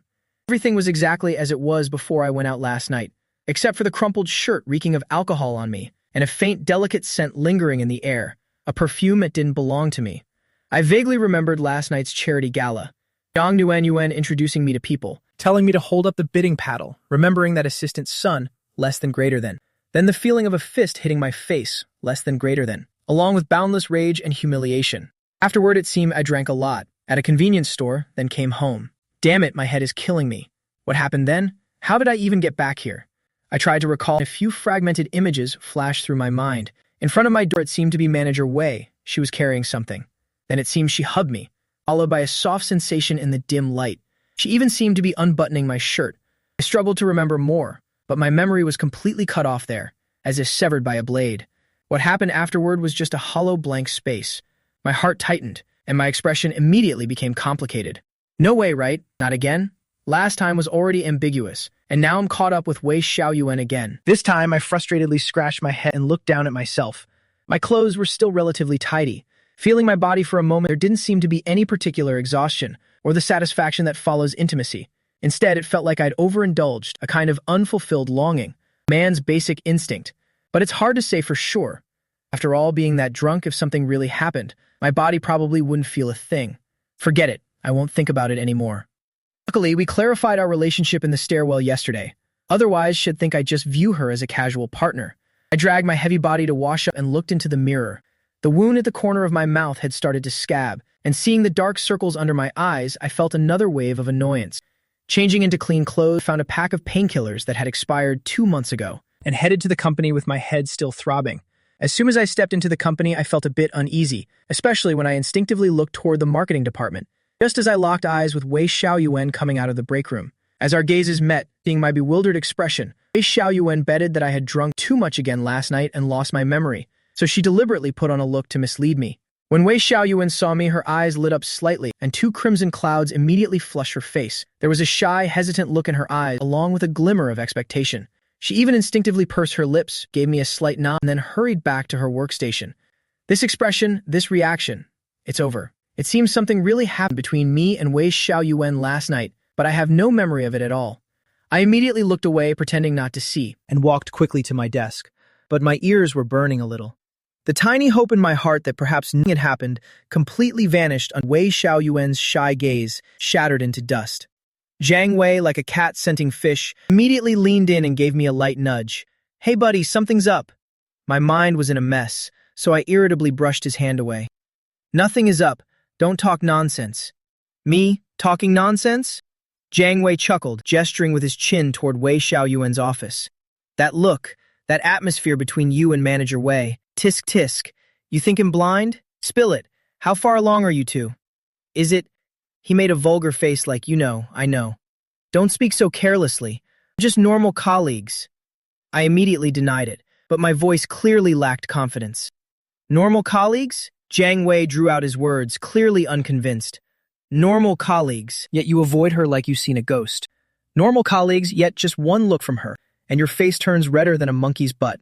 Chenbo, oh Chenbo, you're making this awkward, keeping secrets even from your brother. There's definitely something going on between you two. Did you two already sleep together? I remembered the last time Wei Xiaoyuan admitted in the stairwell that we had slept together, even though I always felt that wasn't the case. Thinking again of that hazy hug at my door last night and the unbuttoning of the shirt. At this rate, perhaps we really did sleep together yesterday. My face grew even hotter. Not exactly.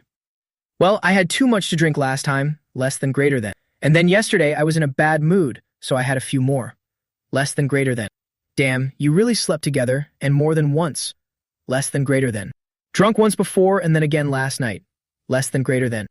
Brother, you're impressive keeping it so hidden. Usually you look so straight-laced, but you're quite a player. Truly an expert at drunk movements. Keep your voice down. I wish I could just shut Jiang Wei's mouth. It's not what you think. It was just an accident. All because I got drunk and made a mistake.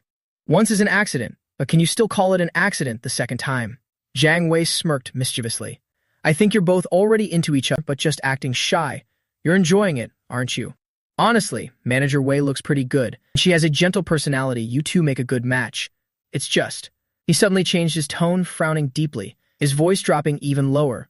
But what about President Jiang's side? I see that President Jiang doesn't treat you normally at all. The way she positioned things at the gala last night was clearly intended to promote you, yet you turned around and slept with Manager Wei. Will President Jiang just let it go? How could a woman like her stand for this? Mentioning Jian Nuanyuan, my head, which was hot with shame and confusion, immediately cooled down, and even a surge of resentment welled up. At the gala last night, she had indeed intrigued to many people, making me look good. But the words of that assistant's son and the things her father did 4 years ago, Jian Nuanyuan's kindness to me might just be a fleeting interest, or just playing around as that assistant's son said.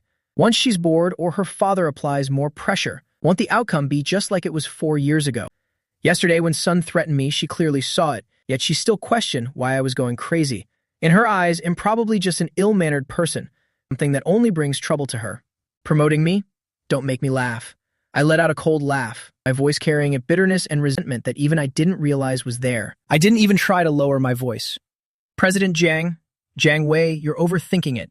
What kind of relationship could she and I possibly have? We're just superior and subordinate, a woman like her. I paused for a moment, thinking of how coldly she looked at me last night, when the reporters were thrusting their lenses in my face, and also Jiang Jiangshan, the scene where he let his assistant threaten me. I steeled my heart and lied to myself. Don't even talk about giving her away for free, even if she were a bonus gift. Even if she knelt down and begged me, this Chen Bo wouldn't want her. As soon as I finished, Jiang Wei's eyes nearly popped out of his head, his expression saying, "Bro, you're seriously gutsy." And he winked at me frantically, his chin jerking repeatedly toward the space behind me. My heart tightened as a bad omen washed over me. I froze and slowly turned around. Less than 3 steps behind me, Jiang Nuanyuan was already standing there. Her whole being radiated a cold aura, an incredibly powerful presence, with a file in her hand. Whether she was just passing by or looking for me was unclear. At this moment, she just stood there silently, her face completely devoid of emotion, her gaze calm without a single ripple, like 2 bottomless icy lakes staring intently at my face. Every heroic word I had just uttered had entered her ears without missing a single syllable, my face filled with despair. Damn it, this is true earthly torture. Is the probability of getting caught bad-mouthing someone really 100%? What kind of bad luck is this? It's over. It's really over. This time, I'm toast. The air seemed to freeze, and a few colleagues who were working also noticed the strange atmosphere here, stealthily glancing our way, before hurriedly looking down to pretend they were busy. Jiang Wei had silently retreated 2 steps, trying to reduce his presence, while cursing incessantly in his mind. "Chen Bo, you idiot," bragging without looking over your shoulder. "Now look at the mess you're in." Looking at President Jiang's face, I feel she's about to pull out a gun in the next second. Jiang Nuanyuan just looked at me, staring for a full 5 or 6 seconds. That gaze was as if she were examining something never seen before, an incomprehensible object. Then, without saying a word, she just slightly twitched the corner of her lips. That curve was cold without a hint of warmth. It couldn't even be considered a smile. Next, she withdrew her gaze, as if she hadn't heard a thing, and walked straight toward her office, until the director's office door closed with a soft click. Only then did I dare to let out a heavy sigh, my legs feeling a bit weak. She didn't say anything. Chenbo, oh Chenbo, your big has truly cut off your own lifeline. Only then did Jiang Wei dare to lean in, patting my shoulder with a sympathetic look. Brother, my condolences. I see your forehead is pitch black. Today there will surely be a blood calamity. No, I mean a workplace disaster. You need me to pre-order an urn for you. Annoyed, I brushed his hand away and returned to my seat, feeling my headache intensify, my mind more chaotic than when I first left the house. The door of the director's office slowly closed. Jiang Nuanyuan turned, leaning against the cold door, and slowly slid down to sit on the soft carpet. The unimportant file in her hand fell beside her. The words I had just said kept replaying in her mind. She understood that I hated her father and even hated her. Seeing my drunk, resentful, and vulnerable state last night, her heart had felt like it was breaking with sorrow. But understanding is one thing. When these hurtful words were spoken so bluntly from my mouth and struck her without any consideration in front of others, Jiang Nuanyuan realized that she wasn't as strong as she had thought. Grievance, bitterness, and exhaustion surged over her like a drowning tide. Her nose suddenly stung, and her vision blurred in an instant. She bit the back of her hand to keep from making a sound. Her shoulders couldn't help but tremble slightly. Jiang Nuanyuan, you're so useless. For my sake, she had stayed up all night, mobilizing every possible connection, just to ensure that scoundrel Sun Jibin was thrown into the detention center for good, even almost turning against her own father. The result of that negotiation was exchanged. For my words, I wouldn't want her even if she were free. The more she thought about it, the more her heart ached, and the more she cried, the less she could stop. The pressure suppressed for all these years, Less than greater than. The hiding and torment regarding little Muyan's origin, less than greater than. The bone-deep longing for me, less than greater than. The wariness and caution since our reunion, the exhaustion of battling wits with her own father, and the pain of being deeply wounded by the words of the one she loves right now. All these emotions intertwined, causing her to completely collapse in a hidden corner where no one could see. Who knows how long she cried, until her tears seemed to run dry, leaving only swollen, aching eyes and a body exhausted to the point of collapse. She scrambled up from the floor, staggering toward the sofa with unsteady steps, and threw herself onto the soft leather. As her body finally relaxed, the sleepiness from staying awake all night came over her like a heavy black curtain, shrouding her completely. She originally only intended to rest for a moment to regain her composure, but her eyelids grew increasingly heavy, and her consciousness gradually became blurred. Outside the office, I sat at my desk, staring at the computer screen. Without processing a single word, my mind a tangled mess. One moment, it was Wei Xiaoyuan's shy gaze from this morning, and the hazy memories of last night. The next, it was Jiang Nuanyuan's gaze looking at me like a stranger just now, along with my own reckless, boastful words. My big mouth has truly brought me trouble. Of all things to say, why did I have to say that? And of course, she happened to hear it. It was already lunch break, and colleagues were getting up one by one to go eat or order in. Jiang Wei leaned in and gave me a nudge. Let's go, let's eat. I'll help clear your head. This morning was far too dramatic. I glanced at the door. The director's office was still tightly shut, and I shook my head. I'm not hungry. You go ahead. By the way, buy me something to bring back. Anything will do. Jiang Wei followed my gaze, nodded as if he understood, and lowered his voice. Still thinking about her. Let me tell you, in your case, this is what you call a workplace injury. The boss aura has scared you so much you've lost your appetite. Let me go buy you a farewell meal, not just some head-clearing lunch. I didn't pay any attention to Jiang Wei, but continued to stare at that door. Usually at this hour, Jiang Nuanyuan would either go to the restaurant downstairs to a private room or ask her secretary to order food to be brought in, but today there was no sound from inside at all. Is she still angry? So angry that she won't even eat. It surely shouldn't be to that extent. Could she be secretly crying? The moment that thought flashed through my mind, I myself felt a sense of bewilderment. Nuanyuan is crying.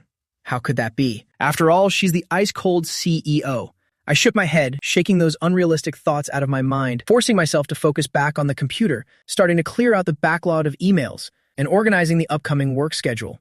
Time slowly ticked by. I looked up toward the CEO's office several times, but that door never once opened. Worse yet, Secretary Lin didn't have any documents for signing today. Otherwise, I could have asked her how Jiang Nuanyuan was doing. As closing time approached, the feeling of unease in my heart grew stronger. No matter how angry she was or how much she didn't want to see me, knowing Jiang Nuanyuan's workaholic nature, There was no way she would stay holed up in her office all day without coming out, without even eating a single meal. Right at 5 o'clock, colleagues started packing their things to leave. Wei Xiao Yuan walked over with a gentle smile on her face. Chen Bo, work's over. Shall we head back together? You drank so much yesterday, does your head still hurt today? I made some soup. Would you like to come over to my place and have some? I looked into Wei Xiao Yuan's expectant eyes and remembered the hazy image from last night and the awkwardness of this morning.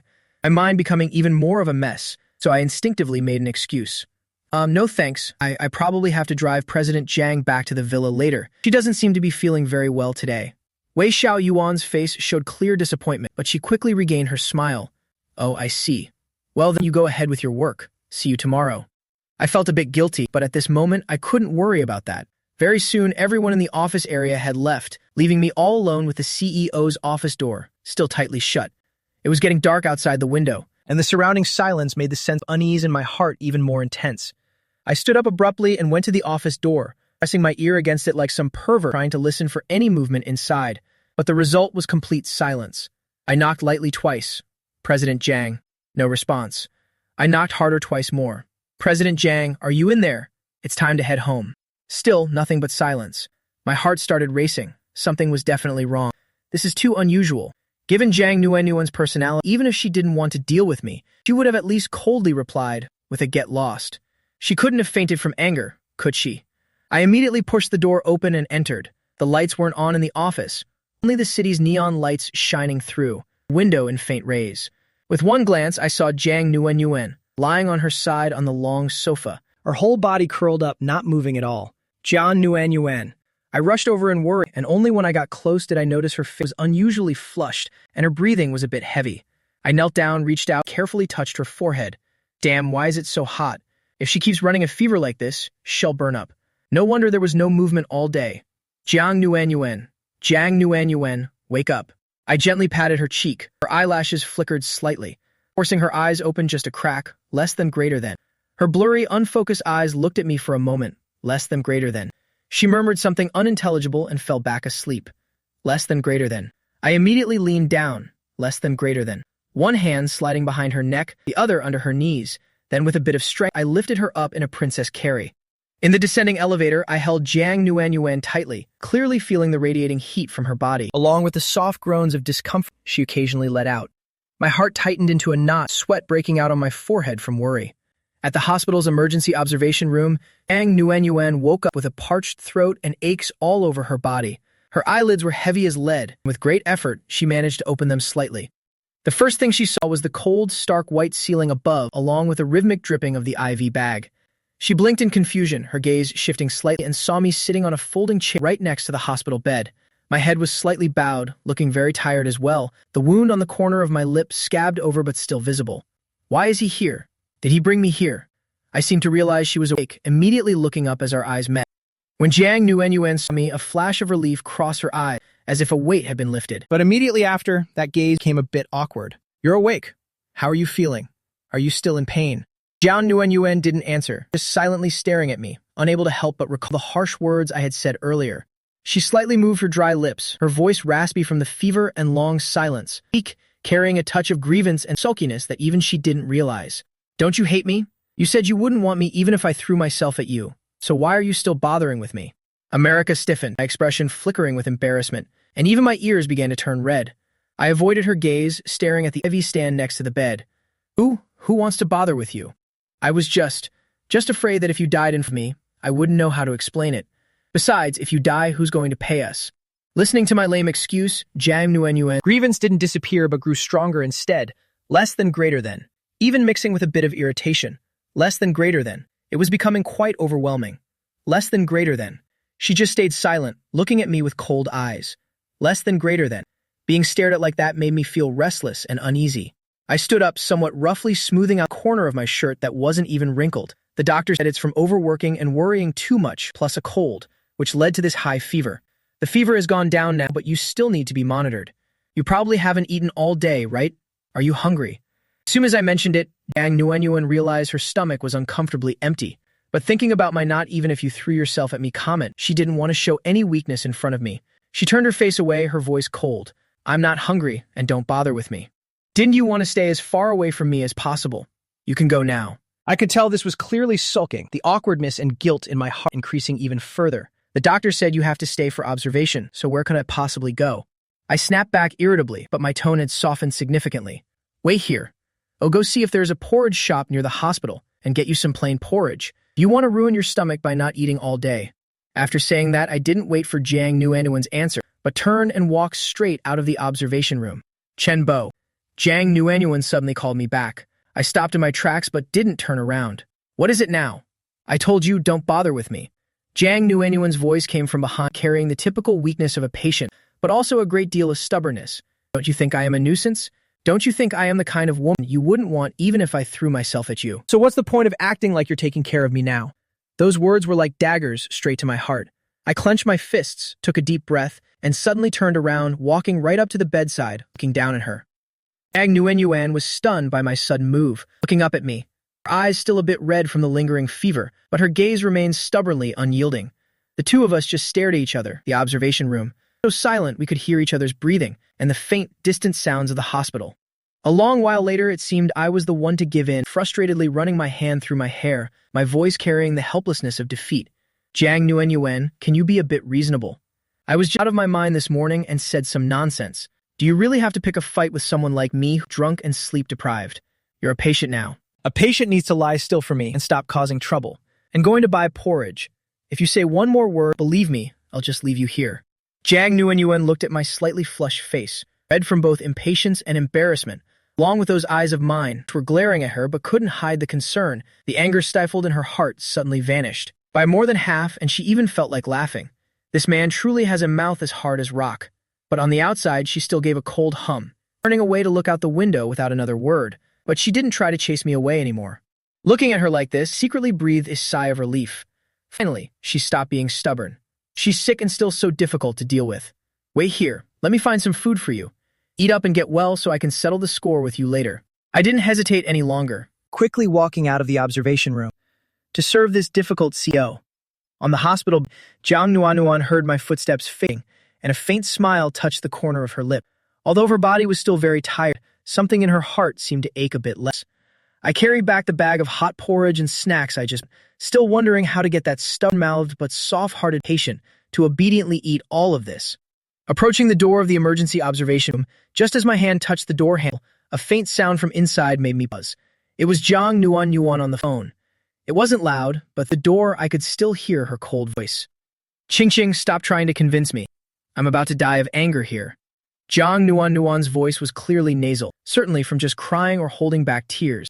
Do you know how many phone calls I made last night? How many favors I called in? Less than greater than. How much effort I put in? Less than greater than. Just to get that bastard who threatened? Less than greater than. Chenbo thrown into detention? Less than greater than. I barely slept a wink all night. And what's the result? My father just made one phone call. I don't know what kind of miracle worker he asked, but he directly got him out of there. How long has it been? Not even a full day yet. My hand gripping the door handle suddenly tightened. When did Assistant Sun get locked up and then bailed out by Jiang Zhengshan? Moreover, Jiang Nuanyuan mobilized so many connections just to put Assistant Sun in prison simply because Assistant Sun had threatened me. She went against her own father for my sake. Her best friend Gu Qingqing, on the other end, seemed to be trying to comfort her, but Jiang Nuanyuan's emotions were clearly pushed to their limit, like a volcano about to erupt. Does he even care about this daughter of his at all? When I was pregnant and had morning sickness so bad the world was spinning, did he even bother to look at me once? Xiao Muyan is 3 years old now, and as her grandfather, he hasn't even held his granddaughter once. And now this, his precious illegitimate son, dares to bully my man. And not only does he not scold him, but he immediately covers for him and saves him. What on earth is he trying to do? The phrase "my man" was like an electric current, suddenly surging through my entire body, leaving half of me numb for a moment. My brain was like rusted gears, stalling for a beat, and starting to spin wildly. The coincidences I had accidentally overlooked before, like dropped pearls, were being quickly reconnected by this sudden string of clues. A 3-year-old child. Jiang Nuanyuan's pregnancy and childbirth happened after our divorce 4 years ago. She found out she was pregnant right after the divorce. On the day of the divorce, Jiang Nuanyuan and I had 4 rounds, and in the end, the condom even broke. Let me calm down and piece this together. I felt all the blood in my body rush to my brain, my eardrums ringing with the sound, and my hands holding the porridge bag couldn't stop shaking. But that's not right. Because I wasn't sure, less than greater than. I had 2 DNA tests done, less than greater than. And both results showed the child wasn't mine, less than greater than. At this moment, Jiang Nuan Yuan on the phone, less than greater than. Seemingly overwhelmed by emotion and fatigue, less than greater than. Began to breathe heavily, her crying clearly audible. All he cares about is that company, along with that illegitimate son of his, while everyone else is just a pawn for him. To arrange and sacrifice as he pleases. Gu Qingqing's voice sounded faint through the receiver, trying to tell her to stay calm, not to let her anger harm her health, then asking where she was now. Jiang Nuan Yuan sniffled, her voice dropping with exhaustion. High blood, at the hospital. It's nothing serious. Hi, just a slight fever. I'm just so tired.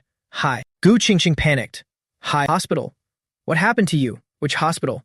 I'm coming right now. Jiang Nuan Yuan quickly stopped her. Don't come, it's so late. I'm fine. Really, someone is already here with me. Who? The driver?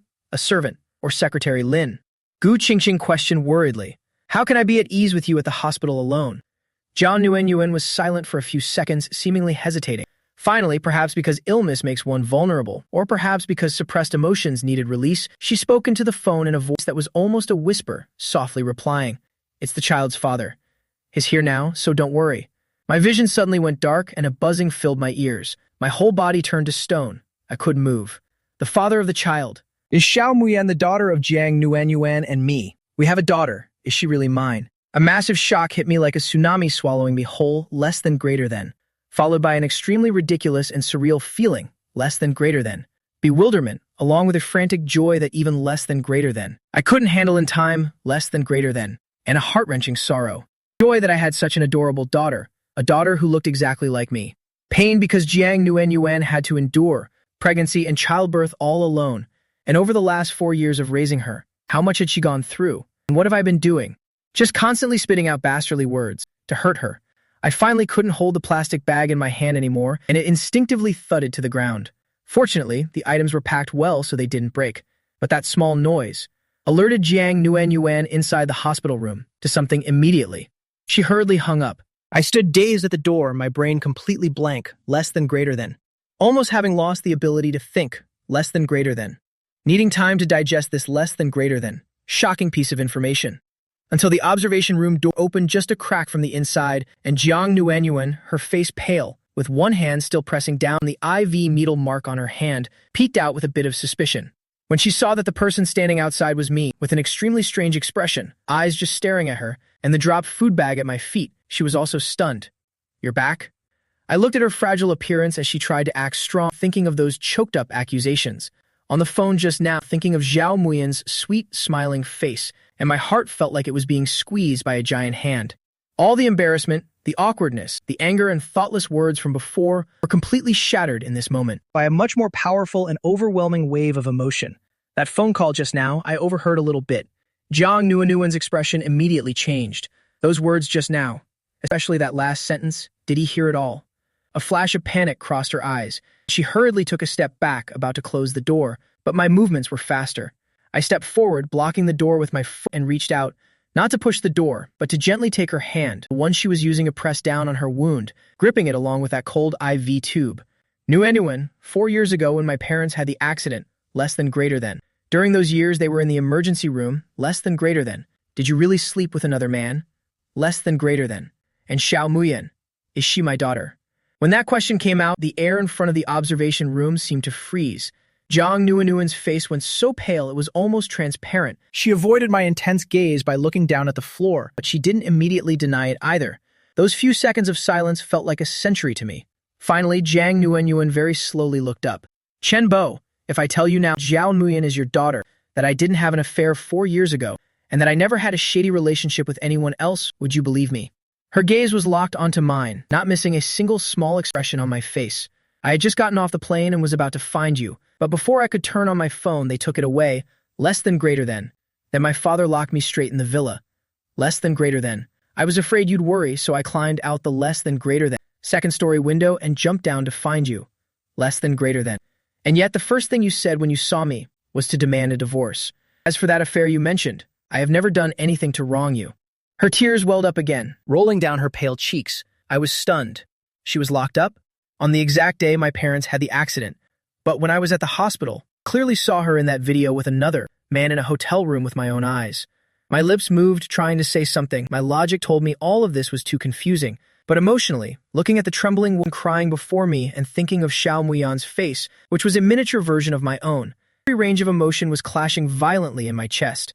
The more coincidences there are, the more likely it's a setup. I need evidence to prove that this was all just a misunderstanding. My few seconds of hesitation in Jiang Nuanyuan's eyes became the cruelest possible response. He doesn't believe me. Chen Bo simply doesn't believe me at all. The hope in her eyes went out in an instant, leaving only disappointment and self-mockery. Jiang Nuanyuan slightly moved her lips, forcing out a smile that looked worse than crying. She took a step back to widen the distance between us. Sigh. It's fine. It doesn't matter if you don't believe me. She didn't look at me anymore, turned around and walked unsteadily toward the hospital bed, pulling back the covers to lie down, turning her back to me, her voice indifferent, as if talking about the weather. I'm tired. I want to rest. Chen Bo, thank you for bringing me to the hospital, and thank you for the porridge. You can leave now. With her voice so distant, I knew that she was truly disappointed. Jiang Nuanyuan. I took a step forward intending to explain. My hesitation just now, tending to ask her more about other details. Please leave. Jiang Nuanyuan's voice came from under the covers. I saw her shoulders trembling slightly under the thin blanket, and the words I wanted to say got stuck in my throat. All right, get some good rest. Take care of yourself. I'll go outside to calm down a bit. Remember to eat your porridge. After that, I took a deep look at her figure, turned away from me one more time, bent down to pick up the food bag, gently placed it on the nightstand, and turned and walked out of the observation room, softly closing the door. The moment the door closed, I leaned my back against the cold wall, my head buzzing like 1,000 bees were swarming inside. I have to stay calm. Now isn't the time to panic. If what Jiang Nuanyuan said is true, then 4 years ago was definitely a conspiracy. Yeah, that video. There must be something wrong with that video. I didn't leave the hospital yet. Instead, I found a relatively quiet corner in the stairwell, sat on the cold step, and pulled out my phone. First, I searched for video synthesis technology from 4 years ago, and the keywords ultra-realistic fake hotel room. Finally, in an article published about 4 years ago titled First Release of Phantom Engine, real-time video synthesis in film is no longer a dream, less than greater than. Within an industry news report, I saw hope. Less than greater than. The article mentioned less than greater than. A startup company called World Starting Point released a real-time video called Phantom, the first version of the synthesis engine. Although the effects were primitive compared to now, but under certain lighting angles, and if enough character data had been collected beforehand, it could create short videos, enough to deceive the average person's eyes. At that time, it was mainly aimed at film, special effects, and the virtual idol industry. My heart began to race. I immediately searched for this World Starting Point company, checking its founding date and funding history. On the old news page of the company's official website, I found an earlier funding announcement. World Starting Point received seed funding, led by Origin Capital. Origin Capital. My pupils constricted, fingers trembling slightly as I continued to search for Origin Capital. World Starting Point and Jiang Zhengshan had no direct connection, but I discovered a subsidiary of the Jiang Group, 6 months after the Phantom Engine's release, had together with World Starting Point signed a technical cooperation confidentiality agreement, the purpose of which was unclear. A chill ran down my spine, and I immediately logged into a secret technical forum. Many hackers and gray zone experts gathered here. I posted a high-reward bounty with a simple and direct title.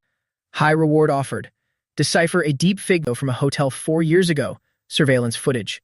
Provide years ago. Surveillance footage. Provide raw data or proof of synthesis. Price is negotiable and will definitely be generous. Under a great reward, there are always brave men. And less than half an hour later, an anonymous user contacted me. They were very cautious, requesting half a deposit in an encrypted account, starting the analysis only after receiving the video file. I didn't hesitate at all. I desperately needed the truth now.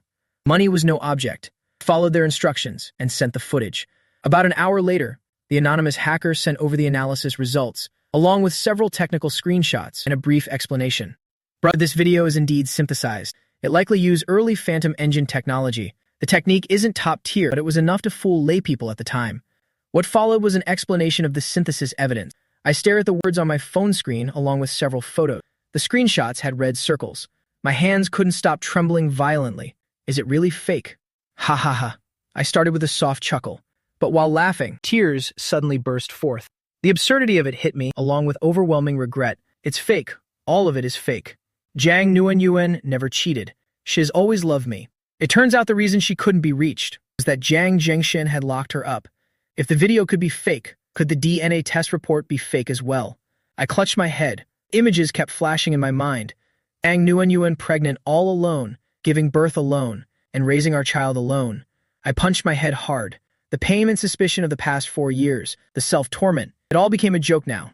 But none of that matters anymore. Jang Nguyen, she's back. Intense joy overwhelmed me. There was never any betrayal between us. I have to see her right now to tell her that I believe her, to apologize, and to make up for the past 4 years. I sprang up from the steps. Because I moved too fast, my vision suddenly went black, but I didn't care. I wiped the tears from my face with the back of my hand, dashed out of the emergency exit like the wind, and ran desperately toward the emergency observation room. I ran all the way to the observation room door. It was slightly ajar. I pushed the door open without hesitation. The blankets were neatly folded. All that remained on the nightstand was the bowl of porridge I bought, cold for a long time. Even before the wind blew, my heart felt heavy. I stopped a nurse who was passing by and asked urgently, "Nurse, where is the patient from this bed?" The nurse glanced at me and flipped through the notebook in her hand. "Oh, you mean the woman surnamed Jang. After her IV was done and her fever went down a bit, she signed herself out and left. She's been gone for nearly half an hour." Gone? 4 years ago, I let you leave in confusion. 4 years later, do you think I'll make the same mistake again? Not a chance. My first reaction was to call her. "We're sorry. The number you have dialed is not answering." I called again. "We're sorry. The user you are calling is busy." She clearly hung up on me. I kept calling, but this time the message said, "The subscriber you have dialed is powered off." "Well done, Jang Nguyen, you're ruthless enough. Blocking me and then turning off your phone, you've gone all the way. Did you think this would stop me?" I stared at my phone screen, and instead of being angry, a cold smile formed on my lips, a smile of absolute determination. "You can run, but you can't hide. Jang Nguyen, this company isn't your only hideout. You want to play hide and seek. Let's see who finds whose weakness first." Early the next morning, I showed up at the company on time. I didn't go to my desk, but went straight to Jang Nguyen's office, planning to lie and wait for her. Inside the office, I sat in her spacious, comfortable executive chair, and even gave it a leisurely spin. In the air, her fresh scent still seemed to linger. Wow, this chair really is comfortable. Minutes and seconds passed, 9 o'clock, 10 o'clock, then almost 11 o'clock. I couldn't wait any longer and went to Secretary Lin to ask why President Jang hadn't arrived yet. President Jang's external schedule is quite busy today. This morning, she had to inspect a plot in the development zone. This afternoon, she is discussing a loan with Director Wang from the bank. And tonight, there's a business banquet. She probably won't come to the office today. My expression didn't change. It was as if I had expected this. As expected, whenever she's mad, she plays the vanishing act, a packed schedule and refusal to communicate. The same old trick. Jang Nguyen, do you think you can escape me this way? So naive. Your biggest weakness isn't found in these schedules. I nodded to Secretary Lin. "I see. Thank you." I glanced at my watch. 2 p.m. Still over 2 hours until preschool lets out. Plenty of time for me to grab my hostage and control the situation. I got up to head downstairs, and Zhang Wei came rushing over during his lunch break. "You've got a different vibe today, brother." I glanced at him. "Remember this. Call me President Chen from now on." Zhang Wei played along and hugged my leg, and counting on President Chen to protect me from now on. 3:30 p.m. I left the company on time. I arrived well before the school day ended. It was very quiet in front of the kindergarten. Because Jang Nguyen had previously asked me to take care of her for 3 days. I used the excuse of working overtime to pick her up early and bring her to the office. Neither the teachers nor the security guard had even a shred of doubt. After the guard checked my ID, contacted the homeroom teacher. The teacher still remembered me. After all, it'd been the one picking her up lately, and had taken very good care of her. Xiao Muyan waddled out the door with her short legs. Her eyes lit up when she saw me, and she pitter-pattered over to hug my leg. "Uncle Chen, why are you here? Are you here to take Yan Yan home?" I knelt down and looked at her small face, which looked just like mine. My heart suddenly softened, but at the same time, an indescribable guilt and bitterness surged. I knelt down and gently picked up Xiao Muyan, trying to keep my voice soft and calm. "Uncle Chen is free today, so I'm taking Xiao Muyan home early. Mommy is busy at the company today." So she asked Uncle Chen to pick you up, okay? Okay. Xiao Muyan happily wrapped her arms around my neck and gave my cheek a big smooch, leaving a wet saliva mark. Yan likes Uncle Chen a lot. Those words made my heart ache even more. I kissed her tiny cheek in return, then nodded to the teacher and signed the early dismissal slip. I carried Xiao Muyan out of the preschool. "Little Muyan, don't call me Uncle Chen anymore. Call me Daddy, okay?" I stopped by a convenience store near the school and bought her a lollipop to coax her into calling me Daddy. Without a moment's hesitation, she hugged my neck and called out Daddy sweetly. "Hee hee, my daughter is so good and so adorable. truly precious. After calling me that, Xiao Muyan hesitated and tilted her head. But Mommy said, I can't call Uncle Chen Daddy. She says you're mean and always make her angry. Be good, just call me Daddy. I promise I won't make Mommy angry anymore, okay? Really? Xiao Muyan tilted her head and looked at me, blinking her eyes. Pinky swear. From now on, Daddy will protect your Mommy. We'll never make her angry again. Xiao Muyan suddenly threw her arms up, looking extremely excited. I finally have a daddy. I took Xiao Muyan to a nearby park for the slides, then to the riverbank to catch small fish. I glanced at my phone. It was almost time for school to let out. By now, Jiang Nuanyuan must have realized her precious treasure was gone. As predicted, shortly after, my phone started vibrating like crazy. Seeing her name pop up, a smug smile touched the corners of my mouth. I cleared my throat and waited until the ringtone was about to cut off before leisurely pressing the answer button. Less than greater than. Even switching to speakerphone. Less than greater than. Hello. Less than greater than. From the other end, less than greater than. Jiang Nuanyuan's furious voice immediately rang out. Chen Bo, where did you take Xiao Muyan? The driver said he couldn't find her, and the teacher said you picked her up early. What do you think you're doing? Bring Yan Yan back to me right this instant, or I'm calling the police. I could hear the clear panic in her voice. President Jiang, don't be so dramatic. Xiao Muyan is perfectly safe with me. She's busy enjoying a lollipop right now. As I spoke, I glanced at Xiao Muyan beside me, happily sucking on her candy. She even turned toward me and gave me a very sweet smile. Chen Bo, you bastard. What the hell do you want? Jiang Nuanyuan's voice began to choke up. She was truly flustered and terrified. What do I want? I spoke clearly into the phone.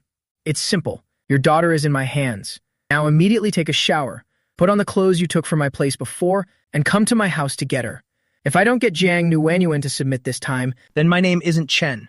At dusk, Xiao Muyan was absorbed in a puzzle on the rug in the nursery. She was playing with intense focus, while I stood by the window in a restless daze, occasionally glancing downstairs. The doorbell rang and my heart skipped a beat before starting to race uncontrollably. I took a deep breath, composed my expression, and went to open the door. Jiang Nuanyuan wore a thin khaki coat, her feet in slender black high heels, her sheer stockings extending to her knees, hidden by the length of her coat. She must have rushed over here.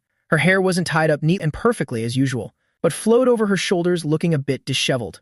Jiang Nuanyuan gripped her phone tightly. As soon as she saw me open the door, she glared and asked, "Where is Yan Yan?" I stepped aside. She's playing inside, perfectly safe. Come in and eat first. I took a step forward, intending to pull her inside. She took a step back to avoid me, seemingly unwilling to have any physical contact with me whatsoever. Chen Bo, give Xiao Muyan back to me, and taking her home right now. Jiang Nuanyuan's voice was cold, devoid of warmth. Nuanyuan, I looked at my empty hand. Can we just have a proper talk for a moment? Jiang Nuanyuan looked at me with indifferent eyes. If it's about the company, please go through my assistant and follow the proper procedure. It's my time off now, and I have nothing to say to you. Her attitude started to make me feel frustrated. I stepped forward, grabbed her wrist, and pulled her into the house. As soon as the door slammed shut, I pinned her against the wall. Mommy. Xiao Muyan heard the door close and ran out from the room that used to be full of clutter. That messy room had been cleaned up perfectly and filled with all sorts of toys that children love. Xiao Muyan happily threw herself into Jiang Nuanyuan's arms. Mommy, Daddy bought me so many toys. I'm so happy. When Jiang Nuanyuan heard the word Daddy, she gave me an extremely strange look. Then she gently picked Xiao Muyan up. Yan Yan, you shouldn't call just anyone Daddy. With that, she carried the girl toward the door. Mommy, are we going home now?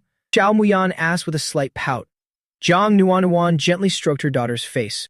That's right, we shouldn't stay at someone else's house for too long. I blocked the door. Go after you've eaten. I've cooked enough for all three of us. Jiang Nuanyuan's attitude toward me remained freezing. No need. She tried to slip past me to open the door and leave. Nuanyuan, I know I misunderstood you. Let's sit down and talk things through, and clear up all the misunderstandings from the past. Jiang Nuanyuan looked at me. Chen Bo, I've said it already. There's nothing left for us to say. My heart has truly gone cold. When the bond is broken, no amount of effort will matter. No, I told Xiao Muyan to go play in her room and pulled Jiang Nuanyuan into the bedroom. As soon as the door closed, I wrapped Jiang Nuanyuan in a tight embrace. My heart beat powerfully in my chest as my slightly trembling voice resonated from within. I won't let you leave. Jiang Nuanyuan, you belong to me. The coldness Jiang Nuanyuan tried so hard to maintain completely crumbled in this instant. Yesterday's fever hadn't fully broken. She had forced herself to work despite the lingering heat, only to discover Xiao Muyan was me. She thought it was revenge by that illegitimate son, Sun Jin, and had been terrified to the point of weakness. I said, "I'm sorry." I buried my face in the crook of her neck, my voice deepening with an unprecedented sincerity. Nguyen, I'm sorry. I'm truly sorry. Jia Nuanwan's body suddenly went stiff, stunned by the sudden hug and the apology that caught her off guard. She squirmed slightly to get away, but I held her too tight. She simply couldn't struggle free. "Let go of me, Chen Bo. Don't think doing this makes everything okay. You used Xiao Muyan to threaten me. I will never forgive you for that." Her voice trembled with rage, but because she was nestled in my arm, it sounded a bit weak. I know, and the bastard. I was so childish. I used our child to threaten you. 4 years ago, I was such a fool. I was blind, and even yesterday, I said those horrible things. I held her, stammering apologies that barely made sense. My embrace tightened even more, as if fearing that if I go for even a second, she would vanish. But I've looked into everything. I found out the truth. That video was fake. It was synthesized. The technology used was from a company your father invested in. 4 years ago, your father had you locked up. You never cheated on me. I poured out all truths I had just discovered. My voice choked up. I'm sorry, Nguyen. For the past 4 years, I've been wrong. I left you to suffer alone, to endure so much injustice. I'm so sorry. Hearing those somewhat deep but heartfelt apologies, and hearing me mention the truth about 4 years ago, the resilience and anger that Jiang Nguyen had fought so hard to keep up suddenly deflated like a punctured balloon.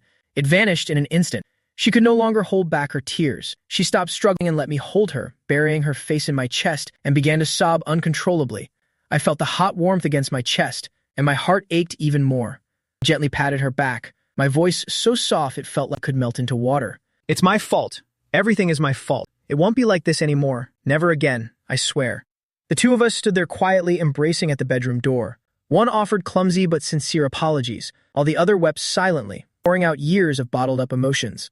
I don't know how much time passed, but when I felt John Nguyen's mood had finally stabilized, leaving only light sobs, I finally loosened my embrace slightly. I looked down at her. John Nguyen's eyes and nose were red, and tear stains still lingered on her face. Her hair was a bit messy from the hug. She looked both pitiful and incredibly lovely. She avoided my gaze and turned her head away in slight embarrassment. But in that moment of turning away, her eyes suddenly landed on the photo on the nightstand. In that picture, she and I were in our wedding dress and suit, looking so young and naive. Our heads were leaned together, smiling radiantly for the camera. John Nguyen's body suddenly trembled. She hadn't expected that I'd still have this photo. An indescribable rush of complex emotions surged within her. Those pretty lips of hers still wouldn't back down. She tried to act cold and asked in a slightly haughty voice, "Why do you still have that photo? Doesn't it bother you?" I followed her gaze and saw the wedding photo too. My eyes softened and I even broke into a wide smile. Bother me? How could it?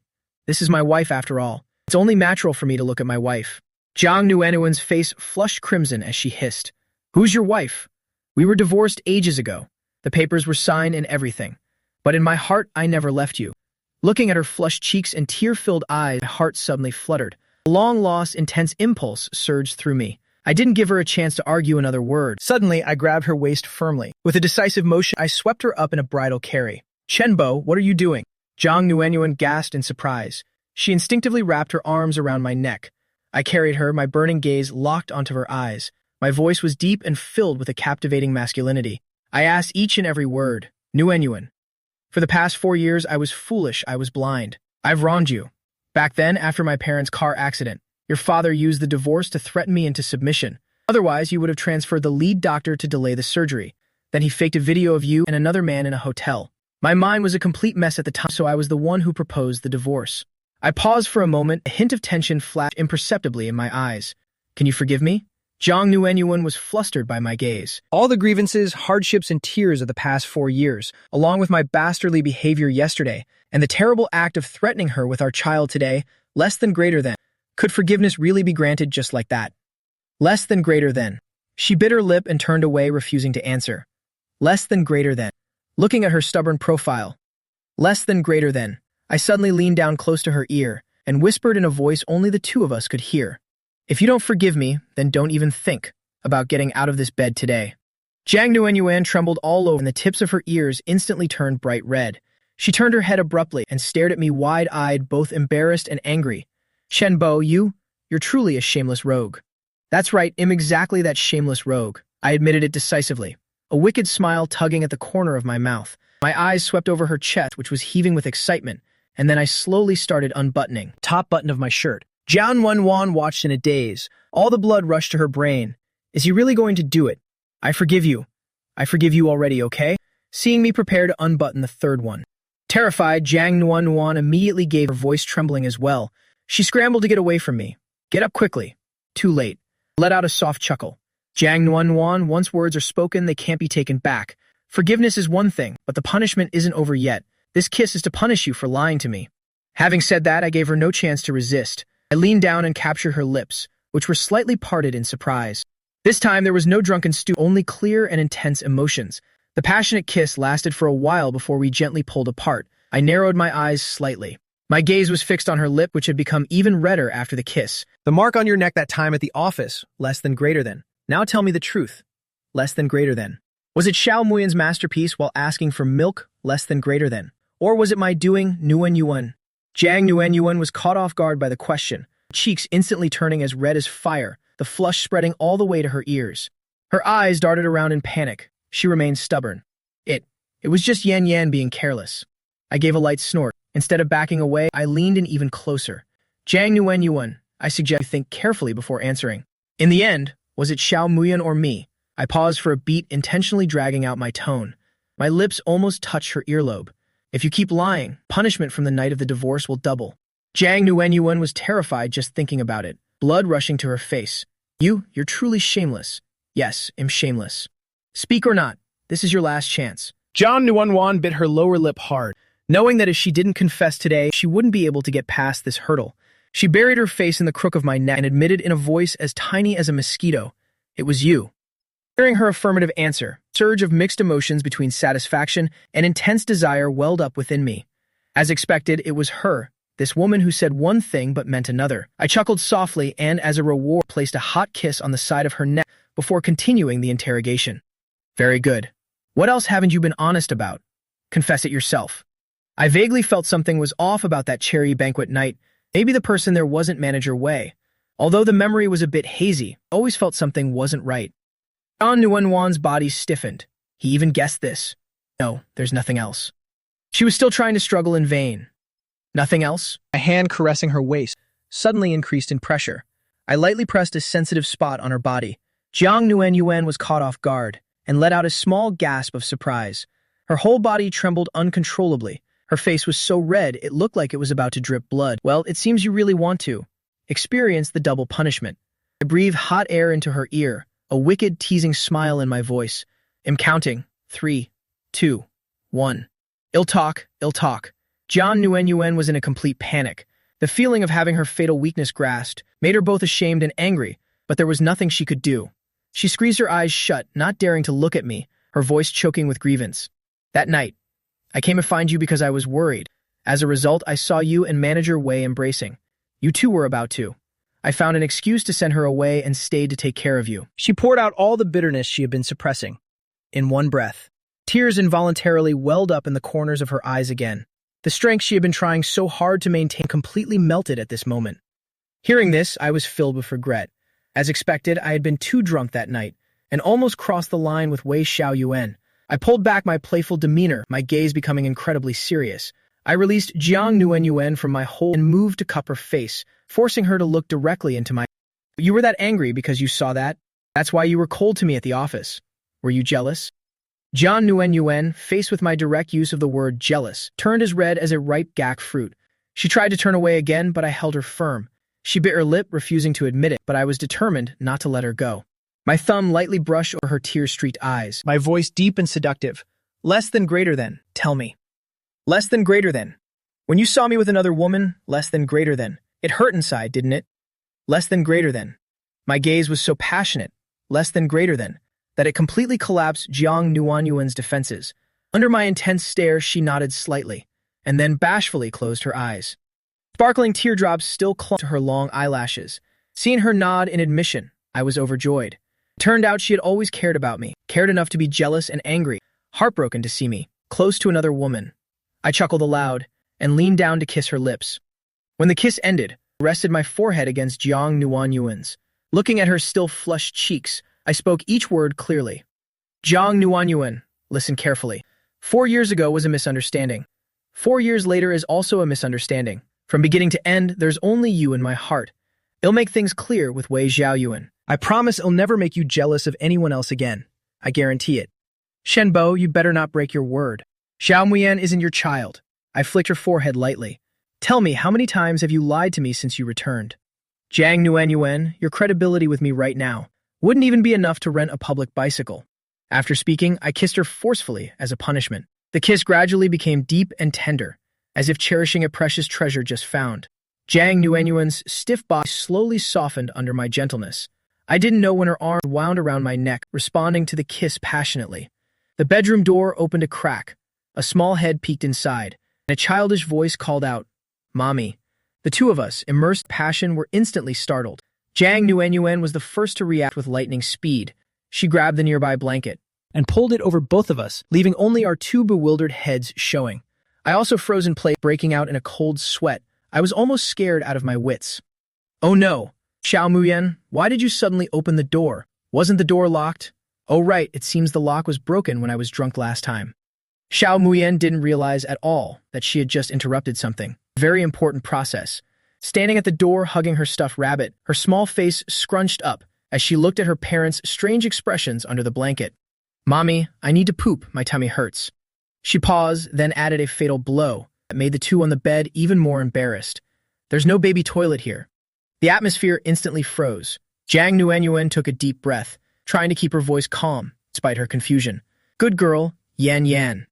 Wait outside for a moment. Mommy will come help you right away, okay? Xiao Muyan was very well behaved. Despite her discomfort, she nodded, hugged her rabbit, and slowly turned to go outside, less than greater than. Even thoughtfully closing the door with her tiny hand, less than greater. Once the small figure disappeared behind the door, less than greater than. The two people in the room finally, less than greater than, let out a collective sigh of relief. Jiang Nuanyuan immediately reached out from under the blanket and pinched my bare arm hard. I gasped but didn't dare cry out.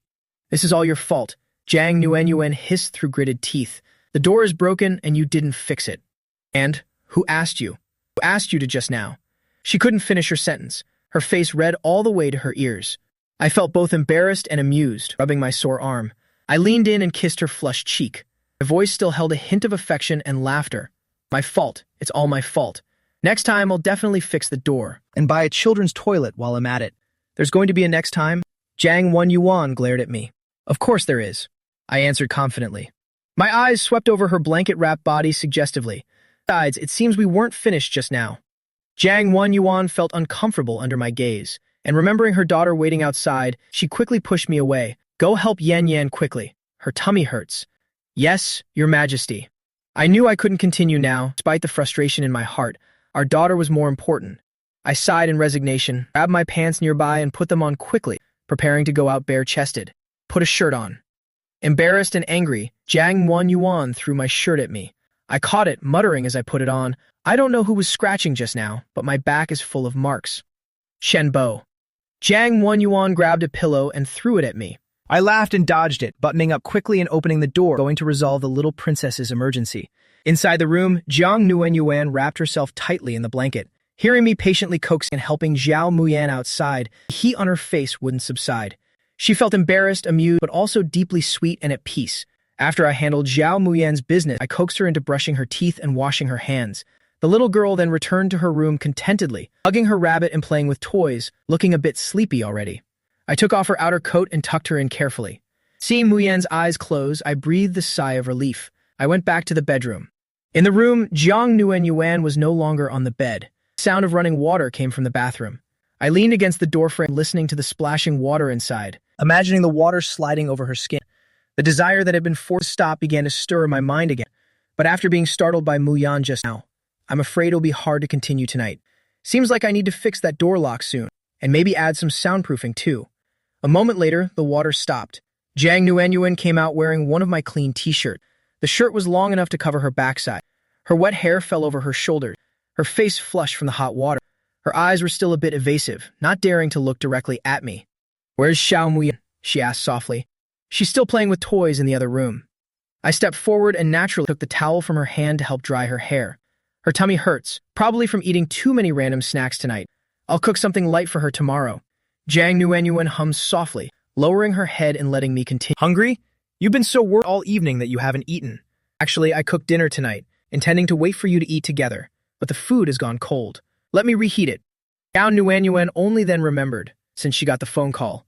She really hadn't eaten anything. Her stomach let out a timely growl. She blushed and nodded slightly. I smiled and dried her hair, then took my light jacket and draped it over her shoulders. It's a bit chilly in the living room. Put this on. I'll reheat the food, it won't take long. I walked into the kitchen and brought out the dishes I'd finished earlier. Stir-fried eggs with tomatoes, stir-fried broccoli, and a bowl of pork rib soup. They were simple home-cooked meals, but the care put into each dish was evident. Jiang Nuanyuan was leaning against the kitchen door, watching when a childish voice spoke. She looked down to see Zhao Muyan still awake, rubbing her eyes by her feet, looking up at her curiously. "Mommy, your face is so red, just like a red apple." Muyan pointed at her face innocently. "Is it really?" Jiang Nuanyuan instinctively touched her burning cheeks and stammered an explanation. "It must be because it's too hot in the kitchen, right? The heat just hit me." Muyan blinked her big round eyes, clearly not quite believing this explanation. It was hot in the kitchen, but Mommy was standing outside the door.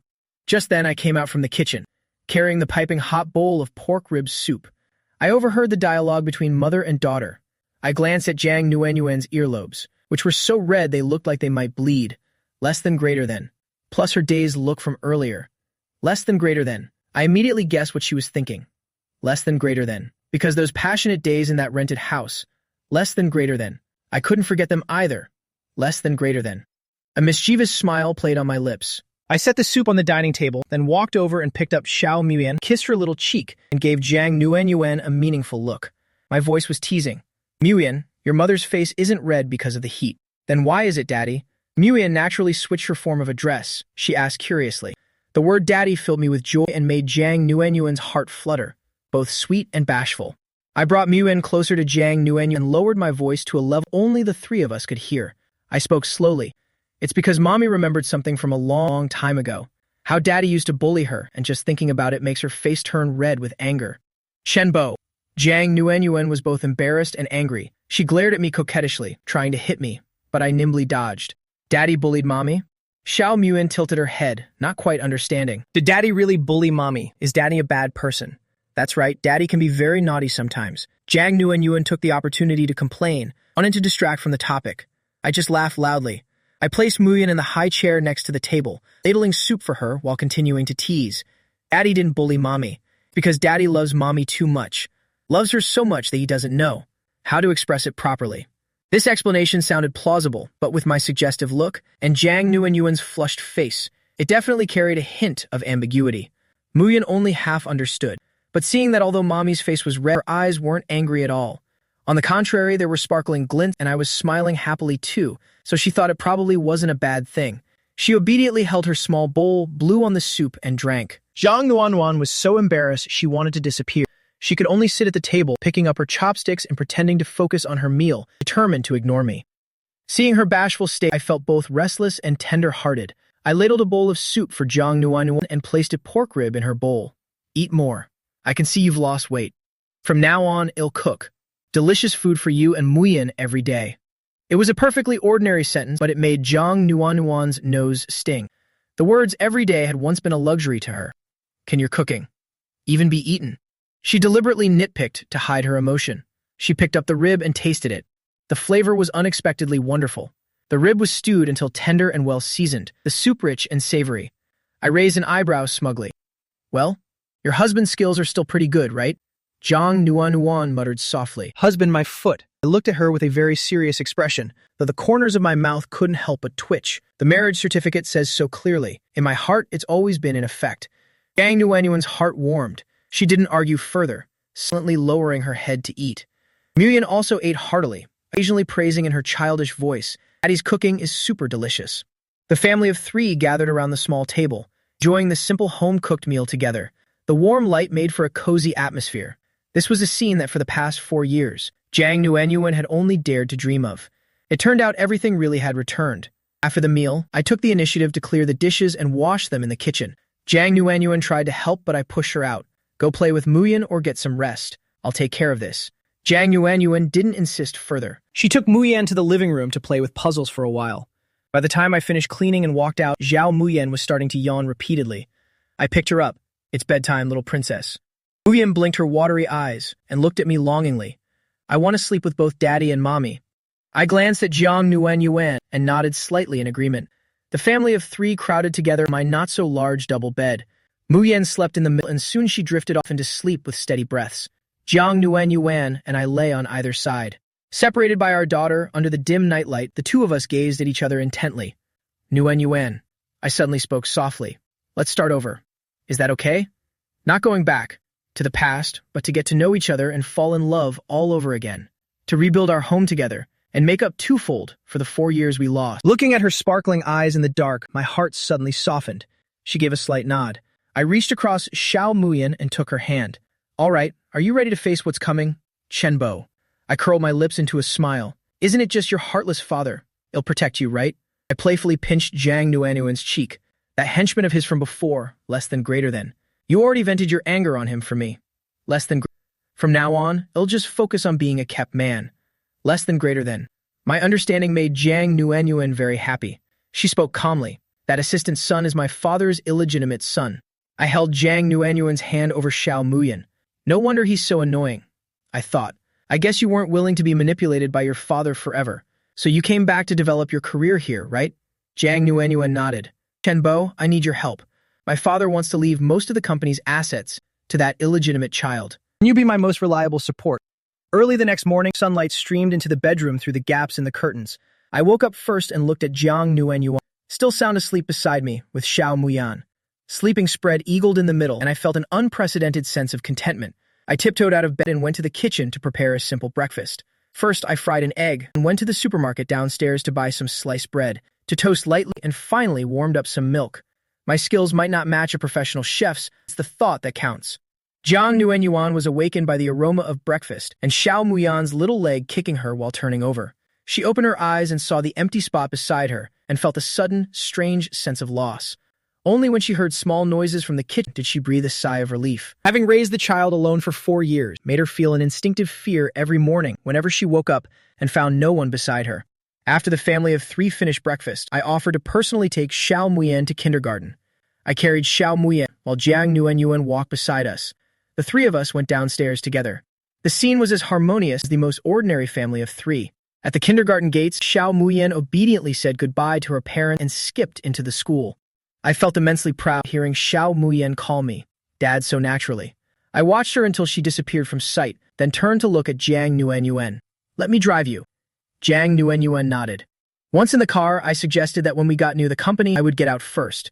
Even though the misunderstandings were gone and our relationship was settled, there are many eyes and ears at the office. Our sensitive relationship isn't suitable for a loud public announcement yet. After all, Jiang Nuanuan is the CEO, and I am her direct subordinate. If it got out, there would definitely be gossip. The car rolled along smoothly, with just the two of us in the enclosed space. Intimate images from last night kept flashing uncontrollably through my mind. Jiang Nuanuan looked out the window, the tips of her ears turning slightly pink. I leaned back in the seat, tapping my fingers lightly on the steering wheel. Every now and then, my gaze drifted the person sitting primly beside me, and a faint smile touched my lips. When we were just a block away from the office, I suddenly spoke up. Stop at the intersection ahead. I'll get off here, and you can drive into the company's parking garage. The car pulled over to the curb. Before getting out, I took advantage of a moment when she wasn't looking, to quickly lean close to Jiang Nuanuan's ear, and whispered in a low voice. Let's find the right time. We should have some more fun together. Warm breath brushed against her ear, carrying a clear implication. Jiang Nuanuan's body stiffened, and her face flushed instantly. She didn't dare look at me, only letting out a tiny a sound so quiet it was almost inaudible. I smiled contentedly and closed the car door, watching the car drive away, before adjusting my clothes and strolling toward the office. Entering the elevator, happened to bump into Zhang Wei, who had just arrived. The moment Zhang Wei saw me, he leaned in with a face full of gossip. Hey, good morning, brother. Did you see President Zhang's car? When I arrived, I saw her getting out of her car. Man, her expression. Her mood today is completely different from yesterday. She's absolutely glowing. Her spirits are so high. Tisk tisk, maybe she found a high-end male model last night to relax with properly. That's why she's so satisfied. Zhang Wei was purely joking around. He had no idea that his words had accidentally hit the bullseye, right on the guilty spot of the male model standing right here. My steps faltered for a barely noticeable second. My heart skipped a couple of beats, and though I was the male model in question, I wouldn't dare claim to be high-end. But as for complete satisfaction, the situation last night seemed to be quite far from complete. It's all thanks to that little ancestor Xiao Muyan, I thought to myself, but on the outside I tried to stay calm, even playing along with Zhang Wei's comments. Really? Probably. She probably just had a good rest yesterday, so she's in a good mood. Come on, would a good rest do this? Her eyes are as bright as a sky full of stars, and she's on the verge of smiling. Since President Jiang was appointed, I've never seen her look so radiant. Zhang Wei rubbed his chin, analyzing with the face of someone with vast romantic experience. She's definitely been nourished by love. Tell me, did you heroically sacrifice yourself last night to comfort President Jiang's broken heart? Then he nudged me with his elbow, his sly expression making me feel awkward. Hearing him mention heroically sacrificing myself, the scene from the bedroom last night flashed through my mind.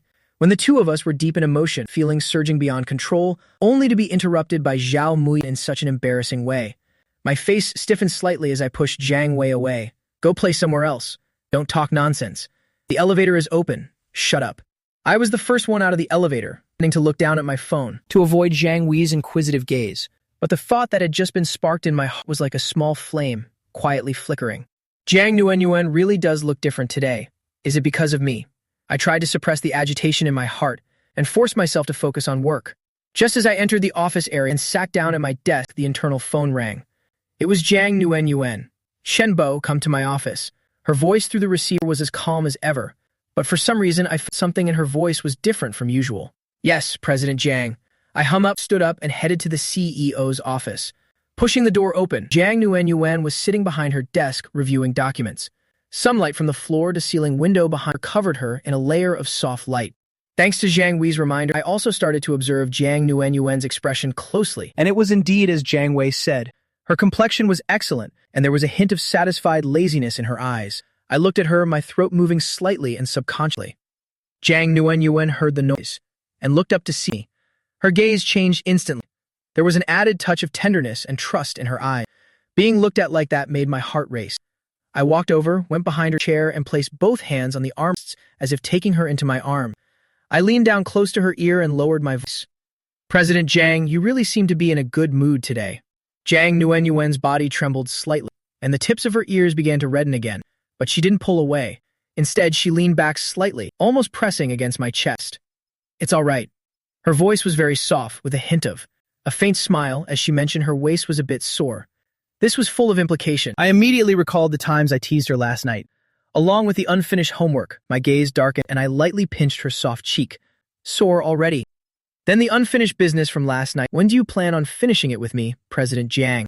Jiang Nuanyuan's face turned bright red, her heart pounding like a drum. She obviously knew exactly what I was referring to. Thinking of the ready-to-fire scene from last night that was interrupted halfway, even she felt somewhat unsatisfied, but she wouldn't admit defeat verbally. She sulkily brushed my hand away. This is the office, be a bit more serious. I smiled, obeyed, and stood up straight, but my hand hadn't left her yet. Instead, I picked up a file from the desk. It was today's work schedule. I opened it and began to report seriously. President Jiang, at 10 a.m., there's a quarterly report from the R&D department. At 1:30 p.m., a project progress meeting with marketing. At 3, I paused for a moment, my gaze stopping at the last scheduled item of the afternoon, a subtle, meaningful smile curving my lips. 4 p.m., you need to go to Lin City personally to meet with the Chi Ming Investment Fund to negotiate capital injection for the project, the East New City Commercial Complex, to discuss cooperation intentions. The other party takes this very seriously, and they've requested a dinner meeting. The negotiations will likely last until quite late. I looked up at Jiang Nuanyuan, my gaze both questioning and hiding another intention. The meeting is expected to finish around 10 p.m., or maybe even later. President Jiang, what do you think? Should I book a hotel in Lin City for tonight? The question sounded very professional, but combined with the previous suggestive word in my current expression, it sounded like I was laying a trap. Jiang Nuanyuan's attention was indeed caught, the keywords night and hotel. First thought in her mind wasn't about work, but about my unfinished story from earlier. Almost without thinking, she blurted out, so if we book a hotel, is it to finish that unfinished business? As soon as the words left her mouth, Jiang Nuanyuan herself was stunned. Immediately after, her face turned beet red. She wished she could bite her own tongue off. What on earth was she saying? Wasn't this an active invitation? I obviously didn't expect her to be so blunt either. I was dazed for a moment, then let out a soft laugh. I set the schedule down, leaned down again, and placed my hands on the desk, trapping her between the chair and my chest, closely observing her face, which was so red it looked ready to smoke. President Jiang, what were you thinking? I meant that since work finishes so late, it wouldn't be safe to travel back. So I was considering whether we needed a room to rest. As for whether we finish or not, I intentionally dragged out the words teasingly, enjoying the sight of her awkwardness, as she didn't know where to hide her face, before continuing leisurely. After work, and then socializing and dining with President Fang, it will probably be 11 p.m. What could we possibly do then? Our President Jiang sure has a lot of energy. Only then did Jiang Nuenyuan realize she had made a terrible misunderstanding. She had jumped into a hole of her own making. She was both ashamed and angry. She grabbed a file intending to throw it at me. "Chenbo, you jerk. Get out. I have work to do." I laughed loudly, catching the file easily, and took the chance to give her puffed-up, angry cheek a quick kiss. Then I quickly stood up before she could lose her temper, stepped back, and tried to regain a serious expression. But the amusement in my eyes was impossible to hide. "All right, President Jiang. I'll go arrange the schedule and book the hotel right away. I'll make sure you get a very good rest tonight." I intentionally emphasized get a very good rest before leaving the office, under Jiang Nuenyuan's look that seemed like she wanted to eat me alive. The moment the door closed, Jiang Nuenyuan immediately covered her hot cheeks. She slumped onto the desk, moaning with regret. How embarrassing. "Oh, Jiang Nuenyuan, what on earth has been in your head all day? Now he's laughing at you." At 4 p.m., Jiang Nuenyuan and I departed on time for Lin City. Worried about the fatigue of a long drive, Jiang Nuenyuan had called for a private driver. Xiao Muyan was left in Gu Qingqing's care for the night. I sat in the passenger seat and Jiang Nuenyuan sat in the back. During the journey, neither of us said a word. The car was filled with a meaningful, tense atmosphere. Jiang Nuenyuan held a tablet appearing to be handling emails, but it was clear scrolling speed was much slower than usual. Her phone was sitting right next to her. About half an hour after we left, the phone screen suddenly lit up. A new hotel reservation confirmation notification appeared, popping up on the screen. Yangwei International Hotel. "Dear Ms. Jiang, your reservation in our hotel has been successful. One night in the presidential suite, Riverview double bed. Check-in after 6 p.m. today. Check out before 2 p.m. tomorrow. Booked by Chen Bo. Have a pleasant stay." Presidential suite, large Riverview bed. Jiang Nuenyuan's fingertip paused on the screen for a few seconds. A blush sneakily crept onto her cheeks. She quietly locked the screen, placed the phone face down on the seat, and directed her gaze to the scenery quickly passing by outside. But her heartbeat had silently accelerated. He did this on purpose, didn't he? He even filled in my phone number. However, a Riverview double bed doesn't sound too bad. Will he really, tonight? Her face grew even hotter at that thought. She quickly pushed the suggestive images out of her mind and forced herself to focus on the documents, but it wasn't very effective. Sitting in the front seat through the rearview mirror, less than greater than. I captured every tiny expression less than greater than of Jiang Nuenyuan's. Less than greater than. Seeing her secretly blushing less than greater than. And then pretending to calmly look out the window less than greater than. A smug smile tugged at the corners of my mouth. She's blushing. Seems like she's looking forward to it too. By the time we reached Lin City, it was nearly 6 p.m. We didn't go straight to the hotel, but instead to a high-end venue, a private tennis club. Fang Zong, the investor this time, was a man in his 50s. He's a sports lover and very energetic. He particularly loves tennis. Arranging business negotiations right by the court, discussing while playing, was his style. This was also a way to get closer and to observe the partner's stamina and character. Jiang Nuenyuan had clearly prepared beforehand. She told the driver to wait at the club entrance for a while she carried a small sports bag and signaled for me to follow. Fang Zong likes to discuss business in a relaxed atmosphere, and he places great importance on whether the partner is full of vitality. Jiang Nuenyuan explained softly to me as we walked, so I'll probably have to play a few matches later. Just play it by ear and keep an eye on Fang Zong's reactions. Crucially, all the key figures are in that black folder you're holding. I nodded. Understood. My one hand held the briefcase containing the important information. The other hand helped carry Jiang Nuenyuan's blazer. We both entered the club. Immediately, a staff member led us to the pre-booked private court. Fang Zong was already there. He was warming up on the sidelines. Seeing Jiang Nuenyuan, he welcomed her warmly. "President Jiang, welcome. That was quite a journey." "You're too kind, Fang Zong. Being able to exchange ideas with an energetic senior like yourself is my honor." Jiang Nuenyuan greeted him politely. Then she leaned over to introduce me. "This is my assistant, Chen Bo. He currently handles many of the company's specific operations. His ability is outstanding." Fang Zong looked at me, a flicker of scrutiny in his eyes, before he smiled broadly and shook my hand. Assistant Chen is truly young and talented. President Jiang rarely praises anyone like this. I shook his hand with poise. "Fang Zong, you flatter me. It's thanks to President Jiang's brilliant leadership that I had the opportunity to learn." After the greetings, Jiang Nuenyuan went to the locker room. Fang Zong and I sat in the rest area by the court. We briefly discussed the project background and market outlook. I was well prepared, so the conversation flowed smoothly. I had all the statistics memorized. Very quickly, Fang Zong dropped his initial scrutinizing look, replacing it with admiration. This Chen Bo is really something. Clear thinking, and he really knows the business. Not the type who just follows the boss around and flatters them. A moment later, Zhang Nuanyuan emerged, having changed. I looked up and my breath hitched for a second. Usually, Zhang Nuanyuan always dressed in sharp business attire that was coldly tailored and exuded a noble, untouchable aura. But now, she had changed into a pure white tennis dress, with only light makeup on her face, yet she looked more radiant and full of life than when she was heavily made up. Her eyes were clear and sparkling, and her whole body seemed to glow under the vibrant sunset. She held a tennis racket in her hand and walked over gracefully, saying to Fang Zong with a smile, "Fang Zong, I haven't played in a while, so please take it easy on me." Fang Zong's eyes lit up too, and he laughed heartily. "Judging by President Jiang's gear, I can tell you're a pro. Looks like I'll have to give it my all today." I sat there, my gaze almost unable to leave Jiang Nuanyuan. I had seen her in many different ways, but this was the first time I had seen her so energetic and radiant. Jiang Nuanyuan seemed to see my burning gaze. She stole a glance at me. A hint of smugness and playfulness appeared in the depths of her eyes. Then she turned and walked onto the court with Fang Zong. For the next hour or so, I witnessed Jiang Nuanyuan's presence on the tennis court firsthand. She didn't just have a sharp business mind, but her athletic ability was also outstanding. She played neck and neck with Fang Zong, occasionally hitting spectacular winning shots. Fang Zong was clearly playing with great enthusiasm. He constantly showered Jiang Nuanyuan with praise. The discussions on the sideline also benefited from this pleasant start, becoming much smoother. Many details and cooperation and tension were pushed forward quietly. Fang Zong looked at Jiang Nuanyuan wiping her sweat and smiled contentedly. This Jiang Nuanyuan is not only beautiful, but athletic too, and she has such an approachable personality.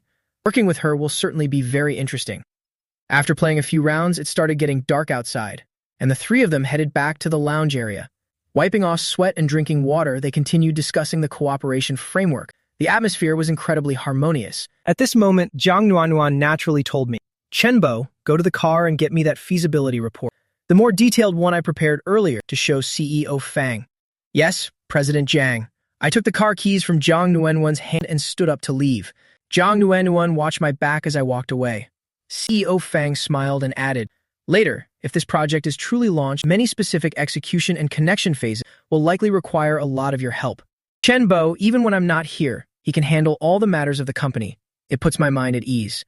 These words sounded normal, but in reality she was silently elevating my status. CEO Fang is a man of experience, so he naturally understood the hidden meaning, and nodded with a smile. President Jiang certainly has many talents under her command. It's truly admirable. I took the car keys and followed the signs, toward the underground parking lot. The club was massive, and the parking lot was divided into many zones. I reminisced as I walked about the heroic figure Nuanyuan cut on the court earlier. A smile crept onto my lips. Was she really that cool? Why is my wife so good at everything? Even playing tennis so beautifully? After finding the parking area, the driver mentioned, less than greater than. I quickly spotted the familiar black car. Less than greater than. Just as I was approaching, I saw several people less than greater than, getting out of a car nearby. One of them was that guy Jiang. Nuanyuan had planned to buy the feather factory from the wholesaler Huang Beiqi. This guy had previously tried to cling to Jiang Nuanyuan, yet today he was cuddling up to an older woman who looked even older than his mother. He even affectionately called her honey. What bad luck having to run into this brat here. And he's even brought people. Is he planning revenge? Huang Beiqi spotted me too. The older woman beside him seemed to be his backer. He immediately marched toward me. "Where did this dog come from? You didn't sneak in here just to show off, did you? A high-class place like this isn't somewhere a penniless loser like you can just wander into. You're lowering the value of this whole place." I didn't care to pay attention to a gigolo, worn out by being mistreated by rich women. I planned to grab the documents from the car and find Jiang Nuanyuan immediately. As it turned out, this guy was like a dog seeing dung, getting all excited and rushing to block my path. Last time was all because of a nuisance like you. Less than greater than. This time, I'm definitely going to teach you a lesson. Less than greater than. The older woman's phone rang. Less than greater than. The signal in the basement was poor. Less than greater than. So she told Huang Beiqi to behave less than greater than, and took the elevator up first. Despite his insolent speech, I remained polite. "Boss Huang, is there something you need?" I stopped and looked at him calmly, but my hands silently gripped the car keys. Less than greater than. My body tensing up in a state of alert. Less than greater than. Something? Of course there's something. Less than greater than. Huang Beiqi spat on the ground and said spitefully, "Thanks to you last time, not only did I gain nothing, but I lost face in front of so many people. That woman Jiang Nuenyuan is truly ruthless too. She has no respect for anyone. I couldn't even touch a hair on her head. All of this is your damn fault.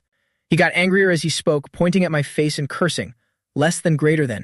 Who do you think you are? Less than greater than. You're just a dog. Less than greater than. Kept by Jiang Nuenyuan. Less than greater than. And you dare to act high and mighty with me. Less than greater than. Meeting me today means your luck has run out. There are no cameras here, and it's deserted. Boys, get him.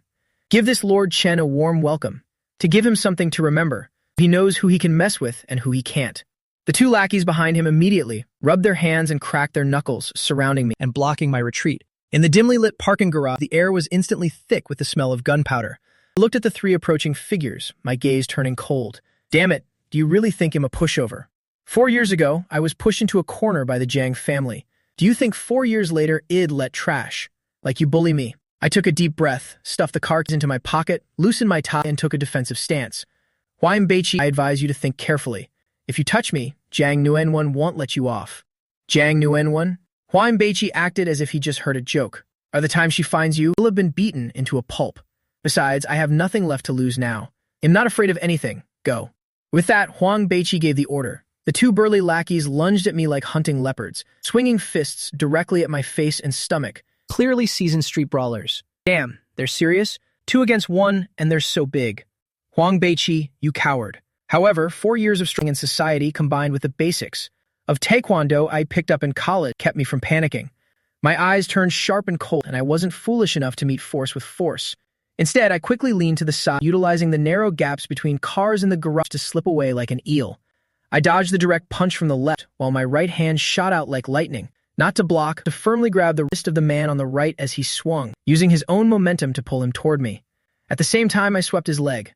Ah, damn it. That lackey didn't expect it at all, that this scholarly, elegant-looking man would have such quick reflexes, and even know how to use an opponent's force against them. Driven by his own inertia combined with my pull and the fatal leg sweep, he immediately lost his balance. With a loud thud, his precious forehead slammed right into the door of a neighboring Range Rover. However, the other one had regained his senses. Seeing his partner knocked out, he became even more enraged. He let out a growl. He launched a powerful sweep kick aimed straight at my legs. I had just executed a beautiful counterattack, and my center of gravity was still unstable. Seeing the kick about to hit, I had a bright idea. Disregarding my image entirely, I arched my back into a bridge with my back nearly touching the ground. That powerful kick whistled right past the tip of my nose. Oh my god, my back.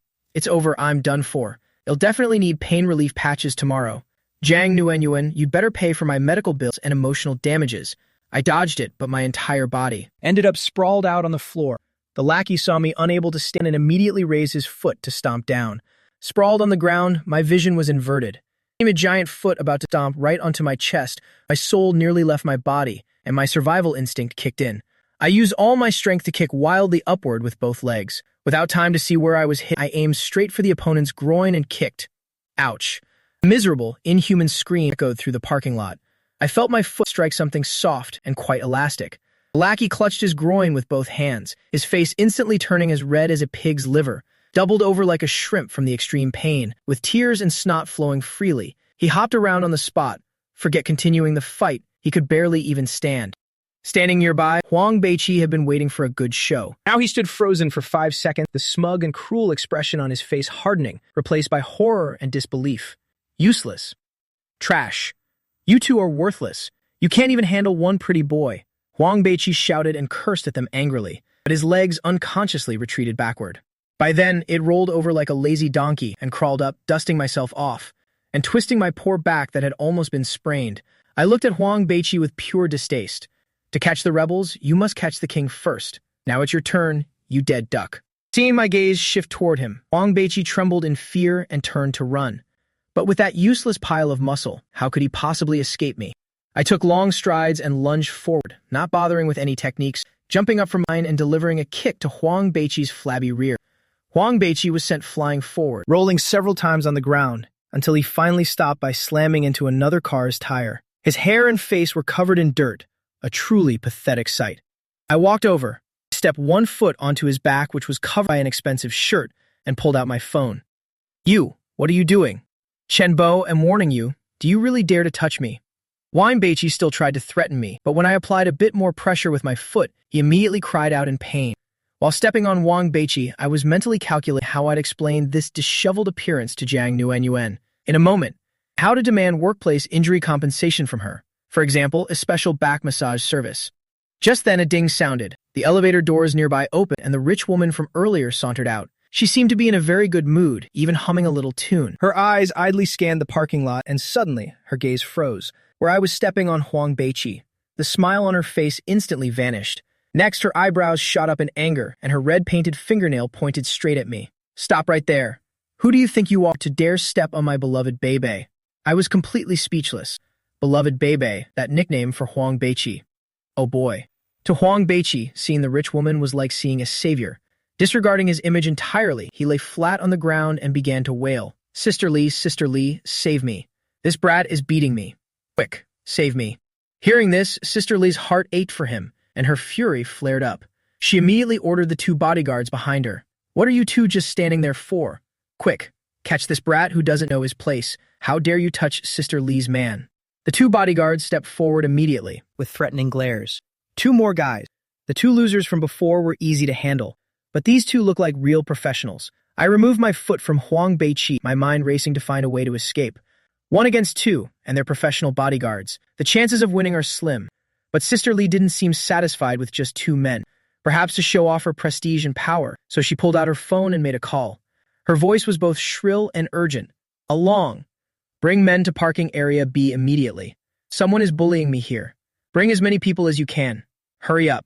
Less than 2 minutes later, rapid footsteps approached. From other entrances and the stairwell of the parking lot, another 5 or 6 burly men in black security uniforms with bulging muscles rushed in and quickly surrounded me. Adding the first 2, there were 7 or 8 hulking men. I looked at the circle of towering bodyguards. The bit of smugness I'd felt earlier instantly snuffed out, leaving only 2 words. It's over. 7 or 8 of them, and they're all professionals too, damn it, Huang Beiqi. What kind of rich woman did you hook up with? Is this for playing tennis or for a group brawl? I just came to get some documents. Is all this really necessary? Seeing her superior numbers, Sister became even more arrogant, pointing straight at me in the center of the crowd, with venomous words spewing from her red lips. Beat him for me. Beat him to death. Cripple him, and I'll take responsibility. How dare you touch my Bebe? I'll teach him a lesson. The 7 or 8 bodyguards followed her order, their eyes turning fierce. Cold sweat beaded on my forehead, my heart pounding. 2 hands can't fight 4, let alone 16 hands. I fear I might actually lose my life here today. I instinctively covered my vital point, preparing for a rain of blows. Let's see who today dares to touch my man. Cold voice suddenly rang out from the parking lot entrance. There was Jiang Nuanyuan, who had appeared at the entrance without anyone noticing. Behind her were CEO Fang and the club manager. They were talking as they walked along. Clearly, the commotion here had caught their attention. Sister Li froze for a moment upon seeing Jiang Nuanyuan. She looked somewhat familiar, but when she saw CEO Fang beside her, her expression shifted. CEO Fang is a very prominent figure in the business world of Lin City, and as she looked more closely at Jiang Nuanyuan's face, while also hearing the club manager respectfully address her as President Jiang, Sister Li's face immediately turned deathly pale. Her heart tightened, seeing that things were about to take a bad turn. Jiang Nuanyuan approached with a calm, deliberate stride. Her gaze first landed on me as I was surrounded in the middle. For a split second, seeing my crumpled suit, the torn button, the footprint on my chest, and the scratch on my face, her eyes instantly darkened. Only then did her gaze shift to the pale-faced Sister Li, the bloodless Huang Beiqi who had just crawled up, and the 7 or 8 bodyguards who were standing around awkwardly. What's going on? Seeing that Jiang Nuanyuan had arrived and was radiating such a powerful aura, my back and leg pain vanished instantly, and my confidence soared. I stepped out from the circle of bodyguards, rushed to Jiang Nuanyuan's side, and put on a perfectly timed look of grievance and fear, pointing at Huang Beiqi and Sister Li, and acting as though I were a pitiful victim. President Jiang, you're finally here. I came down for documents, then this Huang Beiqi, the guy who tried to scam us on the contract, suddenly brought 2 men out to attack me. Fortunately, I was quick-witted and managed to fend them off for a while. I was just about to call the police when this woman called Sister Li came out of the elevator. Seeing Huang Beiqi on the floor, she ignored right and wrong and called all these people to surround me, less than greater than, even threatening to kill me. Less than greater than. President Jiang, if you had been a step later, less than greater than. It'd probably be in the hospital waiting for your visit. Hearing this, Jiang Nuanyuan's eyes grew colder and colder. First, she looked at Huang Beiqi, who was trembling so much he couldn't even speak properly, and then she turned to Sister Li. Sister Li felt her scalp go numb, under Jiang Nuanyuan's bone-chilling gaze as she forced an awkward explanation. President Jiang, this is all a misunderstanding. I didn't know he was one of yours. Bei. It's because Huang Beiqi said he was beaten, so I misunderstood. Jiang Nuanyuan interrupted a freezing smile, playing at the corners of her mouth. Ambushing my man with 2 lackeys is a misunderstanding. Calling 7 or 8 bodyguards to surround him and declaring you'll kill him is also a misunderstanding. She paused for a moment, her gaze sweeping over Sister Li's heavily made-up face as if remembering something. If I'm not mistaken, you're Liu Li, the sister of Boss Liu from Hongyun Construction Materials, right? I believe we met once, at the charity gala last time. Hearing Jiang Nuanyuan call her identity and her brother's name so precisely, Liu Li's legs went weak. Much of her brother's business relied on the Jiang family's group. Jiang Nuanyuan didn't bother wasting more words on her. She pulled out her phone, found a number, and dialed, deliberately putting it on speakerphone. The call was answered quickly, and a middle-aged man's enthusiastic voice came through the other end. Ah, President Jiang, what made you think of calling me today? Are there any instructions? Boss Liu, I wouldn't dare give instructions. Jiang Nuanyuan said casually, there's just something you might need to handle. I'm currently at your tennis club. Your sister, Liu Li, is leading 7 or 8 men, surrounding my assistant Chen Bo and threatening to kill him. I'd like to ask, is this Boss Liu's idea or your sister's personal doing? The other end of the line went dead silent, with only heavy breathing audible. A few seconds later, Boss Liu's roar thundered in everyone's ears. Even over the phone, his utter horror and rage were palpable. What? President Jiang, it's a misunderstanding. A huge misunderstanding. This is definitely my worthless sister's personal behavior. I knew nothing about this at all. President Jiang, please don't be angry. I'll be there right away, immediately. Boss Liu saw his sister and the disheveled man surrounded in the middle, who still had a sharp gaze, along with Huang Beiqi sprawled on the ground. He didn't even have time to wipe his sweat as he rushed up to me, bowing deeply with a trembling voice. Assistant Chen, I'm so sorry, 1,000 apologies. It's because I didn't discipline her strictly enough, leading my sister to offend you. Please be generous and don't hold a grudge against this fool. I'll definitely come to apologize in person another day. Then he turned to Jiang Nuanyuan, bowing even lower. President Jiang, I'm truly sorry. It's the Liu family's fault we've caused you trouble. Don't worry, I'll handle this matter severely and won't let Assistant Chen suffer any grievance. Jiang Nuanyuan remained silent, coldly watching Boss Liu as he stood back up. He turned to look at his sister, Liu Li, his face pale with a murderous look in his eyes. He marched over before Liu Li's horrified eyes. He raised his hand and delivered several resounding slaps to her face without mercy. The force was so great it messed up Liu Li's styled hair, caused chunks of her makeup to fall off, and even left a trickle of blood at the corner of her mouth. You fool! You're ruining our family. I told you not to go out and cause trouble. How dare you touch President Jiang's man? Do you have a death wish? Boss Liu shouted as he continued to beat her. He was truly losing his mind with rage. If they offended Jiang Nuanyuan, how could his business ever survive? After beating Liu Li, Boss Liu pointed Huang Beiqi and shouted at the stunned bodyguard who were standing there. And this bastard too, throw him out for me. Never allow him to step foot in here again. This club is my property, and I'm the one who makes the decisions. The bodyguards stepped forward, dragging Huang Beiqi away like a dead dog, as he wailed and begged for mercy. Dazed from the beating, Liu Li clutched her face and cried, not even daring to breathe loudly. Boss Liu panted from exhaustion and shouted at Liu Li again. What are you still standing there for? Apologize to Assistant Chen immediately, and to President Jiang as well. Liu Li finally snapped out of it. She no longer cared about her painful face or the humiliation. She hurried over to me, her voice sobbing. I'm sorry, I was blind to your importance. Please forgive me. And she turned and bowed her head to Jiang Nuanyuan. Chairman Jiang, I'm sorry, I've learned my lesson. I looked at the rich lady who was so arrogant and fierce just a moment ago, less than greater than, ready to beat me to death, less than greater than. But now she's like a tiny quail, whispering an apology to me, less than greater than. And I feel so damn satisfied inside. This feeling is definitely not bad at all. But on the outside, I still kept up an act of being frightened, yet acting very magnanimous. I waved my hand and said, forget it, Ms. Liu. Just make sure you keep your eyes open and look at people clearly from now on. Don't just pick up any treasure you find and keep it by your side. This sentence was clearly hinting at something, making Liu Li's face flush even red. It was all a setup anyway.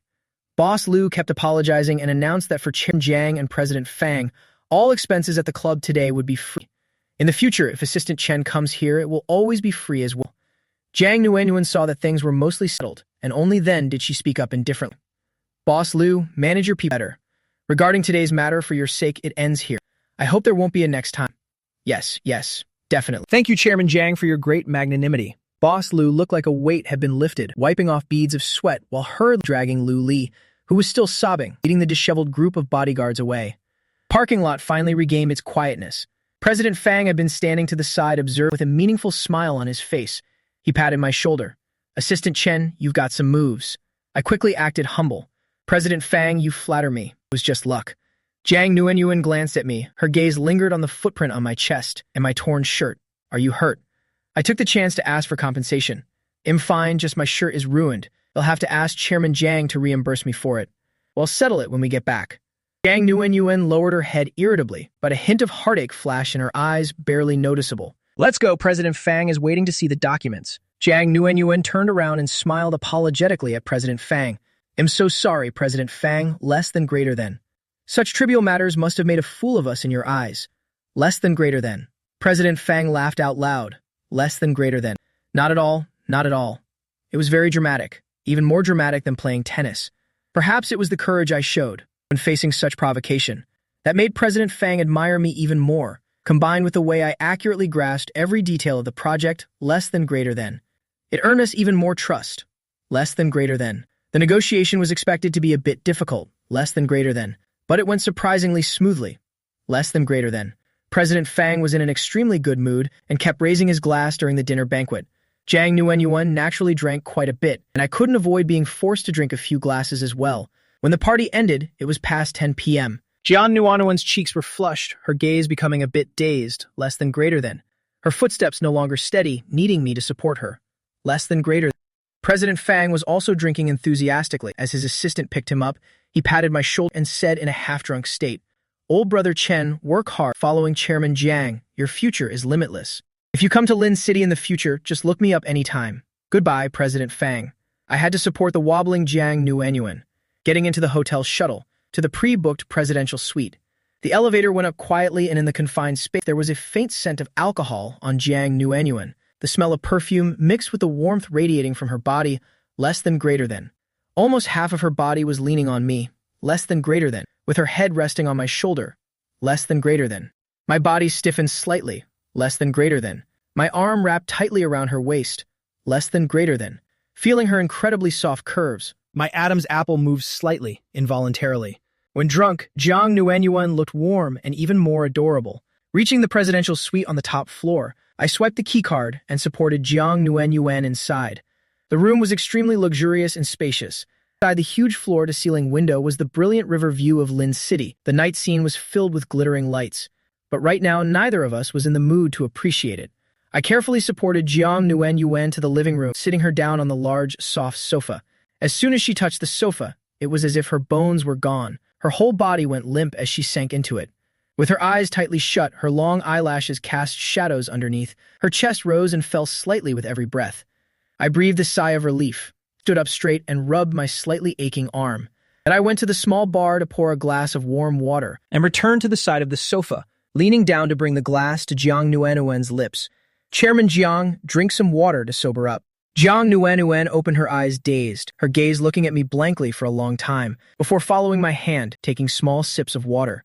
The warm water seemed to help her regain some consciousness, but her eyes were still very hazy, carrying the shimmer of intoxication. I set the glass aside, my gaze fixed on her face. From the wine, her fair skin was flushed with a charming pink. Her red lips were slightly parted. 2 buttons on her collar had somehow come loose, revealing her delicate collarbones and curves that were partially hidden and partially visible. I stared, my gaze gradually deepening, slowly approaching her. I placed my hands on the sofa back on either side of her, surrounding her with my own breath. The distance between us was so close that we could feel each other's breath. Jiang Nuenyuan seemed to notice me getting closer. Her dazed eyes began to focus a little, stopping on my face, which was right in front of hers. Her gaze slid from my eyes down to the bridge of my nose and finally rested on my lips. I didn't know if it was the alcohol, but there was less of her usual reservation and avoidance in her eyes, placed by a few hints of blatant desire. She unconsciously swallowed. That small action, like a little hook, scratched at the deepest part of my heart. My gaze grew even darker.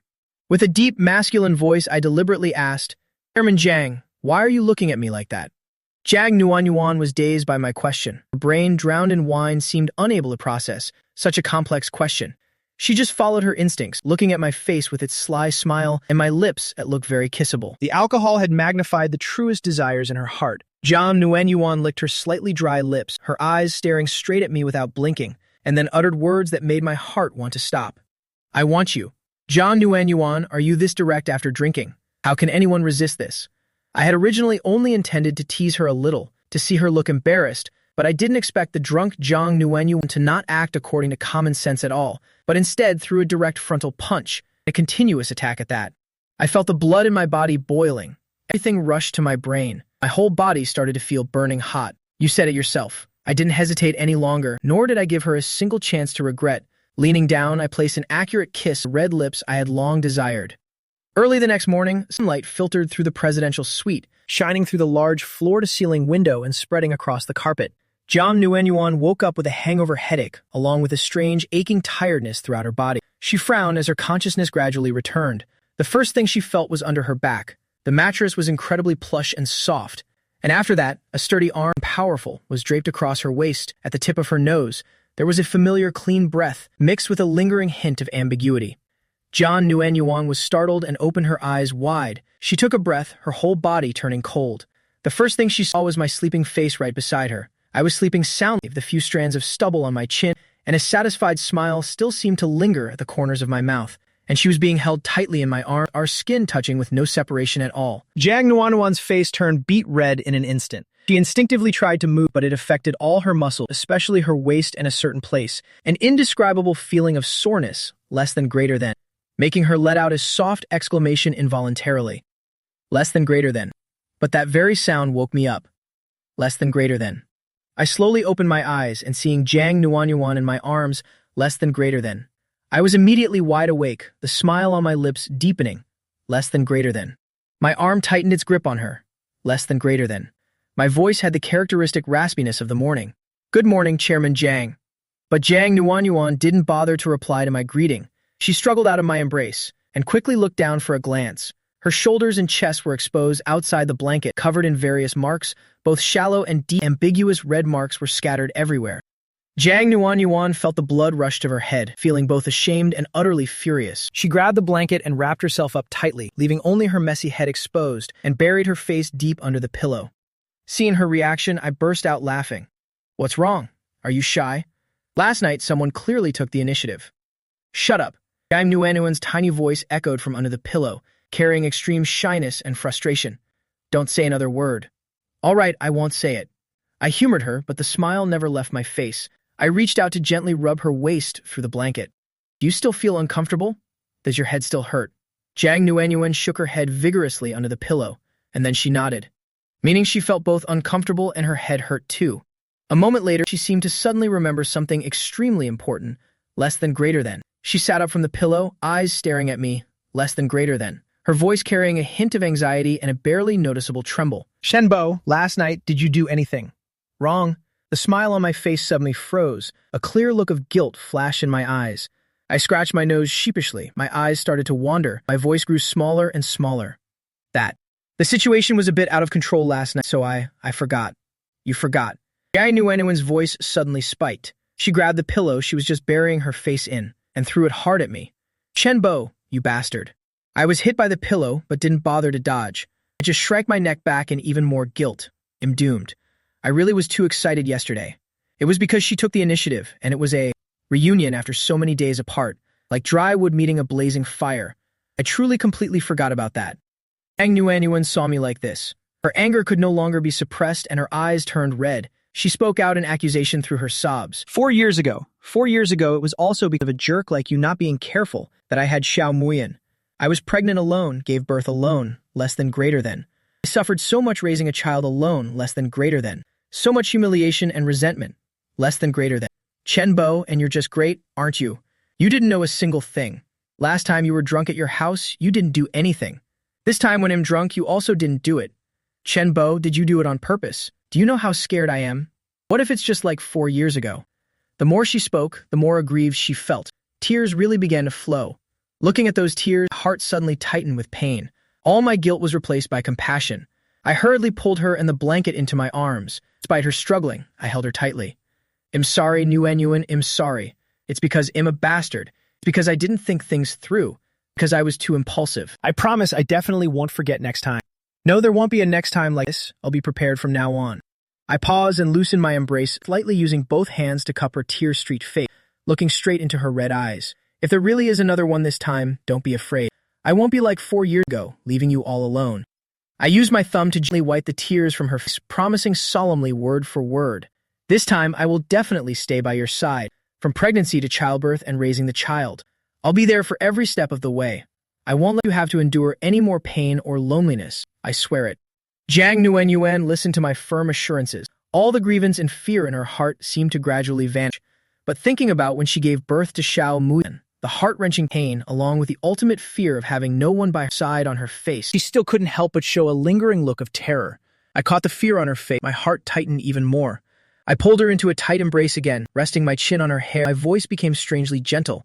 Nuenyuan, I know that 4 years ago both of us were at fault, but I was the most to blame. We were too young back then. I was too impulsive and rash, and I acted too much on emotion. Your father used my parents' accident to threaten me. It was the first time in my life I felt so helpless, so afraid of losing the ones I love most. And then, just when I was at my lowest, less than greater than, I saw that edited video. Less than greater than. One shock after another came at me. Less than greater than. I didn't have time to calm down and think. Less than greater than.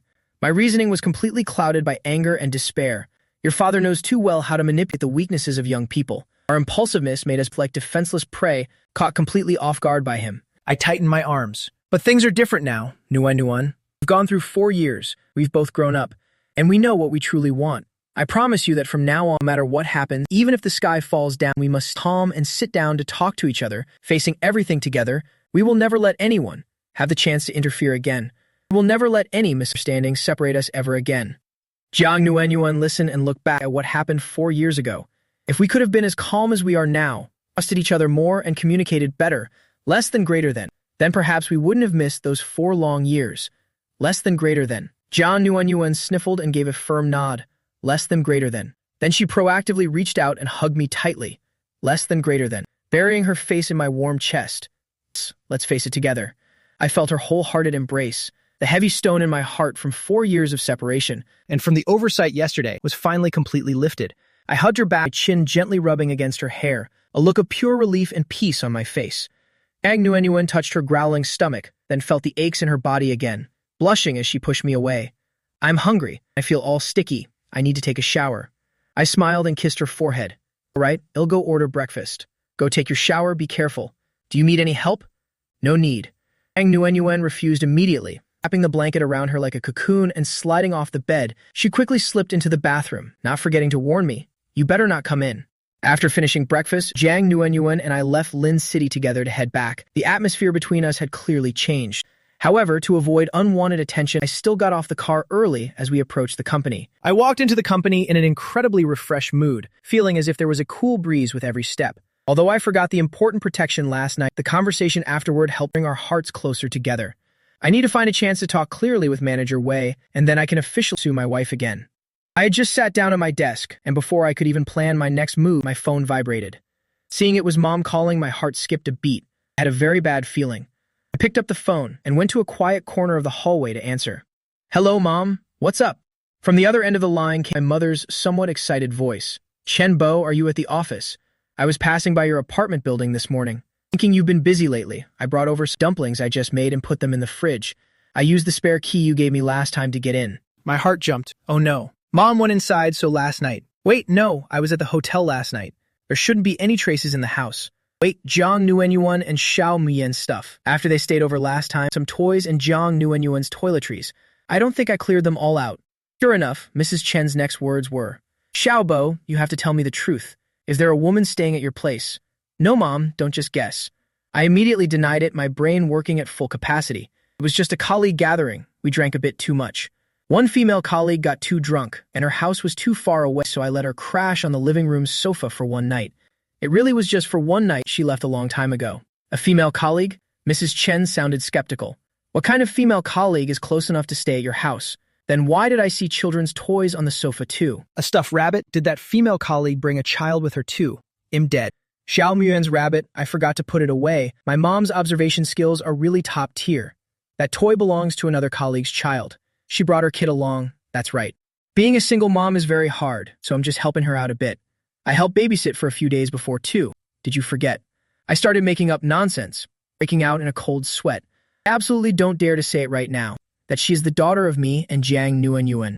The divorce 4 years ago was extremely intense. My parents already have a huge prejudice against Jiang Nuanyuan and her father. They believe it's all the Jiang family's fault that they ended up in that traffic accident where they almost died. Because of that, they have no sympathy for Jiang Nuanyuan at all. Oh, I see. Mom seemed to accept this explanation. But her tone was still a bit dry and stiff. However, she quickly switched the topic, her voice also becoming softer. Right, Xiaobo. How are things with that blind date girl? Last time you said yourself she was very nice. I still remember that. How far have you two progressed? When do you plan to bring her home to meet me? I sighed inwardly in distress. Mom, about that. Me and that girl. Actually. I stammered, intending to say we weren't a match, or that we hadn't officially started anything yet. I didn't expect my mother to interrupt with a somewhat reproachful and urgent tone. Actually what? Actually that girl. She even called me specifically 2 days ago, asking what you like to eat. She said you two are in the getting to know each other phase, so she wants to learn more about you. She really is a sensible girl. Don't let her down, okay? I think she's great. A clean background and a gentle personality. And she's your colleague, so I'm very relieved. Pay attention and get to know her well, you hear me? I was completely stunned. Manager Wei actually took the initiative to call my mom, and even said we were dating. Mom, did she really say that? Actually, we. I still wanted to explain. Mom started showing impatience. Fine, fine. I know. You young people are always shy. I won't interfere too much. Anyway, you have to take responsibility for her. I'm still waiting to drink my daughter-in-law's tea. I'll stop now. The dumplings are in the fridge. Remember to eat them. Mom said her piece and then decisively hung up. I stood there in the hallway, stunned, my face showing clear confusion and a headache. Good Lord, Manager Wei went straight to my mother and claimed we were in a relationship. This misunderstanding is way too big. It's definitely because of what we said in the stairwell last time. About dating. It must have caused her to misunderstand. That was because she lied to me about us sleeping together. Why would she lie to me like that? And insist she was the person from that night? My head is a total mess. On Jiang Nuanyuan's side, our feelings had just warmed up again, but my parents still harbored deep-seated prejudices against the Jiang family. In the middle, an amorous and conceited person interfered. Someone like Wei Xiaoyuan, who lies so frequently. This tangled relationship is enough to film. An 80-episode family drama. It can't be dragged on any longer. I have to settle this once and for all quickly. I sent the copy of the temporarily signed agreement to the legal department, then handed over the work to Secretary Lin. After organizing the materials for Jiang Nuanyuan's recent schedule, I glanced at the time. It was almost lunch. I decided to meet Manager Wei for lunch, to clear everything up once and for all, and to completely end that so-called dating relationship. I went back to my desk and sent Wei Xiaoyuan a message. Manager Wei, are you free this noon? Let's have lunch near the company. I have something to talk to you about. The reply came back very quickly. Sure, I got it. A pretty good Japanese restaurant just opened nearby. Let's go there. In the CEO's office, Jiang Nuanyuan had just finished a stack of documents. She rubbed her slightly tired eye. Although she slept deeply last night, the intensity of the exercise was a bit excessive. Plus the hangover from the alcohol, so she still felt a bit weary. She checked her watch. It was time for lunch. She wondered if Chen Bo had eaten yet. Should she call him to come along? Though they needed to keep their distance at the company, finding a quiet little place nearby shouldn't be a problem. She stood up, walked out of the office, and asked Secretary Lin outside. Secretary Lin, where is Chen Bo? Secretary Lin, who was organizing documents, looked up upon hearing her voice and replied, Director Jiang, Assistant Chen, just made an appointment with Manager Wei from the marketing department, saying they are going to have lunch together. He already went downstairs. Having lunch with Manager Wei? The smile on Jiang Nuanyuan's face instantly froze. Her voice trembled slightly as she repeated the confirmation. That's right. Director Jiang. Secretary Lin nodded, completely oblivious to Jiang Nuanyuan's abnormal expression. Jiang Nuanyuan felt as if a boom echoed in her head. Chen Bo asked Wei Xiaoyuan out for lunch. What did they want to discuss? Was it to explain the temporary situation from yesterday? No, that's not right. Chen Bo was just holding me last night, promising a future. A massive sense of insecurity suddenly surged, drowning her. She didn't even realize that the stack of documents she was holding, the draft that had just been approved, had powerlessly slipped from her hand and hit the floor with a thud. Director Jiang, what's wrong? Only then did Secretary Lin notice that Jiang Nuanyuan's face was pale and she seemed dazed, so she hurriedly and anxiously asked if she was feeling unwell. Her complexion looked terrible. Jiang Nuanyuan snapped back to her senses and only then felt how ice-cold her palms were. She tried to force a smile, but it was more unsightly than crying. She leaned down and reflexively picked up the documents from the floor. No, it's nothing. Perhaps I'm just a bit tired. Her voice was dry. She handed the documents to Secretary Lin. Have this delivered downstairs this afternoon. Secretary Lin looked at Jiang Nguyen. Her state was clearly not right and felt worried. Director Jiang, about your lunch. I'm not hungry. I don't want to eat. Just go about your work. Jiang Nguyen waved her hand, not wanting to say more. She turned and stumbled back toward her office. She shut the door and leaned against the cold surface. Jiang Nguyen's heart felt utterly empty. Chen Bo, what on earth do you mean by this? The things you said last night, were all those promises fake? Or are you just pitying me? Within just 2 minutes, she took a deep breath and suddenly stood bolt upright. She walked to her desk, picked up her phone, found my number, and dialed without a moment's hesitation. The phone rang a few times before being connected. From the other end came the noisy sounds of a restaurant, along with my slightly lowered voice. Hello? Jiang Nguyen used her calmest tone and asked directly, Chen Bo, where are you? On the other end, I seemed to pause for a moment, then replied very nonchalantly, I'm at the newly opened Yinji Wei Japanese restaurant near the office. I have an appointment with Manager Wei. There are some matters we need to speak about clearly in person. I didn't hide anything. This truth made Jiang Nguyen's heart feel a little more at ease. She continued to ask, about what? Completely clear up previous misunderstandings. My voice was very distinct. By the way, what do you want to eat for lunch? I'll buy it and bring it back for you after we're done. Don't let yourself get hungry. It's not good for your health. Hearing my words, Jiang Nguyen felt coldness and panic of the last 2 minutes suddenly vanish completely. She could even imagine the scene of me in a private room at the Japanese restaurant, having to deal with Wei Xiaoyun while lowering my voice to talk to her on the phone. I want crab roe from Yu Lai Shuen, the lion's head meatballs, and light sautéed shrimp too, and a serving of chicken soup. Jiang Wanwan ordered without being polite at all. A hint of coquettishness unconsciously crept into her voice, something even she didn't realize. It was the spoiled behavior of a woman deeply in love. I answered very decisively, all right, I'll go buy it immediately after we talk. Drink some warm water first. Don't stay hungry. Wait for me. Jiang Wanwan gave an hem in response. She hung up and put the phone down. She stood dazed for a few seconds. Then the corners of her mouth couldn't help but curl up, and she finally burst into laughter. Her bright smile swept away the gloom from earlier. Jiang Wanwan, oh Jiang Wanwan, you almost made yourself suffer. Chen Bo at least knows what's grim. Her mood became extremely good. She walked lightheartedly back to sit behind her desk, even humming a wordless tune. In the private room of the Japanese restaurant, I hung up. As I looked up, I met the gaze of Abrin, a very uneasy Wei Xiaoyun. She had clearly overheard the content of my call. Wei Xiaoyun tried to maintain a smile and asked, Chen Bo, who was that on the phone just now? I put the phone down and looked at her. Once I had decided to lay my cards on the table, there was nothing left to hide. My girlfriend. Girlfriend. The smile on Wei Xiaoyun's face froze completely. Her voice cracked. Chen Bo, you? What do you mean? Aren't we? Didn't you agree to try dating me? I looked at her instantly pale face, and the tears welling up in her eyes, and sighed internally. I knew it would be like this, but it's better to have a short pain than a long one, Manager Wei. I asked you out today specifically to clear this up. First, I want to ask you something, and I hope you can answer me honestly. I paused for a moment, my eyes fixed straight on Wei Xiaoyun. That night I was drunk. You said we slept together. Is that true? Wei Xiaoyun's whole body trembled, and her gaze began to panic and dodge, her fingers nervously interlaced. Of course it's true. Chen Bo, do you intend to be an irresponsible man? I shook my head. I'm not trying to shirk responsibility. I just want to know the truth. Even though I was heavily intoxicated that night, I still remember a few fragments. In reality, I remembered nothing at all. I was just trying to use a psychological tactic to test Wei Xiaoyun. Seeing my firm gaze and hearing my resolute tone, the guilty Wei Xiaoyun immediately broke down. Her face turned ashen, her lips quivered, and she finally had to bow her head. Large tears began to fall one after another, dropping onto the tableware in front of her. Yes, I'm sorry, I lied. I did go looking for you that night, but I only stayed downstairs and didn't go up. Her voice grew smaller and smaller, full of shame. It's just because I liked you so much. I thought if I said that, you would take responsibility for me and accept me. I'm sorry, Chen Bo. Seeing Wei Xiaoyun sobbing bitterly, looking like a rain-drenched flower before me, I felt a bit reluctant in my heart. All right, stop crying. I awkwardly pulled out a tissue and handed it to her, my tone softening slightly. I also bear part of the responsibility for this. I was too drunk at the time and didn't handle things well. Waiting for her sobbing to subside, I continued. Since it was a misunderstanding, let's just pretend it never happened. As for the trial dating, that was when I thought we really had a relationship, which is why I said it. Now that everything is clear, that promise naturally no longer holds any value. I looked at Wei Xiaoyun, who looking up at me with her tear-streaked face.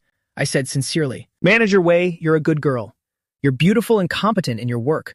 There's certainly no shortage of people who like you, but I already have someone I like in my heart, and we are already together, so let's end what's between us here, all right?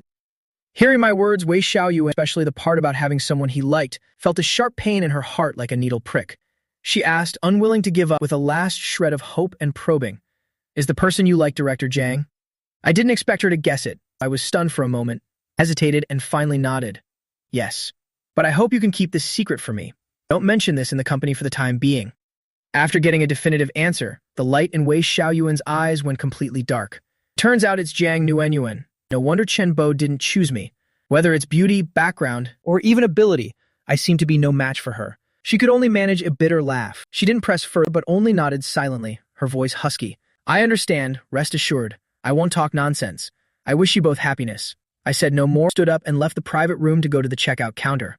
After paying, I walked out of the Japanese restaurant with light steps. The midday sun shone directly on me. It felt very warm. Having settled the lingering historical issue of Wei Xiaoyuan, I felt as if a weight had been lifted from my body. It's done. Zhang Nuenyuan must be waiting impatiently. Lion's head meatballs, crab roe, light sautéed shrimp, and chicken soup. This girl really knows how to pick dishes. Inside the private room of the Japanese restaurant, Wei Xiaoyuan sat alone on the tatami mat. The exquisite dishes laid out in front of her hadn't been touched at all. Looking at the table full of food, She had no appetite whatsoever. Less than, greater than. Even feeling slightly nauseous. Less than, greater than. She took a deep breath. Less than, greater than. And tried to blink hard. Less than, greater than. To force the tears that were about to overflow back inside. She grabbed her handbag, stood up somewhat shakily, and opened the door to leave the private room. She wanted to find a quiet place, to be alone and calm down. The corridor was quiet and deserted. Wei Xiaoyuan kept her head down and walked briskly toward the restaurant's entrance. Just as she was about to exit, a figure suddenly stepped out from the side, emerging from behind a giant potted plant, blocking her path perfectly. Caught off guard, Wei Xiaoyuan almost crashed into the person. She hurriedly took a step back and instinctively looked up to apologize. "I'm sorry, I didn't see." Wei Xiaoyuan raised her eyes. Before her stood a man in a casual business suit. His face was marked with visible wounds. He was a stranger, appearing to be in his early 30s. His gaze was somewhat sinister, looking at her with a very strange expression. He evaluated her with calculating eyes. "Greetings. May I ask if you are manager?" "Wei Xiaoyuan from the marketing department." The man spoke. His tone sounded polite on the surface, but it always made one feel that something was wrong. Wei Xiaoyuan frowned slightly. She didn't know this person at all, yet he knew her name and position clearly. She took half a step back warily. "That is me. May I ask who you are?" The man pulled a gold-plated business card from his pocket and handed it to her with both hands. A standard professional smile appeared on his face. "Allow me to introduce myself. I am the special assistant to the chairman of the Zhang Group, Mr. Zhang Zhengshan. I am Sun Jibin. Manager Wei, perhaps you haven't met me before. I mainly work alongside the chairman." "Zhang Zhengshan?" Wei Xiaoyuan was shocked. Zhang Nuenyuan. When she was unexpectedly appointed, HR had sent documents for the department managers to review. But what did his assistant want with her? She hurriedly took the card and glanced at it. It was indeed from the Zhang Group's headquarters. The title read, "Special Assistant to the Chairman of the Board," and her attitude immediately became much more respectful and cautious. "So it's Assistant Sun. My apologies for being impolite, I didn't know. Does Assistant Sun have business with me? Is there any instruction from the chairman that needs to be conveyed to our marketing department?" Sun Jibin's gaze swept over Wei Xiaoyuan, pausing at her reddened eyes and pale complexion, and the strange smile on his face deepened further. "There are no instructions. I just happened to be passing by, and saw Manager Wei coming out of the restaurant, looking somewhat unwell, so I stopped by to check on you." It seems the relationship between Manager Wei and Chen Bo is quite good. Wei Xiaoyuan's heart skipped a beat. This Sun Jibin, what exactly is he trying to do? She tried to remain calm and put on a professional social smile. "Thank you for your concern, Assistant Sun. I'm fine, just didn't rest well this noon. Assistant Chen and I have a normal colleague relationship. We just have some professional interactions. If Assistant Sun doesn't have official business, then I still have some personal matters to handle. Excuse me." She didn't want to linger with this Assistant Sun who clearly had ulterior motives and didn't want to talk much, especially while her mood was this bad, as it would be easy to slip up. However, Sun Jibin took another step forward, closing the distance between them, and lowered his voice. "Manager Wei, you don't need to be so tense, and don't be in such a hurry to leave. I'm not here to cause trouble for you." Actually, seeing Manager Wei like this, less than greater than, I can roughly guess what's going on. Less than greater than. It must be because of Chen Bo, right? Less than greater than. Wei Xiaoyuan's whole body trembled slightly. Less than greater than. She didn't admit or deny it, but only looked at him with wary eyes. Sun Jubin observed her reaction, and without waiting for her to answer, he continued on his own. Manager Wei, you probably like Chen Bo, don't you? Wei Xiaoyuan's face instantly grew even paler. Sun Jubin let out a small chuckle, as if he had just confirmed his suspicion. Stepping half a pace closer, he spoke slowly and enticingly. That Chen Bo, that kid's mind must surely be entirely focused on Director Jiang. Wei Xiaoyuan bit her lower lip hard, without denying it. What a pity. Sun Jubin shook his head, feigning a look of regret. Manager Wei, you are so young, beautiful, and exceptionally capable. In what way are you not equal to Director Jiang? It's just that your background is slightly inferior. But when it comes to feelings, how can one only look at family status? His words struck right at the grievance in Wei Xiaoyuan's heart. She lowered her eyes and remained silent. Seeing the timing was ripe, Sun Jubin led her on.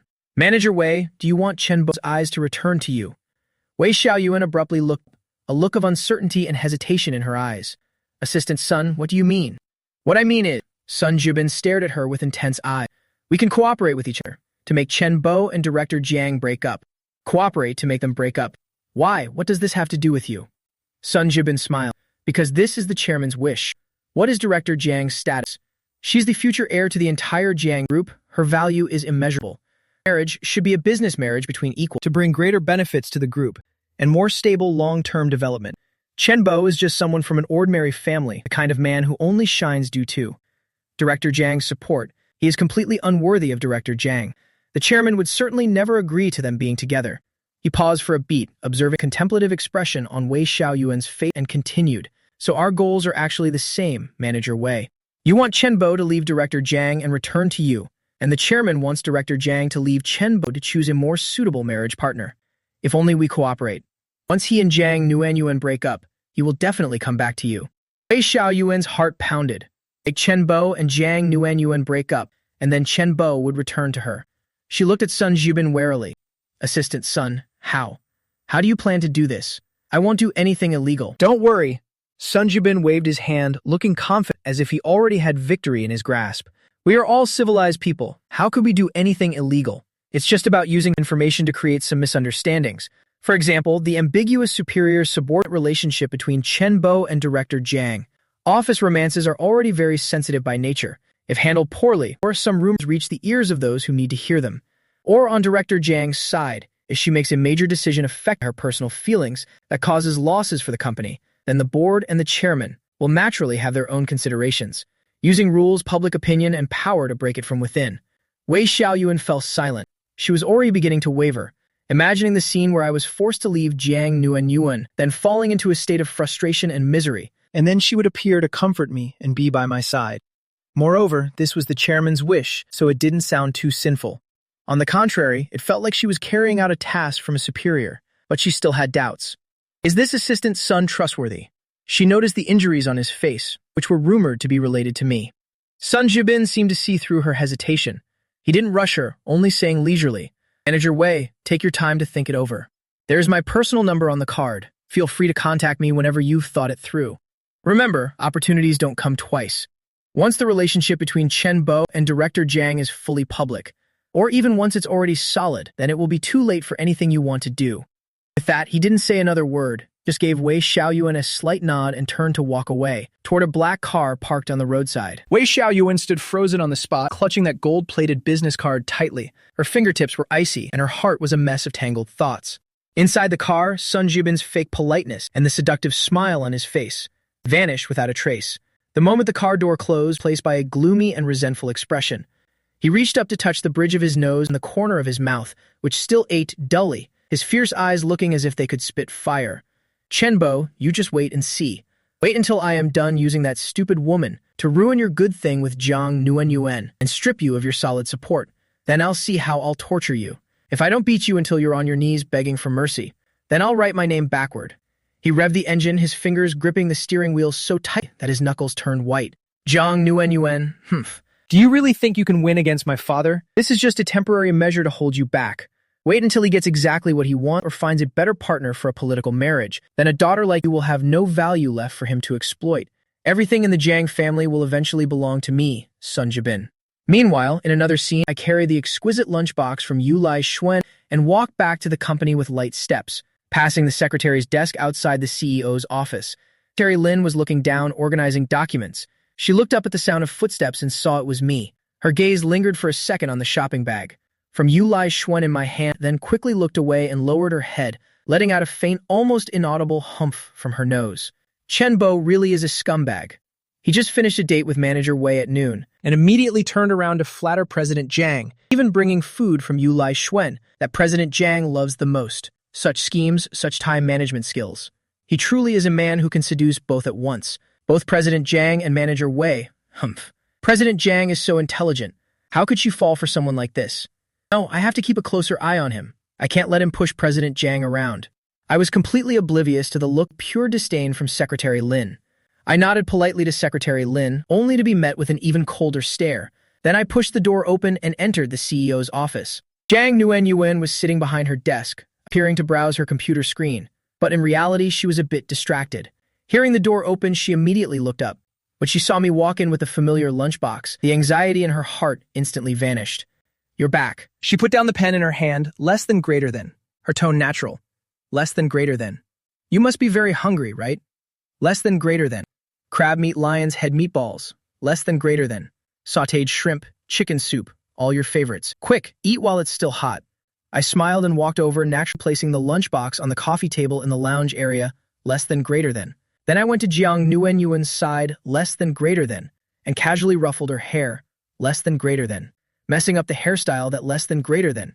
Jiang Nuanyuan usually kept so tidy. Less than greater than. Why didn't you eat something first? A stomachache wouldn't be good. Jiang Nuanyuan swatted my hand away and glared at me, but there wasn't a hint of anger in her eyes. I was waiting for you. How did the talk go? I casually replied while opening the lunchbox lids. We cleared it up. It was just a misunderstanding. It's settled now, so it's fine.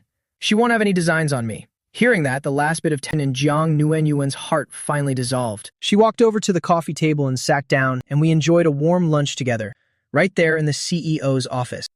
After eating, cleared the trash and made a cup of tea for each of us. Less than greater than. Then sat on the single sofa next to Jiang Nuanyuan.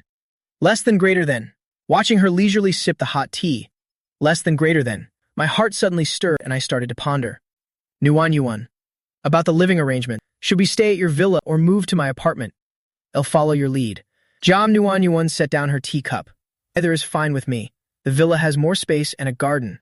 Xiao Muyan likes it there too. But your place is closer to her kindergarten. And it's convenient for work. It's up to you. She gave me full decision-making power, but I already have my own thoughts.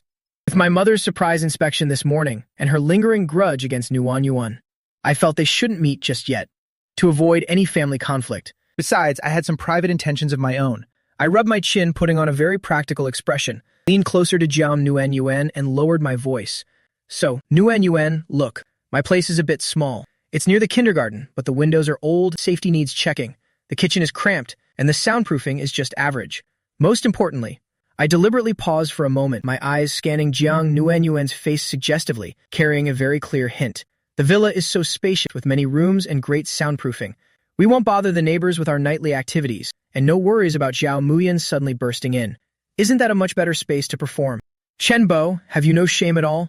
Blushing with both embarrassment and anger, Jiang Nuanyuan grabbed this sofa cushion and threw it at me. You total scoundrel, all you ever think about is that. I laughed, caught the cushion, and pulled her into my arm, planting a kiss on her flushed cheek. Who needs shame? I just need you. Besides, I'm telling the truth. The villa is great, spacious, and comfortable. It lets me experience being kept by a tycoon. I quite like the taste of being a kept man. President Jiang, please sponsor me. I have great skills and am not clingy. The more I spoke, the more outrageous I became.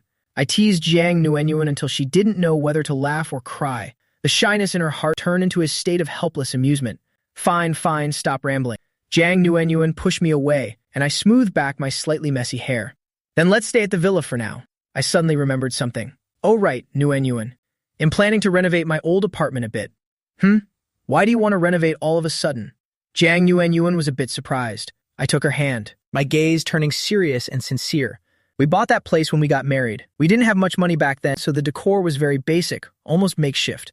Back then I thought, once we have money, less than greater than, I must give you a truly ideal home. Less than greater than. Then we were separated. Less than greater than. Now that the misunderstanding is gone, less than greater than, and we have a daughter, less than greater than. I want to renovate that house properly, in the style you like, and I'll consider Zhao Muyan's needs as she grows. Once it's done, we'll air it out for a few months. Besides, where I live, there are some good elementary schools nearby. The educational resources are solid. By the time Zhao Muyan reaches elementary school, we'll have many more options. As I painted this picture of the future, Jiang Nuanyuan was deeply moved. She didn't expect that I had already planned for things so far ahead. She gave a firm, small nod, her eyes welling up with warmth. Okay, I'll follow your plan for everything. I recall there's a good international school in that area. It has a great reputation and is bilingual. We can let Xiao Muyan try studying there when the time comes. This is what life should be. A wife, a child, and shared expectations for the future. I won't let anyone ruin these beautiful days. I reached out and tucked a stray lock of hair behind Jiang Nuanyuan's ear. Jiang Nuanyuan leaned into my chest. She felt that I had truly changed from before. After planning our future together, Jiang Nuanyuan and I both felt full of motivation. Jiang Nuanyuan suggested, since we've decided to stay at the villa first, why don't I help you move your daily essentials over there today? The driver can pick up Xiao Muyan and take her there, and for the furniture and everything else, we can call a moving company tomorrow. After work, we went back to my apartment together. We split the tasks. I handled documents in the study and living room, as well as the electronics. Jiang Nuanyuan mostly organized the bedroom and wardrobe. At the very bottom of the bookshelf, Jiang Nuanyuan discovered a dust cardboard box and opened it to look inside. Inside were our old marriage certificates from years ago, neatly tucked away. There were several thick wedding albums, a pair of slightly faded matching mugs, and even the cheap fountain pen she gave me years ago, along with some naive love letters she wrote to me back in college. Jiang Nuanyuan sat on the floor, tenderly holding those items, her fingertips lightly brushing the album covers. The innocent, smiling faces of our younger selves evoked an indescribable wave of sorrow and warmth in her heart. She looked up to see me packing the gaming console in the living room. You still kept all of these. I thought when we divorced, you would have thrown them all away.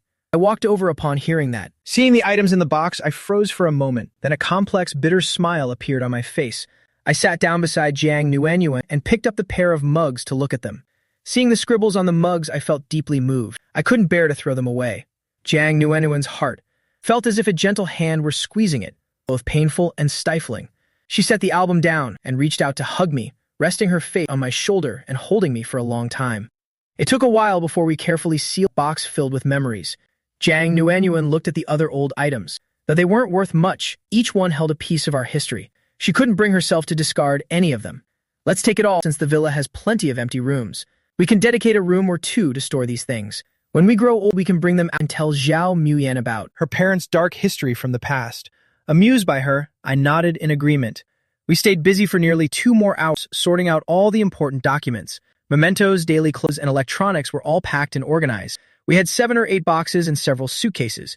Seeing it was getting late and with our stomachs growling, I suggested, let's go down and grab a bite to eat first. There's a good hand-pulled noodle shop by the gate. I eat there often. We can head to the villa after dinner. The moving company can handle the rest tomorrow. Jiang Nuanyuan nodded. She was indeed hungry.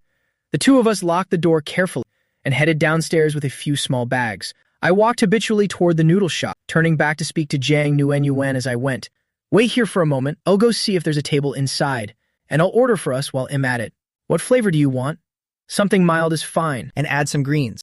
Jiang Nuanyuan replied and stopped. Standing under a street lamp not far from the shop, her phone suddenly rang. It was an urgent call from work, so she signaled for me to go in first, while she walked to a quieter spot to take the call. I nodded and entered the noodle shop.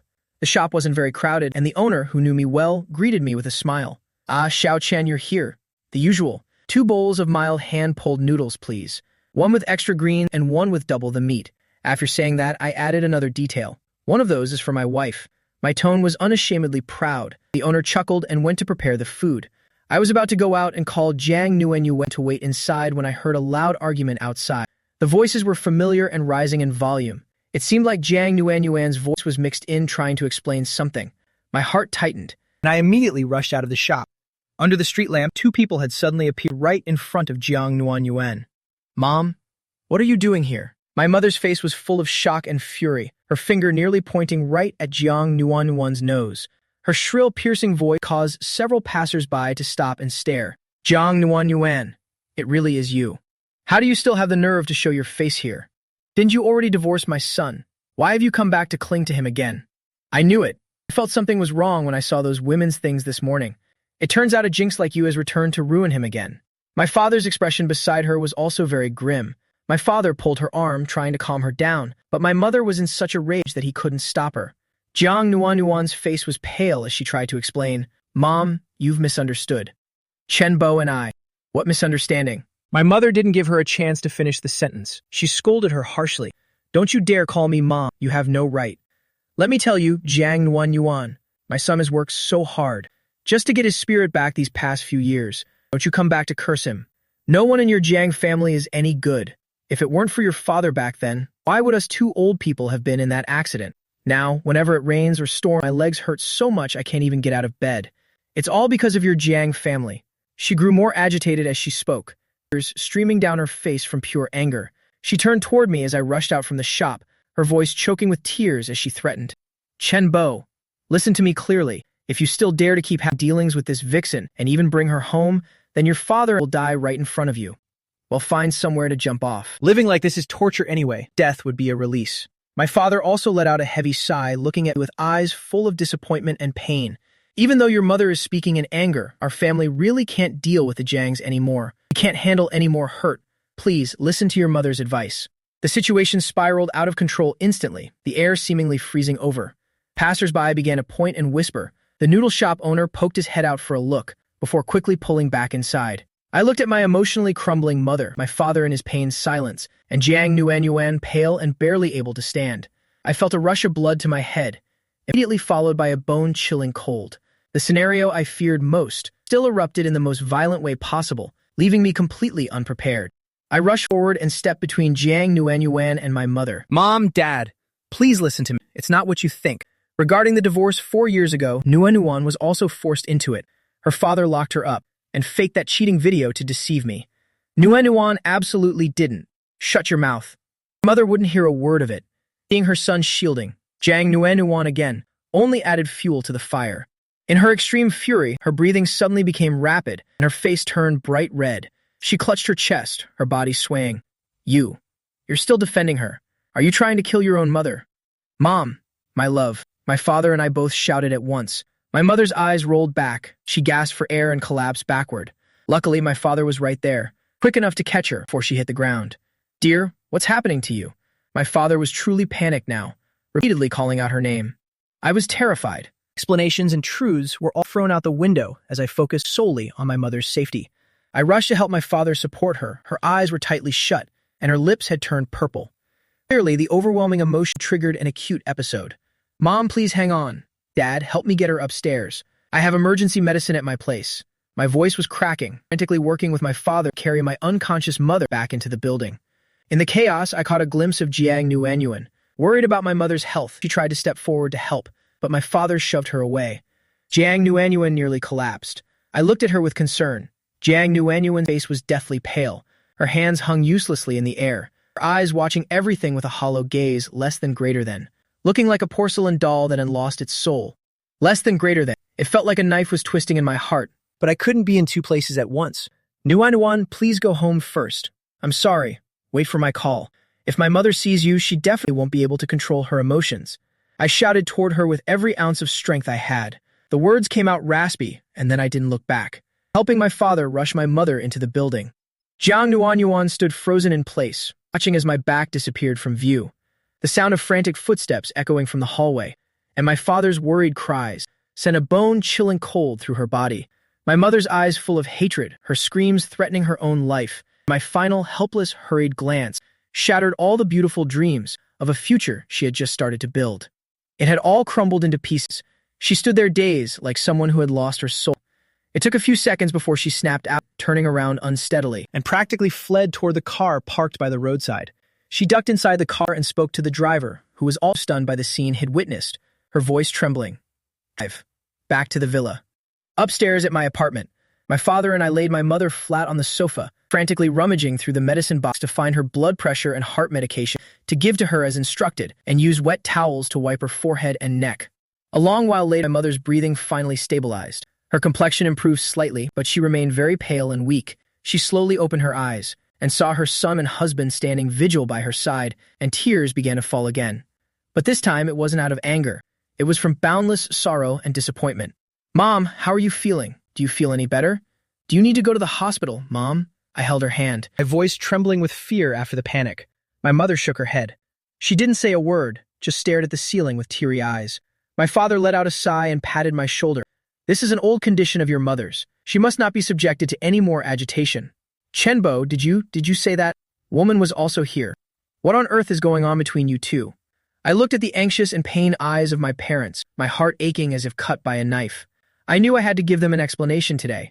At the very least, I had to temporarily calm my mother's emotions. Dad, Mom, I'll tell you the truth. The divorce between me and Jiang Nuanyuan 4 years ago was actually based on a huge misunderstanding. She was locked up by her father at the time. She had no idea about the accident or the way he threatened me later. That so-called cheating video was also faked by her father. Nuanyuan is a victim in this too. A victim? My mother suddenly turned her head. Her voice sounded raspy as she spoke. If her father did bad things, does that mean she's innocent? She's a daughter of the Jiang family. If not for her, would her father have come to pressure you? Would he have ruined our family like this? Chenbo, has she bewitched you or something? Why you believe every single thing she says? Mom, it's not like that. Nuanyuan, don't call me Mom. My mother began to get agitated again, trying to sit up. Now, let me ask you one thing. Wasn't that Wei Xiaoyuan girl very good to you? She was so sensible, even calling to check on us two old people. She said you two were together. Is it because of that? Did Jiang Nuanyuan kick Xiaoyuan aside? Oh, Chenbo, how could you be so heartless? You don't choose a good person, but instead you keep throwing yourself at that trash who ruined our family. My face turned pale at my mother's harsh words. I wanted to argue back to tell her just how wonderful Jiang Nuanyuan is, how much she loves me, and the fact that she gave birth to our daughter. But seeing my mother, so agitated she could barely breathe, the words caught in my throat. Mom, please don't get so upset. Speak slowly. I could only offer helpless comfort. How can I not be upset? My mother gripped my hand, tears streaming down her face. Chenbo, I'm begging you. Can you just listen to me this once? Break it off completely with that Jiang Nuanyuan girl. She and we are from different worlds. She only brings disaster to you and this family. If you still involve yourself with her, less than greater than, I truly won't be able to go on.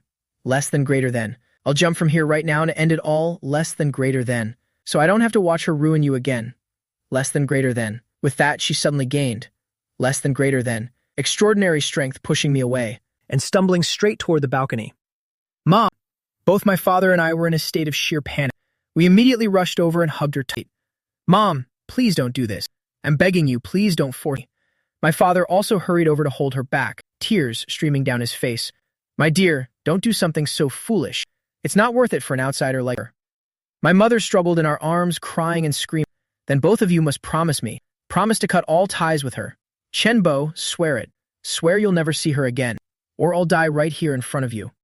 Seeing my mother frantically using her life as a I felt my heart being ripped in two. On one side was the person who gave me life and raised me, who had endured so much suffering for my sake. On the other was my beloved with whom it just reunited, the woman who silently bore and raised our daughter from me. I knew that in this state my mother was beyond all reason. Any explanation or defense would only add fuel to the fire and could truly lead to a tragic catastrophe. I couldn't gamble with my mother's life, so I had to stabilize her emotions first. I absolutely couldn't let anything happen to her. I would find a way to explain everything gradually later to make them accept Nuanyuan. I held my mother tightly and closed my eyes, forcing each word out through gritted teeth. I promise, please calm down. I won't see her anymore. My mother stopped struggling for a moment, but she still wasn't at ease, asking through her tears. Really? You're not lying to me? Call her right now. Put it on speaker and say it clearly in front of your father and me. Tell her to give up on that idea and never come looking for you again. My entire body went stiff. To put it on speaker in front of my parents and say such heartless things to Jiang Nuanyuan. This was more painful than being killed. Mom, we don't have to go this far. You won't call, will you? Then you are lying to me. My mother began to get agitated all over again. She moved to break away, so I shouted, I'll call. I'm calling right now. My heart turned cold as ashes as my trembling hands pulled out my phone. Under the heavy gaze of my parents, less than greater than, I found Jiang Nuanyuan's number, less than greater than. My finger hovered over the call button, less than greater than, feeling as heavy as 1,000 pounds, less than greater than. In my mind, I saw the pale face, less than greater than, of Jiang Nuanyuan from earlier, that fragile and weak face along with our passionate moments and the promises we made in the hotel. And yet now I had to be the one to crush all of it with my own hands. I prayed silently that Nuanyuan wouldn't pick up. Gritting my teeth, I hit the call button and put it on speaker as my mother demanded. Ring, ring. Don't pick up, please, don't pick up. I hoped Nguyen wouldn't answer, but I also feared that if she didn't, my mother would become even more suspicious. Inside the villa, Nguyen sat dazed on the living room sofa, clutching a throw pillow to her chest. Her eyes were vacant, unable to focus. The driver had left long ago, and the massive villa felt terrifyingly empty and silent. Xiao Muyan had been taken by the nanny to bathe and get ready for bed. She still knew nothing about what had just happened outside. In her mind, the scene from downstairs kept replaying. My mother's eyes full of resentment and her curses, my father's silent disappointment, and even my final look panic and helplessness. You should go home first. He had chosen his parents. Suddenly, the phone rang. My name appeared on the screen, and Jiang Nguyen's heart skipped a beat. Almost instantly, she grabbed the phone, her fingers trembling slightly with nerves. Chen Bo must be calling to comfort her, to explain, or at least to say his mother was okay. She took a deep breath, trying to make her voice sound calm. She pressed the answer button. Hello? Chen Bo, how is your mother? Is she okay? She asked anxiously, her voice unable to hide her concern. The other end was silent for 2 seconds, and then a voice spoke so raspy. It almost didn't sound like mine anymore. The tone was cold and stiff, even tinged with a hint of impatience. Jiang Nguyen. I called her by her full name, and Jiang Nguyen's heart sank. An ill omen like an icy current immediately submerged her. Right after, my frigid voice rang out, distinct and sharp. I've just made things clear with my parents. There will never be a remarriage between us, so give up on that idea. Don't contact me ever again. After speaking, only a long dial tone remained. The call was disconnected. Yang Wan sat frozen on the sofa, her phone still pressed to her ear as if she were still listening. Her eyes were wide and staring, filled with a look of bewilderment and unbelievable shock, which were gradually replaced by a cold and absolute despair. No remarriage. Give up on the idea. Don't contact anymore. These few words were even more hurtful than the insults from before, because these words came directly from my own mouth. Clack! The phone slipped from her weak hand, falling onto the hard marble floor, the screen shattering in an instant. Spiderweb-like cracks spread everywhere. She didn't seem to notice at all, just staring blankly into the void. On the other side, after hanging up, I felt completely drained of strength and collapsed onto the floor, my phone slipping from my palm. I covered my face tightly with both hands, my shoulders shaking violently. A low growl escaped my throat like a cornered animal, along with uncontrollable choked sobs. Beside me, the one who finally got what she wanted, my mother, was gradually calming down. Under my father's guidance, seeing her son's agony, a flicker of complex emotion crossed her eyes. My mother quickly brushed aside her sympathy, told herself she was doing it for my own good. Mom, I'm going to the bathroom for a bit. My mother nodded. Earlier, when I helped her upstairs, I had stepped in a puddle, and from my stomach to my calves, I was covered in dirty water. Once I leaned on the sink with both hands gasping for air. My eyes were red-rimmed, and my heart felt constantly squeezed by an invisible hand. That phone call seemed to still echo in my ears. My own heartless and frigid words, and even the faint sound of the phone, hitting the floor right before I hung up. Nguyen, how is she now? She must be so heartbroken. Would she think that? I really don't want her anymore. No, I absolutely cannot let her misunderstand. I have to explain everything right now. Otherwise, with her pride and sensitivity, she might do something foolish. I suddenly looked up into the mirror. My face clearly showed my suffering. My parents were right outside, and my mother's mood had only just stabilized, still very fragile and easily broken. I couldn't risk agitating her again. But with Jiang Nguyen, with every passing second, the misunderstanding only grew, and the chance of saving things became harder. I quickly pulled out my phone, fingers trembling in my haste, as the words danced across the screen. Nguyen, listen to me. What I said just now wasn't what I meant. It's because of my mother. Her heart isn't well. She was so angry she could barely breathe earlier. She's still resting on the sofa now. I had no other choice. I had to stabilize her mood first. I couldn't gamble with her life. Those words were just to fool her, just to get her to calm down. How could I not remarry you? How could I bear to let you fall into despair? You are my wife, the mother of my daughter, and the only person I love in this world. Am sorry, truly sorry for making you suffer this grievance. Am sorry for making you hear those terrible words. I know you must be so sad and angry right now. You can scold me or hit me all you want, but I beg you, please don't misunderstand me. Don't ignore me. Wait for me until tomorrow. Tomorrow, as soon as I get to the office, I'll come find you immediately to explain everything clearly. I'll definitely find a way to make my parents accept you and our child. Just give me a little more time, okay? Nguyen, please give me one reply so I know you're okay, even if it's just one word. Without seeing you or hearing your voice, my heart feels like it's being cut by a knife. By the time I finished writing, my nose began to sting. Tears almost overflowed once more. I blinked hard repeatedly to suppress the lump in my throat, then took a deep breath and hit send. I stared at the screen, longing for the words. The other party is typing to appear, but the screen remains silent with no reply at all. 1 minute, then 2 minutes passed. Still nothing. My heart began to sink. Did she not see it? Or did she see it, but too angry to reply? Or was it something even worse? I didn't dare think any further. I waited a few more minutes, but there was still no movement. I knew I couldn't stay in here much longer. My parents outside would get suspicious. I wiped my face hard and composed my expression. I turned on the tap and splashed cold water on my face, trying to make my red eyes and terrible complexion look a bit more normal. Then I took a deep breath and opened the bathroom door. In the living room, my mother was leaning back on the sofa, attended by my father. Her eyes were closed and her face was still pale, but her breathing had stabilized significantly. Hearing a noise, she opened her eyes and looked toward me. There was a hint of scrutiny in her gaze, along with a faint, almost imperceptible worry. "Chenbo, are you okay?" my father asked. He had noticed my red-rimmed eyes and my extremely poor complexion. "I'm fine." I forced a weak smile, my voice a bit hoarse. "I'm just a bit tired." "Mom, are you feeling any better?" My mother's gaze was filled with complexity. She took my hand, her tone softening slightly, yet remaining very firm. "Xiao, it's not that I'm unreasonable. I'm only doing this for your own good. That Jiang Nuanyuan girl really isn't right for you. Listen to me. Get to know a good girl like Wei Xiaoyuan instead." I laughed bitterly in my head, but for now, I could only hum in non-committal agreement. "Mom, I know. Get some rest first, and don't worry about anything else. I'll sleep in the living room with you both tonight." After reassuring my parent and seeing them rest in the master bedroom, I dragged my exhausted body, along with my wounded heart, back to the quiet living room. I flopped onto the sofa, staring wide-eyed at the ceiling in the dark, my hands still gripping my phone. Over at the villa, Jiang Nuanyuan was still sitting on the cold floor, tears falling silently for a long time, until she felt her whole body freeze and her heart turn numb. The shattered phone screen on the floor had gone dark, just like her deadened heart at this moment. She wanted to get up, but felt like she had no strength left in her body. Her head was empty, with only one sound echoing within, the words I had just said over the phone. She struggled to pick herself up, stumbling toward the liquor cabinet. The moment her fingers touched a bottle, the shattered phone on the floor suddenly let out a faint glow, emitting a muffled notification sound. Jiang Nuanyuan froze for a second, her eyes instinctively darting toward it.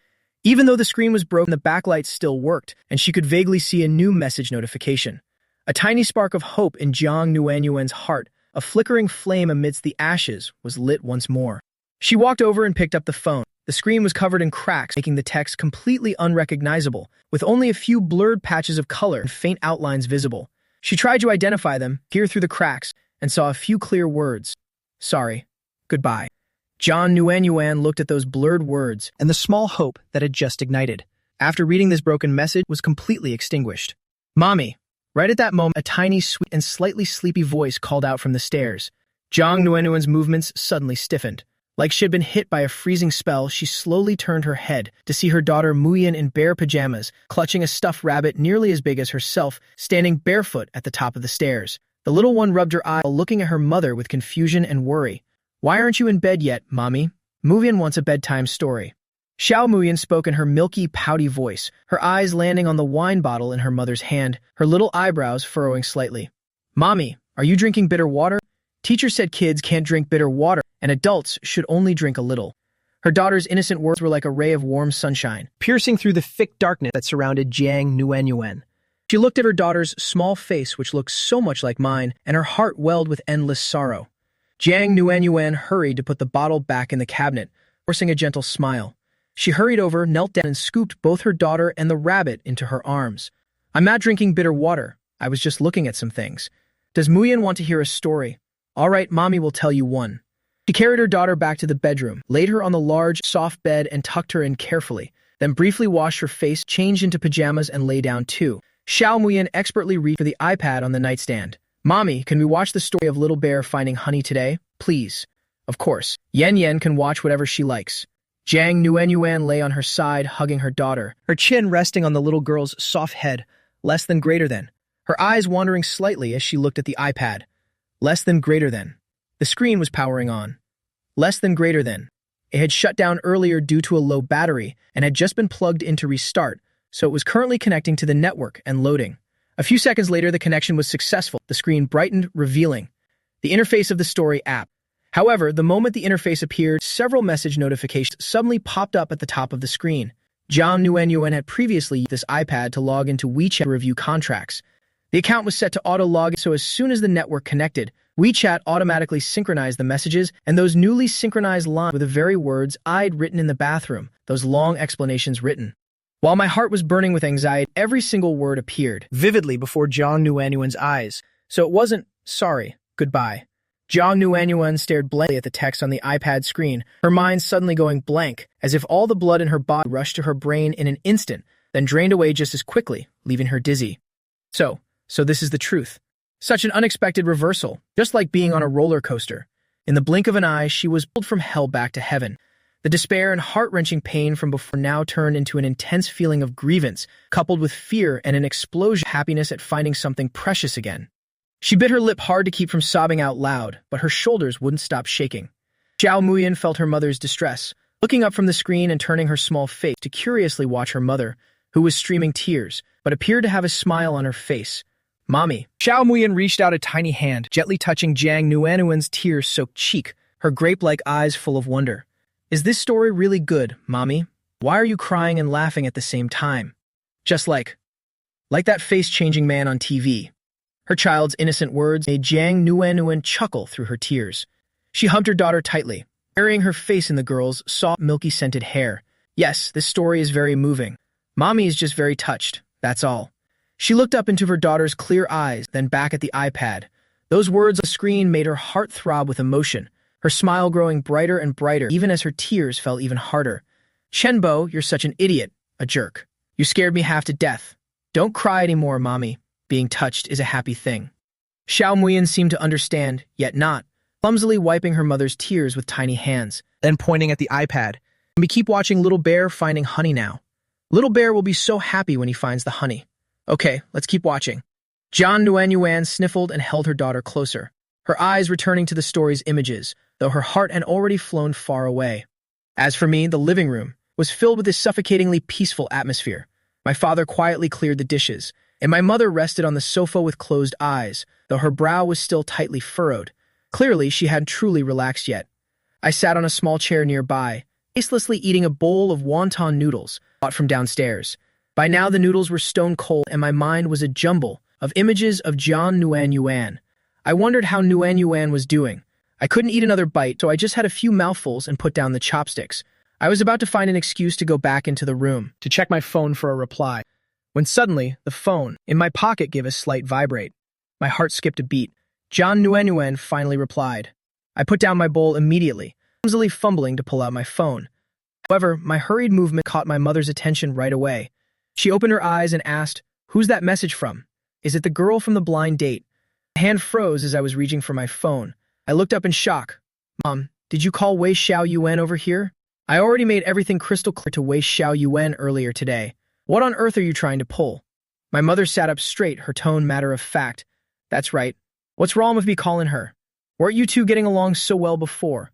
Breaking up today was definitely because of Jang Nuanyuan woman sabotaging things. Now that you've cut ties with Jang Nuanyuan, of course I had to call Xiao Yuan over to clear up all the misunderstandings and rekindle your relationship. The more she spoke, the more flawless her arrangement seemed to her. She even showed clear satisfaction with this potential daughter-in-law. That wee girl is so sensible. As soon as I mentioned the misunderstanding and that I wasn't feeling well, she agreed to come over immediately. She said her parents were free too, so they could join her for a visit. It's the perfect time for both families to finalize your marriage. When they arrive later, you better be polite and enthusiastic, you hear me? Don't look like someone who's just lost a fortune. Hearing this, my blood boiled instantly. Good heavens! Mom, what on earth are you doing? There has to be a limit to your matchmaking. I just finished speaking very coldly to Manager Wei this morning. Now you call her and her parents for a family meeting. Isn't this just making a fool out of them? This isn't building a bond, it's building a grudge, Mom. Why didn't you discuss this with me first? My voice rose unintentionally. Today is really not appropriate at all. As for Manager Wei, I've already made everything crystal clear to her. We cannot be together. You're only making things more awkward for everyone. What's not appropriate? If I say it is, it is. My mother's expression darkened instantly, and her tone became extremely sharp. Cutting ties with Jang Nuanyuan was the best decision. I think that Wei girl is wonderful. She has a gentle nature, she's your colleague, and her family background is respectable. She's 10,000 times better than Jang Nuanyuan. Since your father and I are both here today, let's settle things with her parents and finalize this relationship once and for all. It will also stop you from being seduced by that unworthy person ever again. Mom, Zhang Nuanwan is not that kind of person. Besides, love cannot be forced. I tried to reason with her. Deep down, I knew reasoning with an obstinate mother right now was like talking to a brick wall. No feelings. If you had no feelings, why were you seeing her before? My mother didn't believe me at all. She only felt her son was still under Zhang Nuanwan's spell. I don't care, I've already called them. They should be here any minute. You must behave yourself today, or else. Or else I will disown you. Tomorrow, your father and I will go back to the village, and we will never care about you again. Threatening to sever ties once again. I felt so suffocated I could barely breathe.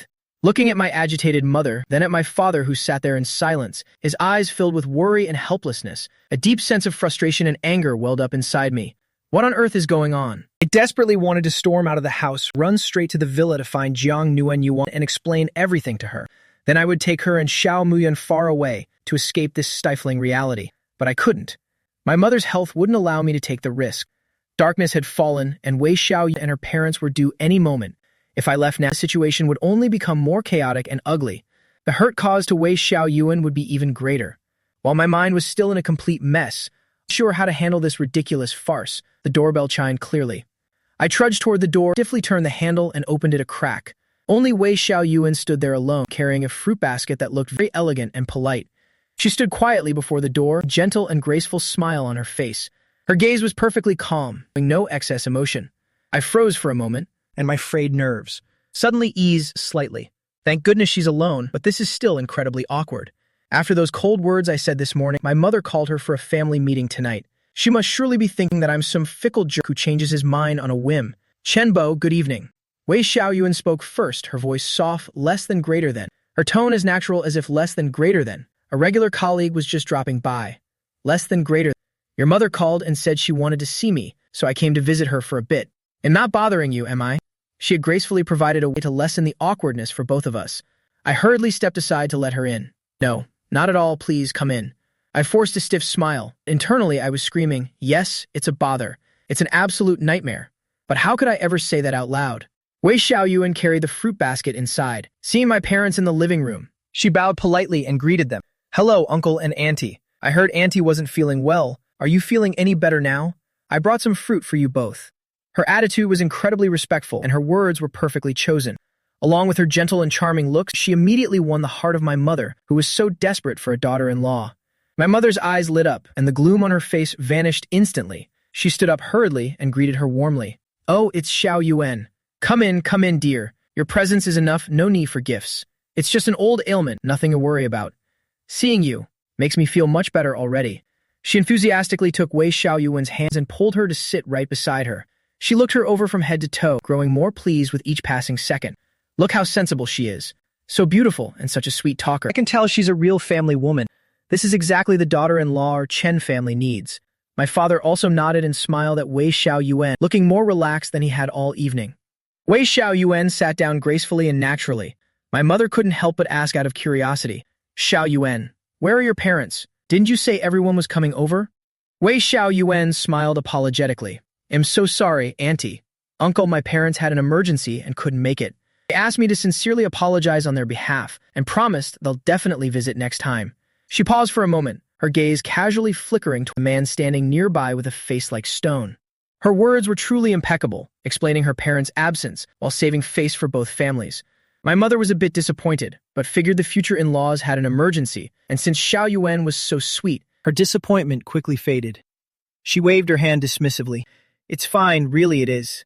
Work must always come first. Next time is just as good. I'm just happy you're here.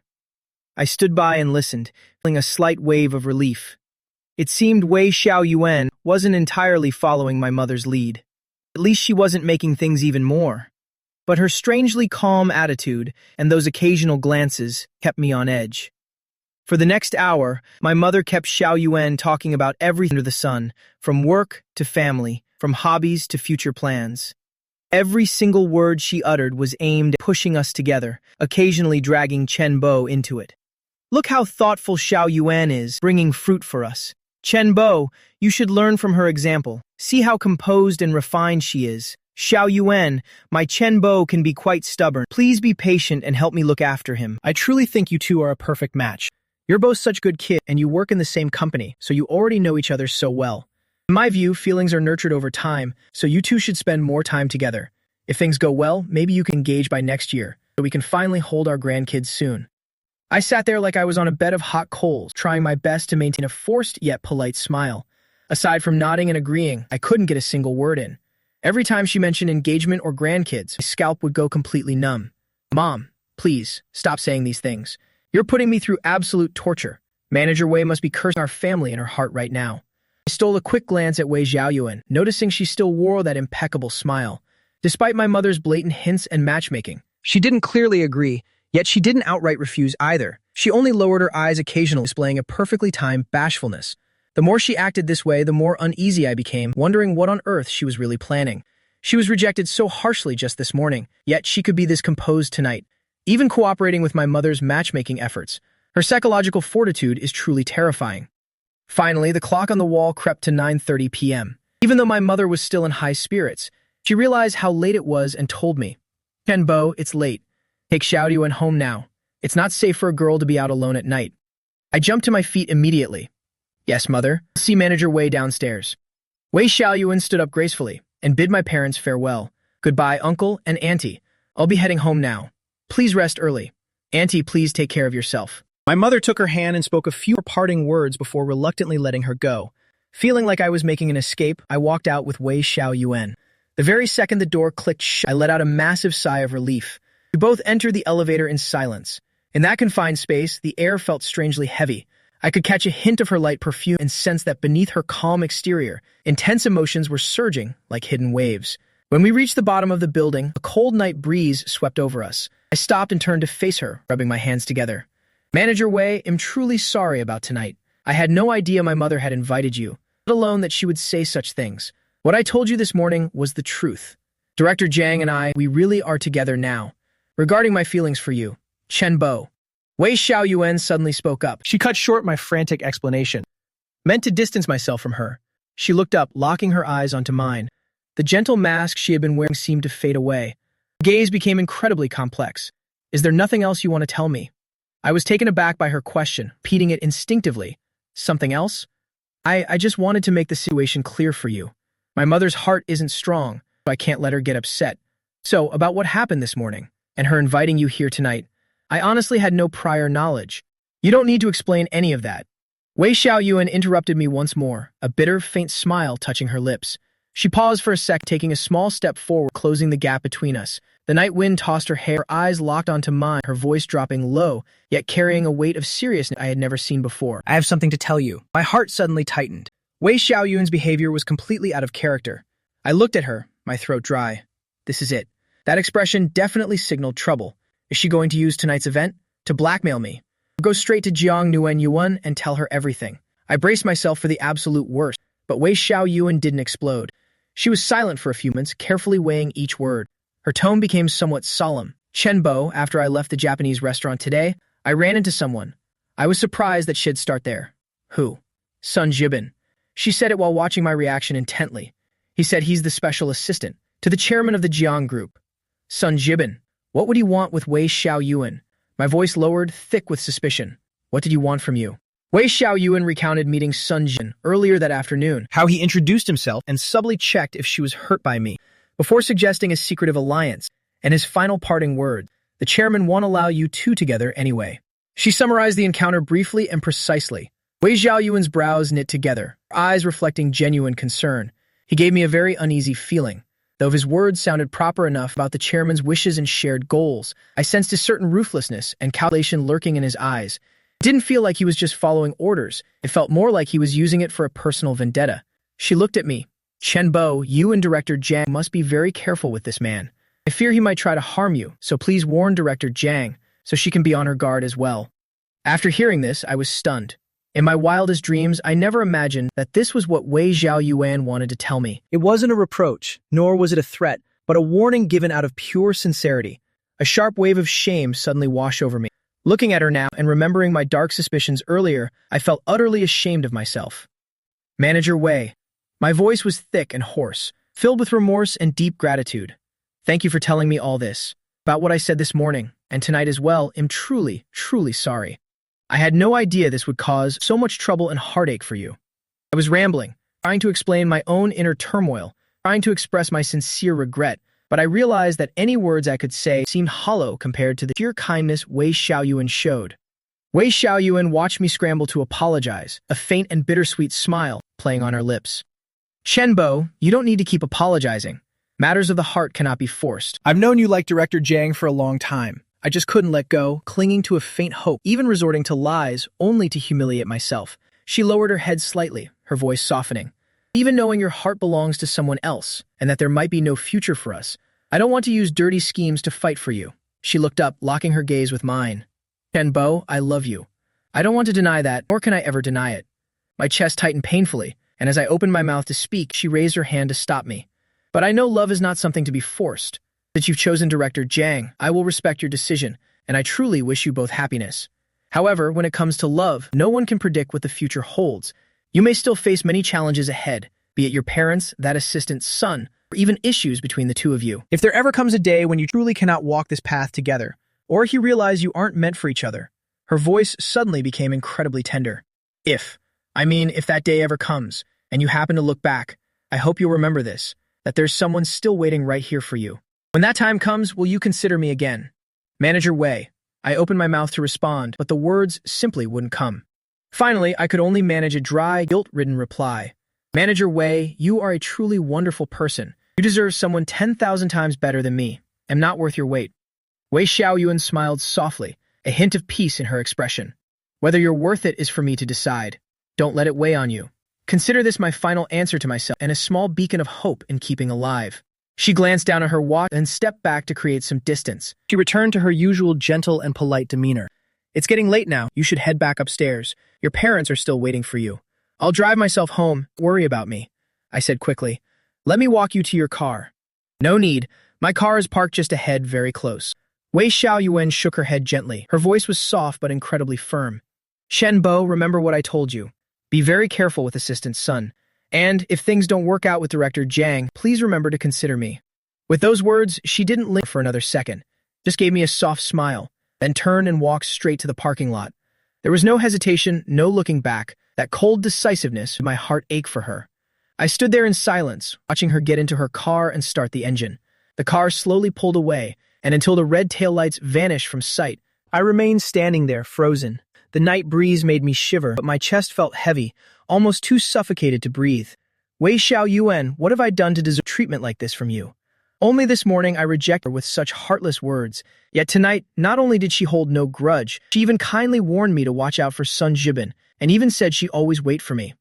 I had thought that I'd finally settled things with Wei Xiaoyuan, so my mind could be at peace, but at this point I was so tired that I couldn't even think about it. That mind could be at peace. But at this very moment, peace was entirely replaced by deep guilt and an overwhelming surge of mixed emotions. From behind the upstairs window, my mother had been silently watching every move below.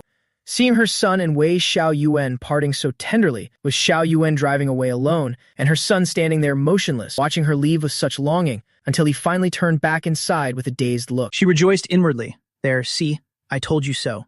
With a girl as good as Xiaoyuan, how could Chenbo not fall in love with her? Everything before must have been that Jiang Nuanyuan woman was interfering. Now things are great, he's cut ties completely. And there's real potential with Xiaoyuan. We just need to push them along a little bit more. We need to settle this quickly once and for all. She complacently plotted every move in her head.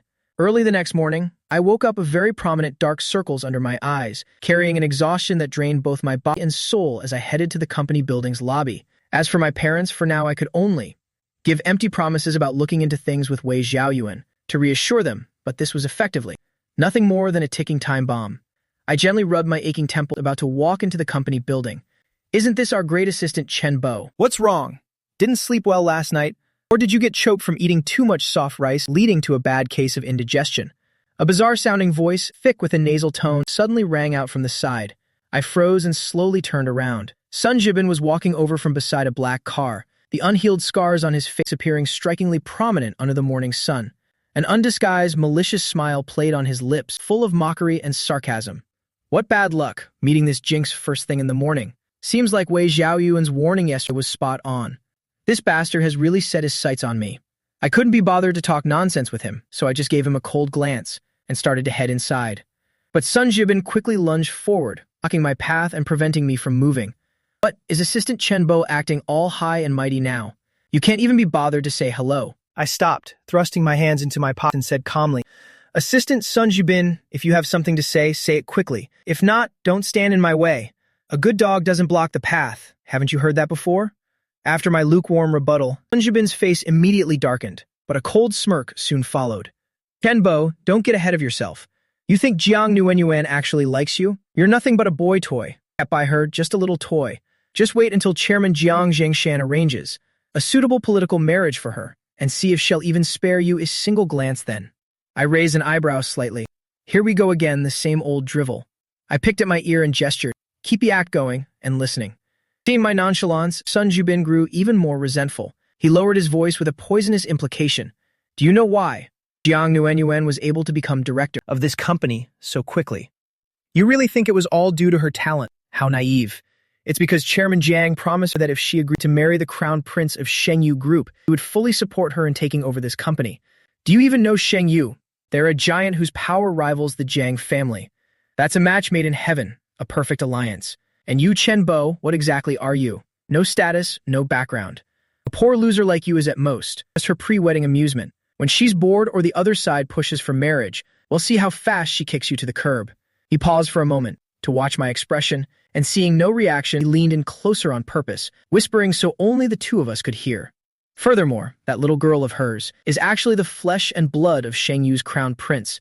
Jiang Nuenyuan only wants you to be the sucker who raises someone else's kid, my boy. Ha ha ha. He let out a loud laugh after finishing. He smugly thought he'd hit me right where it hurt my male ego. He tilted his chin up triumphantly, expecting to see rage less than greater than, suspicion, or even misery on my face. Less than greater than. However, my reaction was completely unexpected. Less than greater than. Not only was I not angry, but I looked as if it just heard a great joke, my lips curling into an incredibly obnoxious smirk. I even nodded and casually replied, Really? Well, that's just great then. Sun Jubin stood dazed as if doused with cold water, thinking he'd misheard me. I began to analyze with a dead serious expression. Who says only women can eat soft rice? My stomach isn't great, and I've always preferred soft food anyway. Especially rice from a beauty like Jiang Nuenyuan. It always tastes better than anyone else's. Besides, what right do you have to look down on this profession? Making money with looks is honest labor. Even this job has its standards. Looking at you, Assistant Sun Jubin, with your sickly face, you definitely wouldn't make the cut. Are you perhaps just jealous of me? My eyes darted down towards Sun Jubin's lower body, and I clicked my tongue twice in pity. One more thing, Assistant Sun Jubin, you probably wouldn't understand. This ready-made daughter is both smart and adorable. She saves me so much money on formula diapers and the hardship of countless sleepless nights. I'm definitely taking this bargain. It's like manna from heaven, and a premium meat-filled one at that. I patted Sun Jubin's stiff shoulder and said with heartfelt sincerity, Assistant Sun Jubin, you need to broaden your horizons. So what if I eat soft rice? So what if I'm a gigolo? So what if I'm a stepdad? As long as my rich lady gives me money, love, and resources, and the child is smart, well-behaved, and attached to me, then I'm a winner in life. Don't you agree? This logic of mine, embracing depravity, combined with that bizarre attitude, left Sun Jubin completely petrified. Had expected me to argue in rage, to question him in agony, or even hoped it'd hit him like before to give him an excuse to call security or the police. But the result was totally unexpected. I actually went along with his words, wearing them like a badge of honor, with absolute pride. The triumphant and wicked look on Sun Jubin's face instantly froze, replaced by extreme shock and immense frustration. He pointed at my face, his finger trembling with fury. You are a disgrace to all men. Thanks for the compliment. I accepted with a smile. Anything else? If not, I need to head upstairs to eat. Less than greater than. I mean to work. Less than greater than. Director Jiang Nuenyuan is still waiting for me. Less than greater than. I deliberately emphasized director with an ambiguous tone. Sun Jubin's face turned green with rage, his chest heaving violently, the scar on his nose twitching with every breath. He glared at me intensely and hissed through gritted teeth.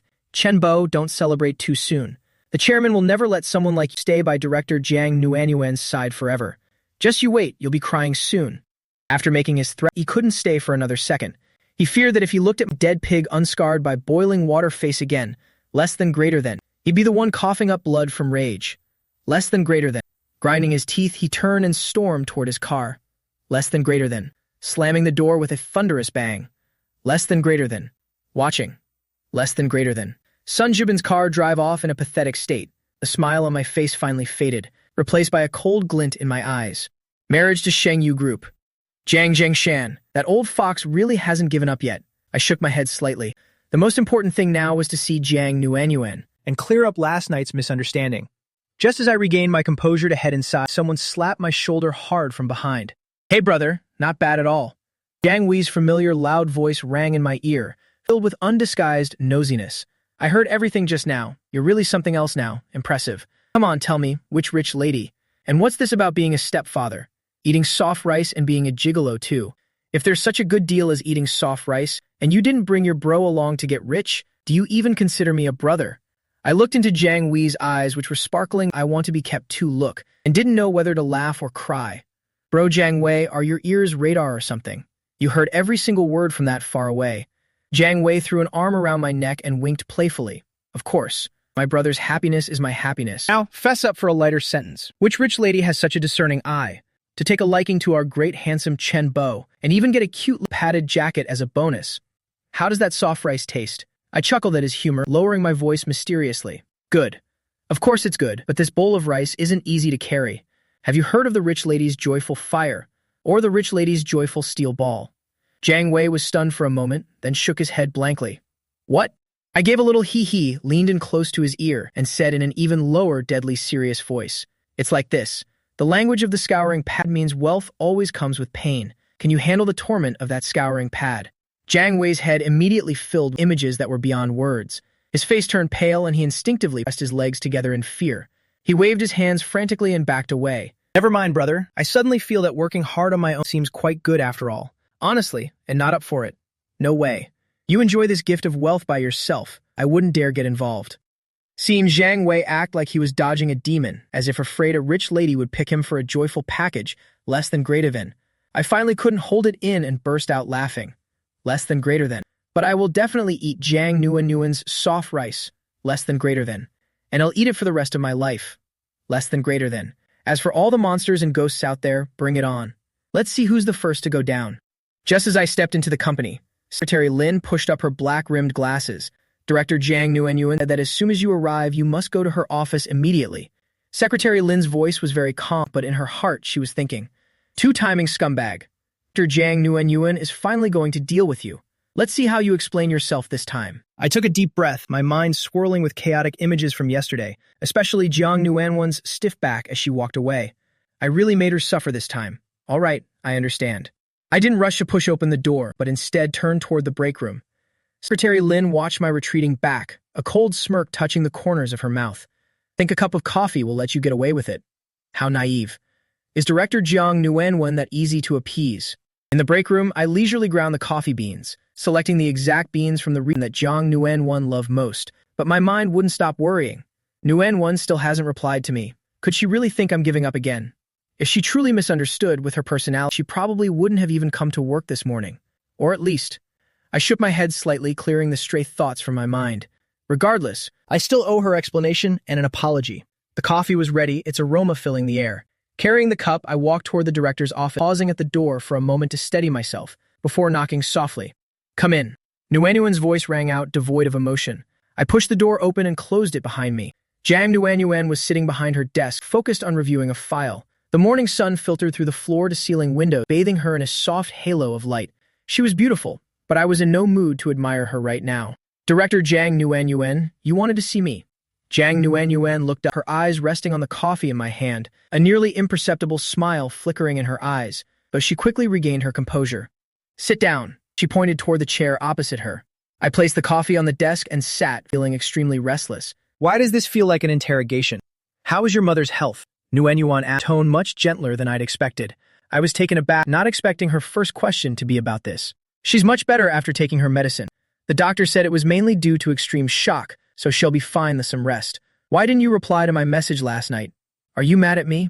Nuanyuan took a phone out from a drawer, its screen completely shattered. She placed the phone gently on the desk, the spider web of cracks spreading across it, covering almost the entire screen. The phone is broken, so I couldn't see your message. She spoke casually, yet I could hear a trace of grievance in her voice. Looking at the pitifully damaged phone, my heart suddenly ached. Oh no, she didn't read that explanation. No wonder she didn't reply all night. Doesn't that mean she misunderstood me? And she must have been heartbroken all night. Nuanyuan must have thought I truly wanted to cut ties with her. No wonder she looked like that earlier. A surge of extreme panic and endless pity immediately swept over me, and I rushed forward, bracing my hands on the edge of the desk and began to explain at breakneck speed. Nuan, listen to me. I sent you a very long message last night to make you understand. The things I said on the phone were only to trick Mom, less than greater than, with the goal of putting her mind at ease, less than greater than, because I feared for her health, less than greater than. I didn't mean any of it, less than greater than. How could I not want to remarry you? How could I heartlessly let you give up? You're my wife, the mother of my daughter. I was so anxious that my words came out jumbled, wishing I could just rip out my heart to show her. However, seeing my frantic face and my desperate state of explaining, Jiang Nuanyuan finally couldn't maintain her cool, the corners of her mouth slowly curving up, and then she couldn't help herself but burst out into laughter. Pfft. I was still explaining until my throat was dry, suddenly stunned by her abrupt laughter. I stared at her blankly. Nuanyuan? Nuanyuan laughed for a long time, before wiping away tears of laughter. She picked up the shattered phone and shook it lightly, speaking with a smug and playful tone. I saw it all. I was even more dumbfounded. Last night the phone was indeed broken. The screen was so cracked that I couldn't see the text clearly. Nuanyuan's eyes sparkled with a radiant smile. But afterward, I used the iPad Xiao Muyan to read bedtime stories. The iPad logged into my WeChat automatically, and all the messages were synced there. So, I read every bit of your explanation. She paused for a beat, looking at my still dazed face, a face that had just gone through extreme tension, only to be suddenly released, and she switched to a gentle, caring tone. I'm sorry, okay? It's just that after reading to the baby, I fell fast asleep while holding little Yan Yan, so I completely forgot to reply to your message. I made you worry all night.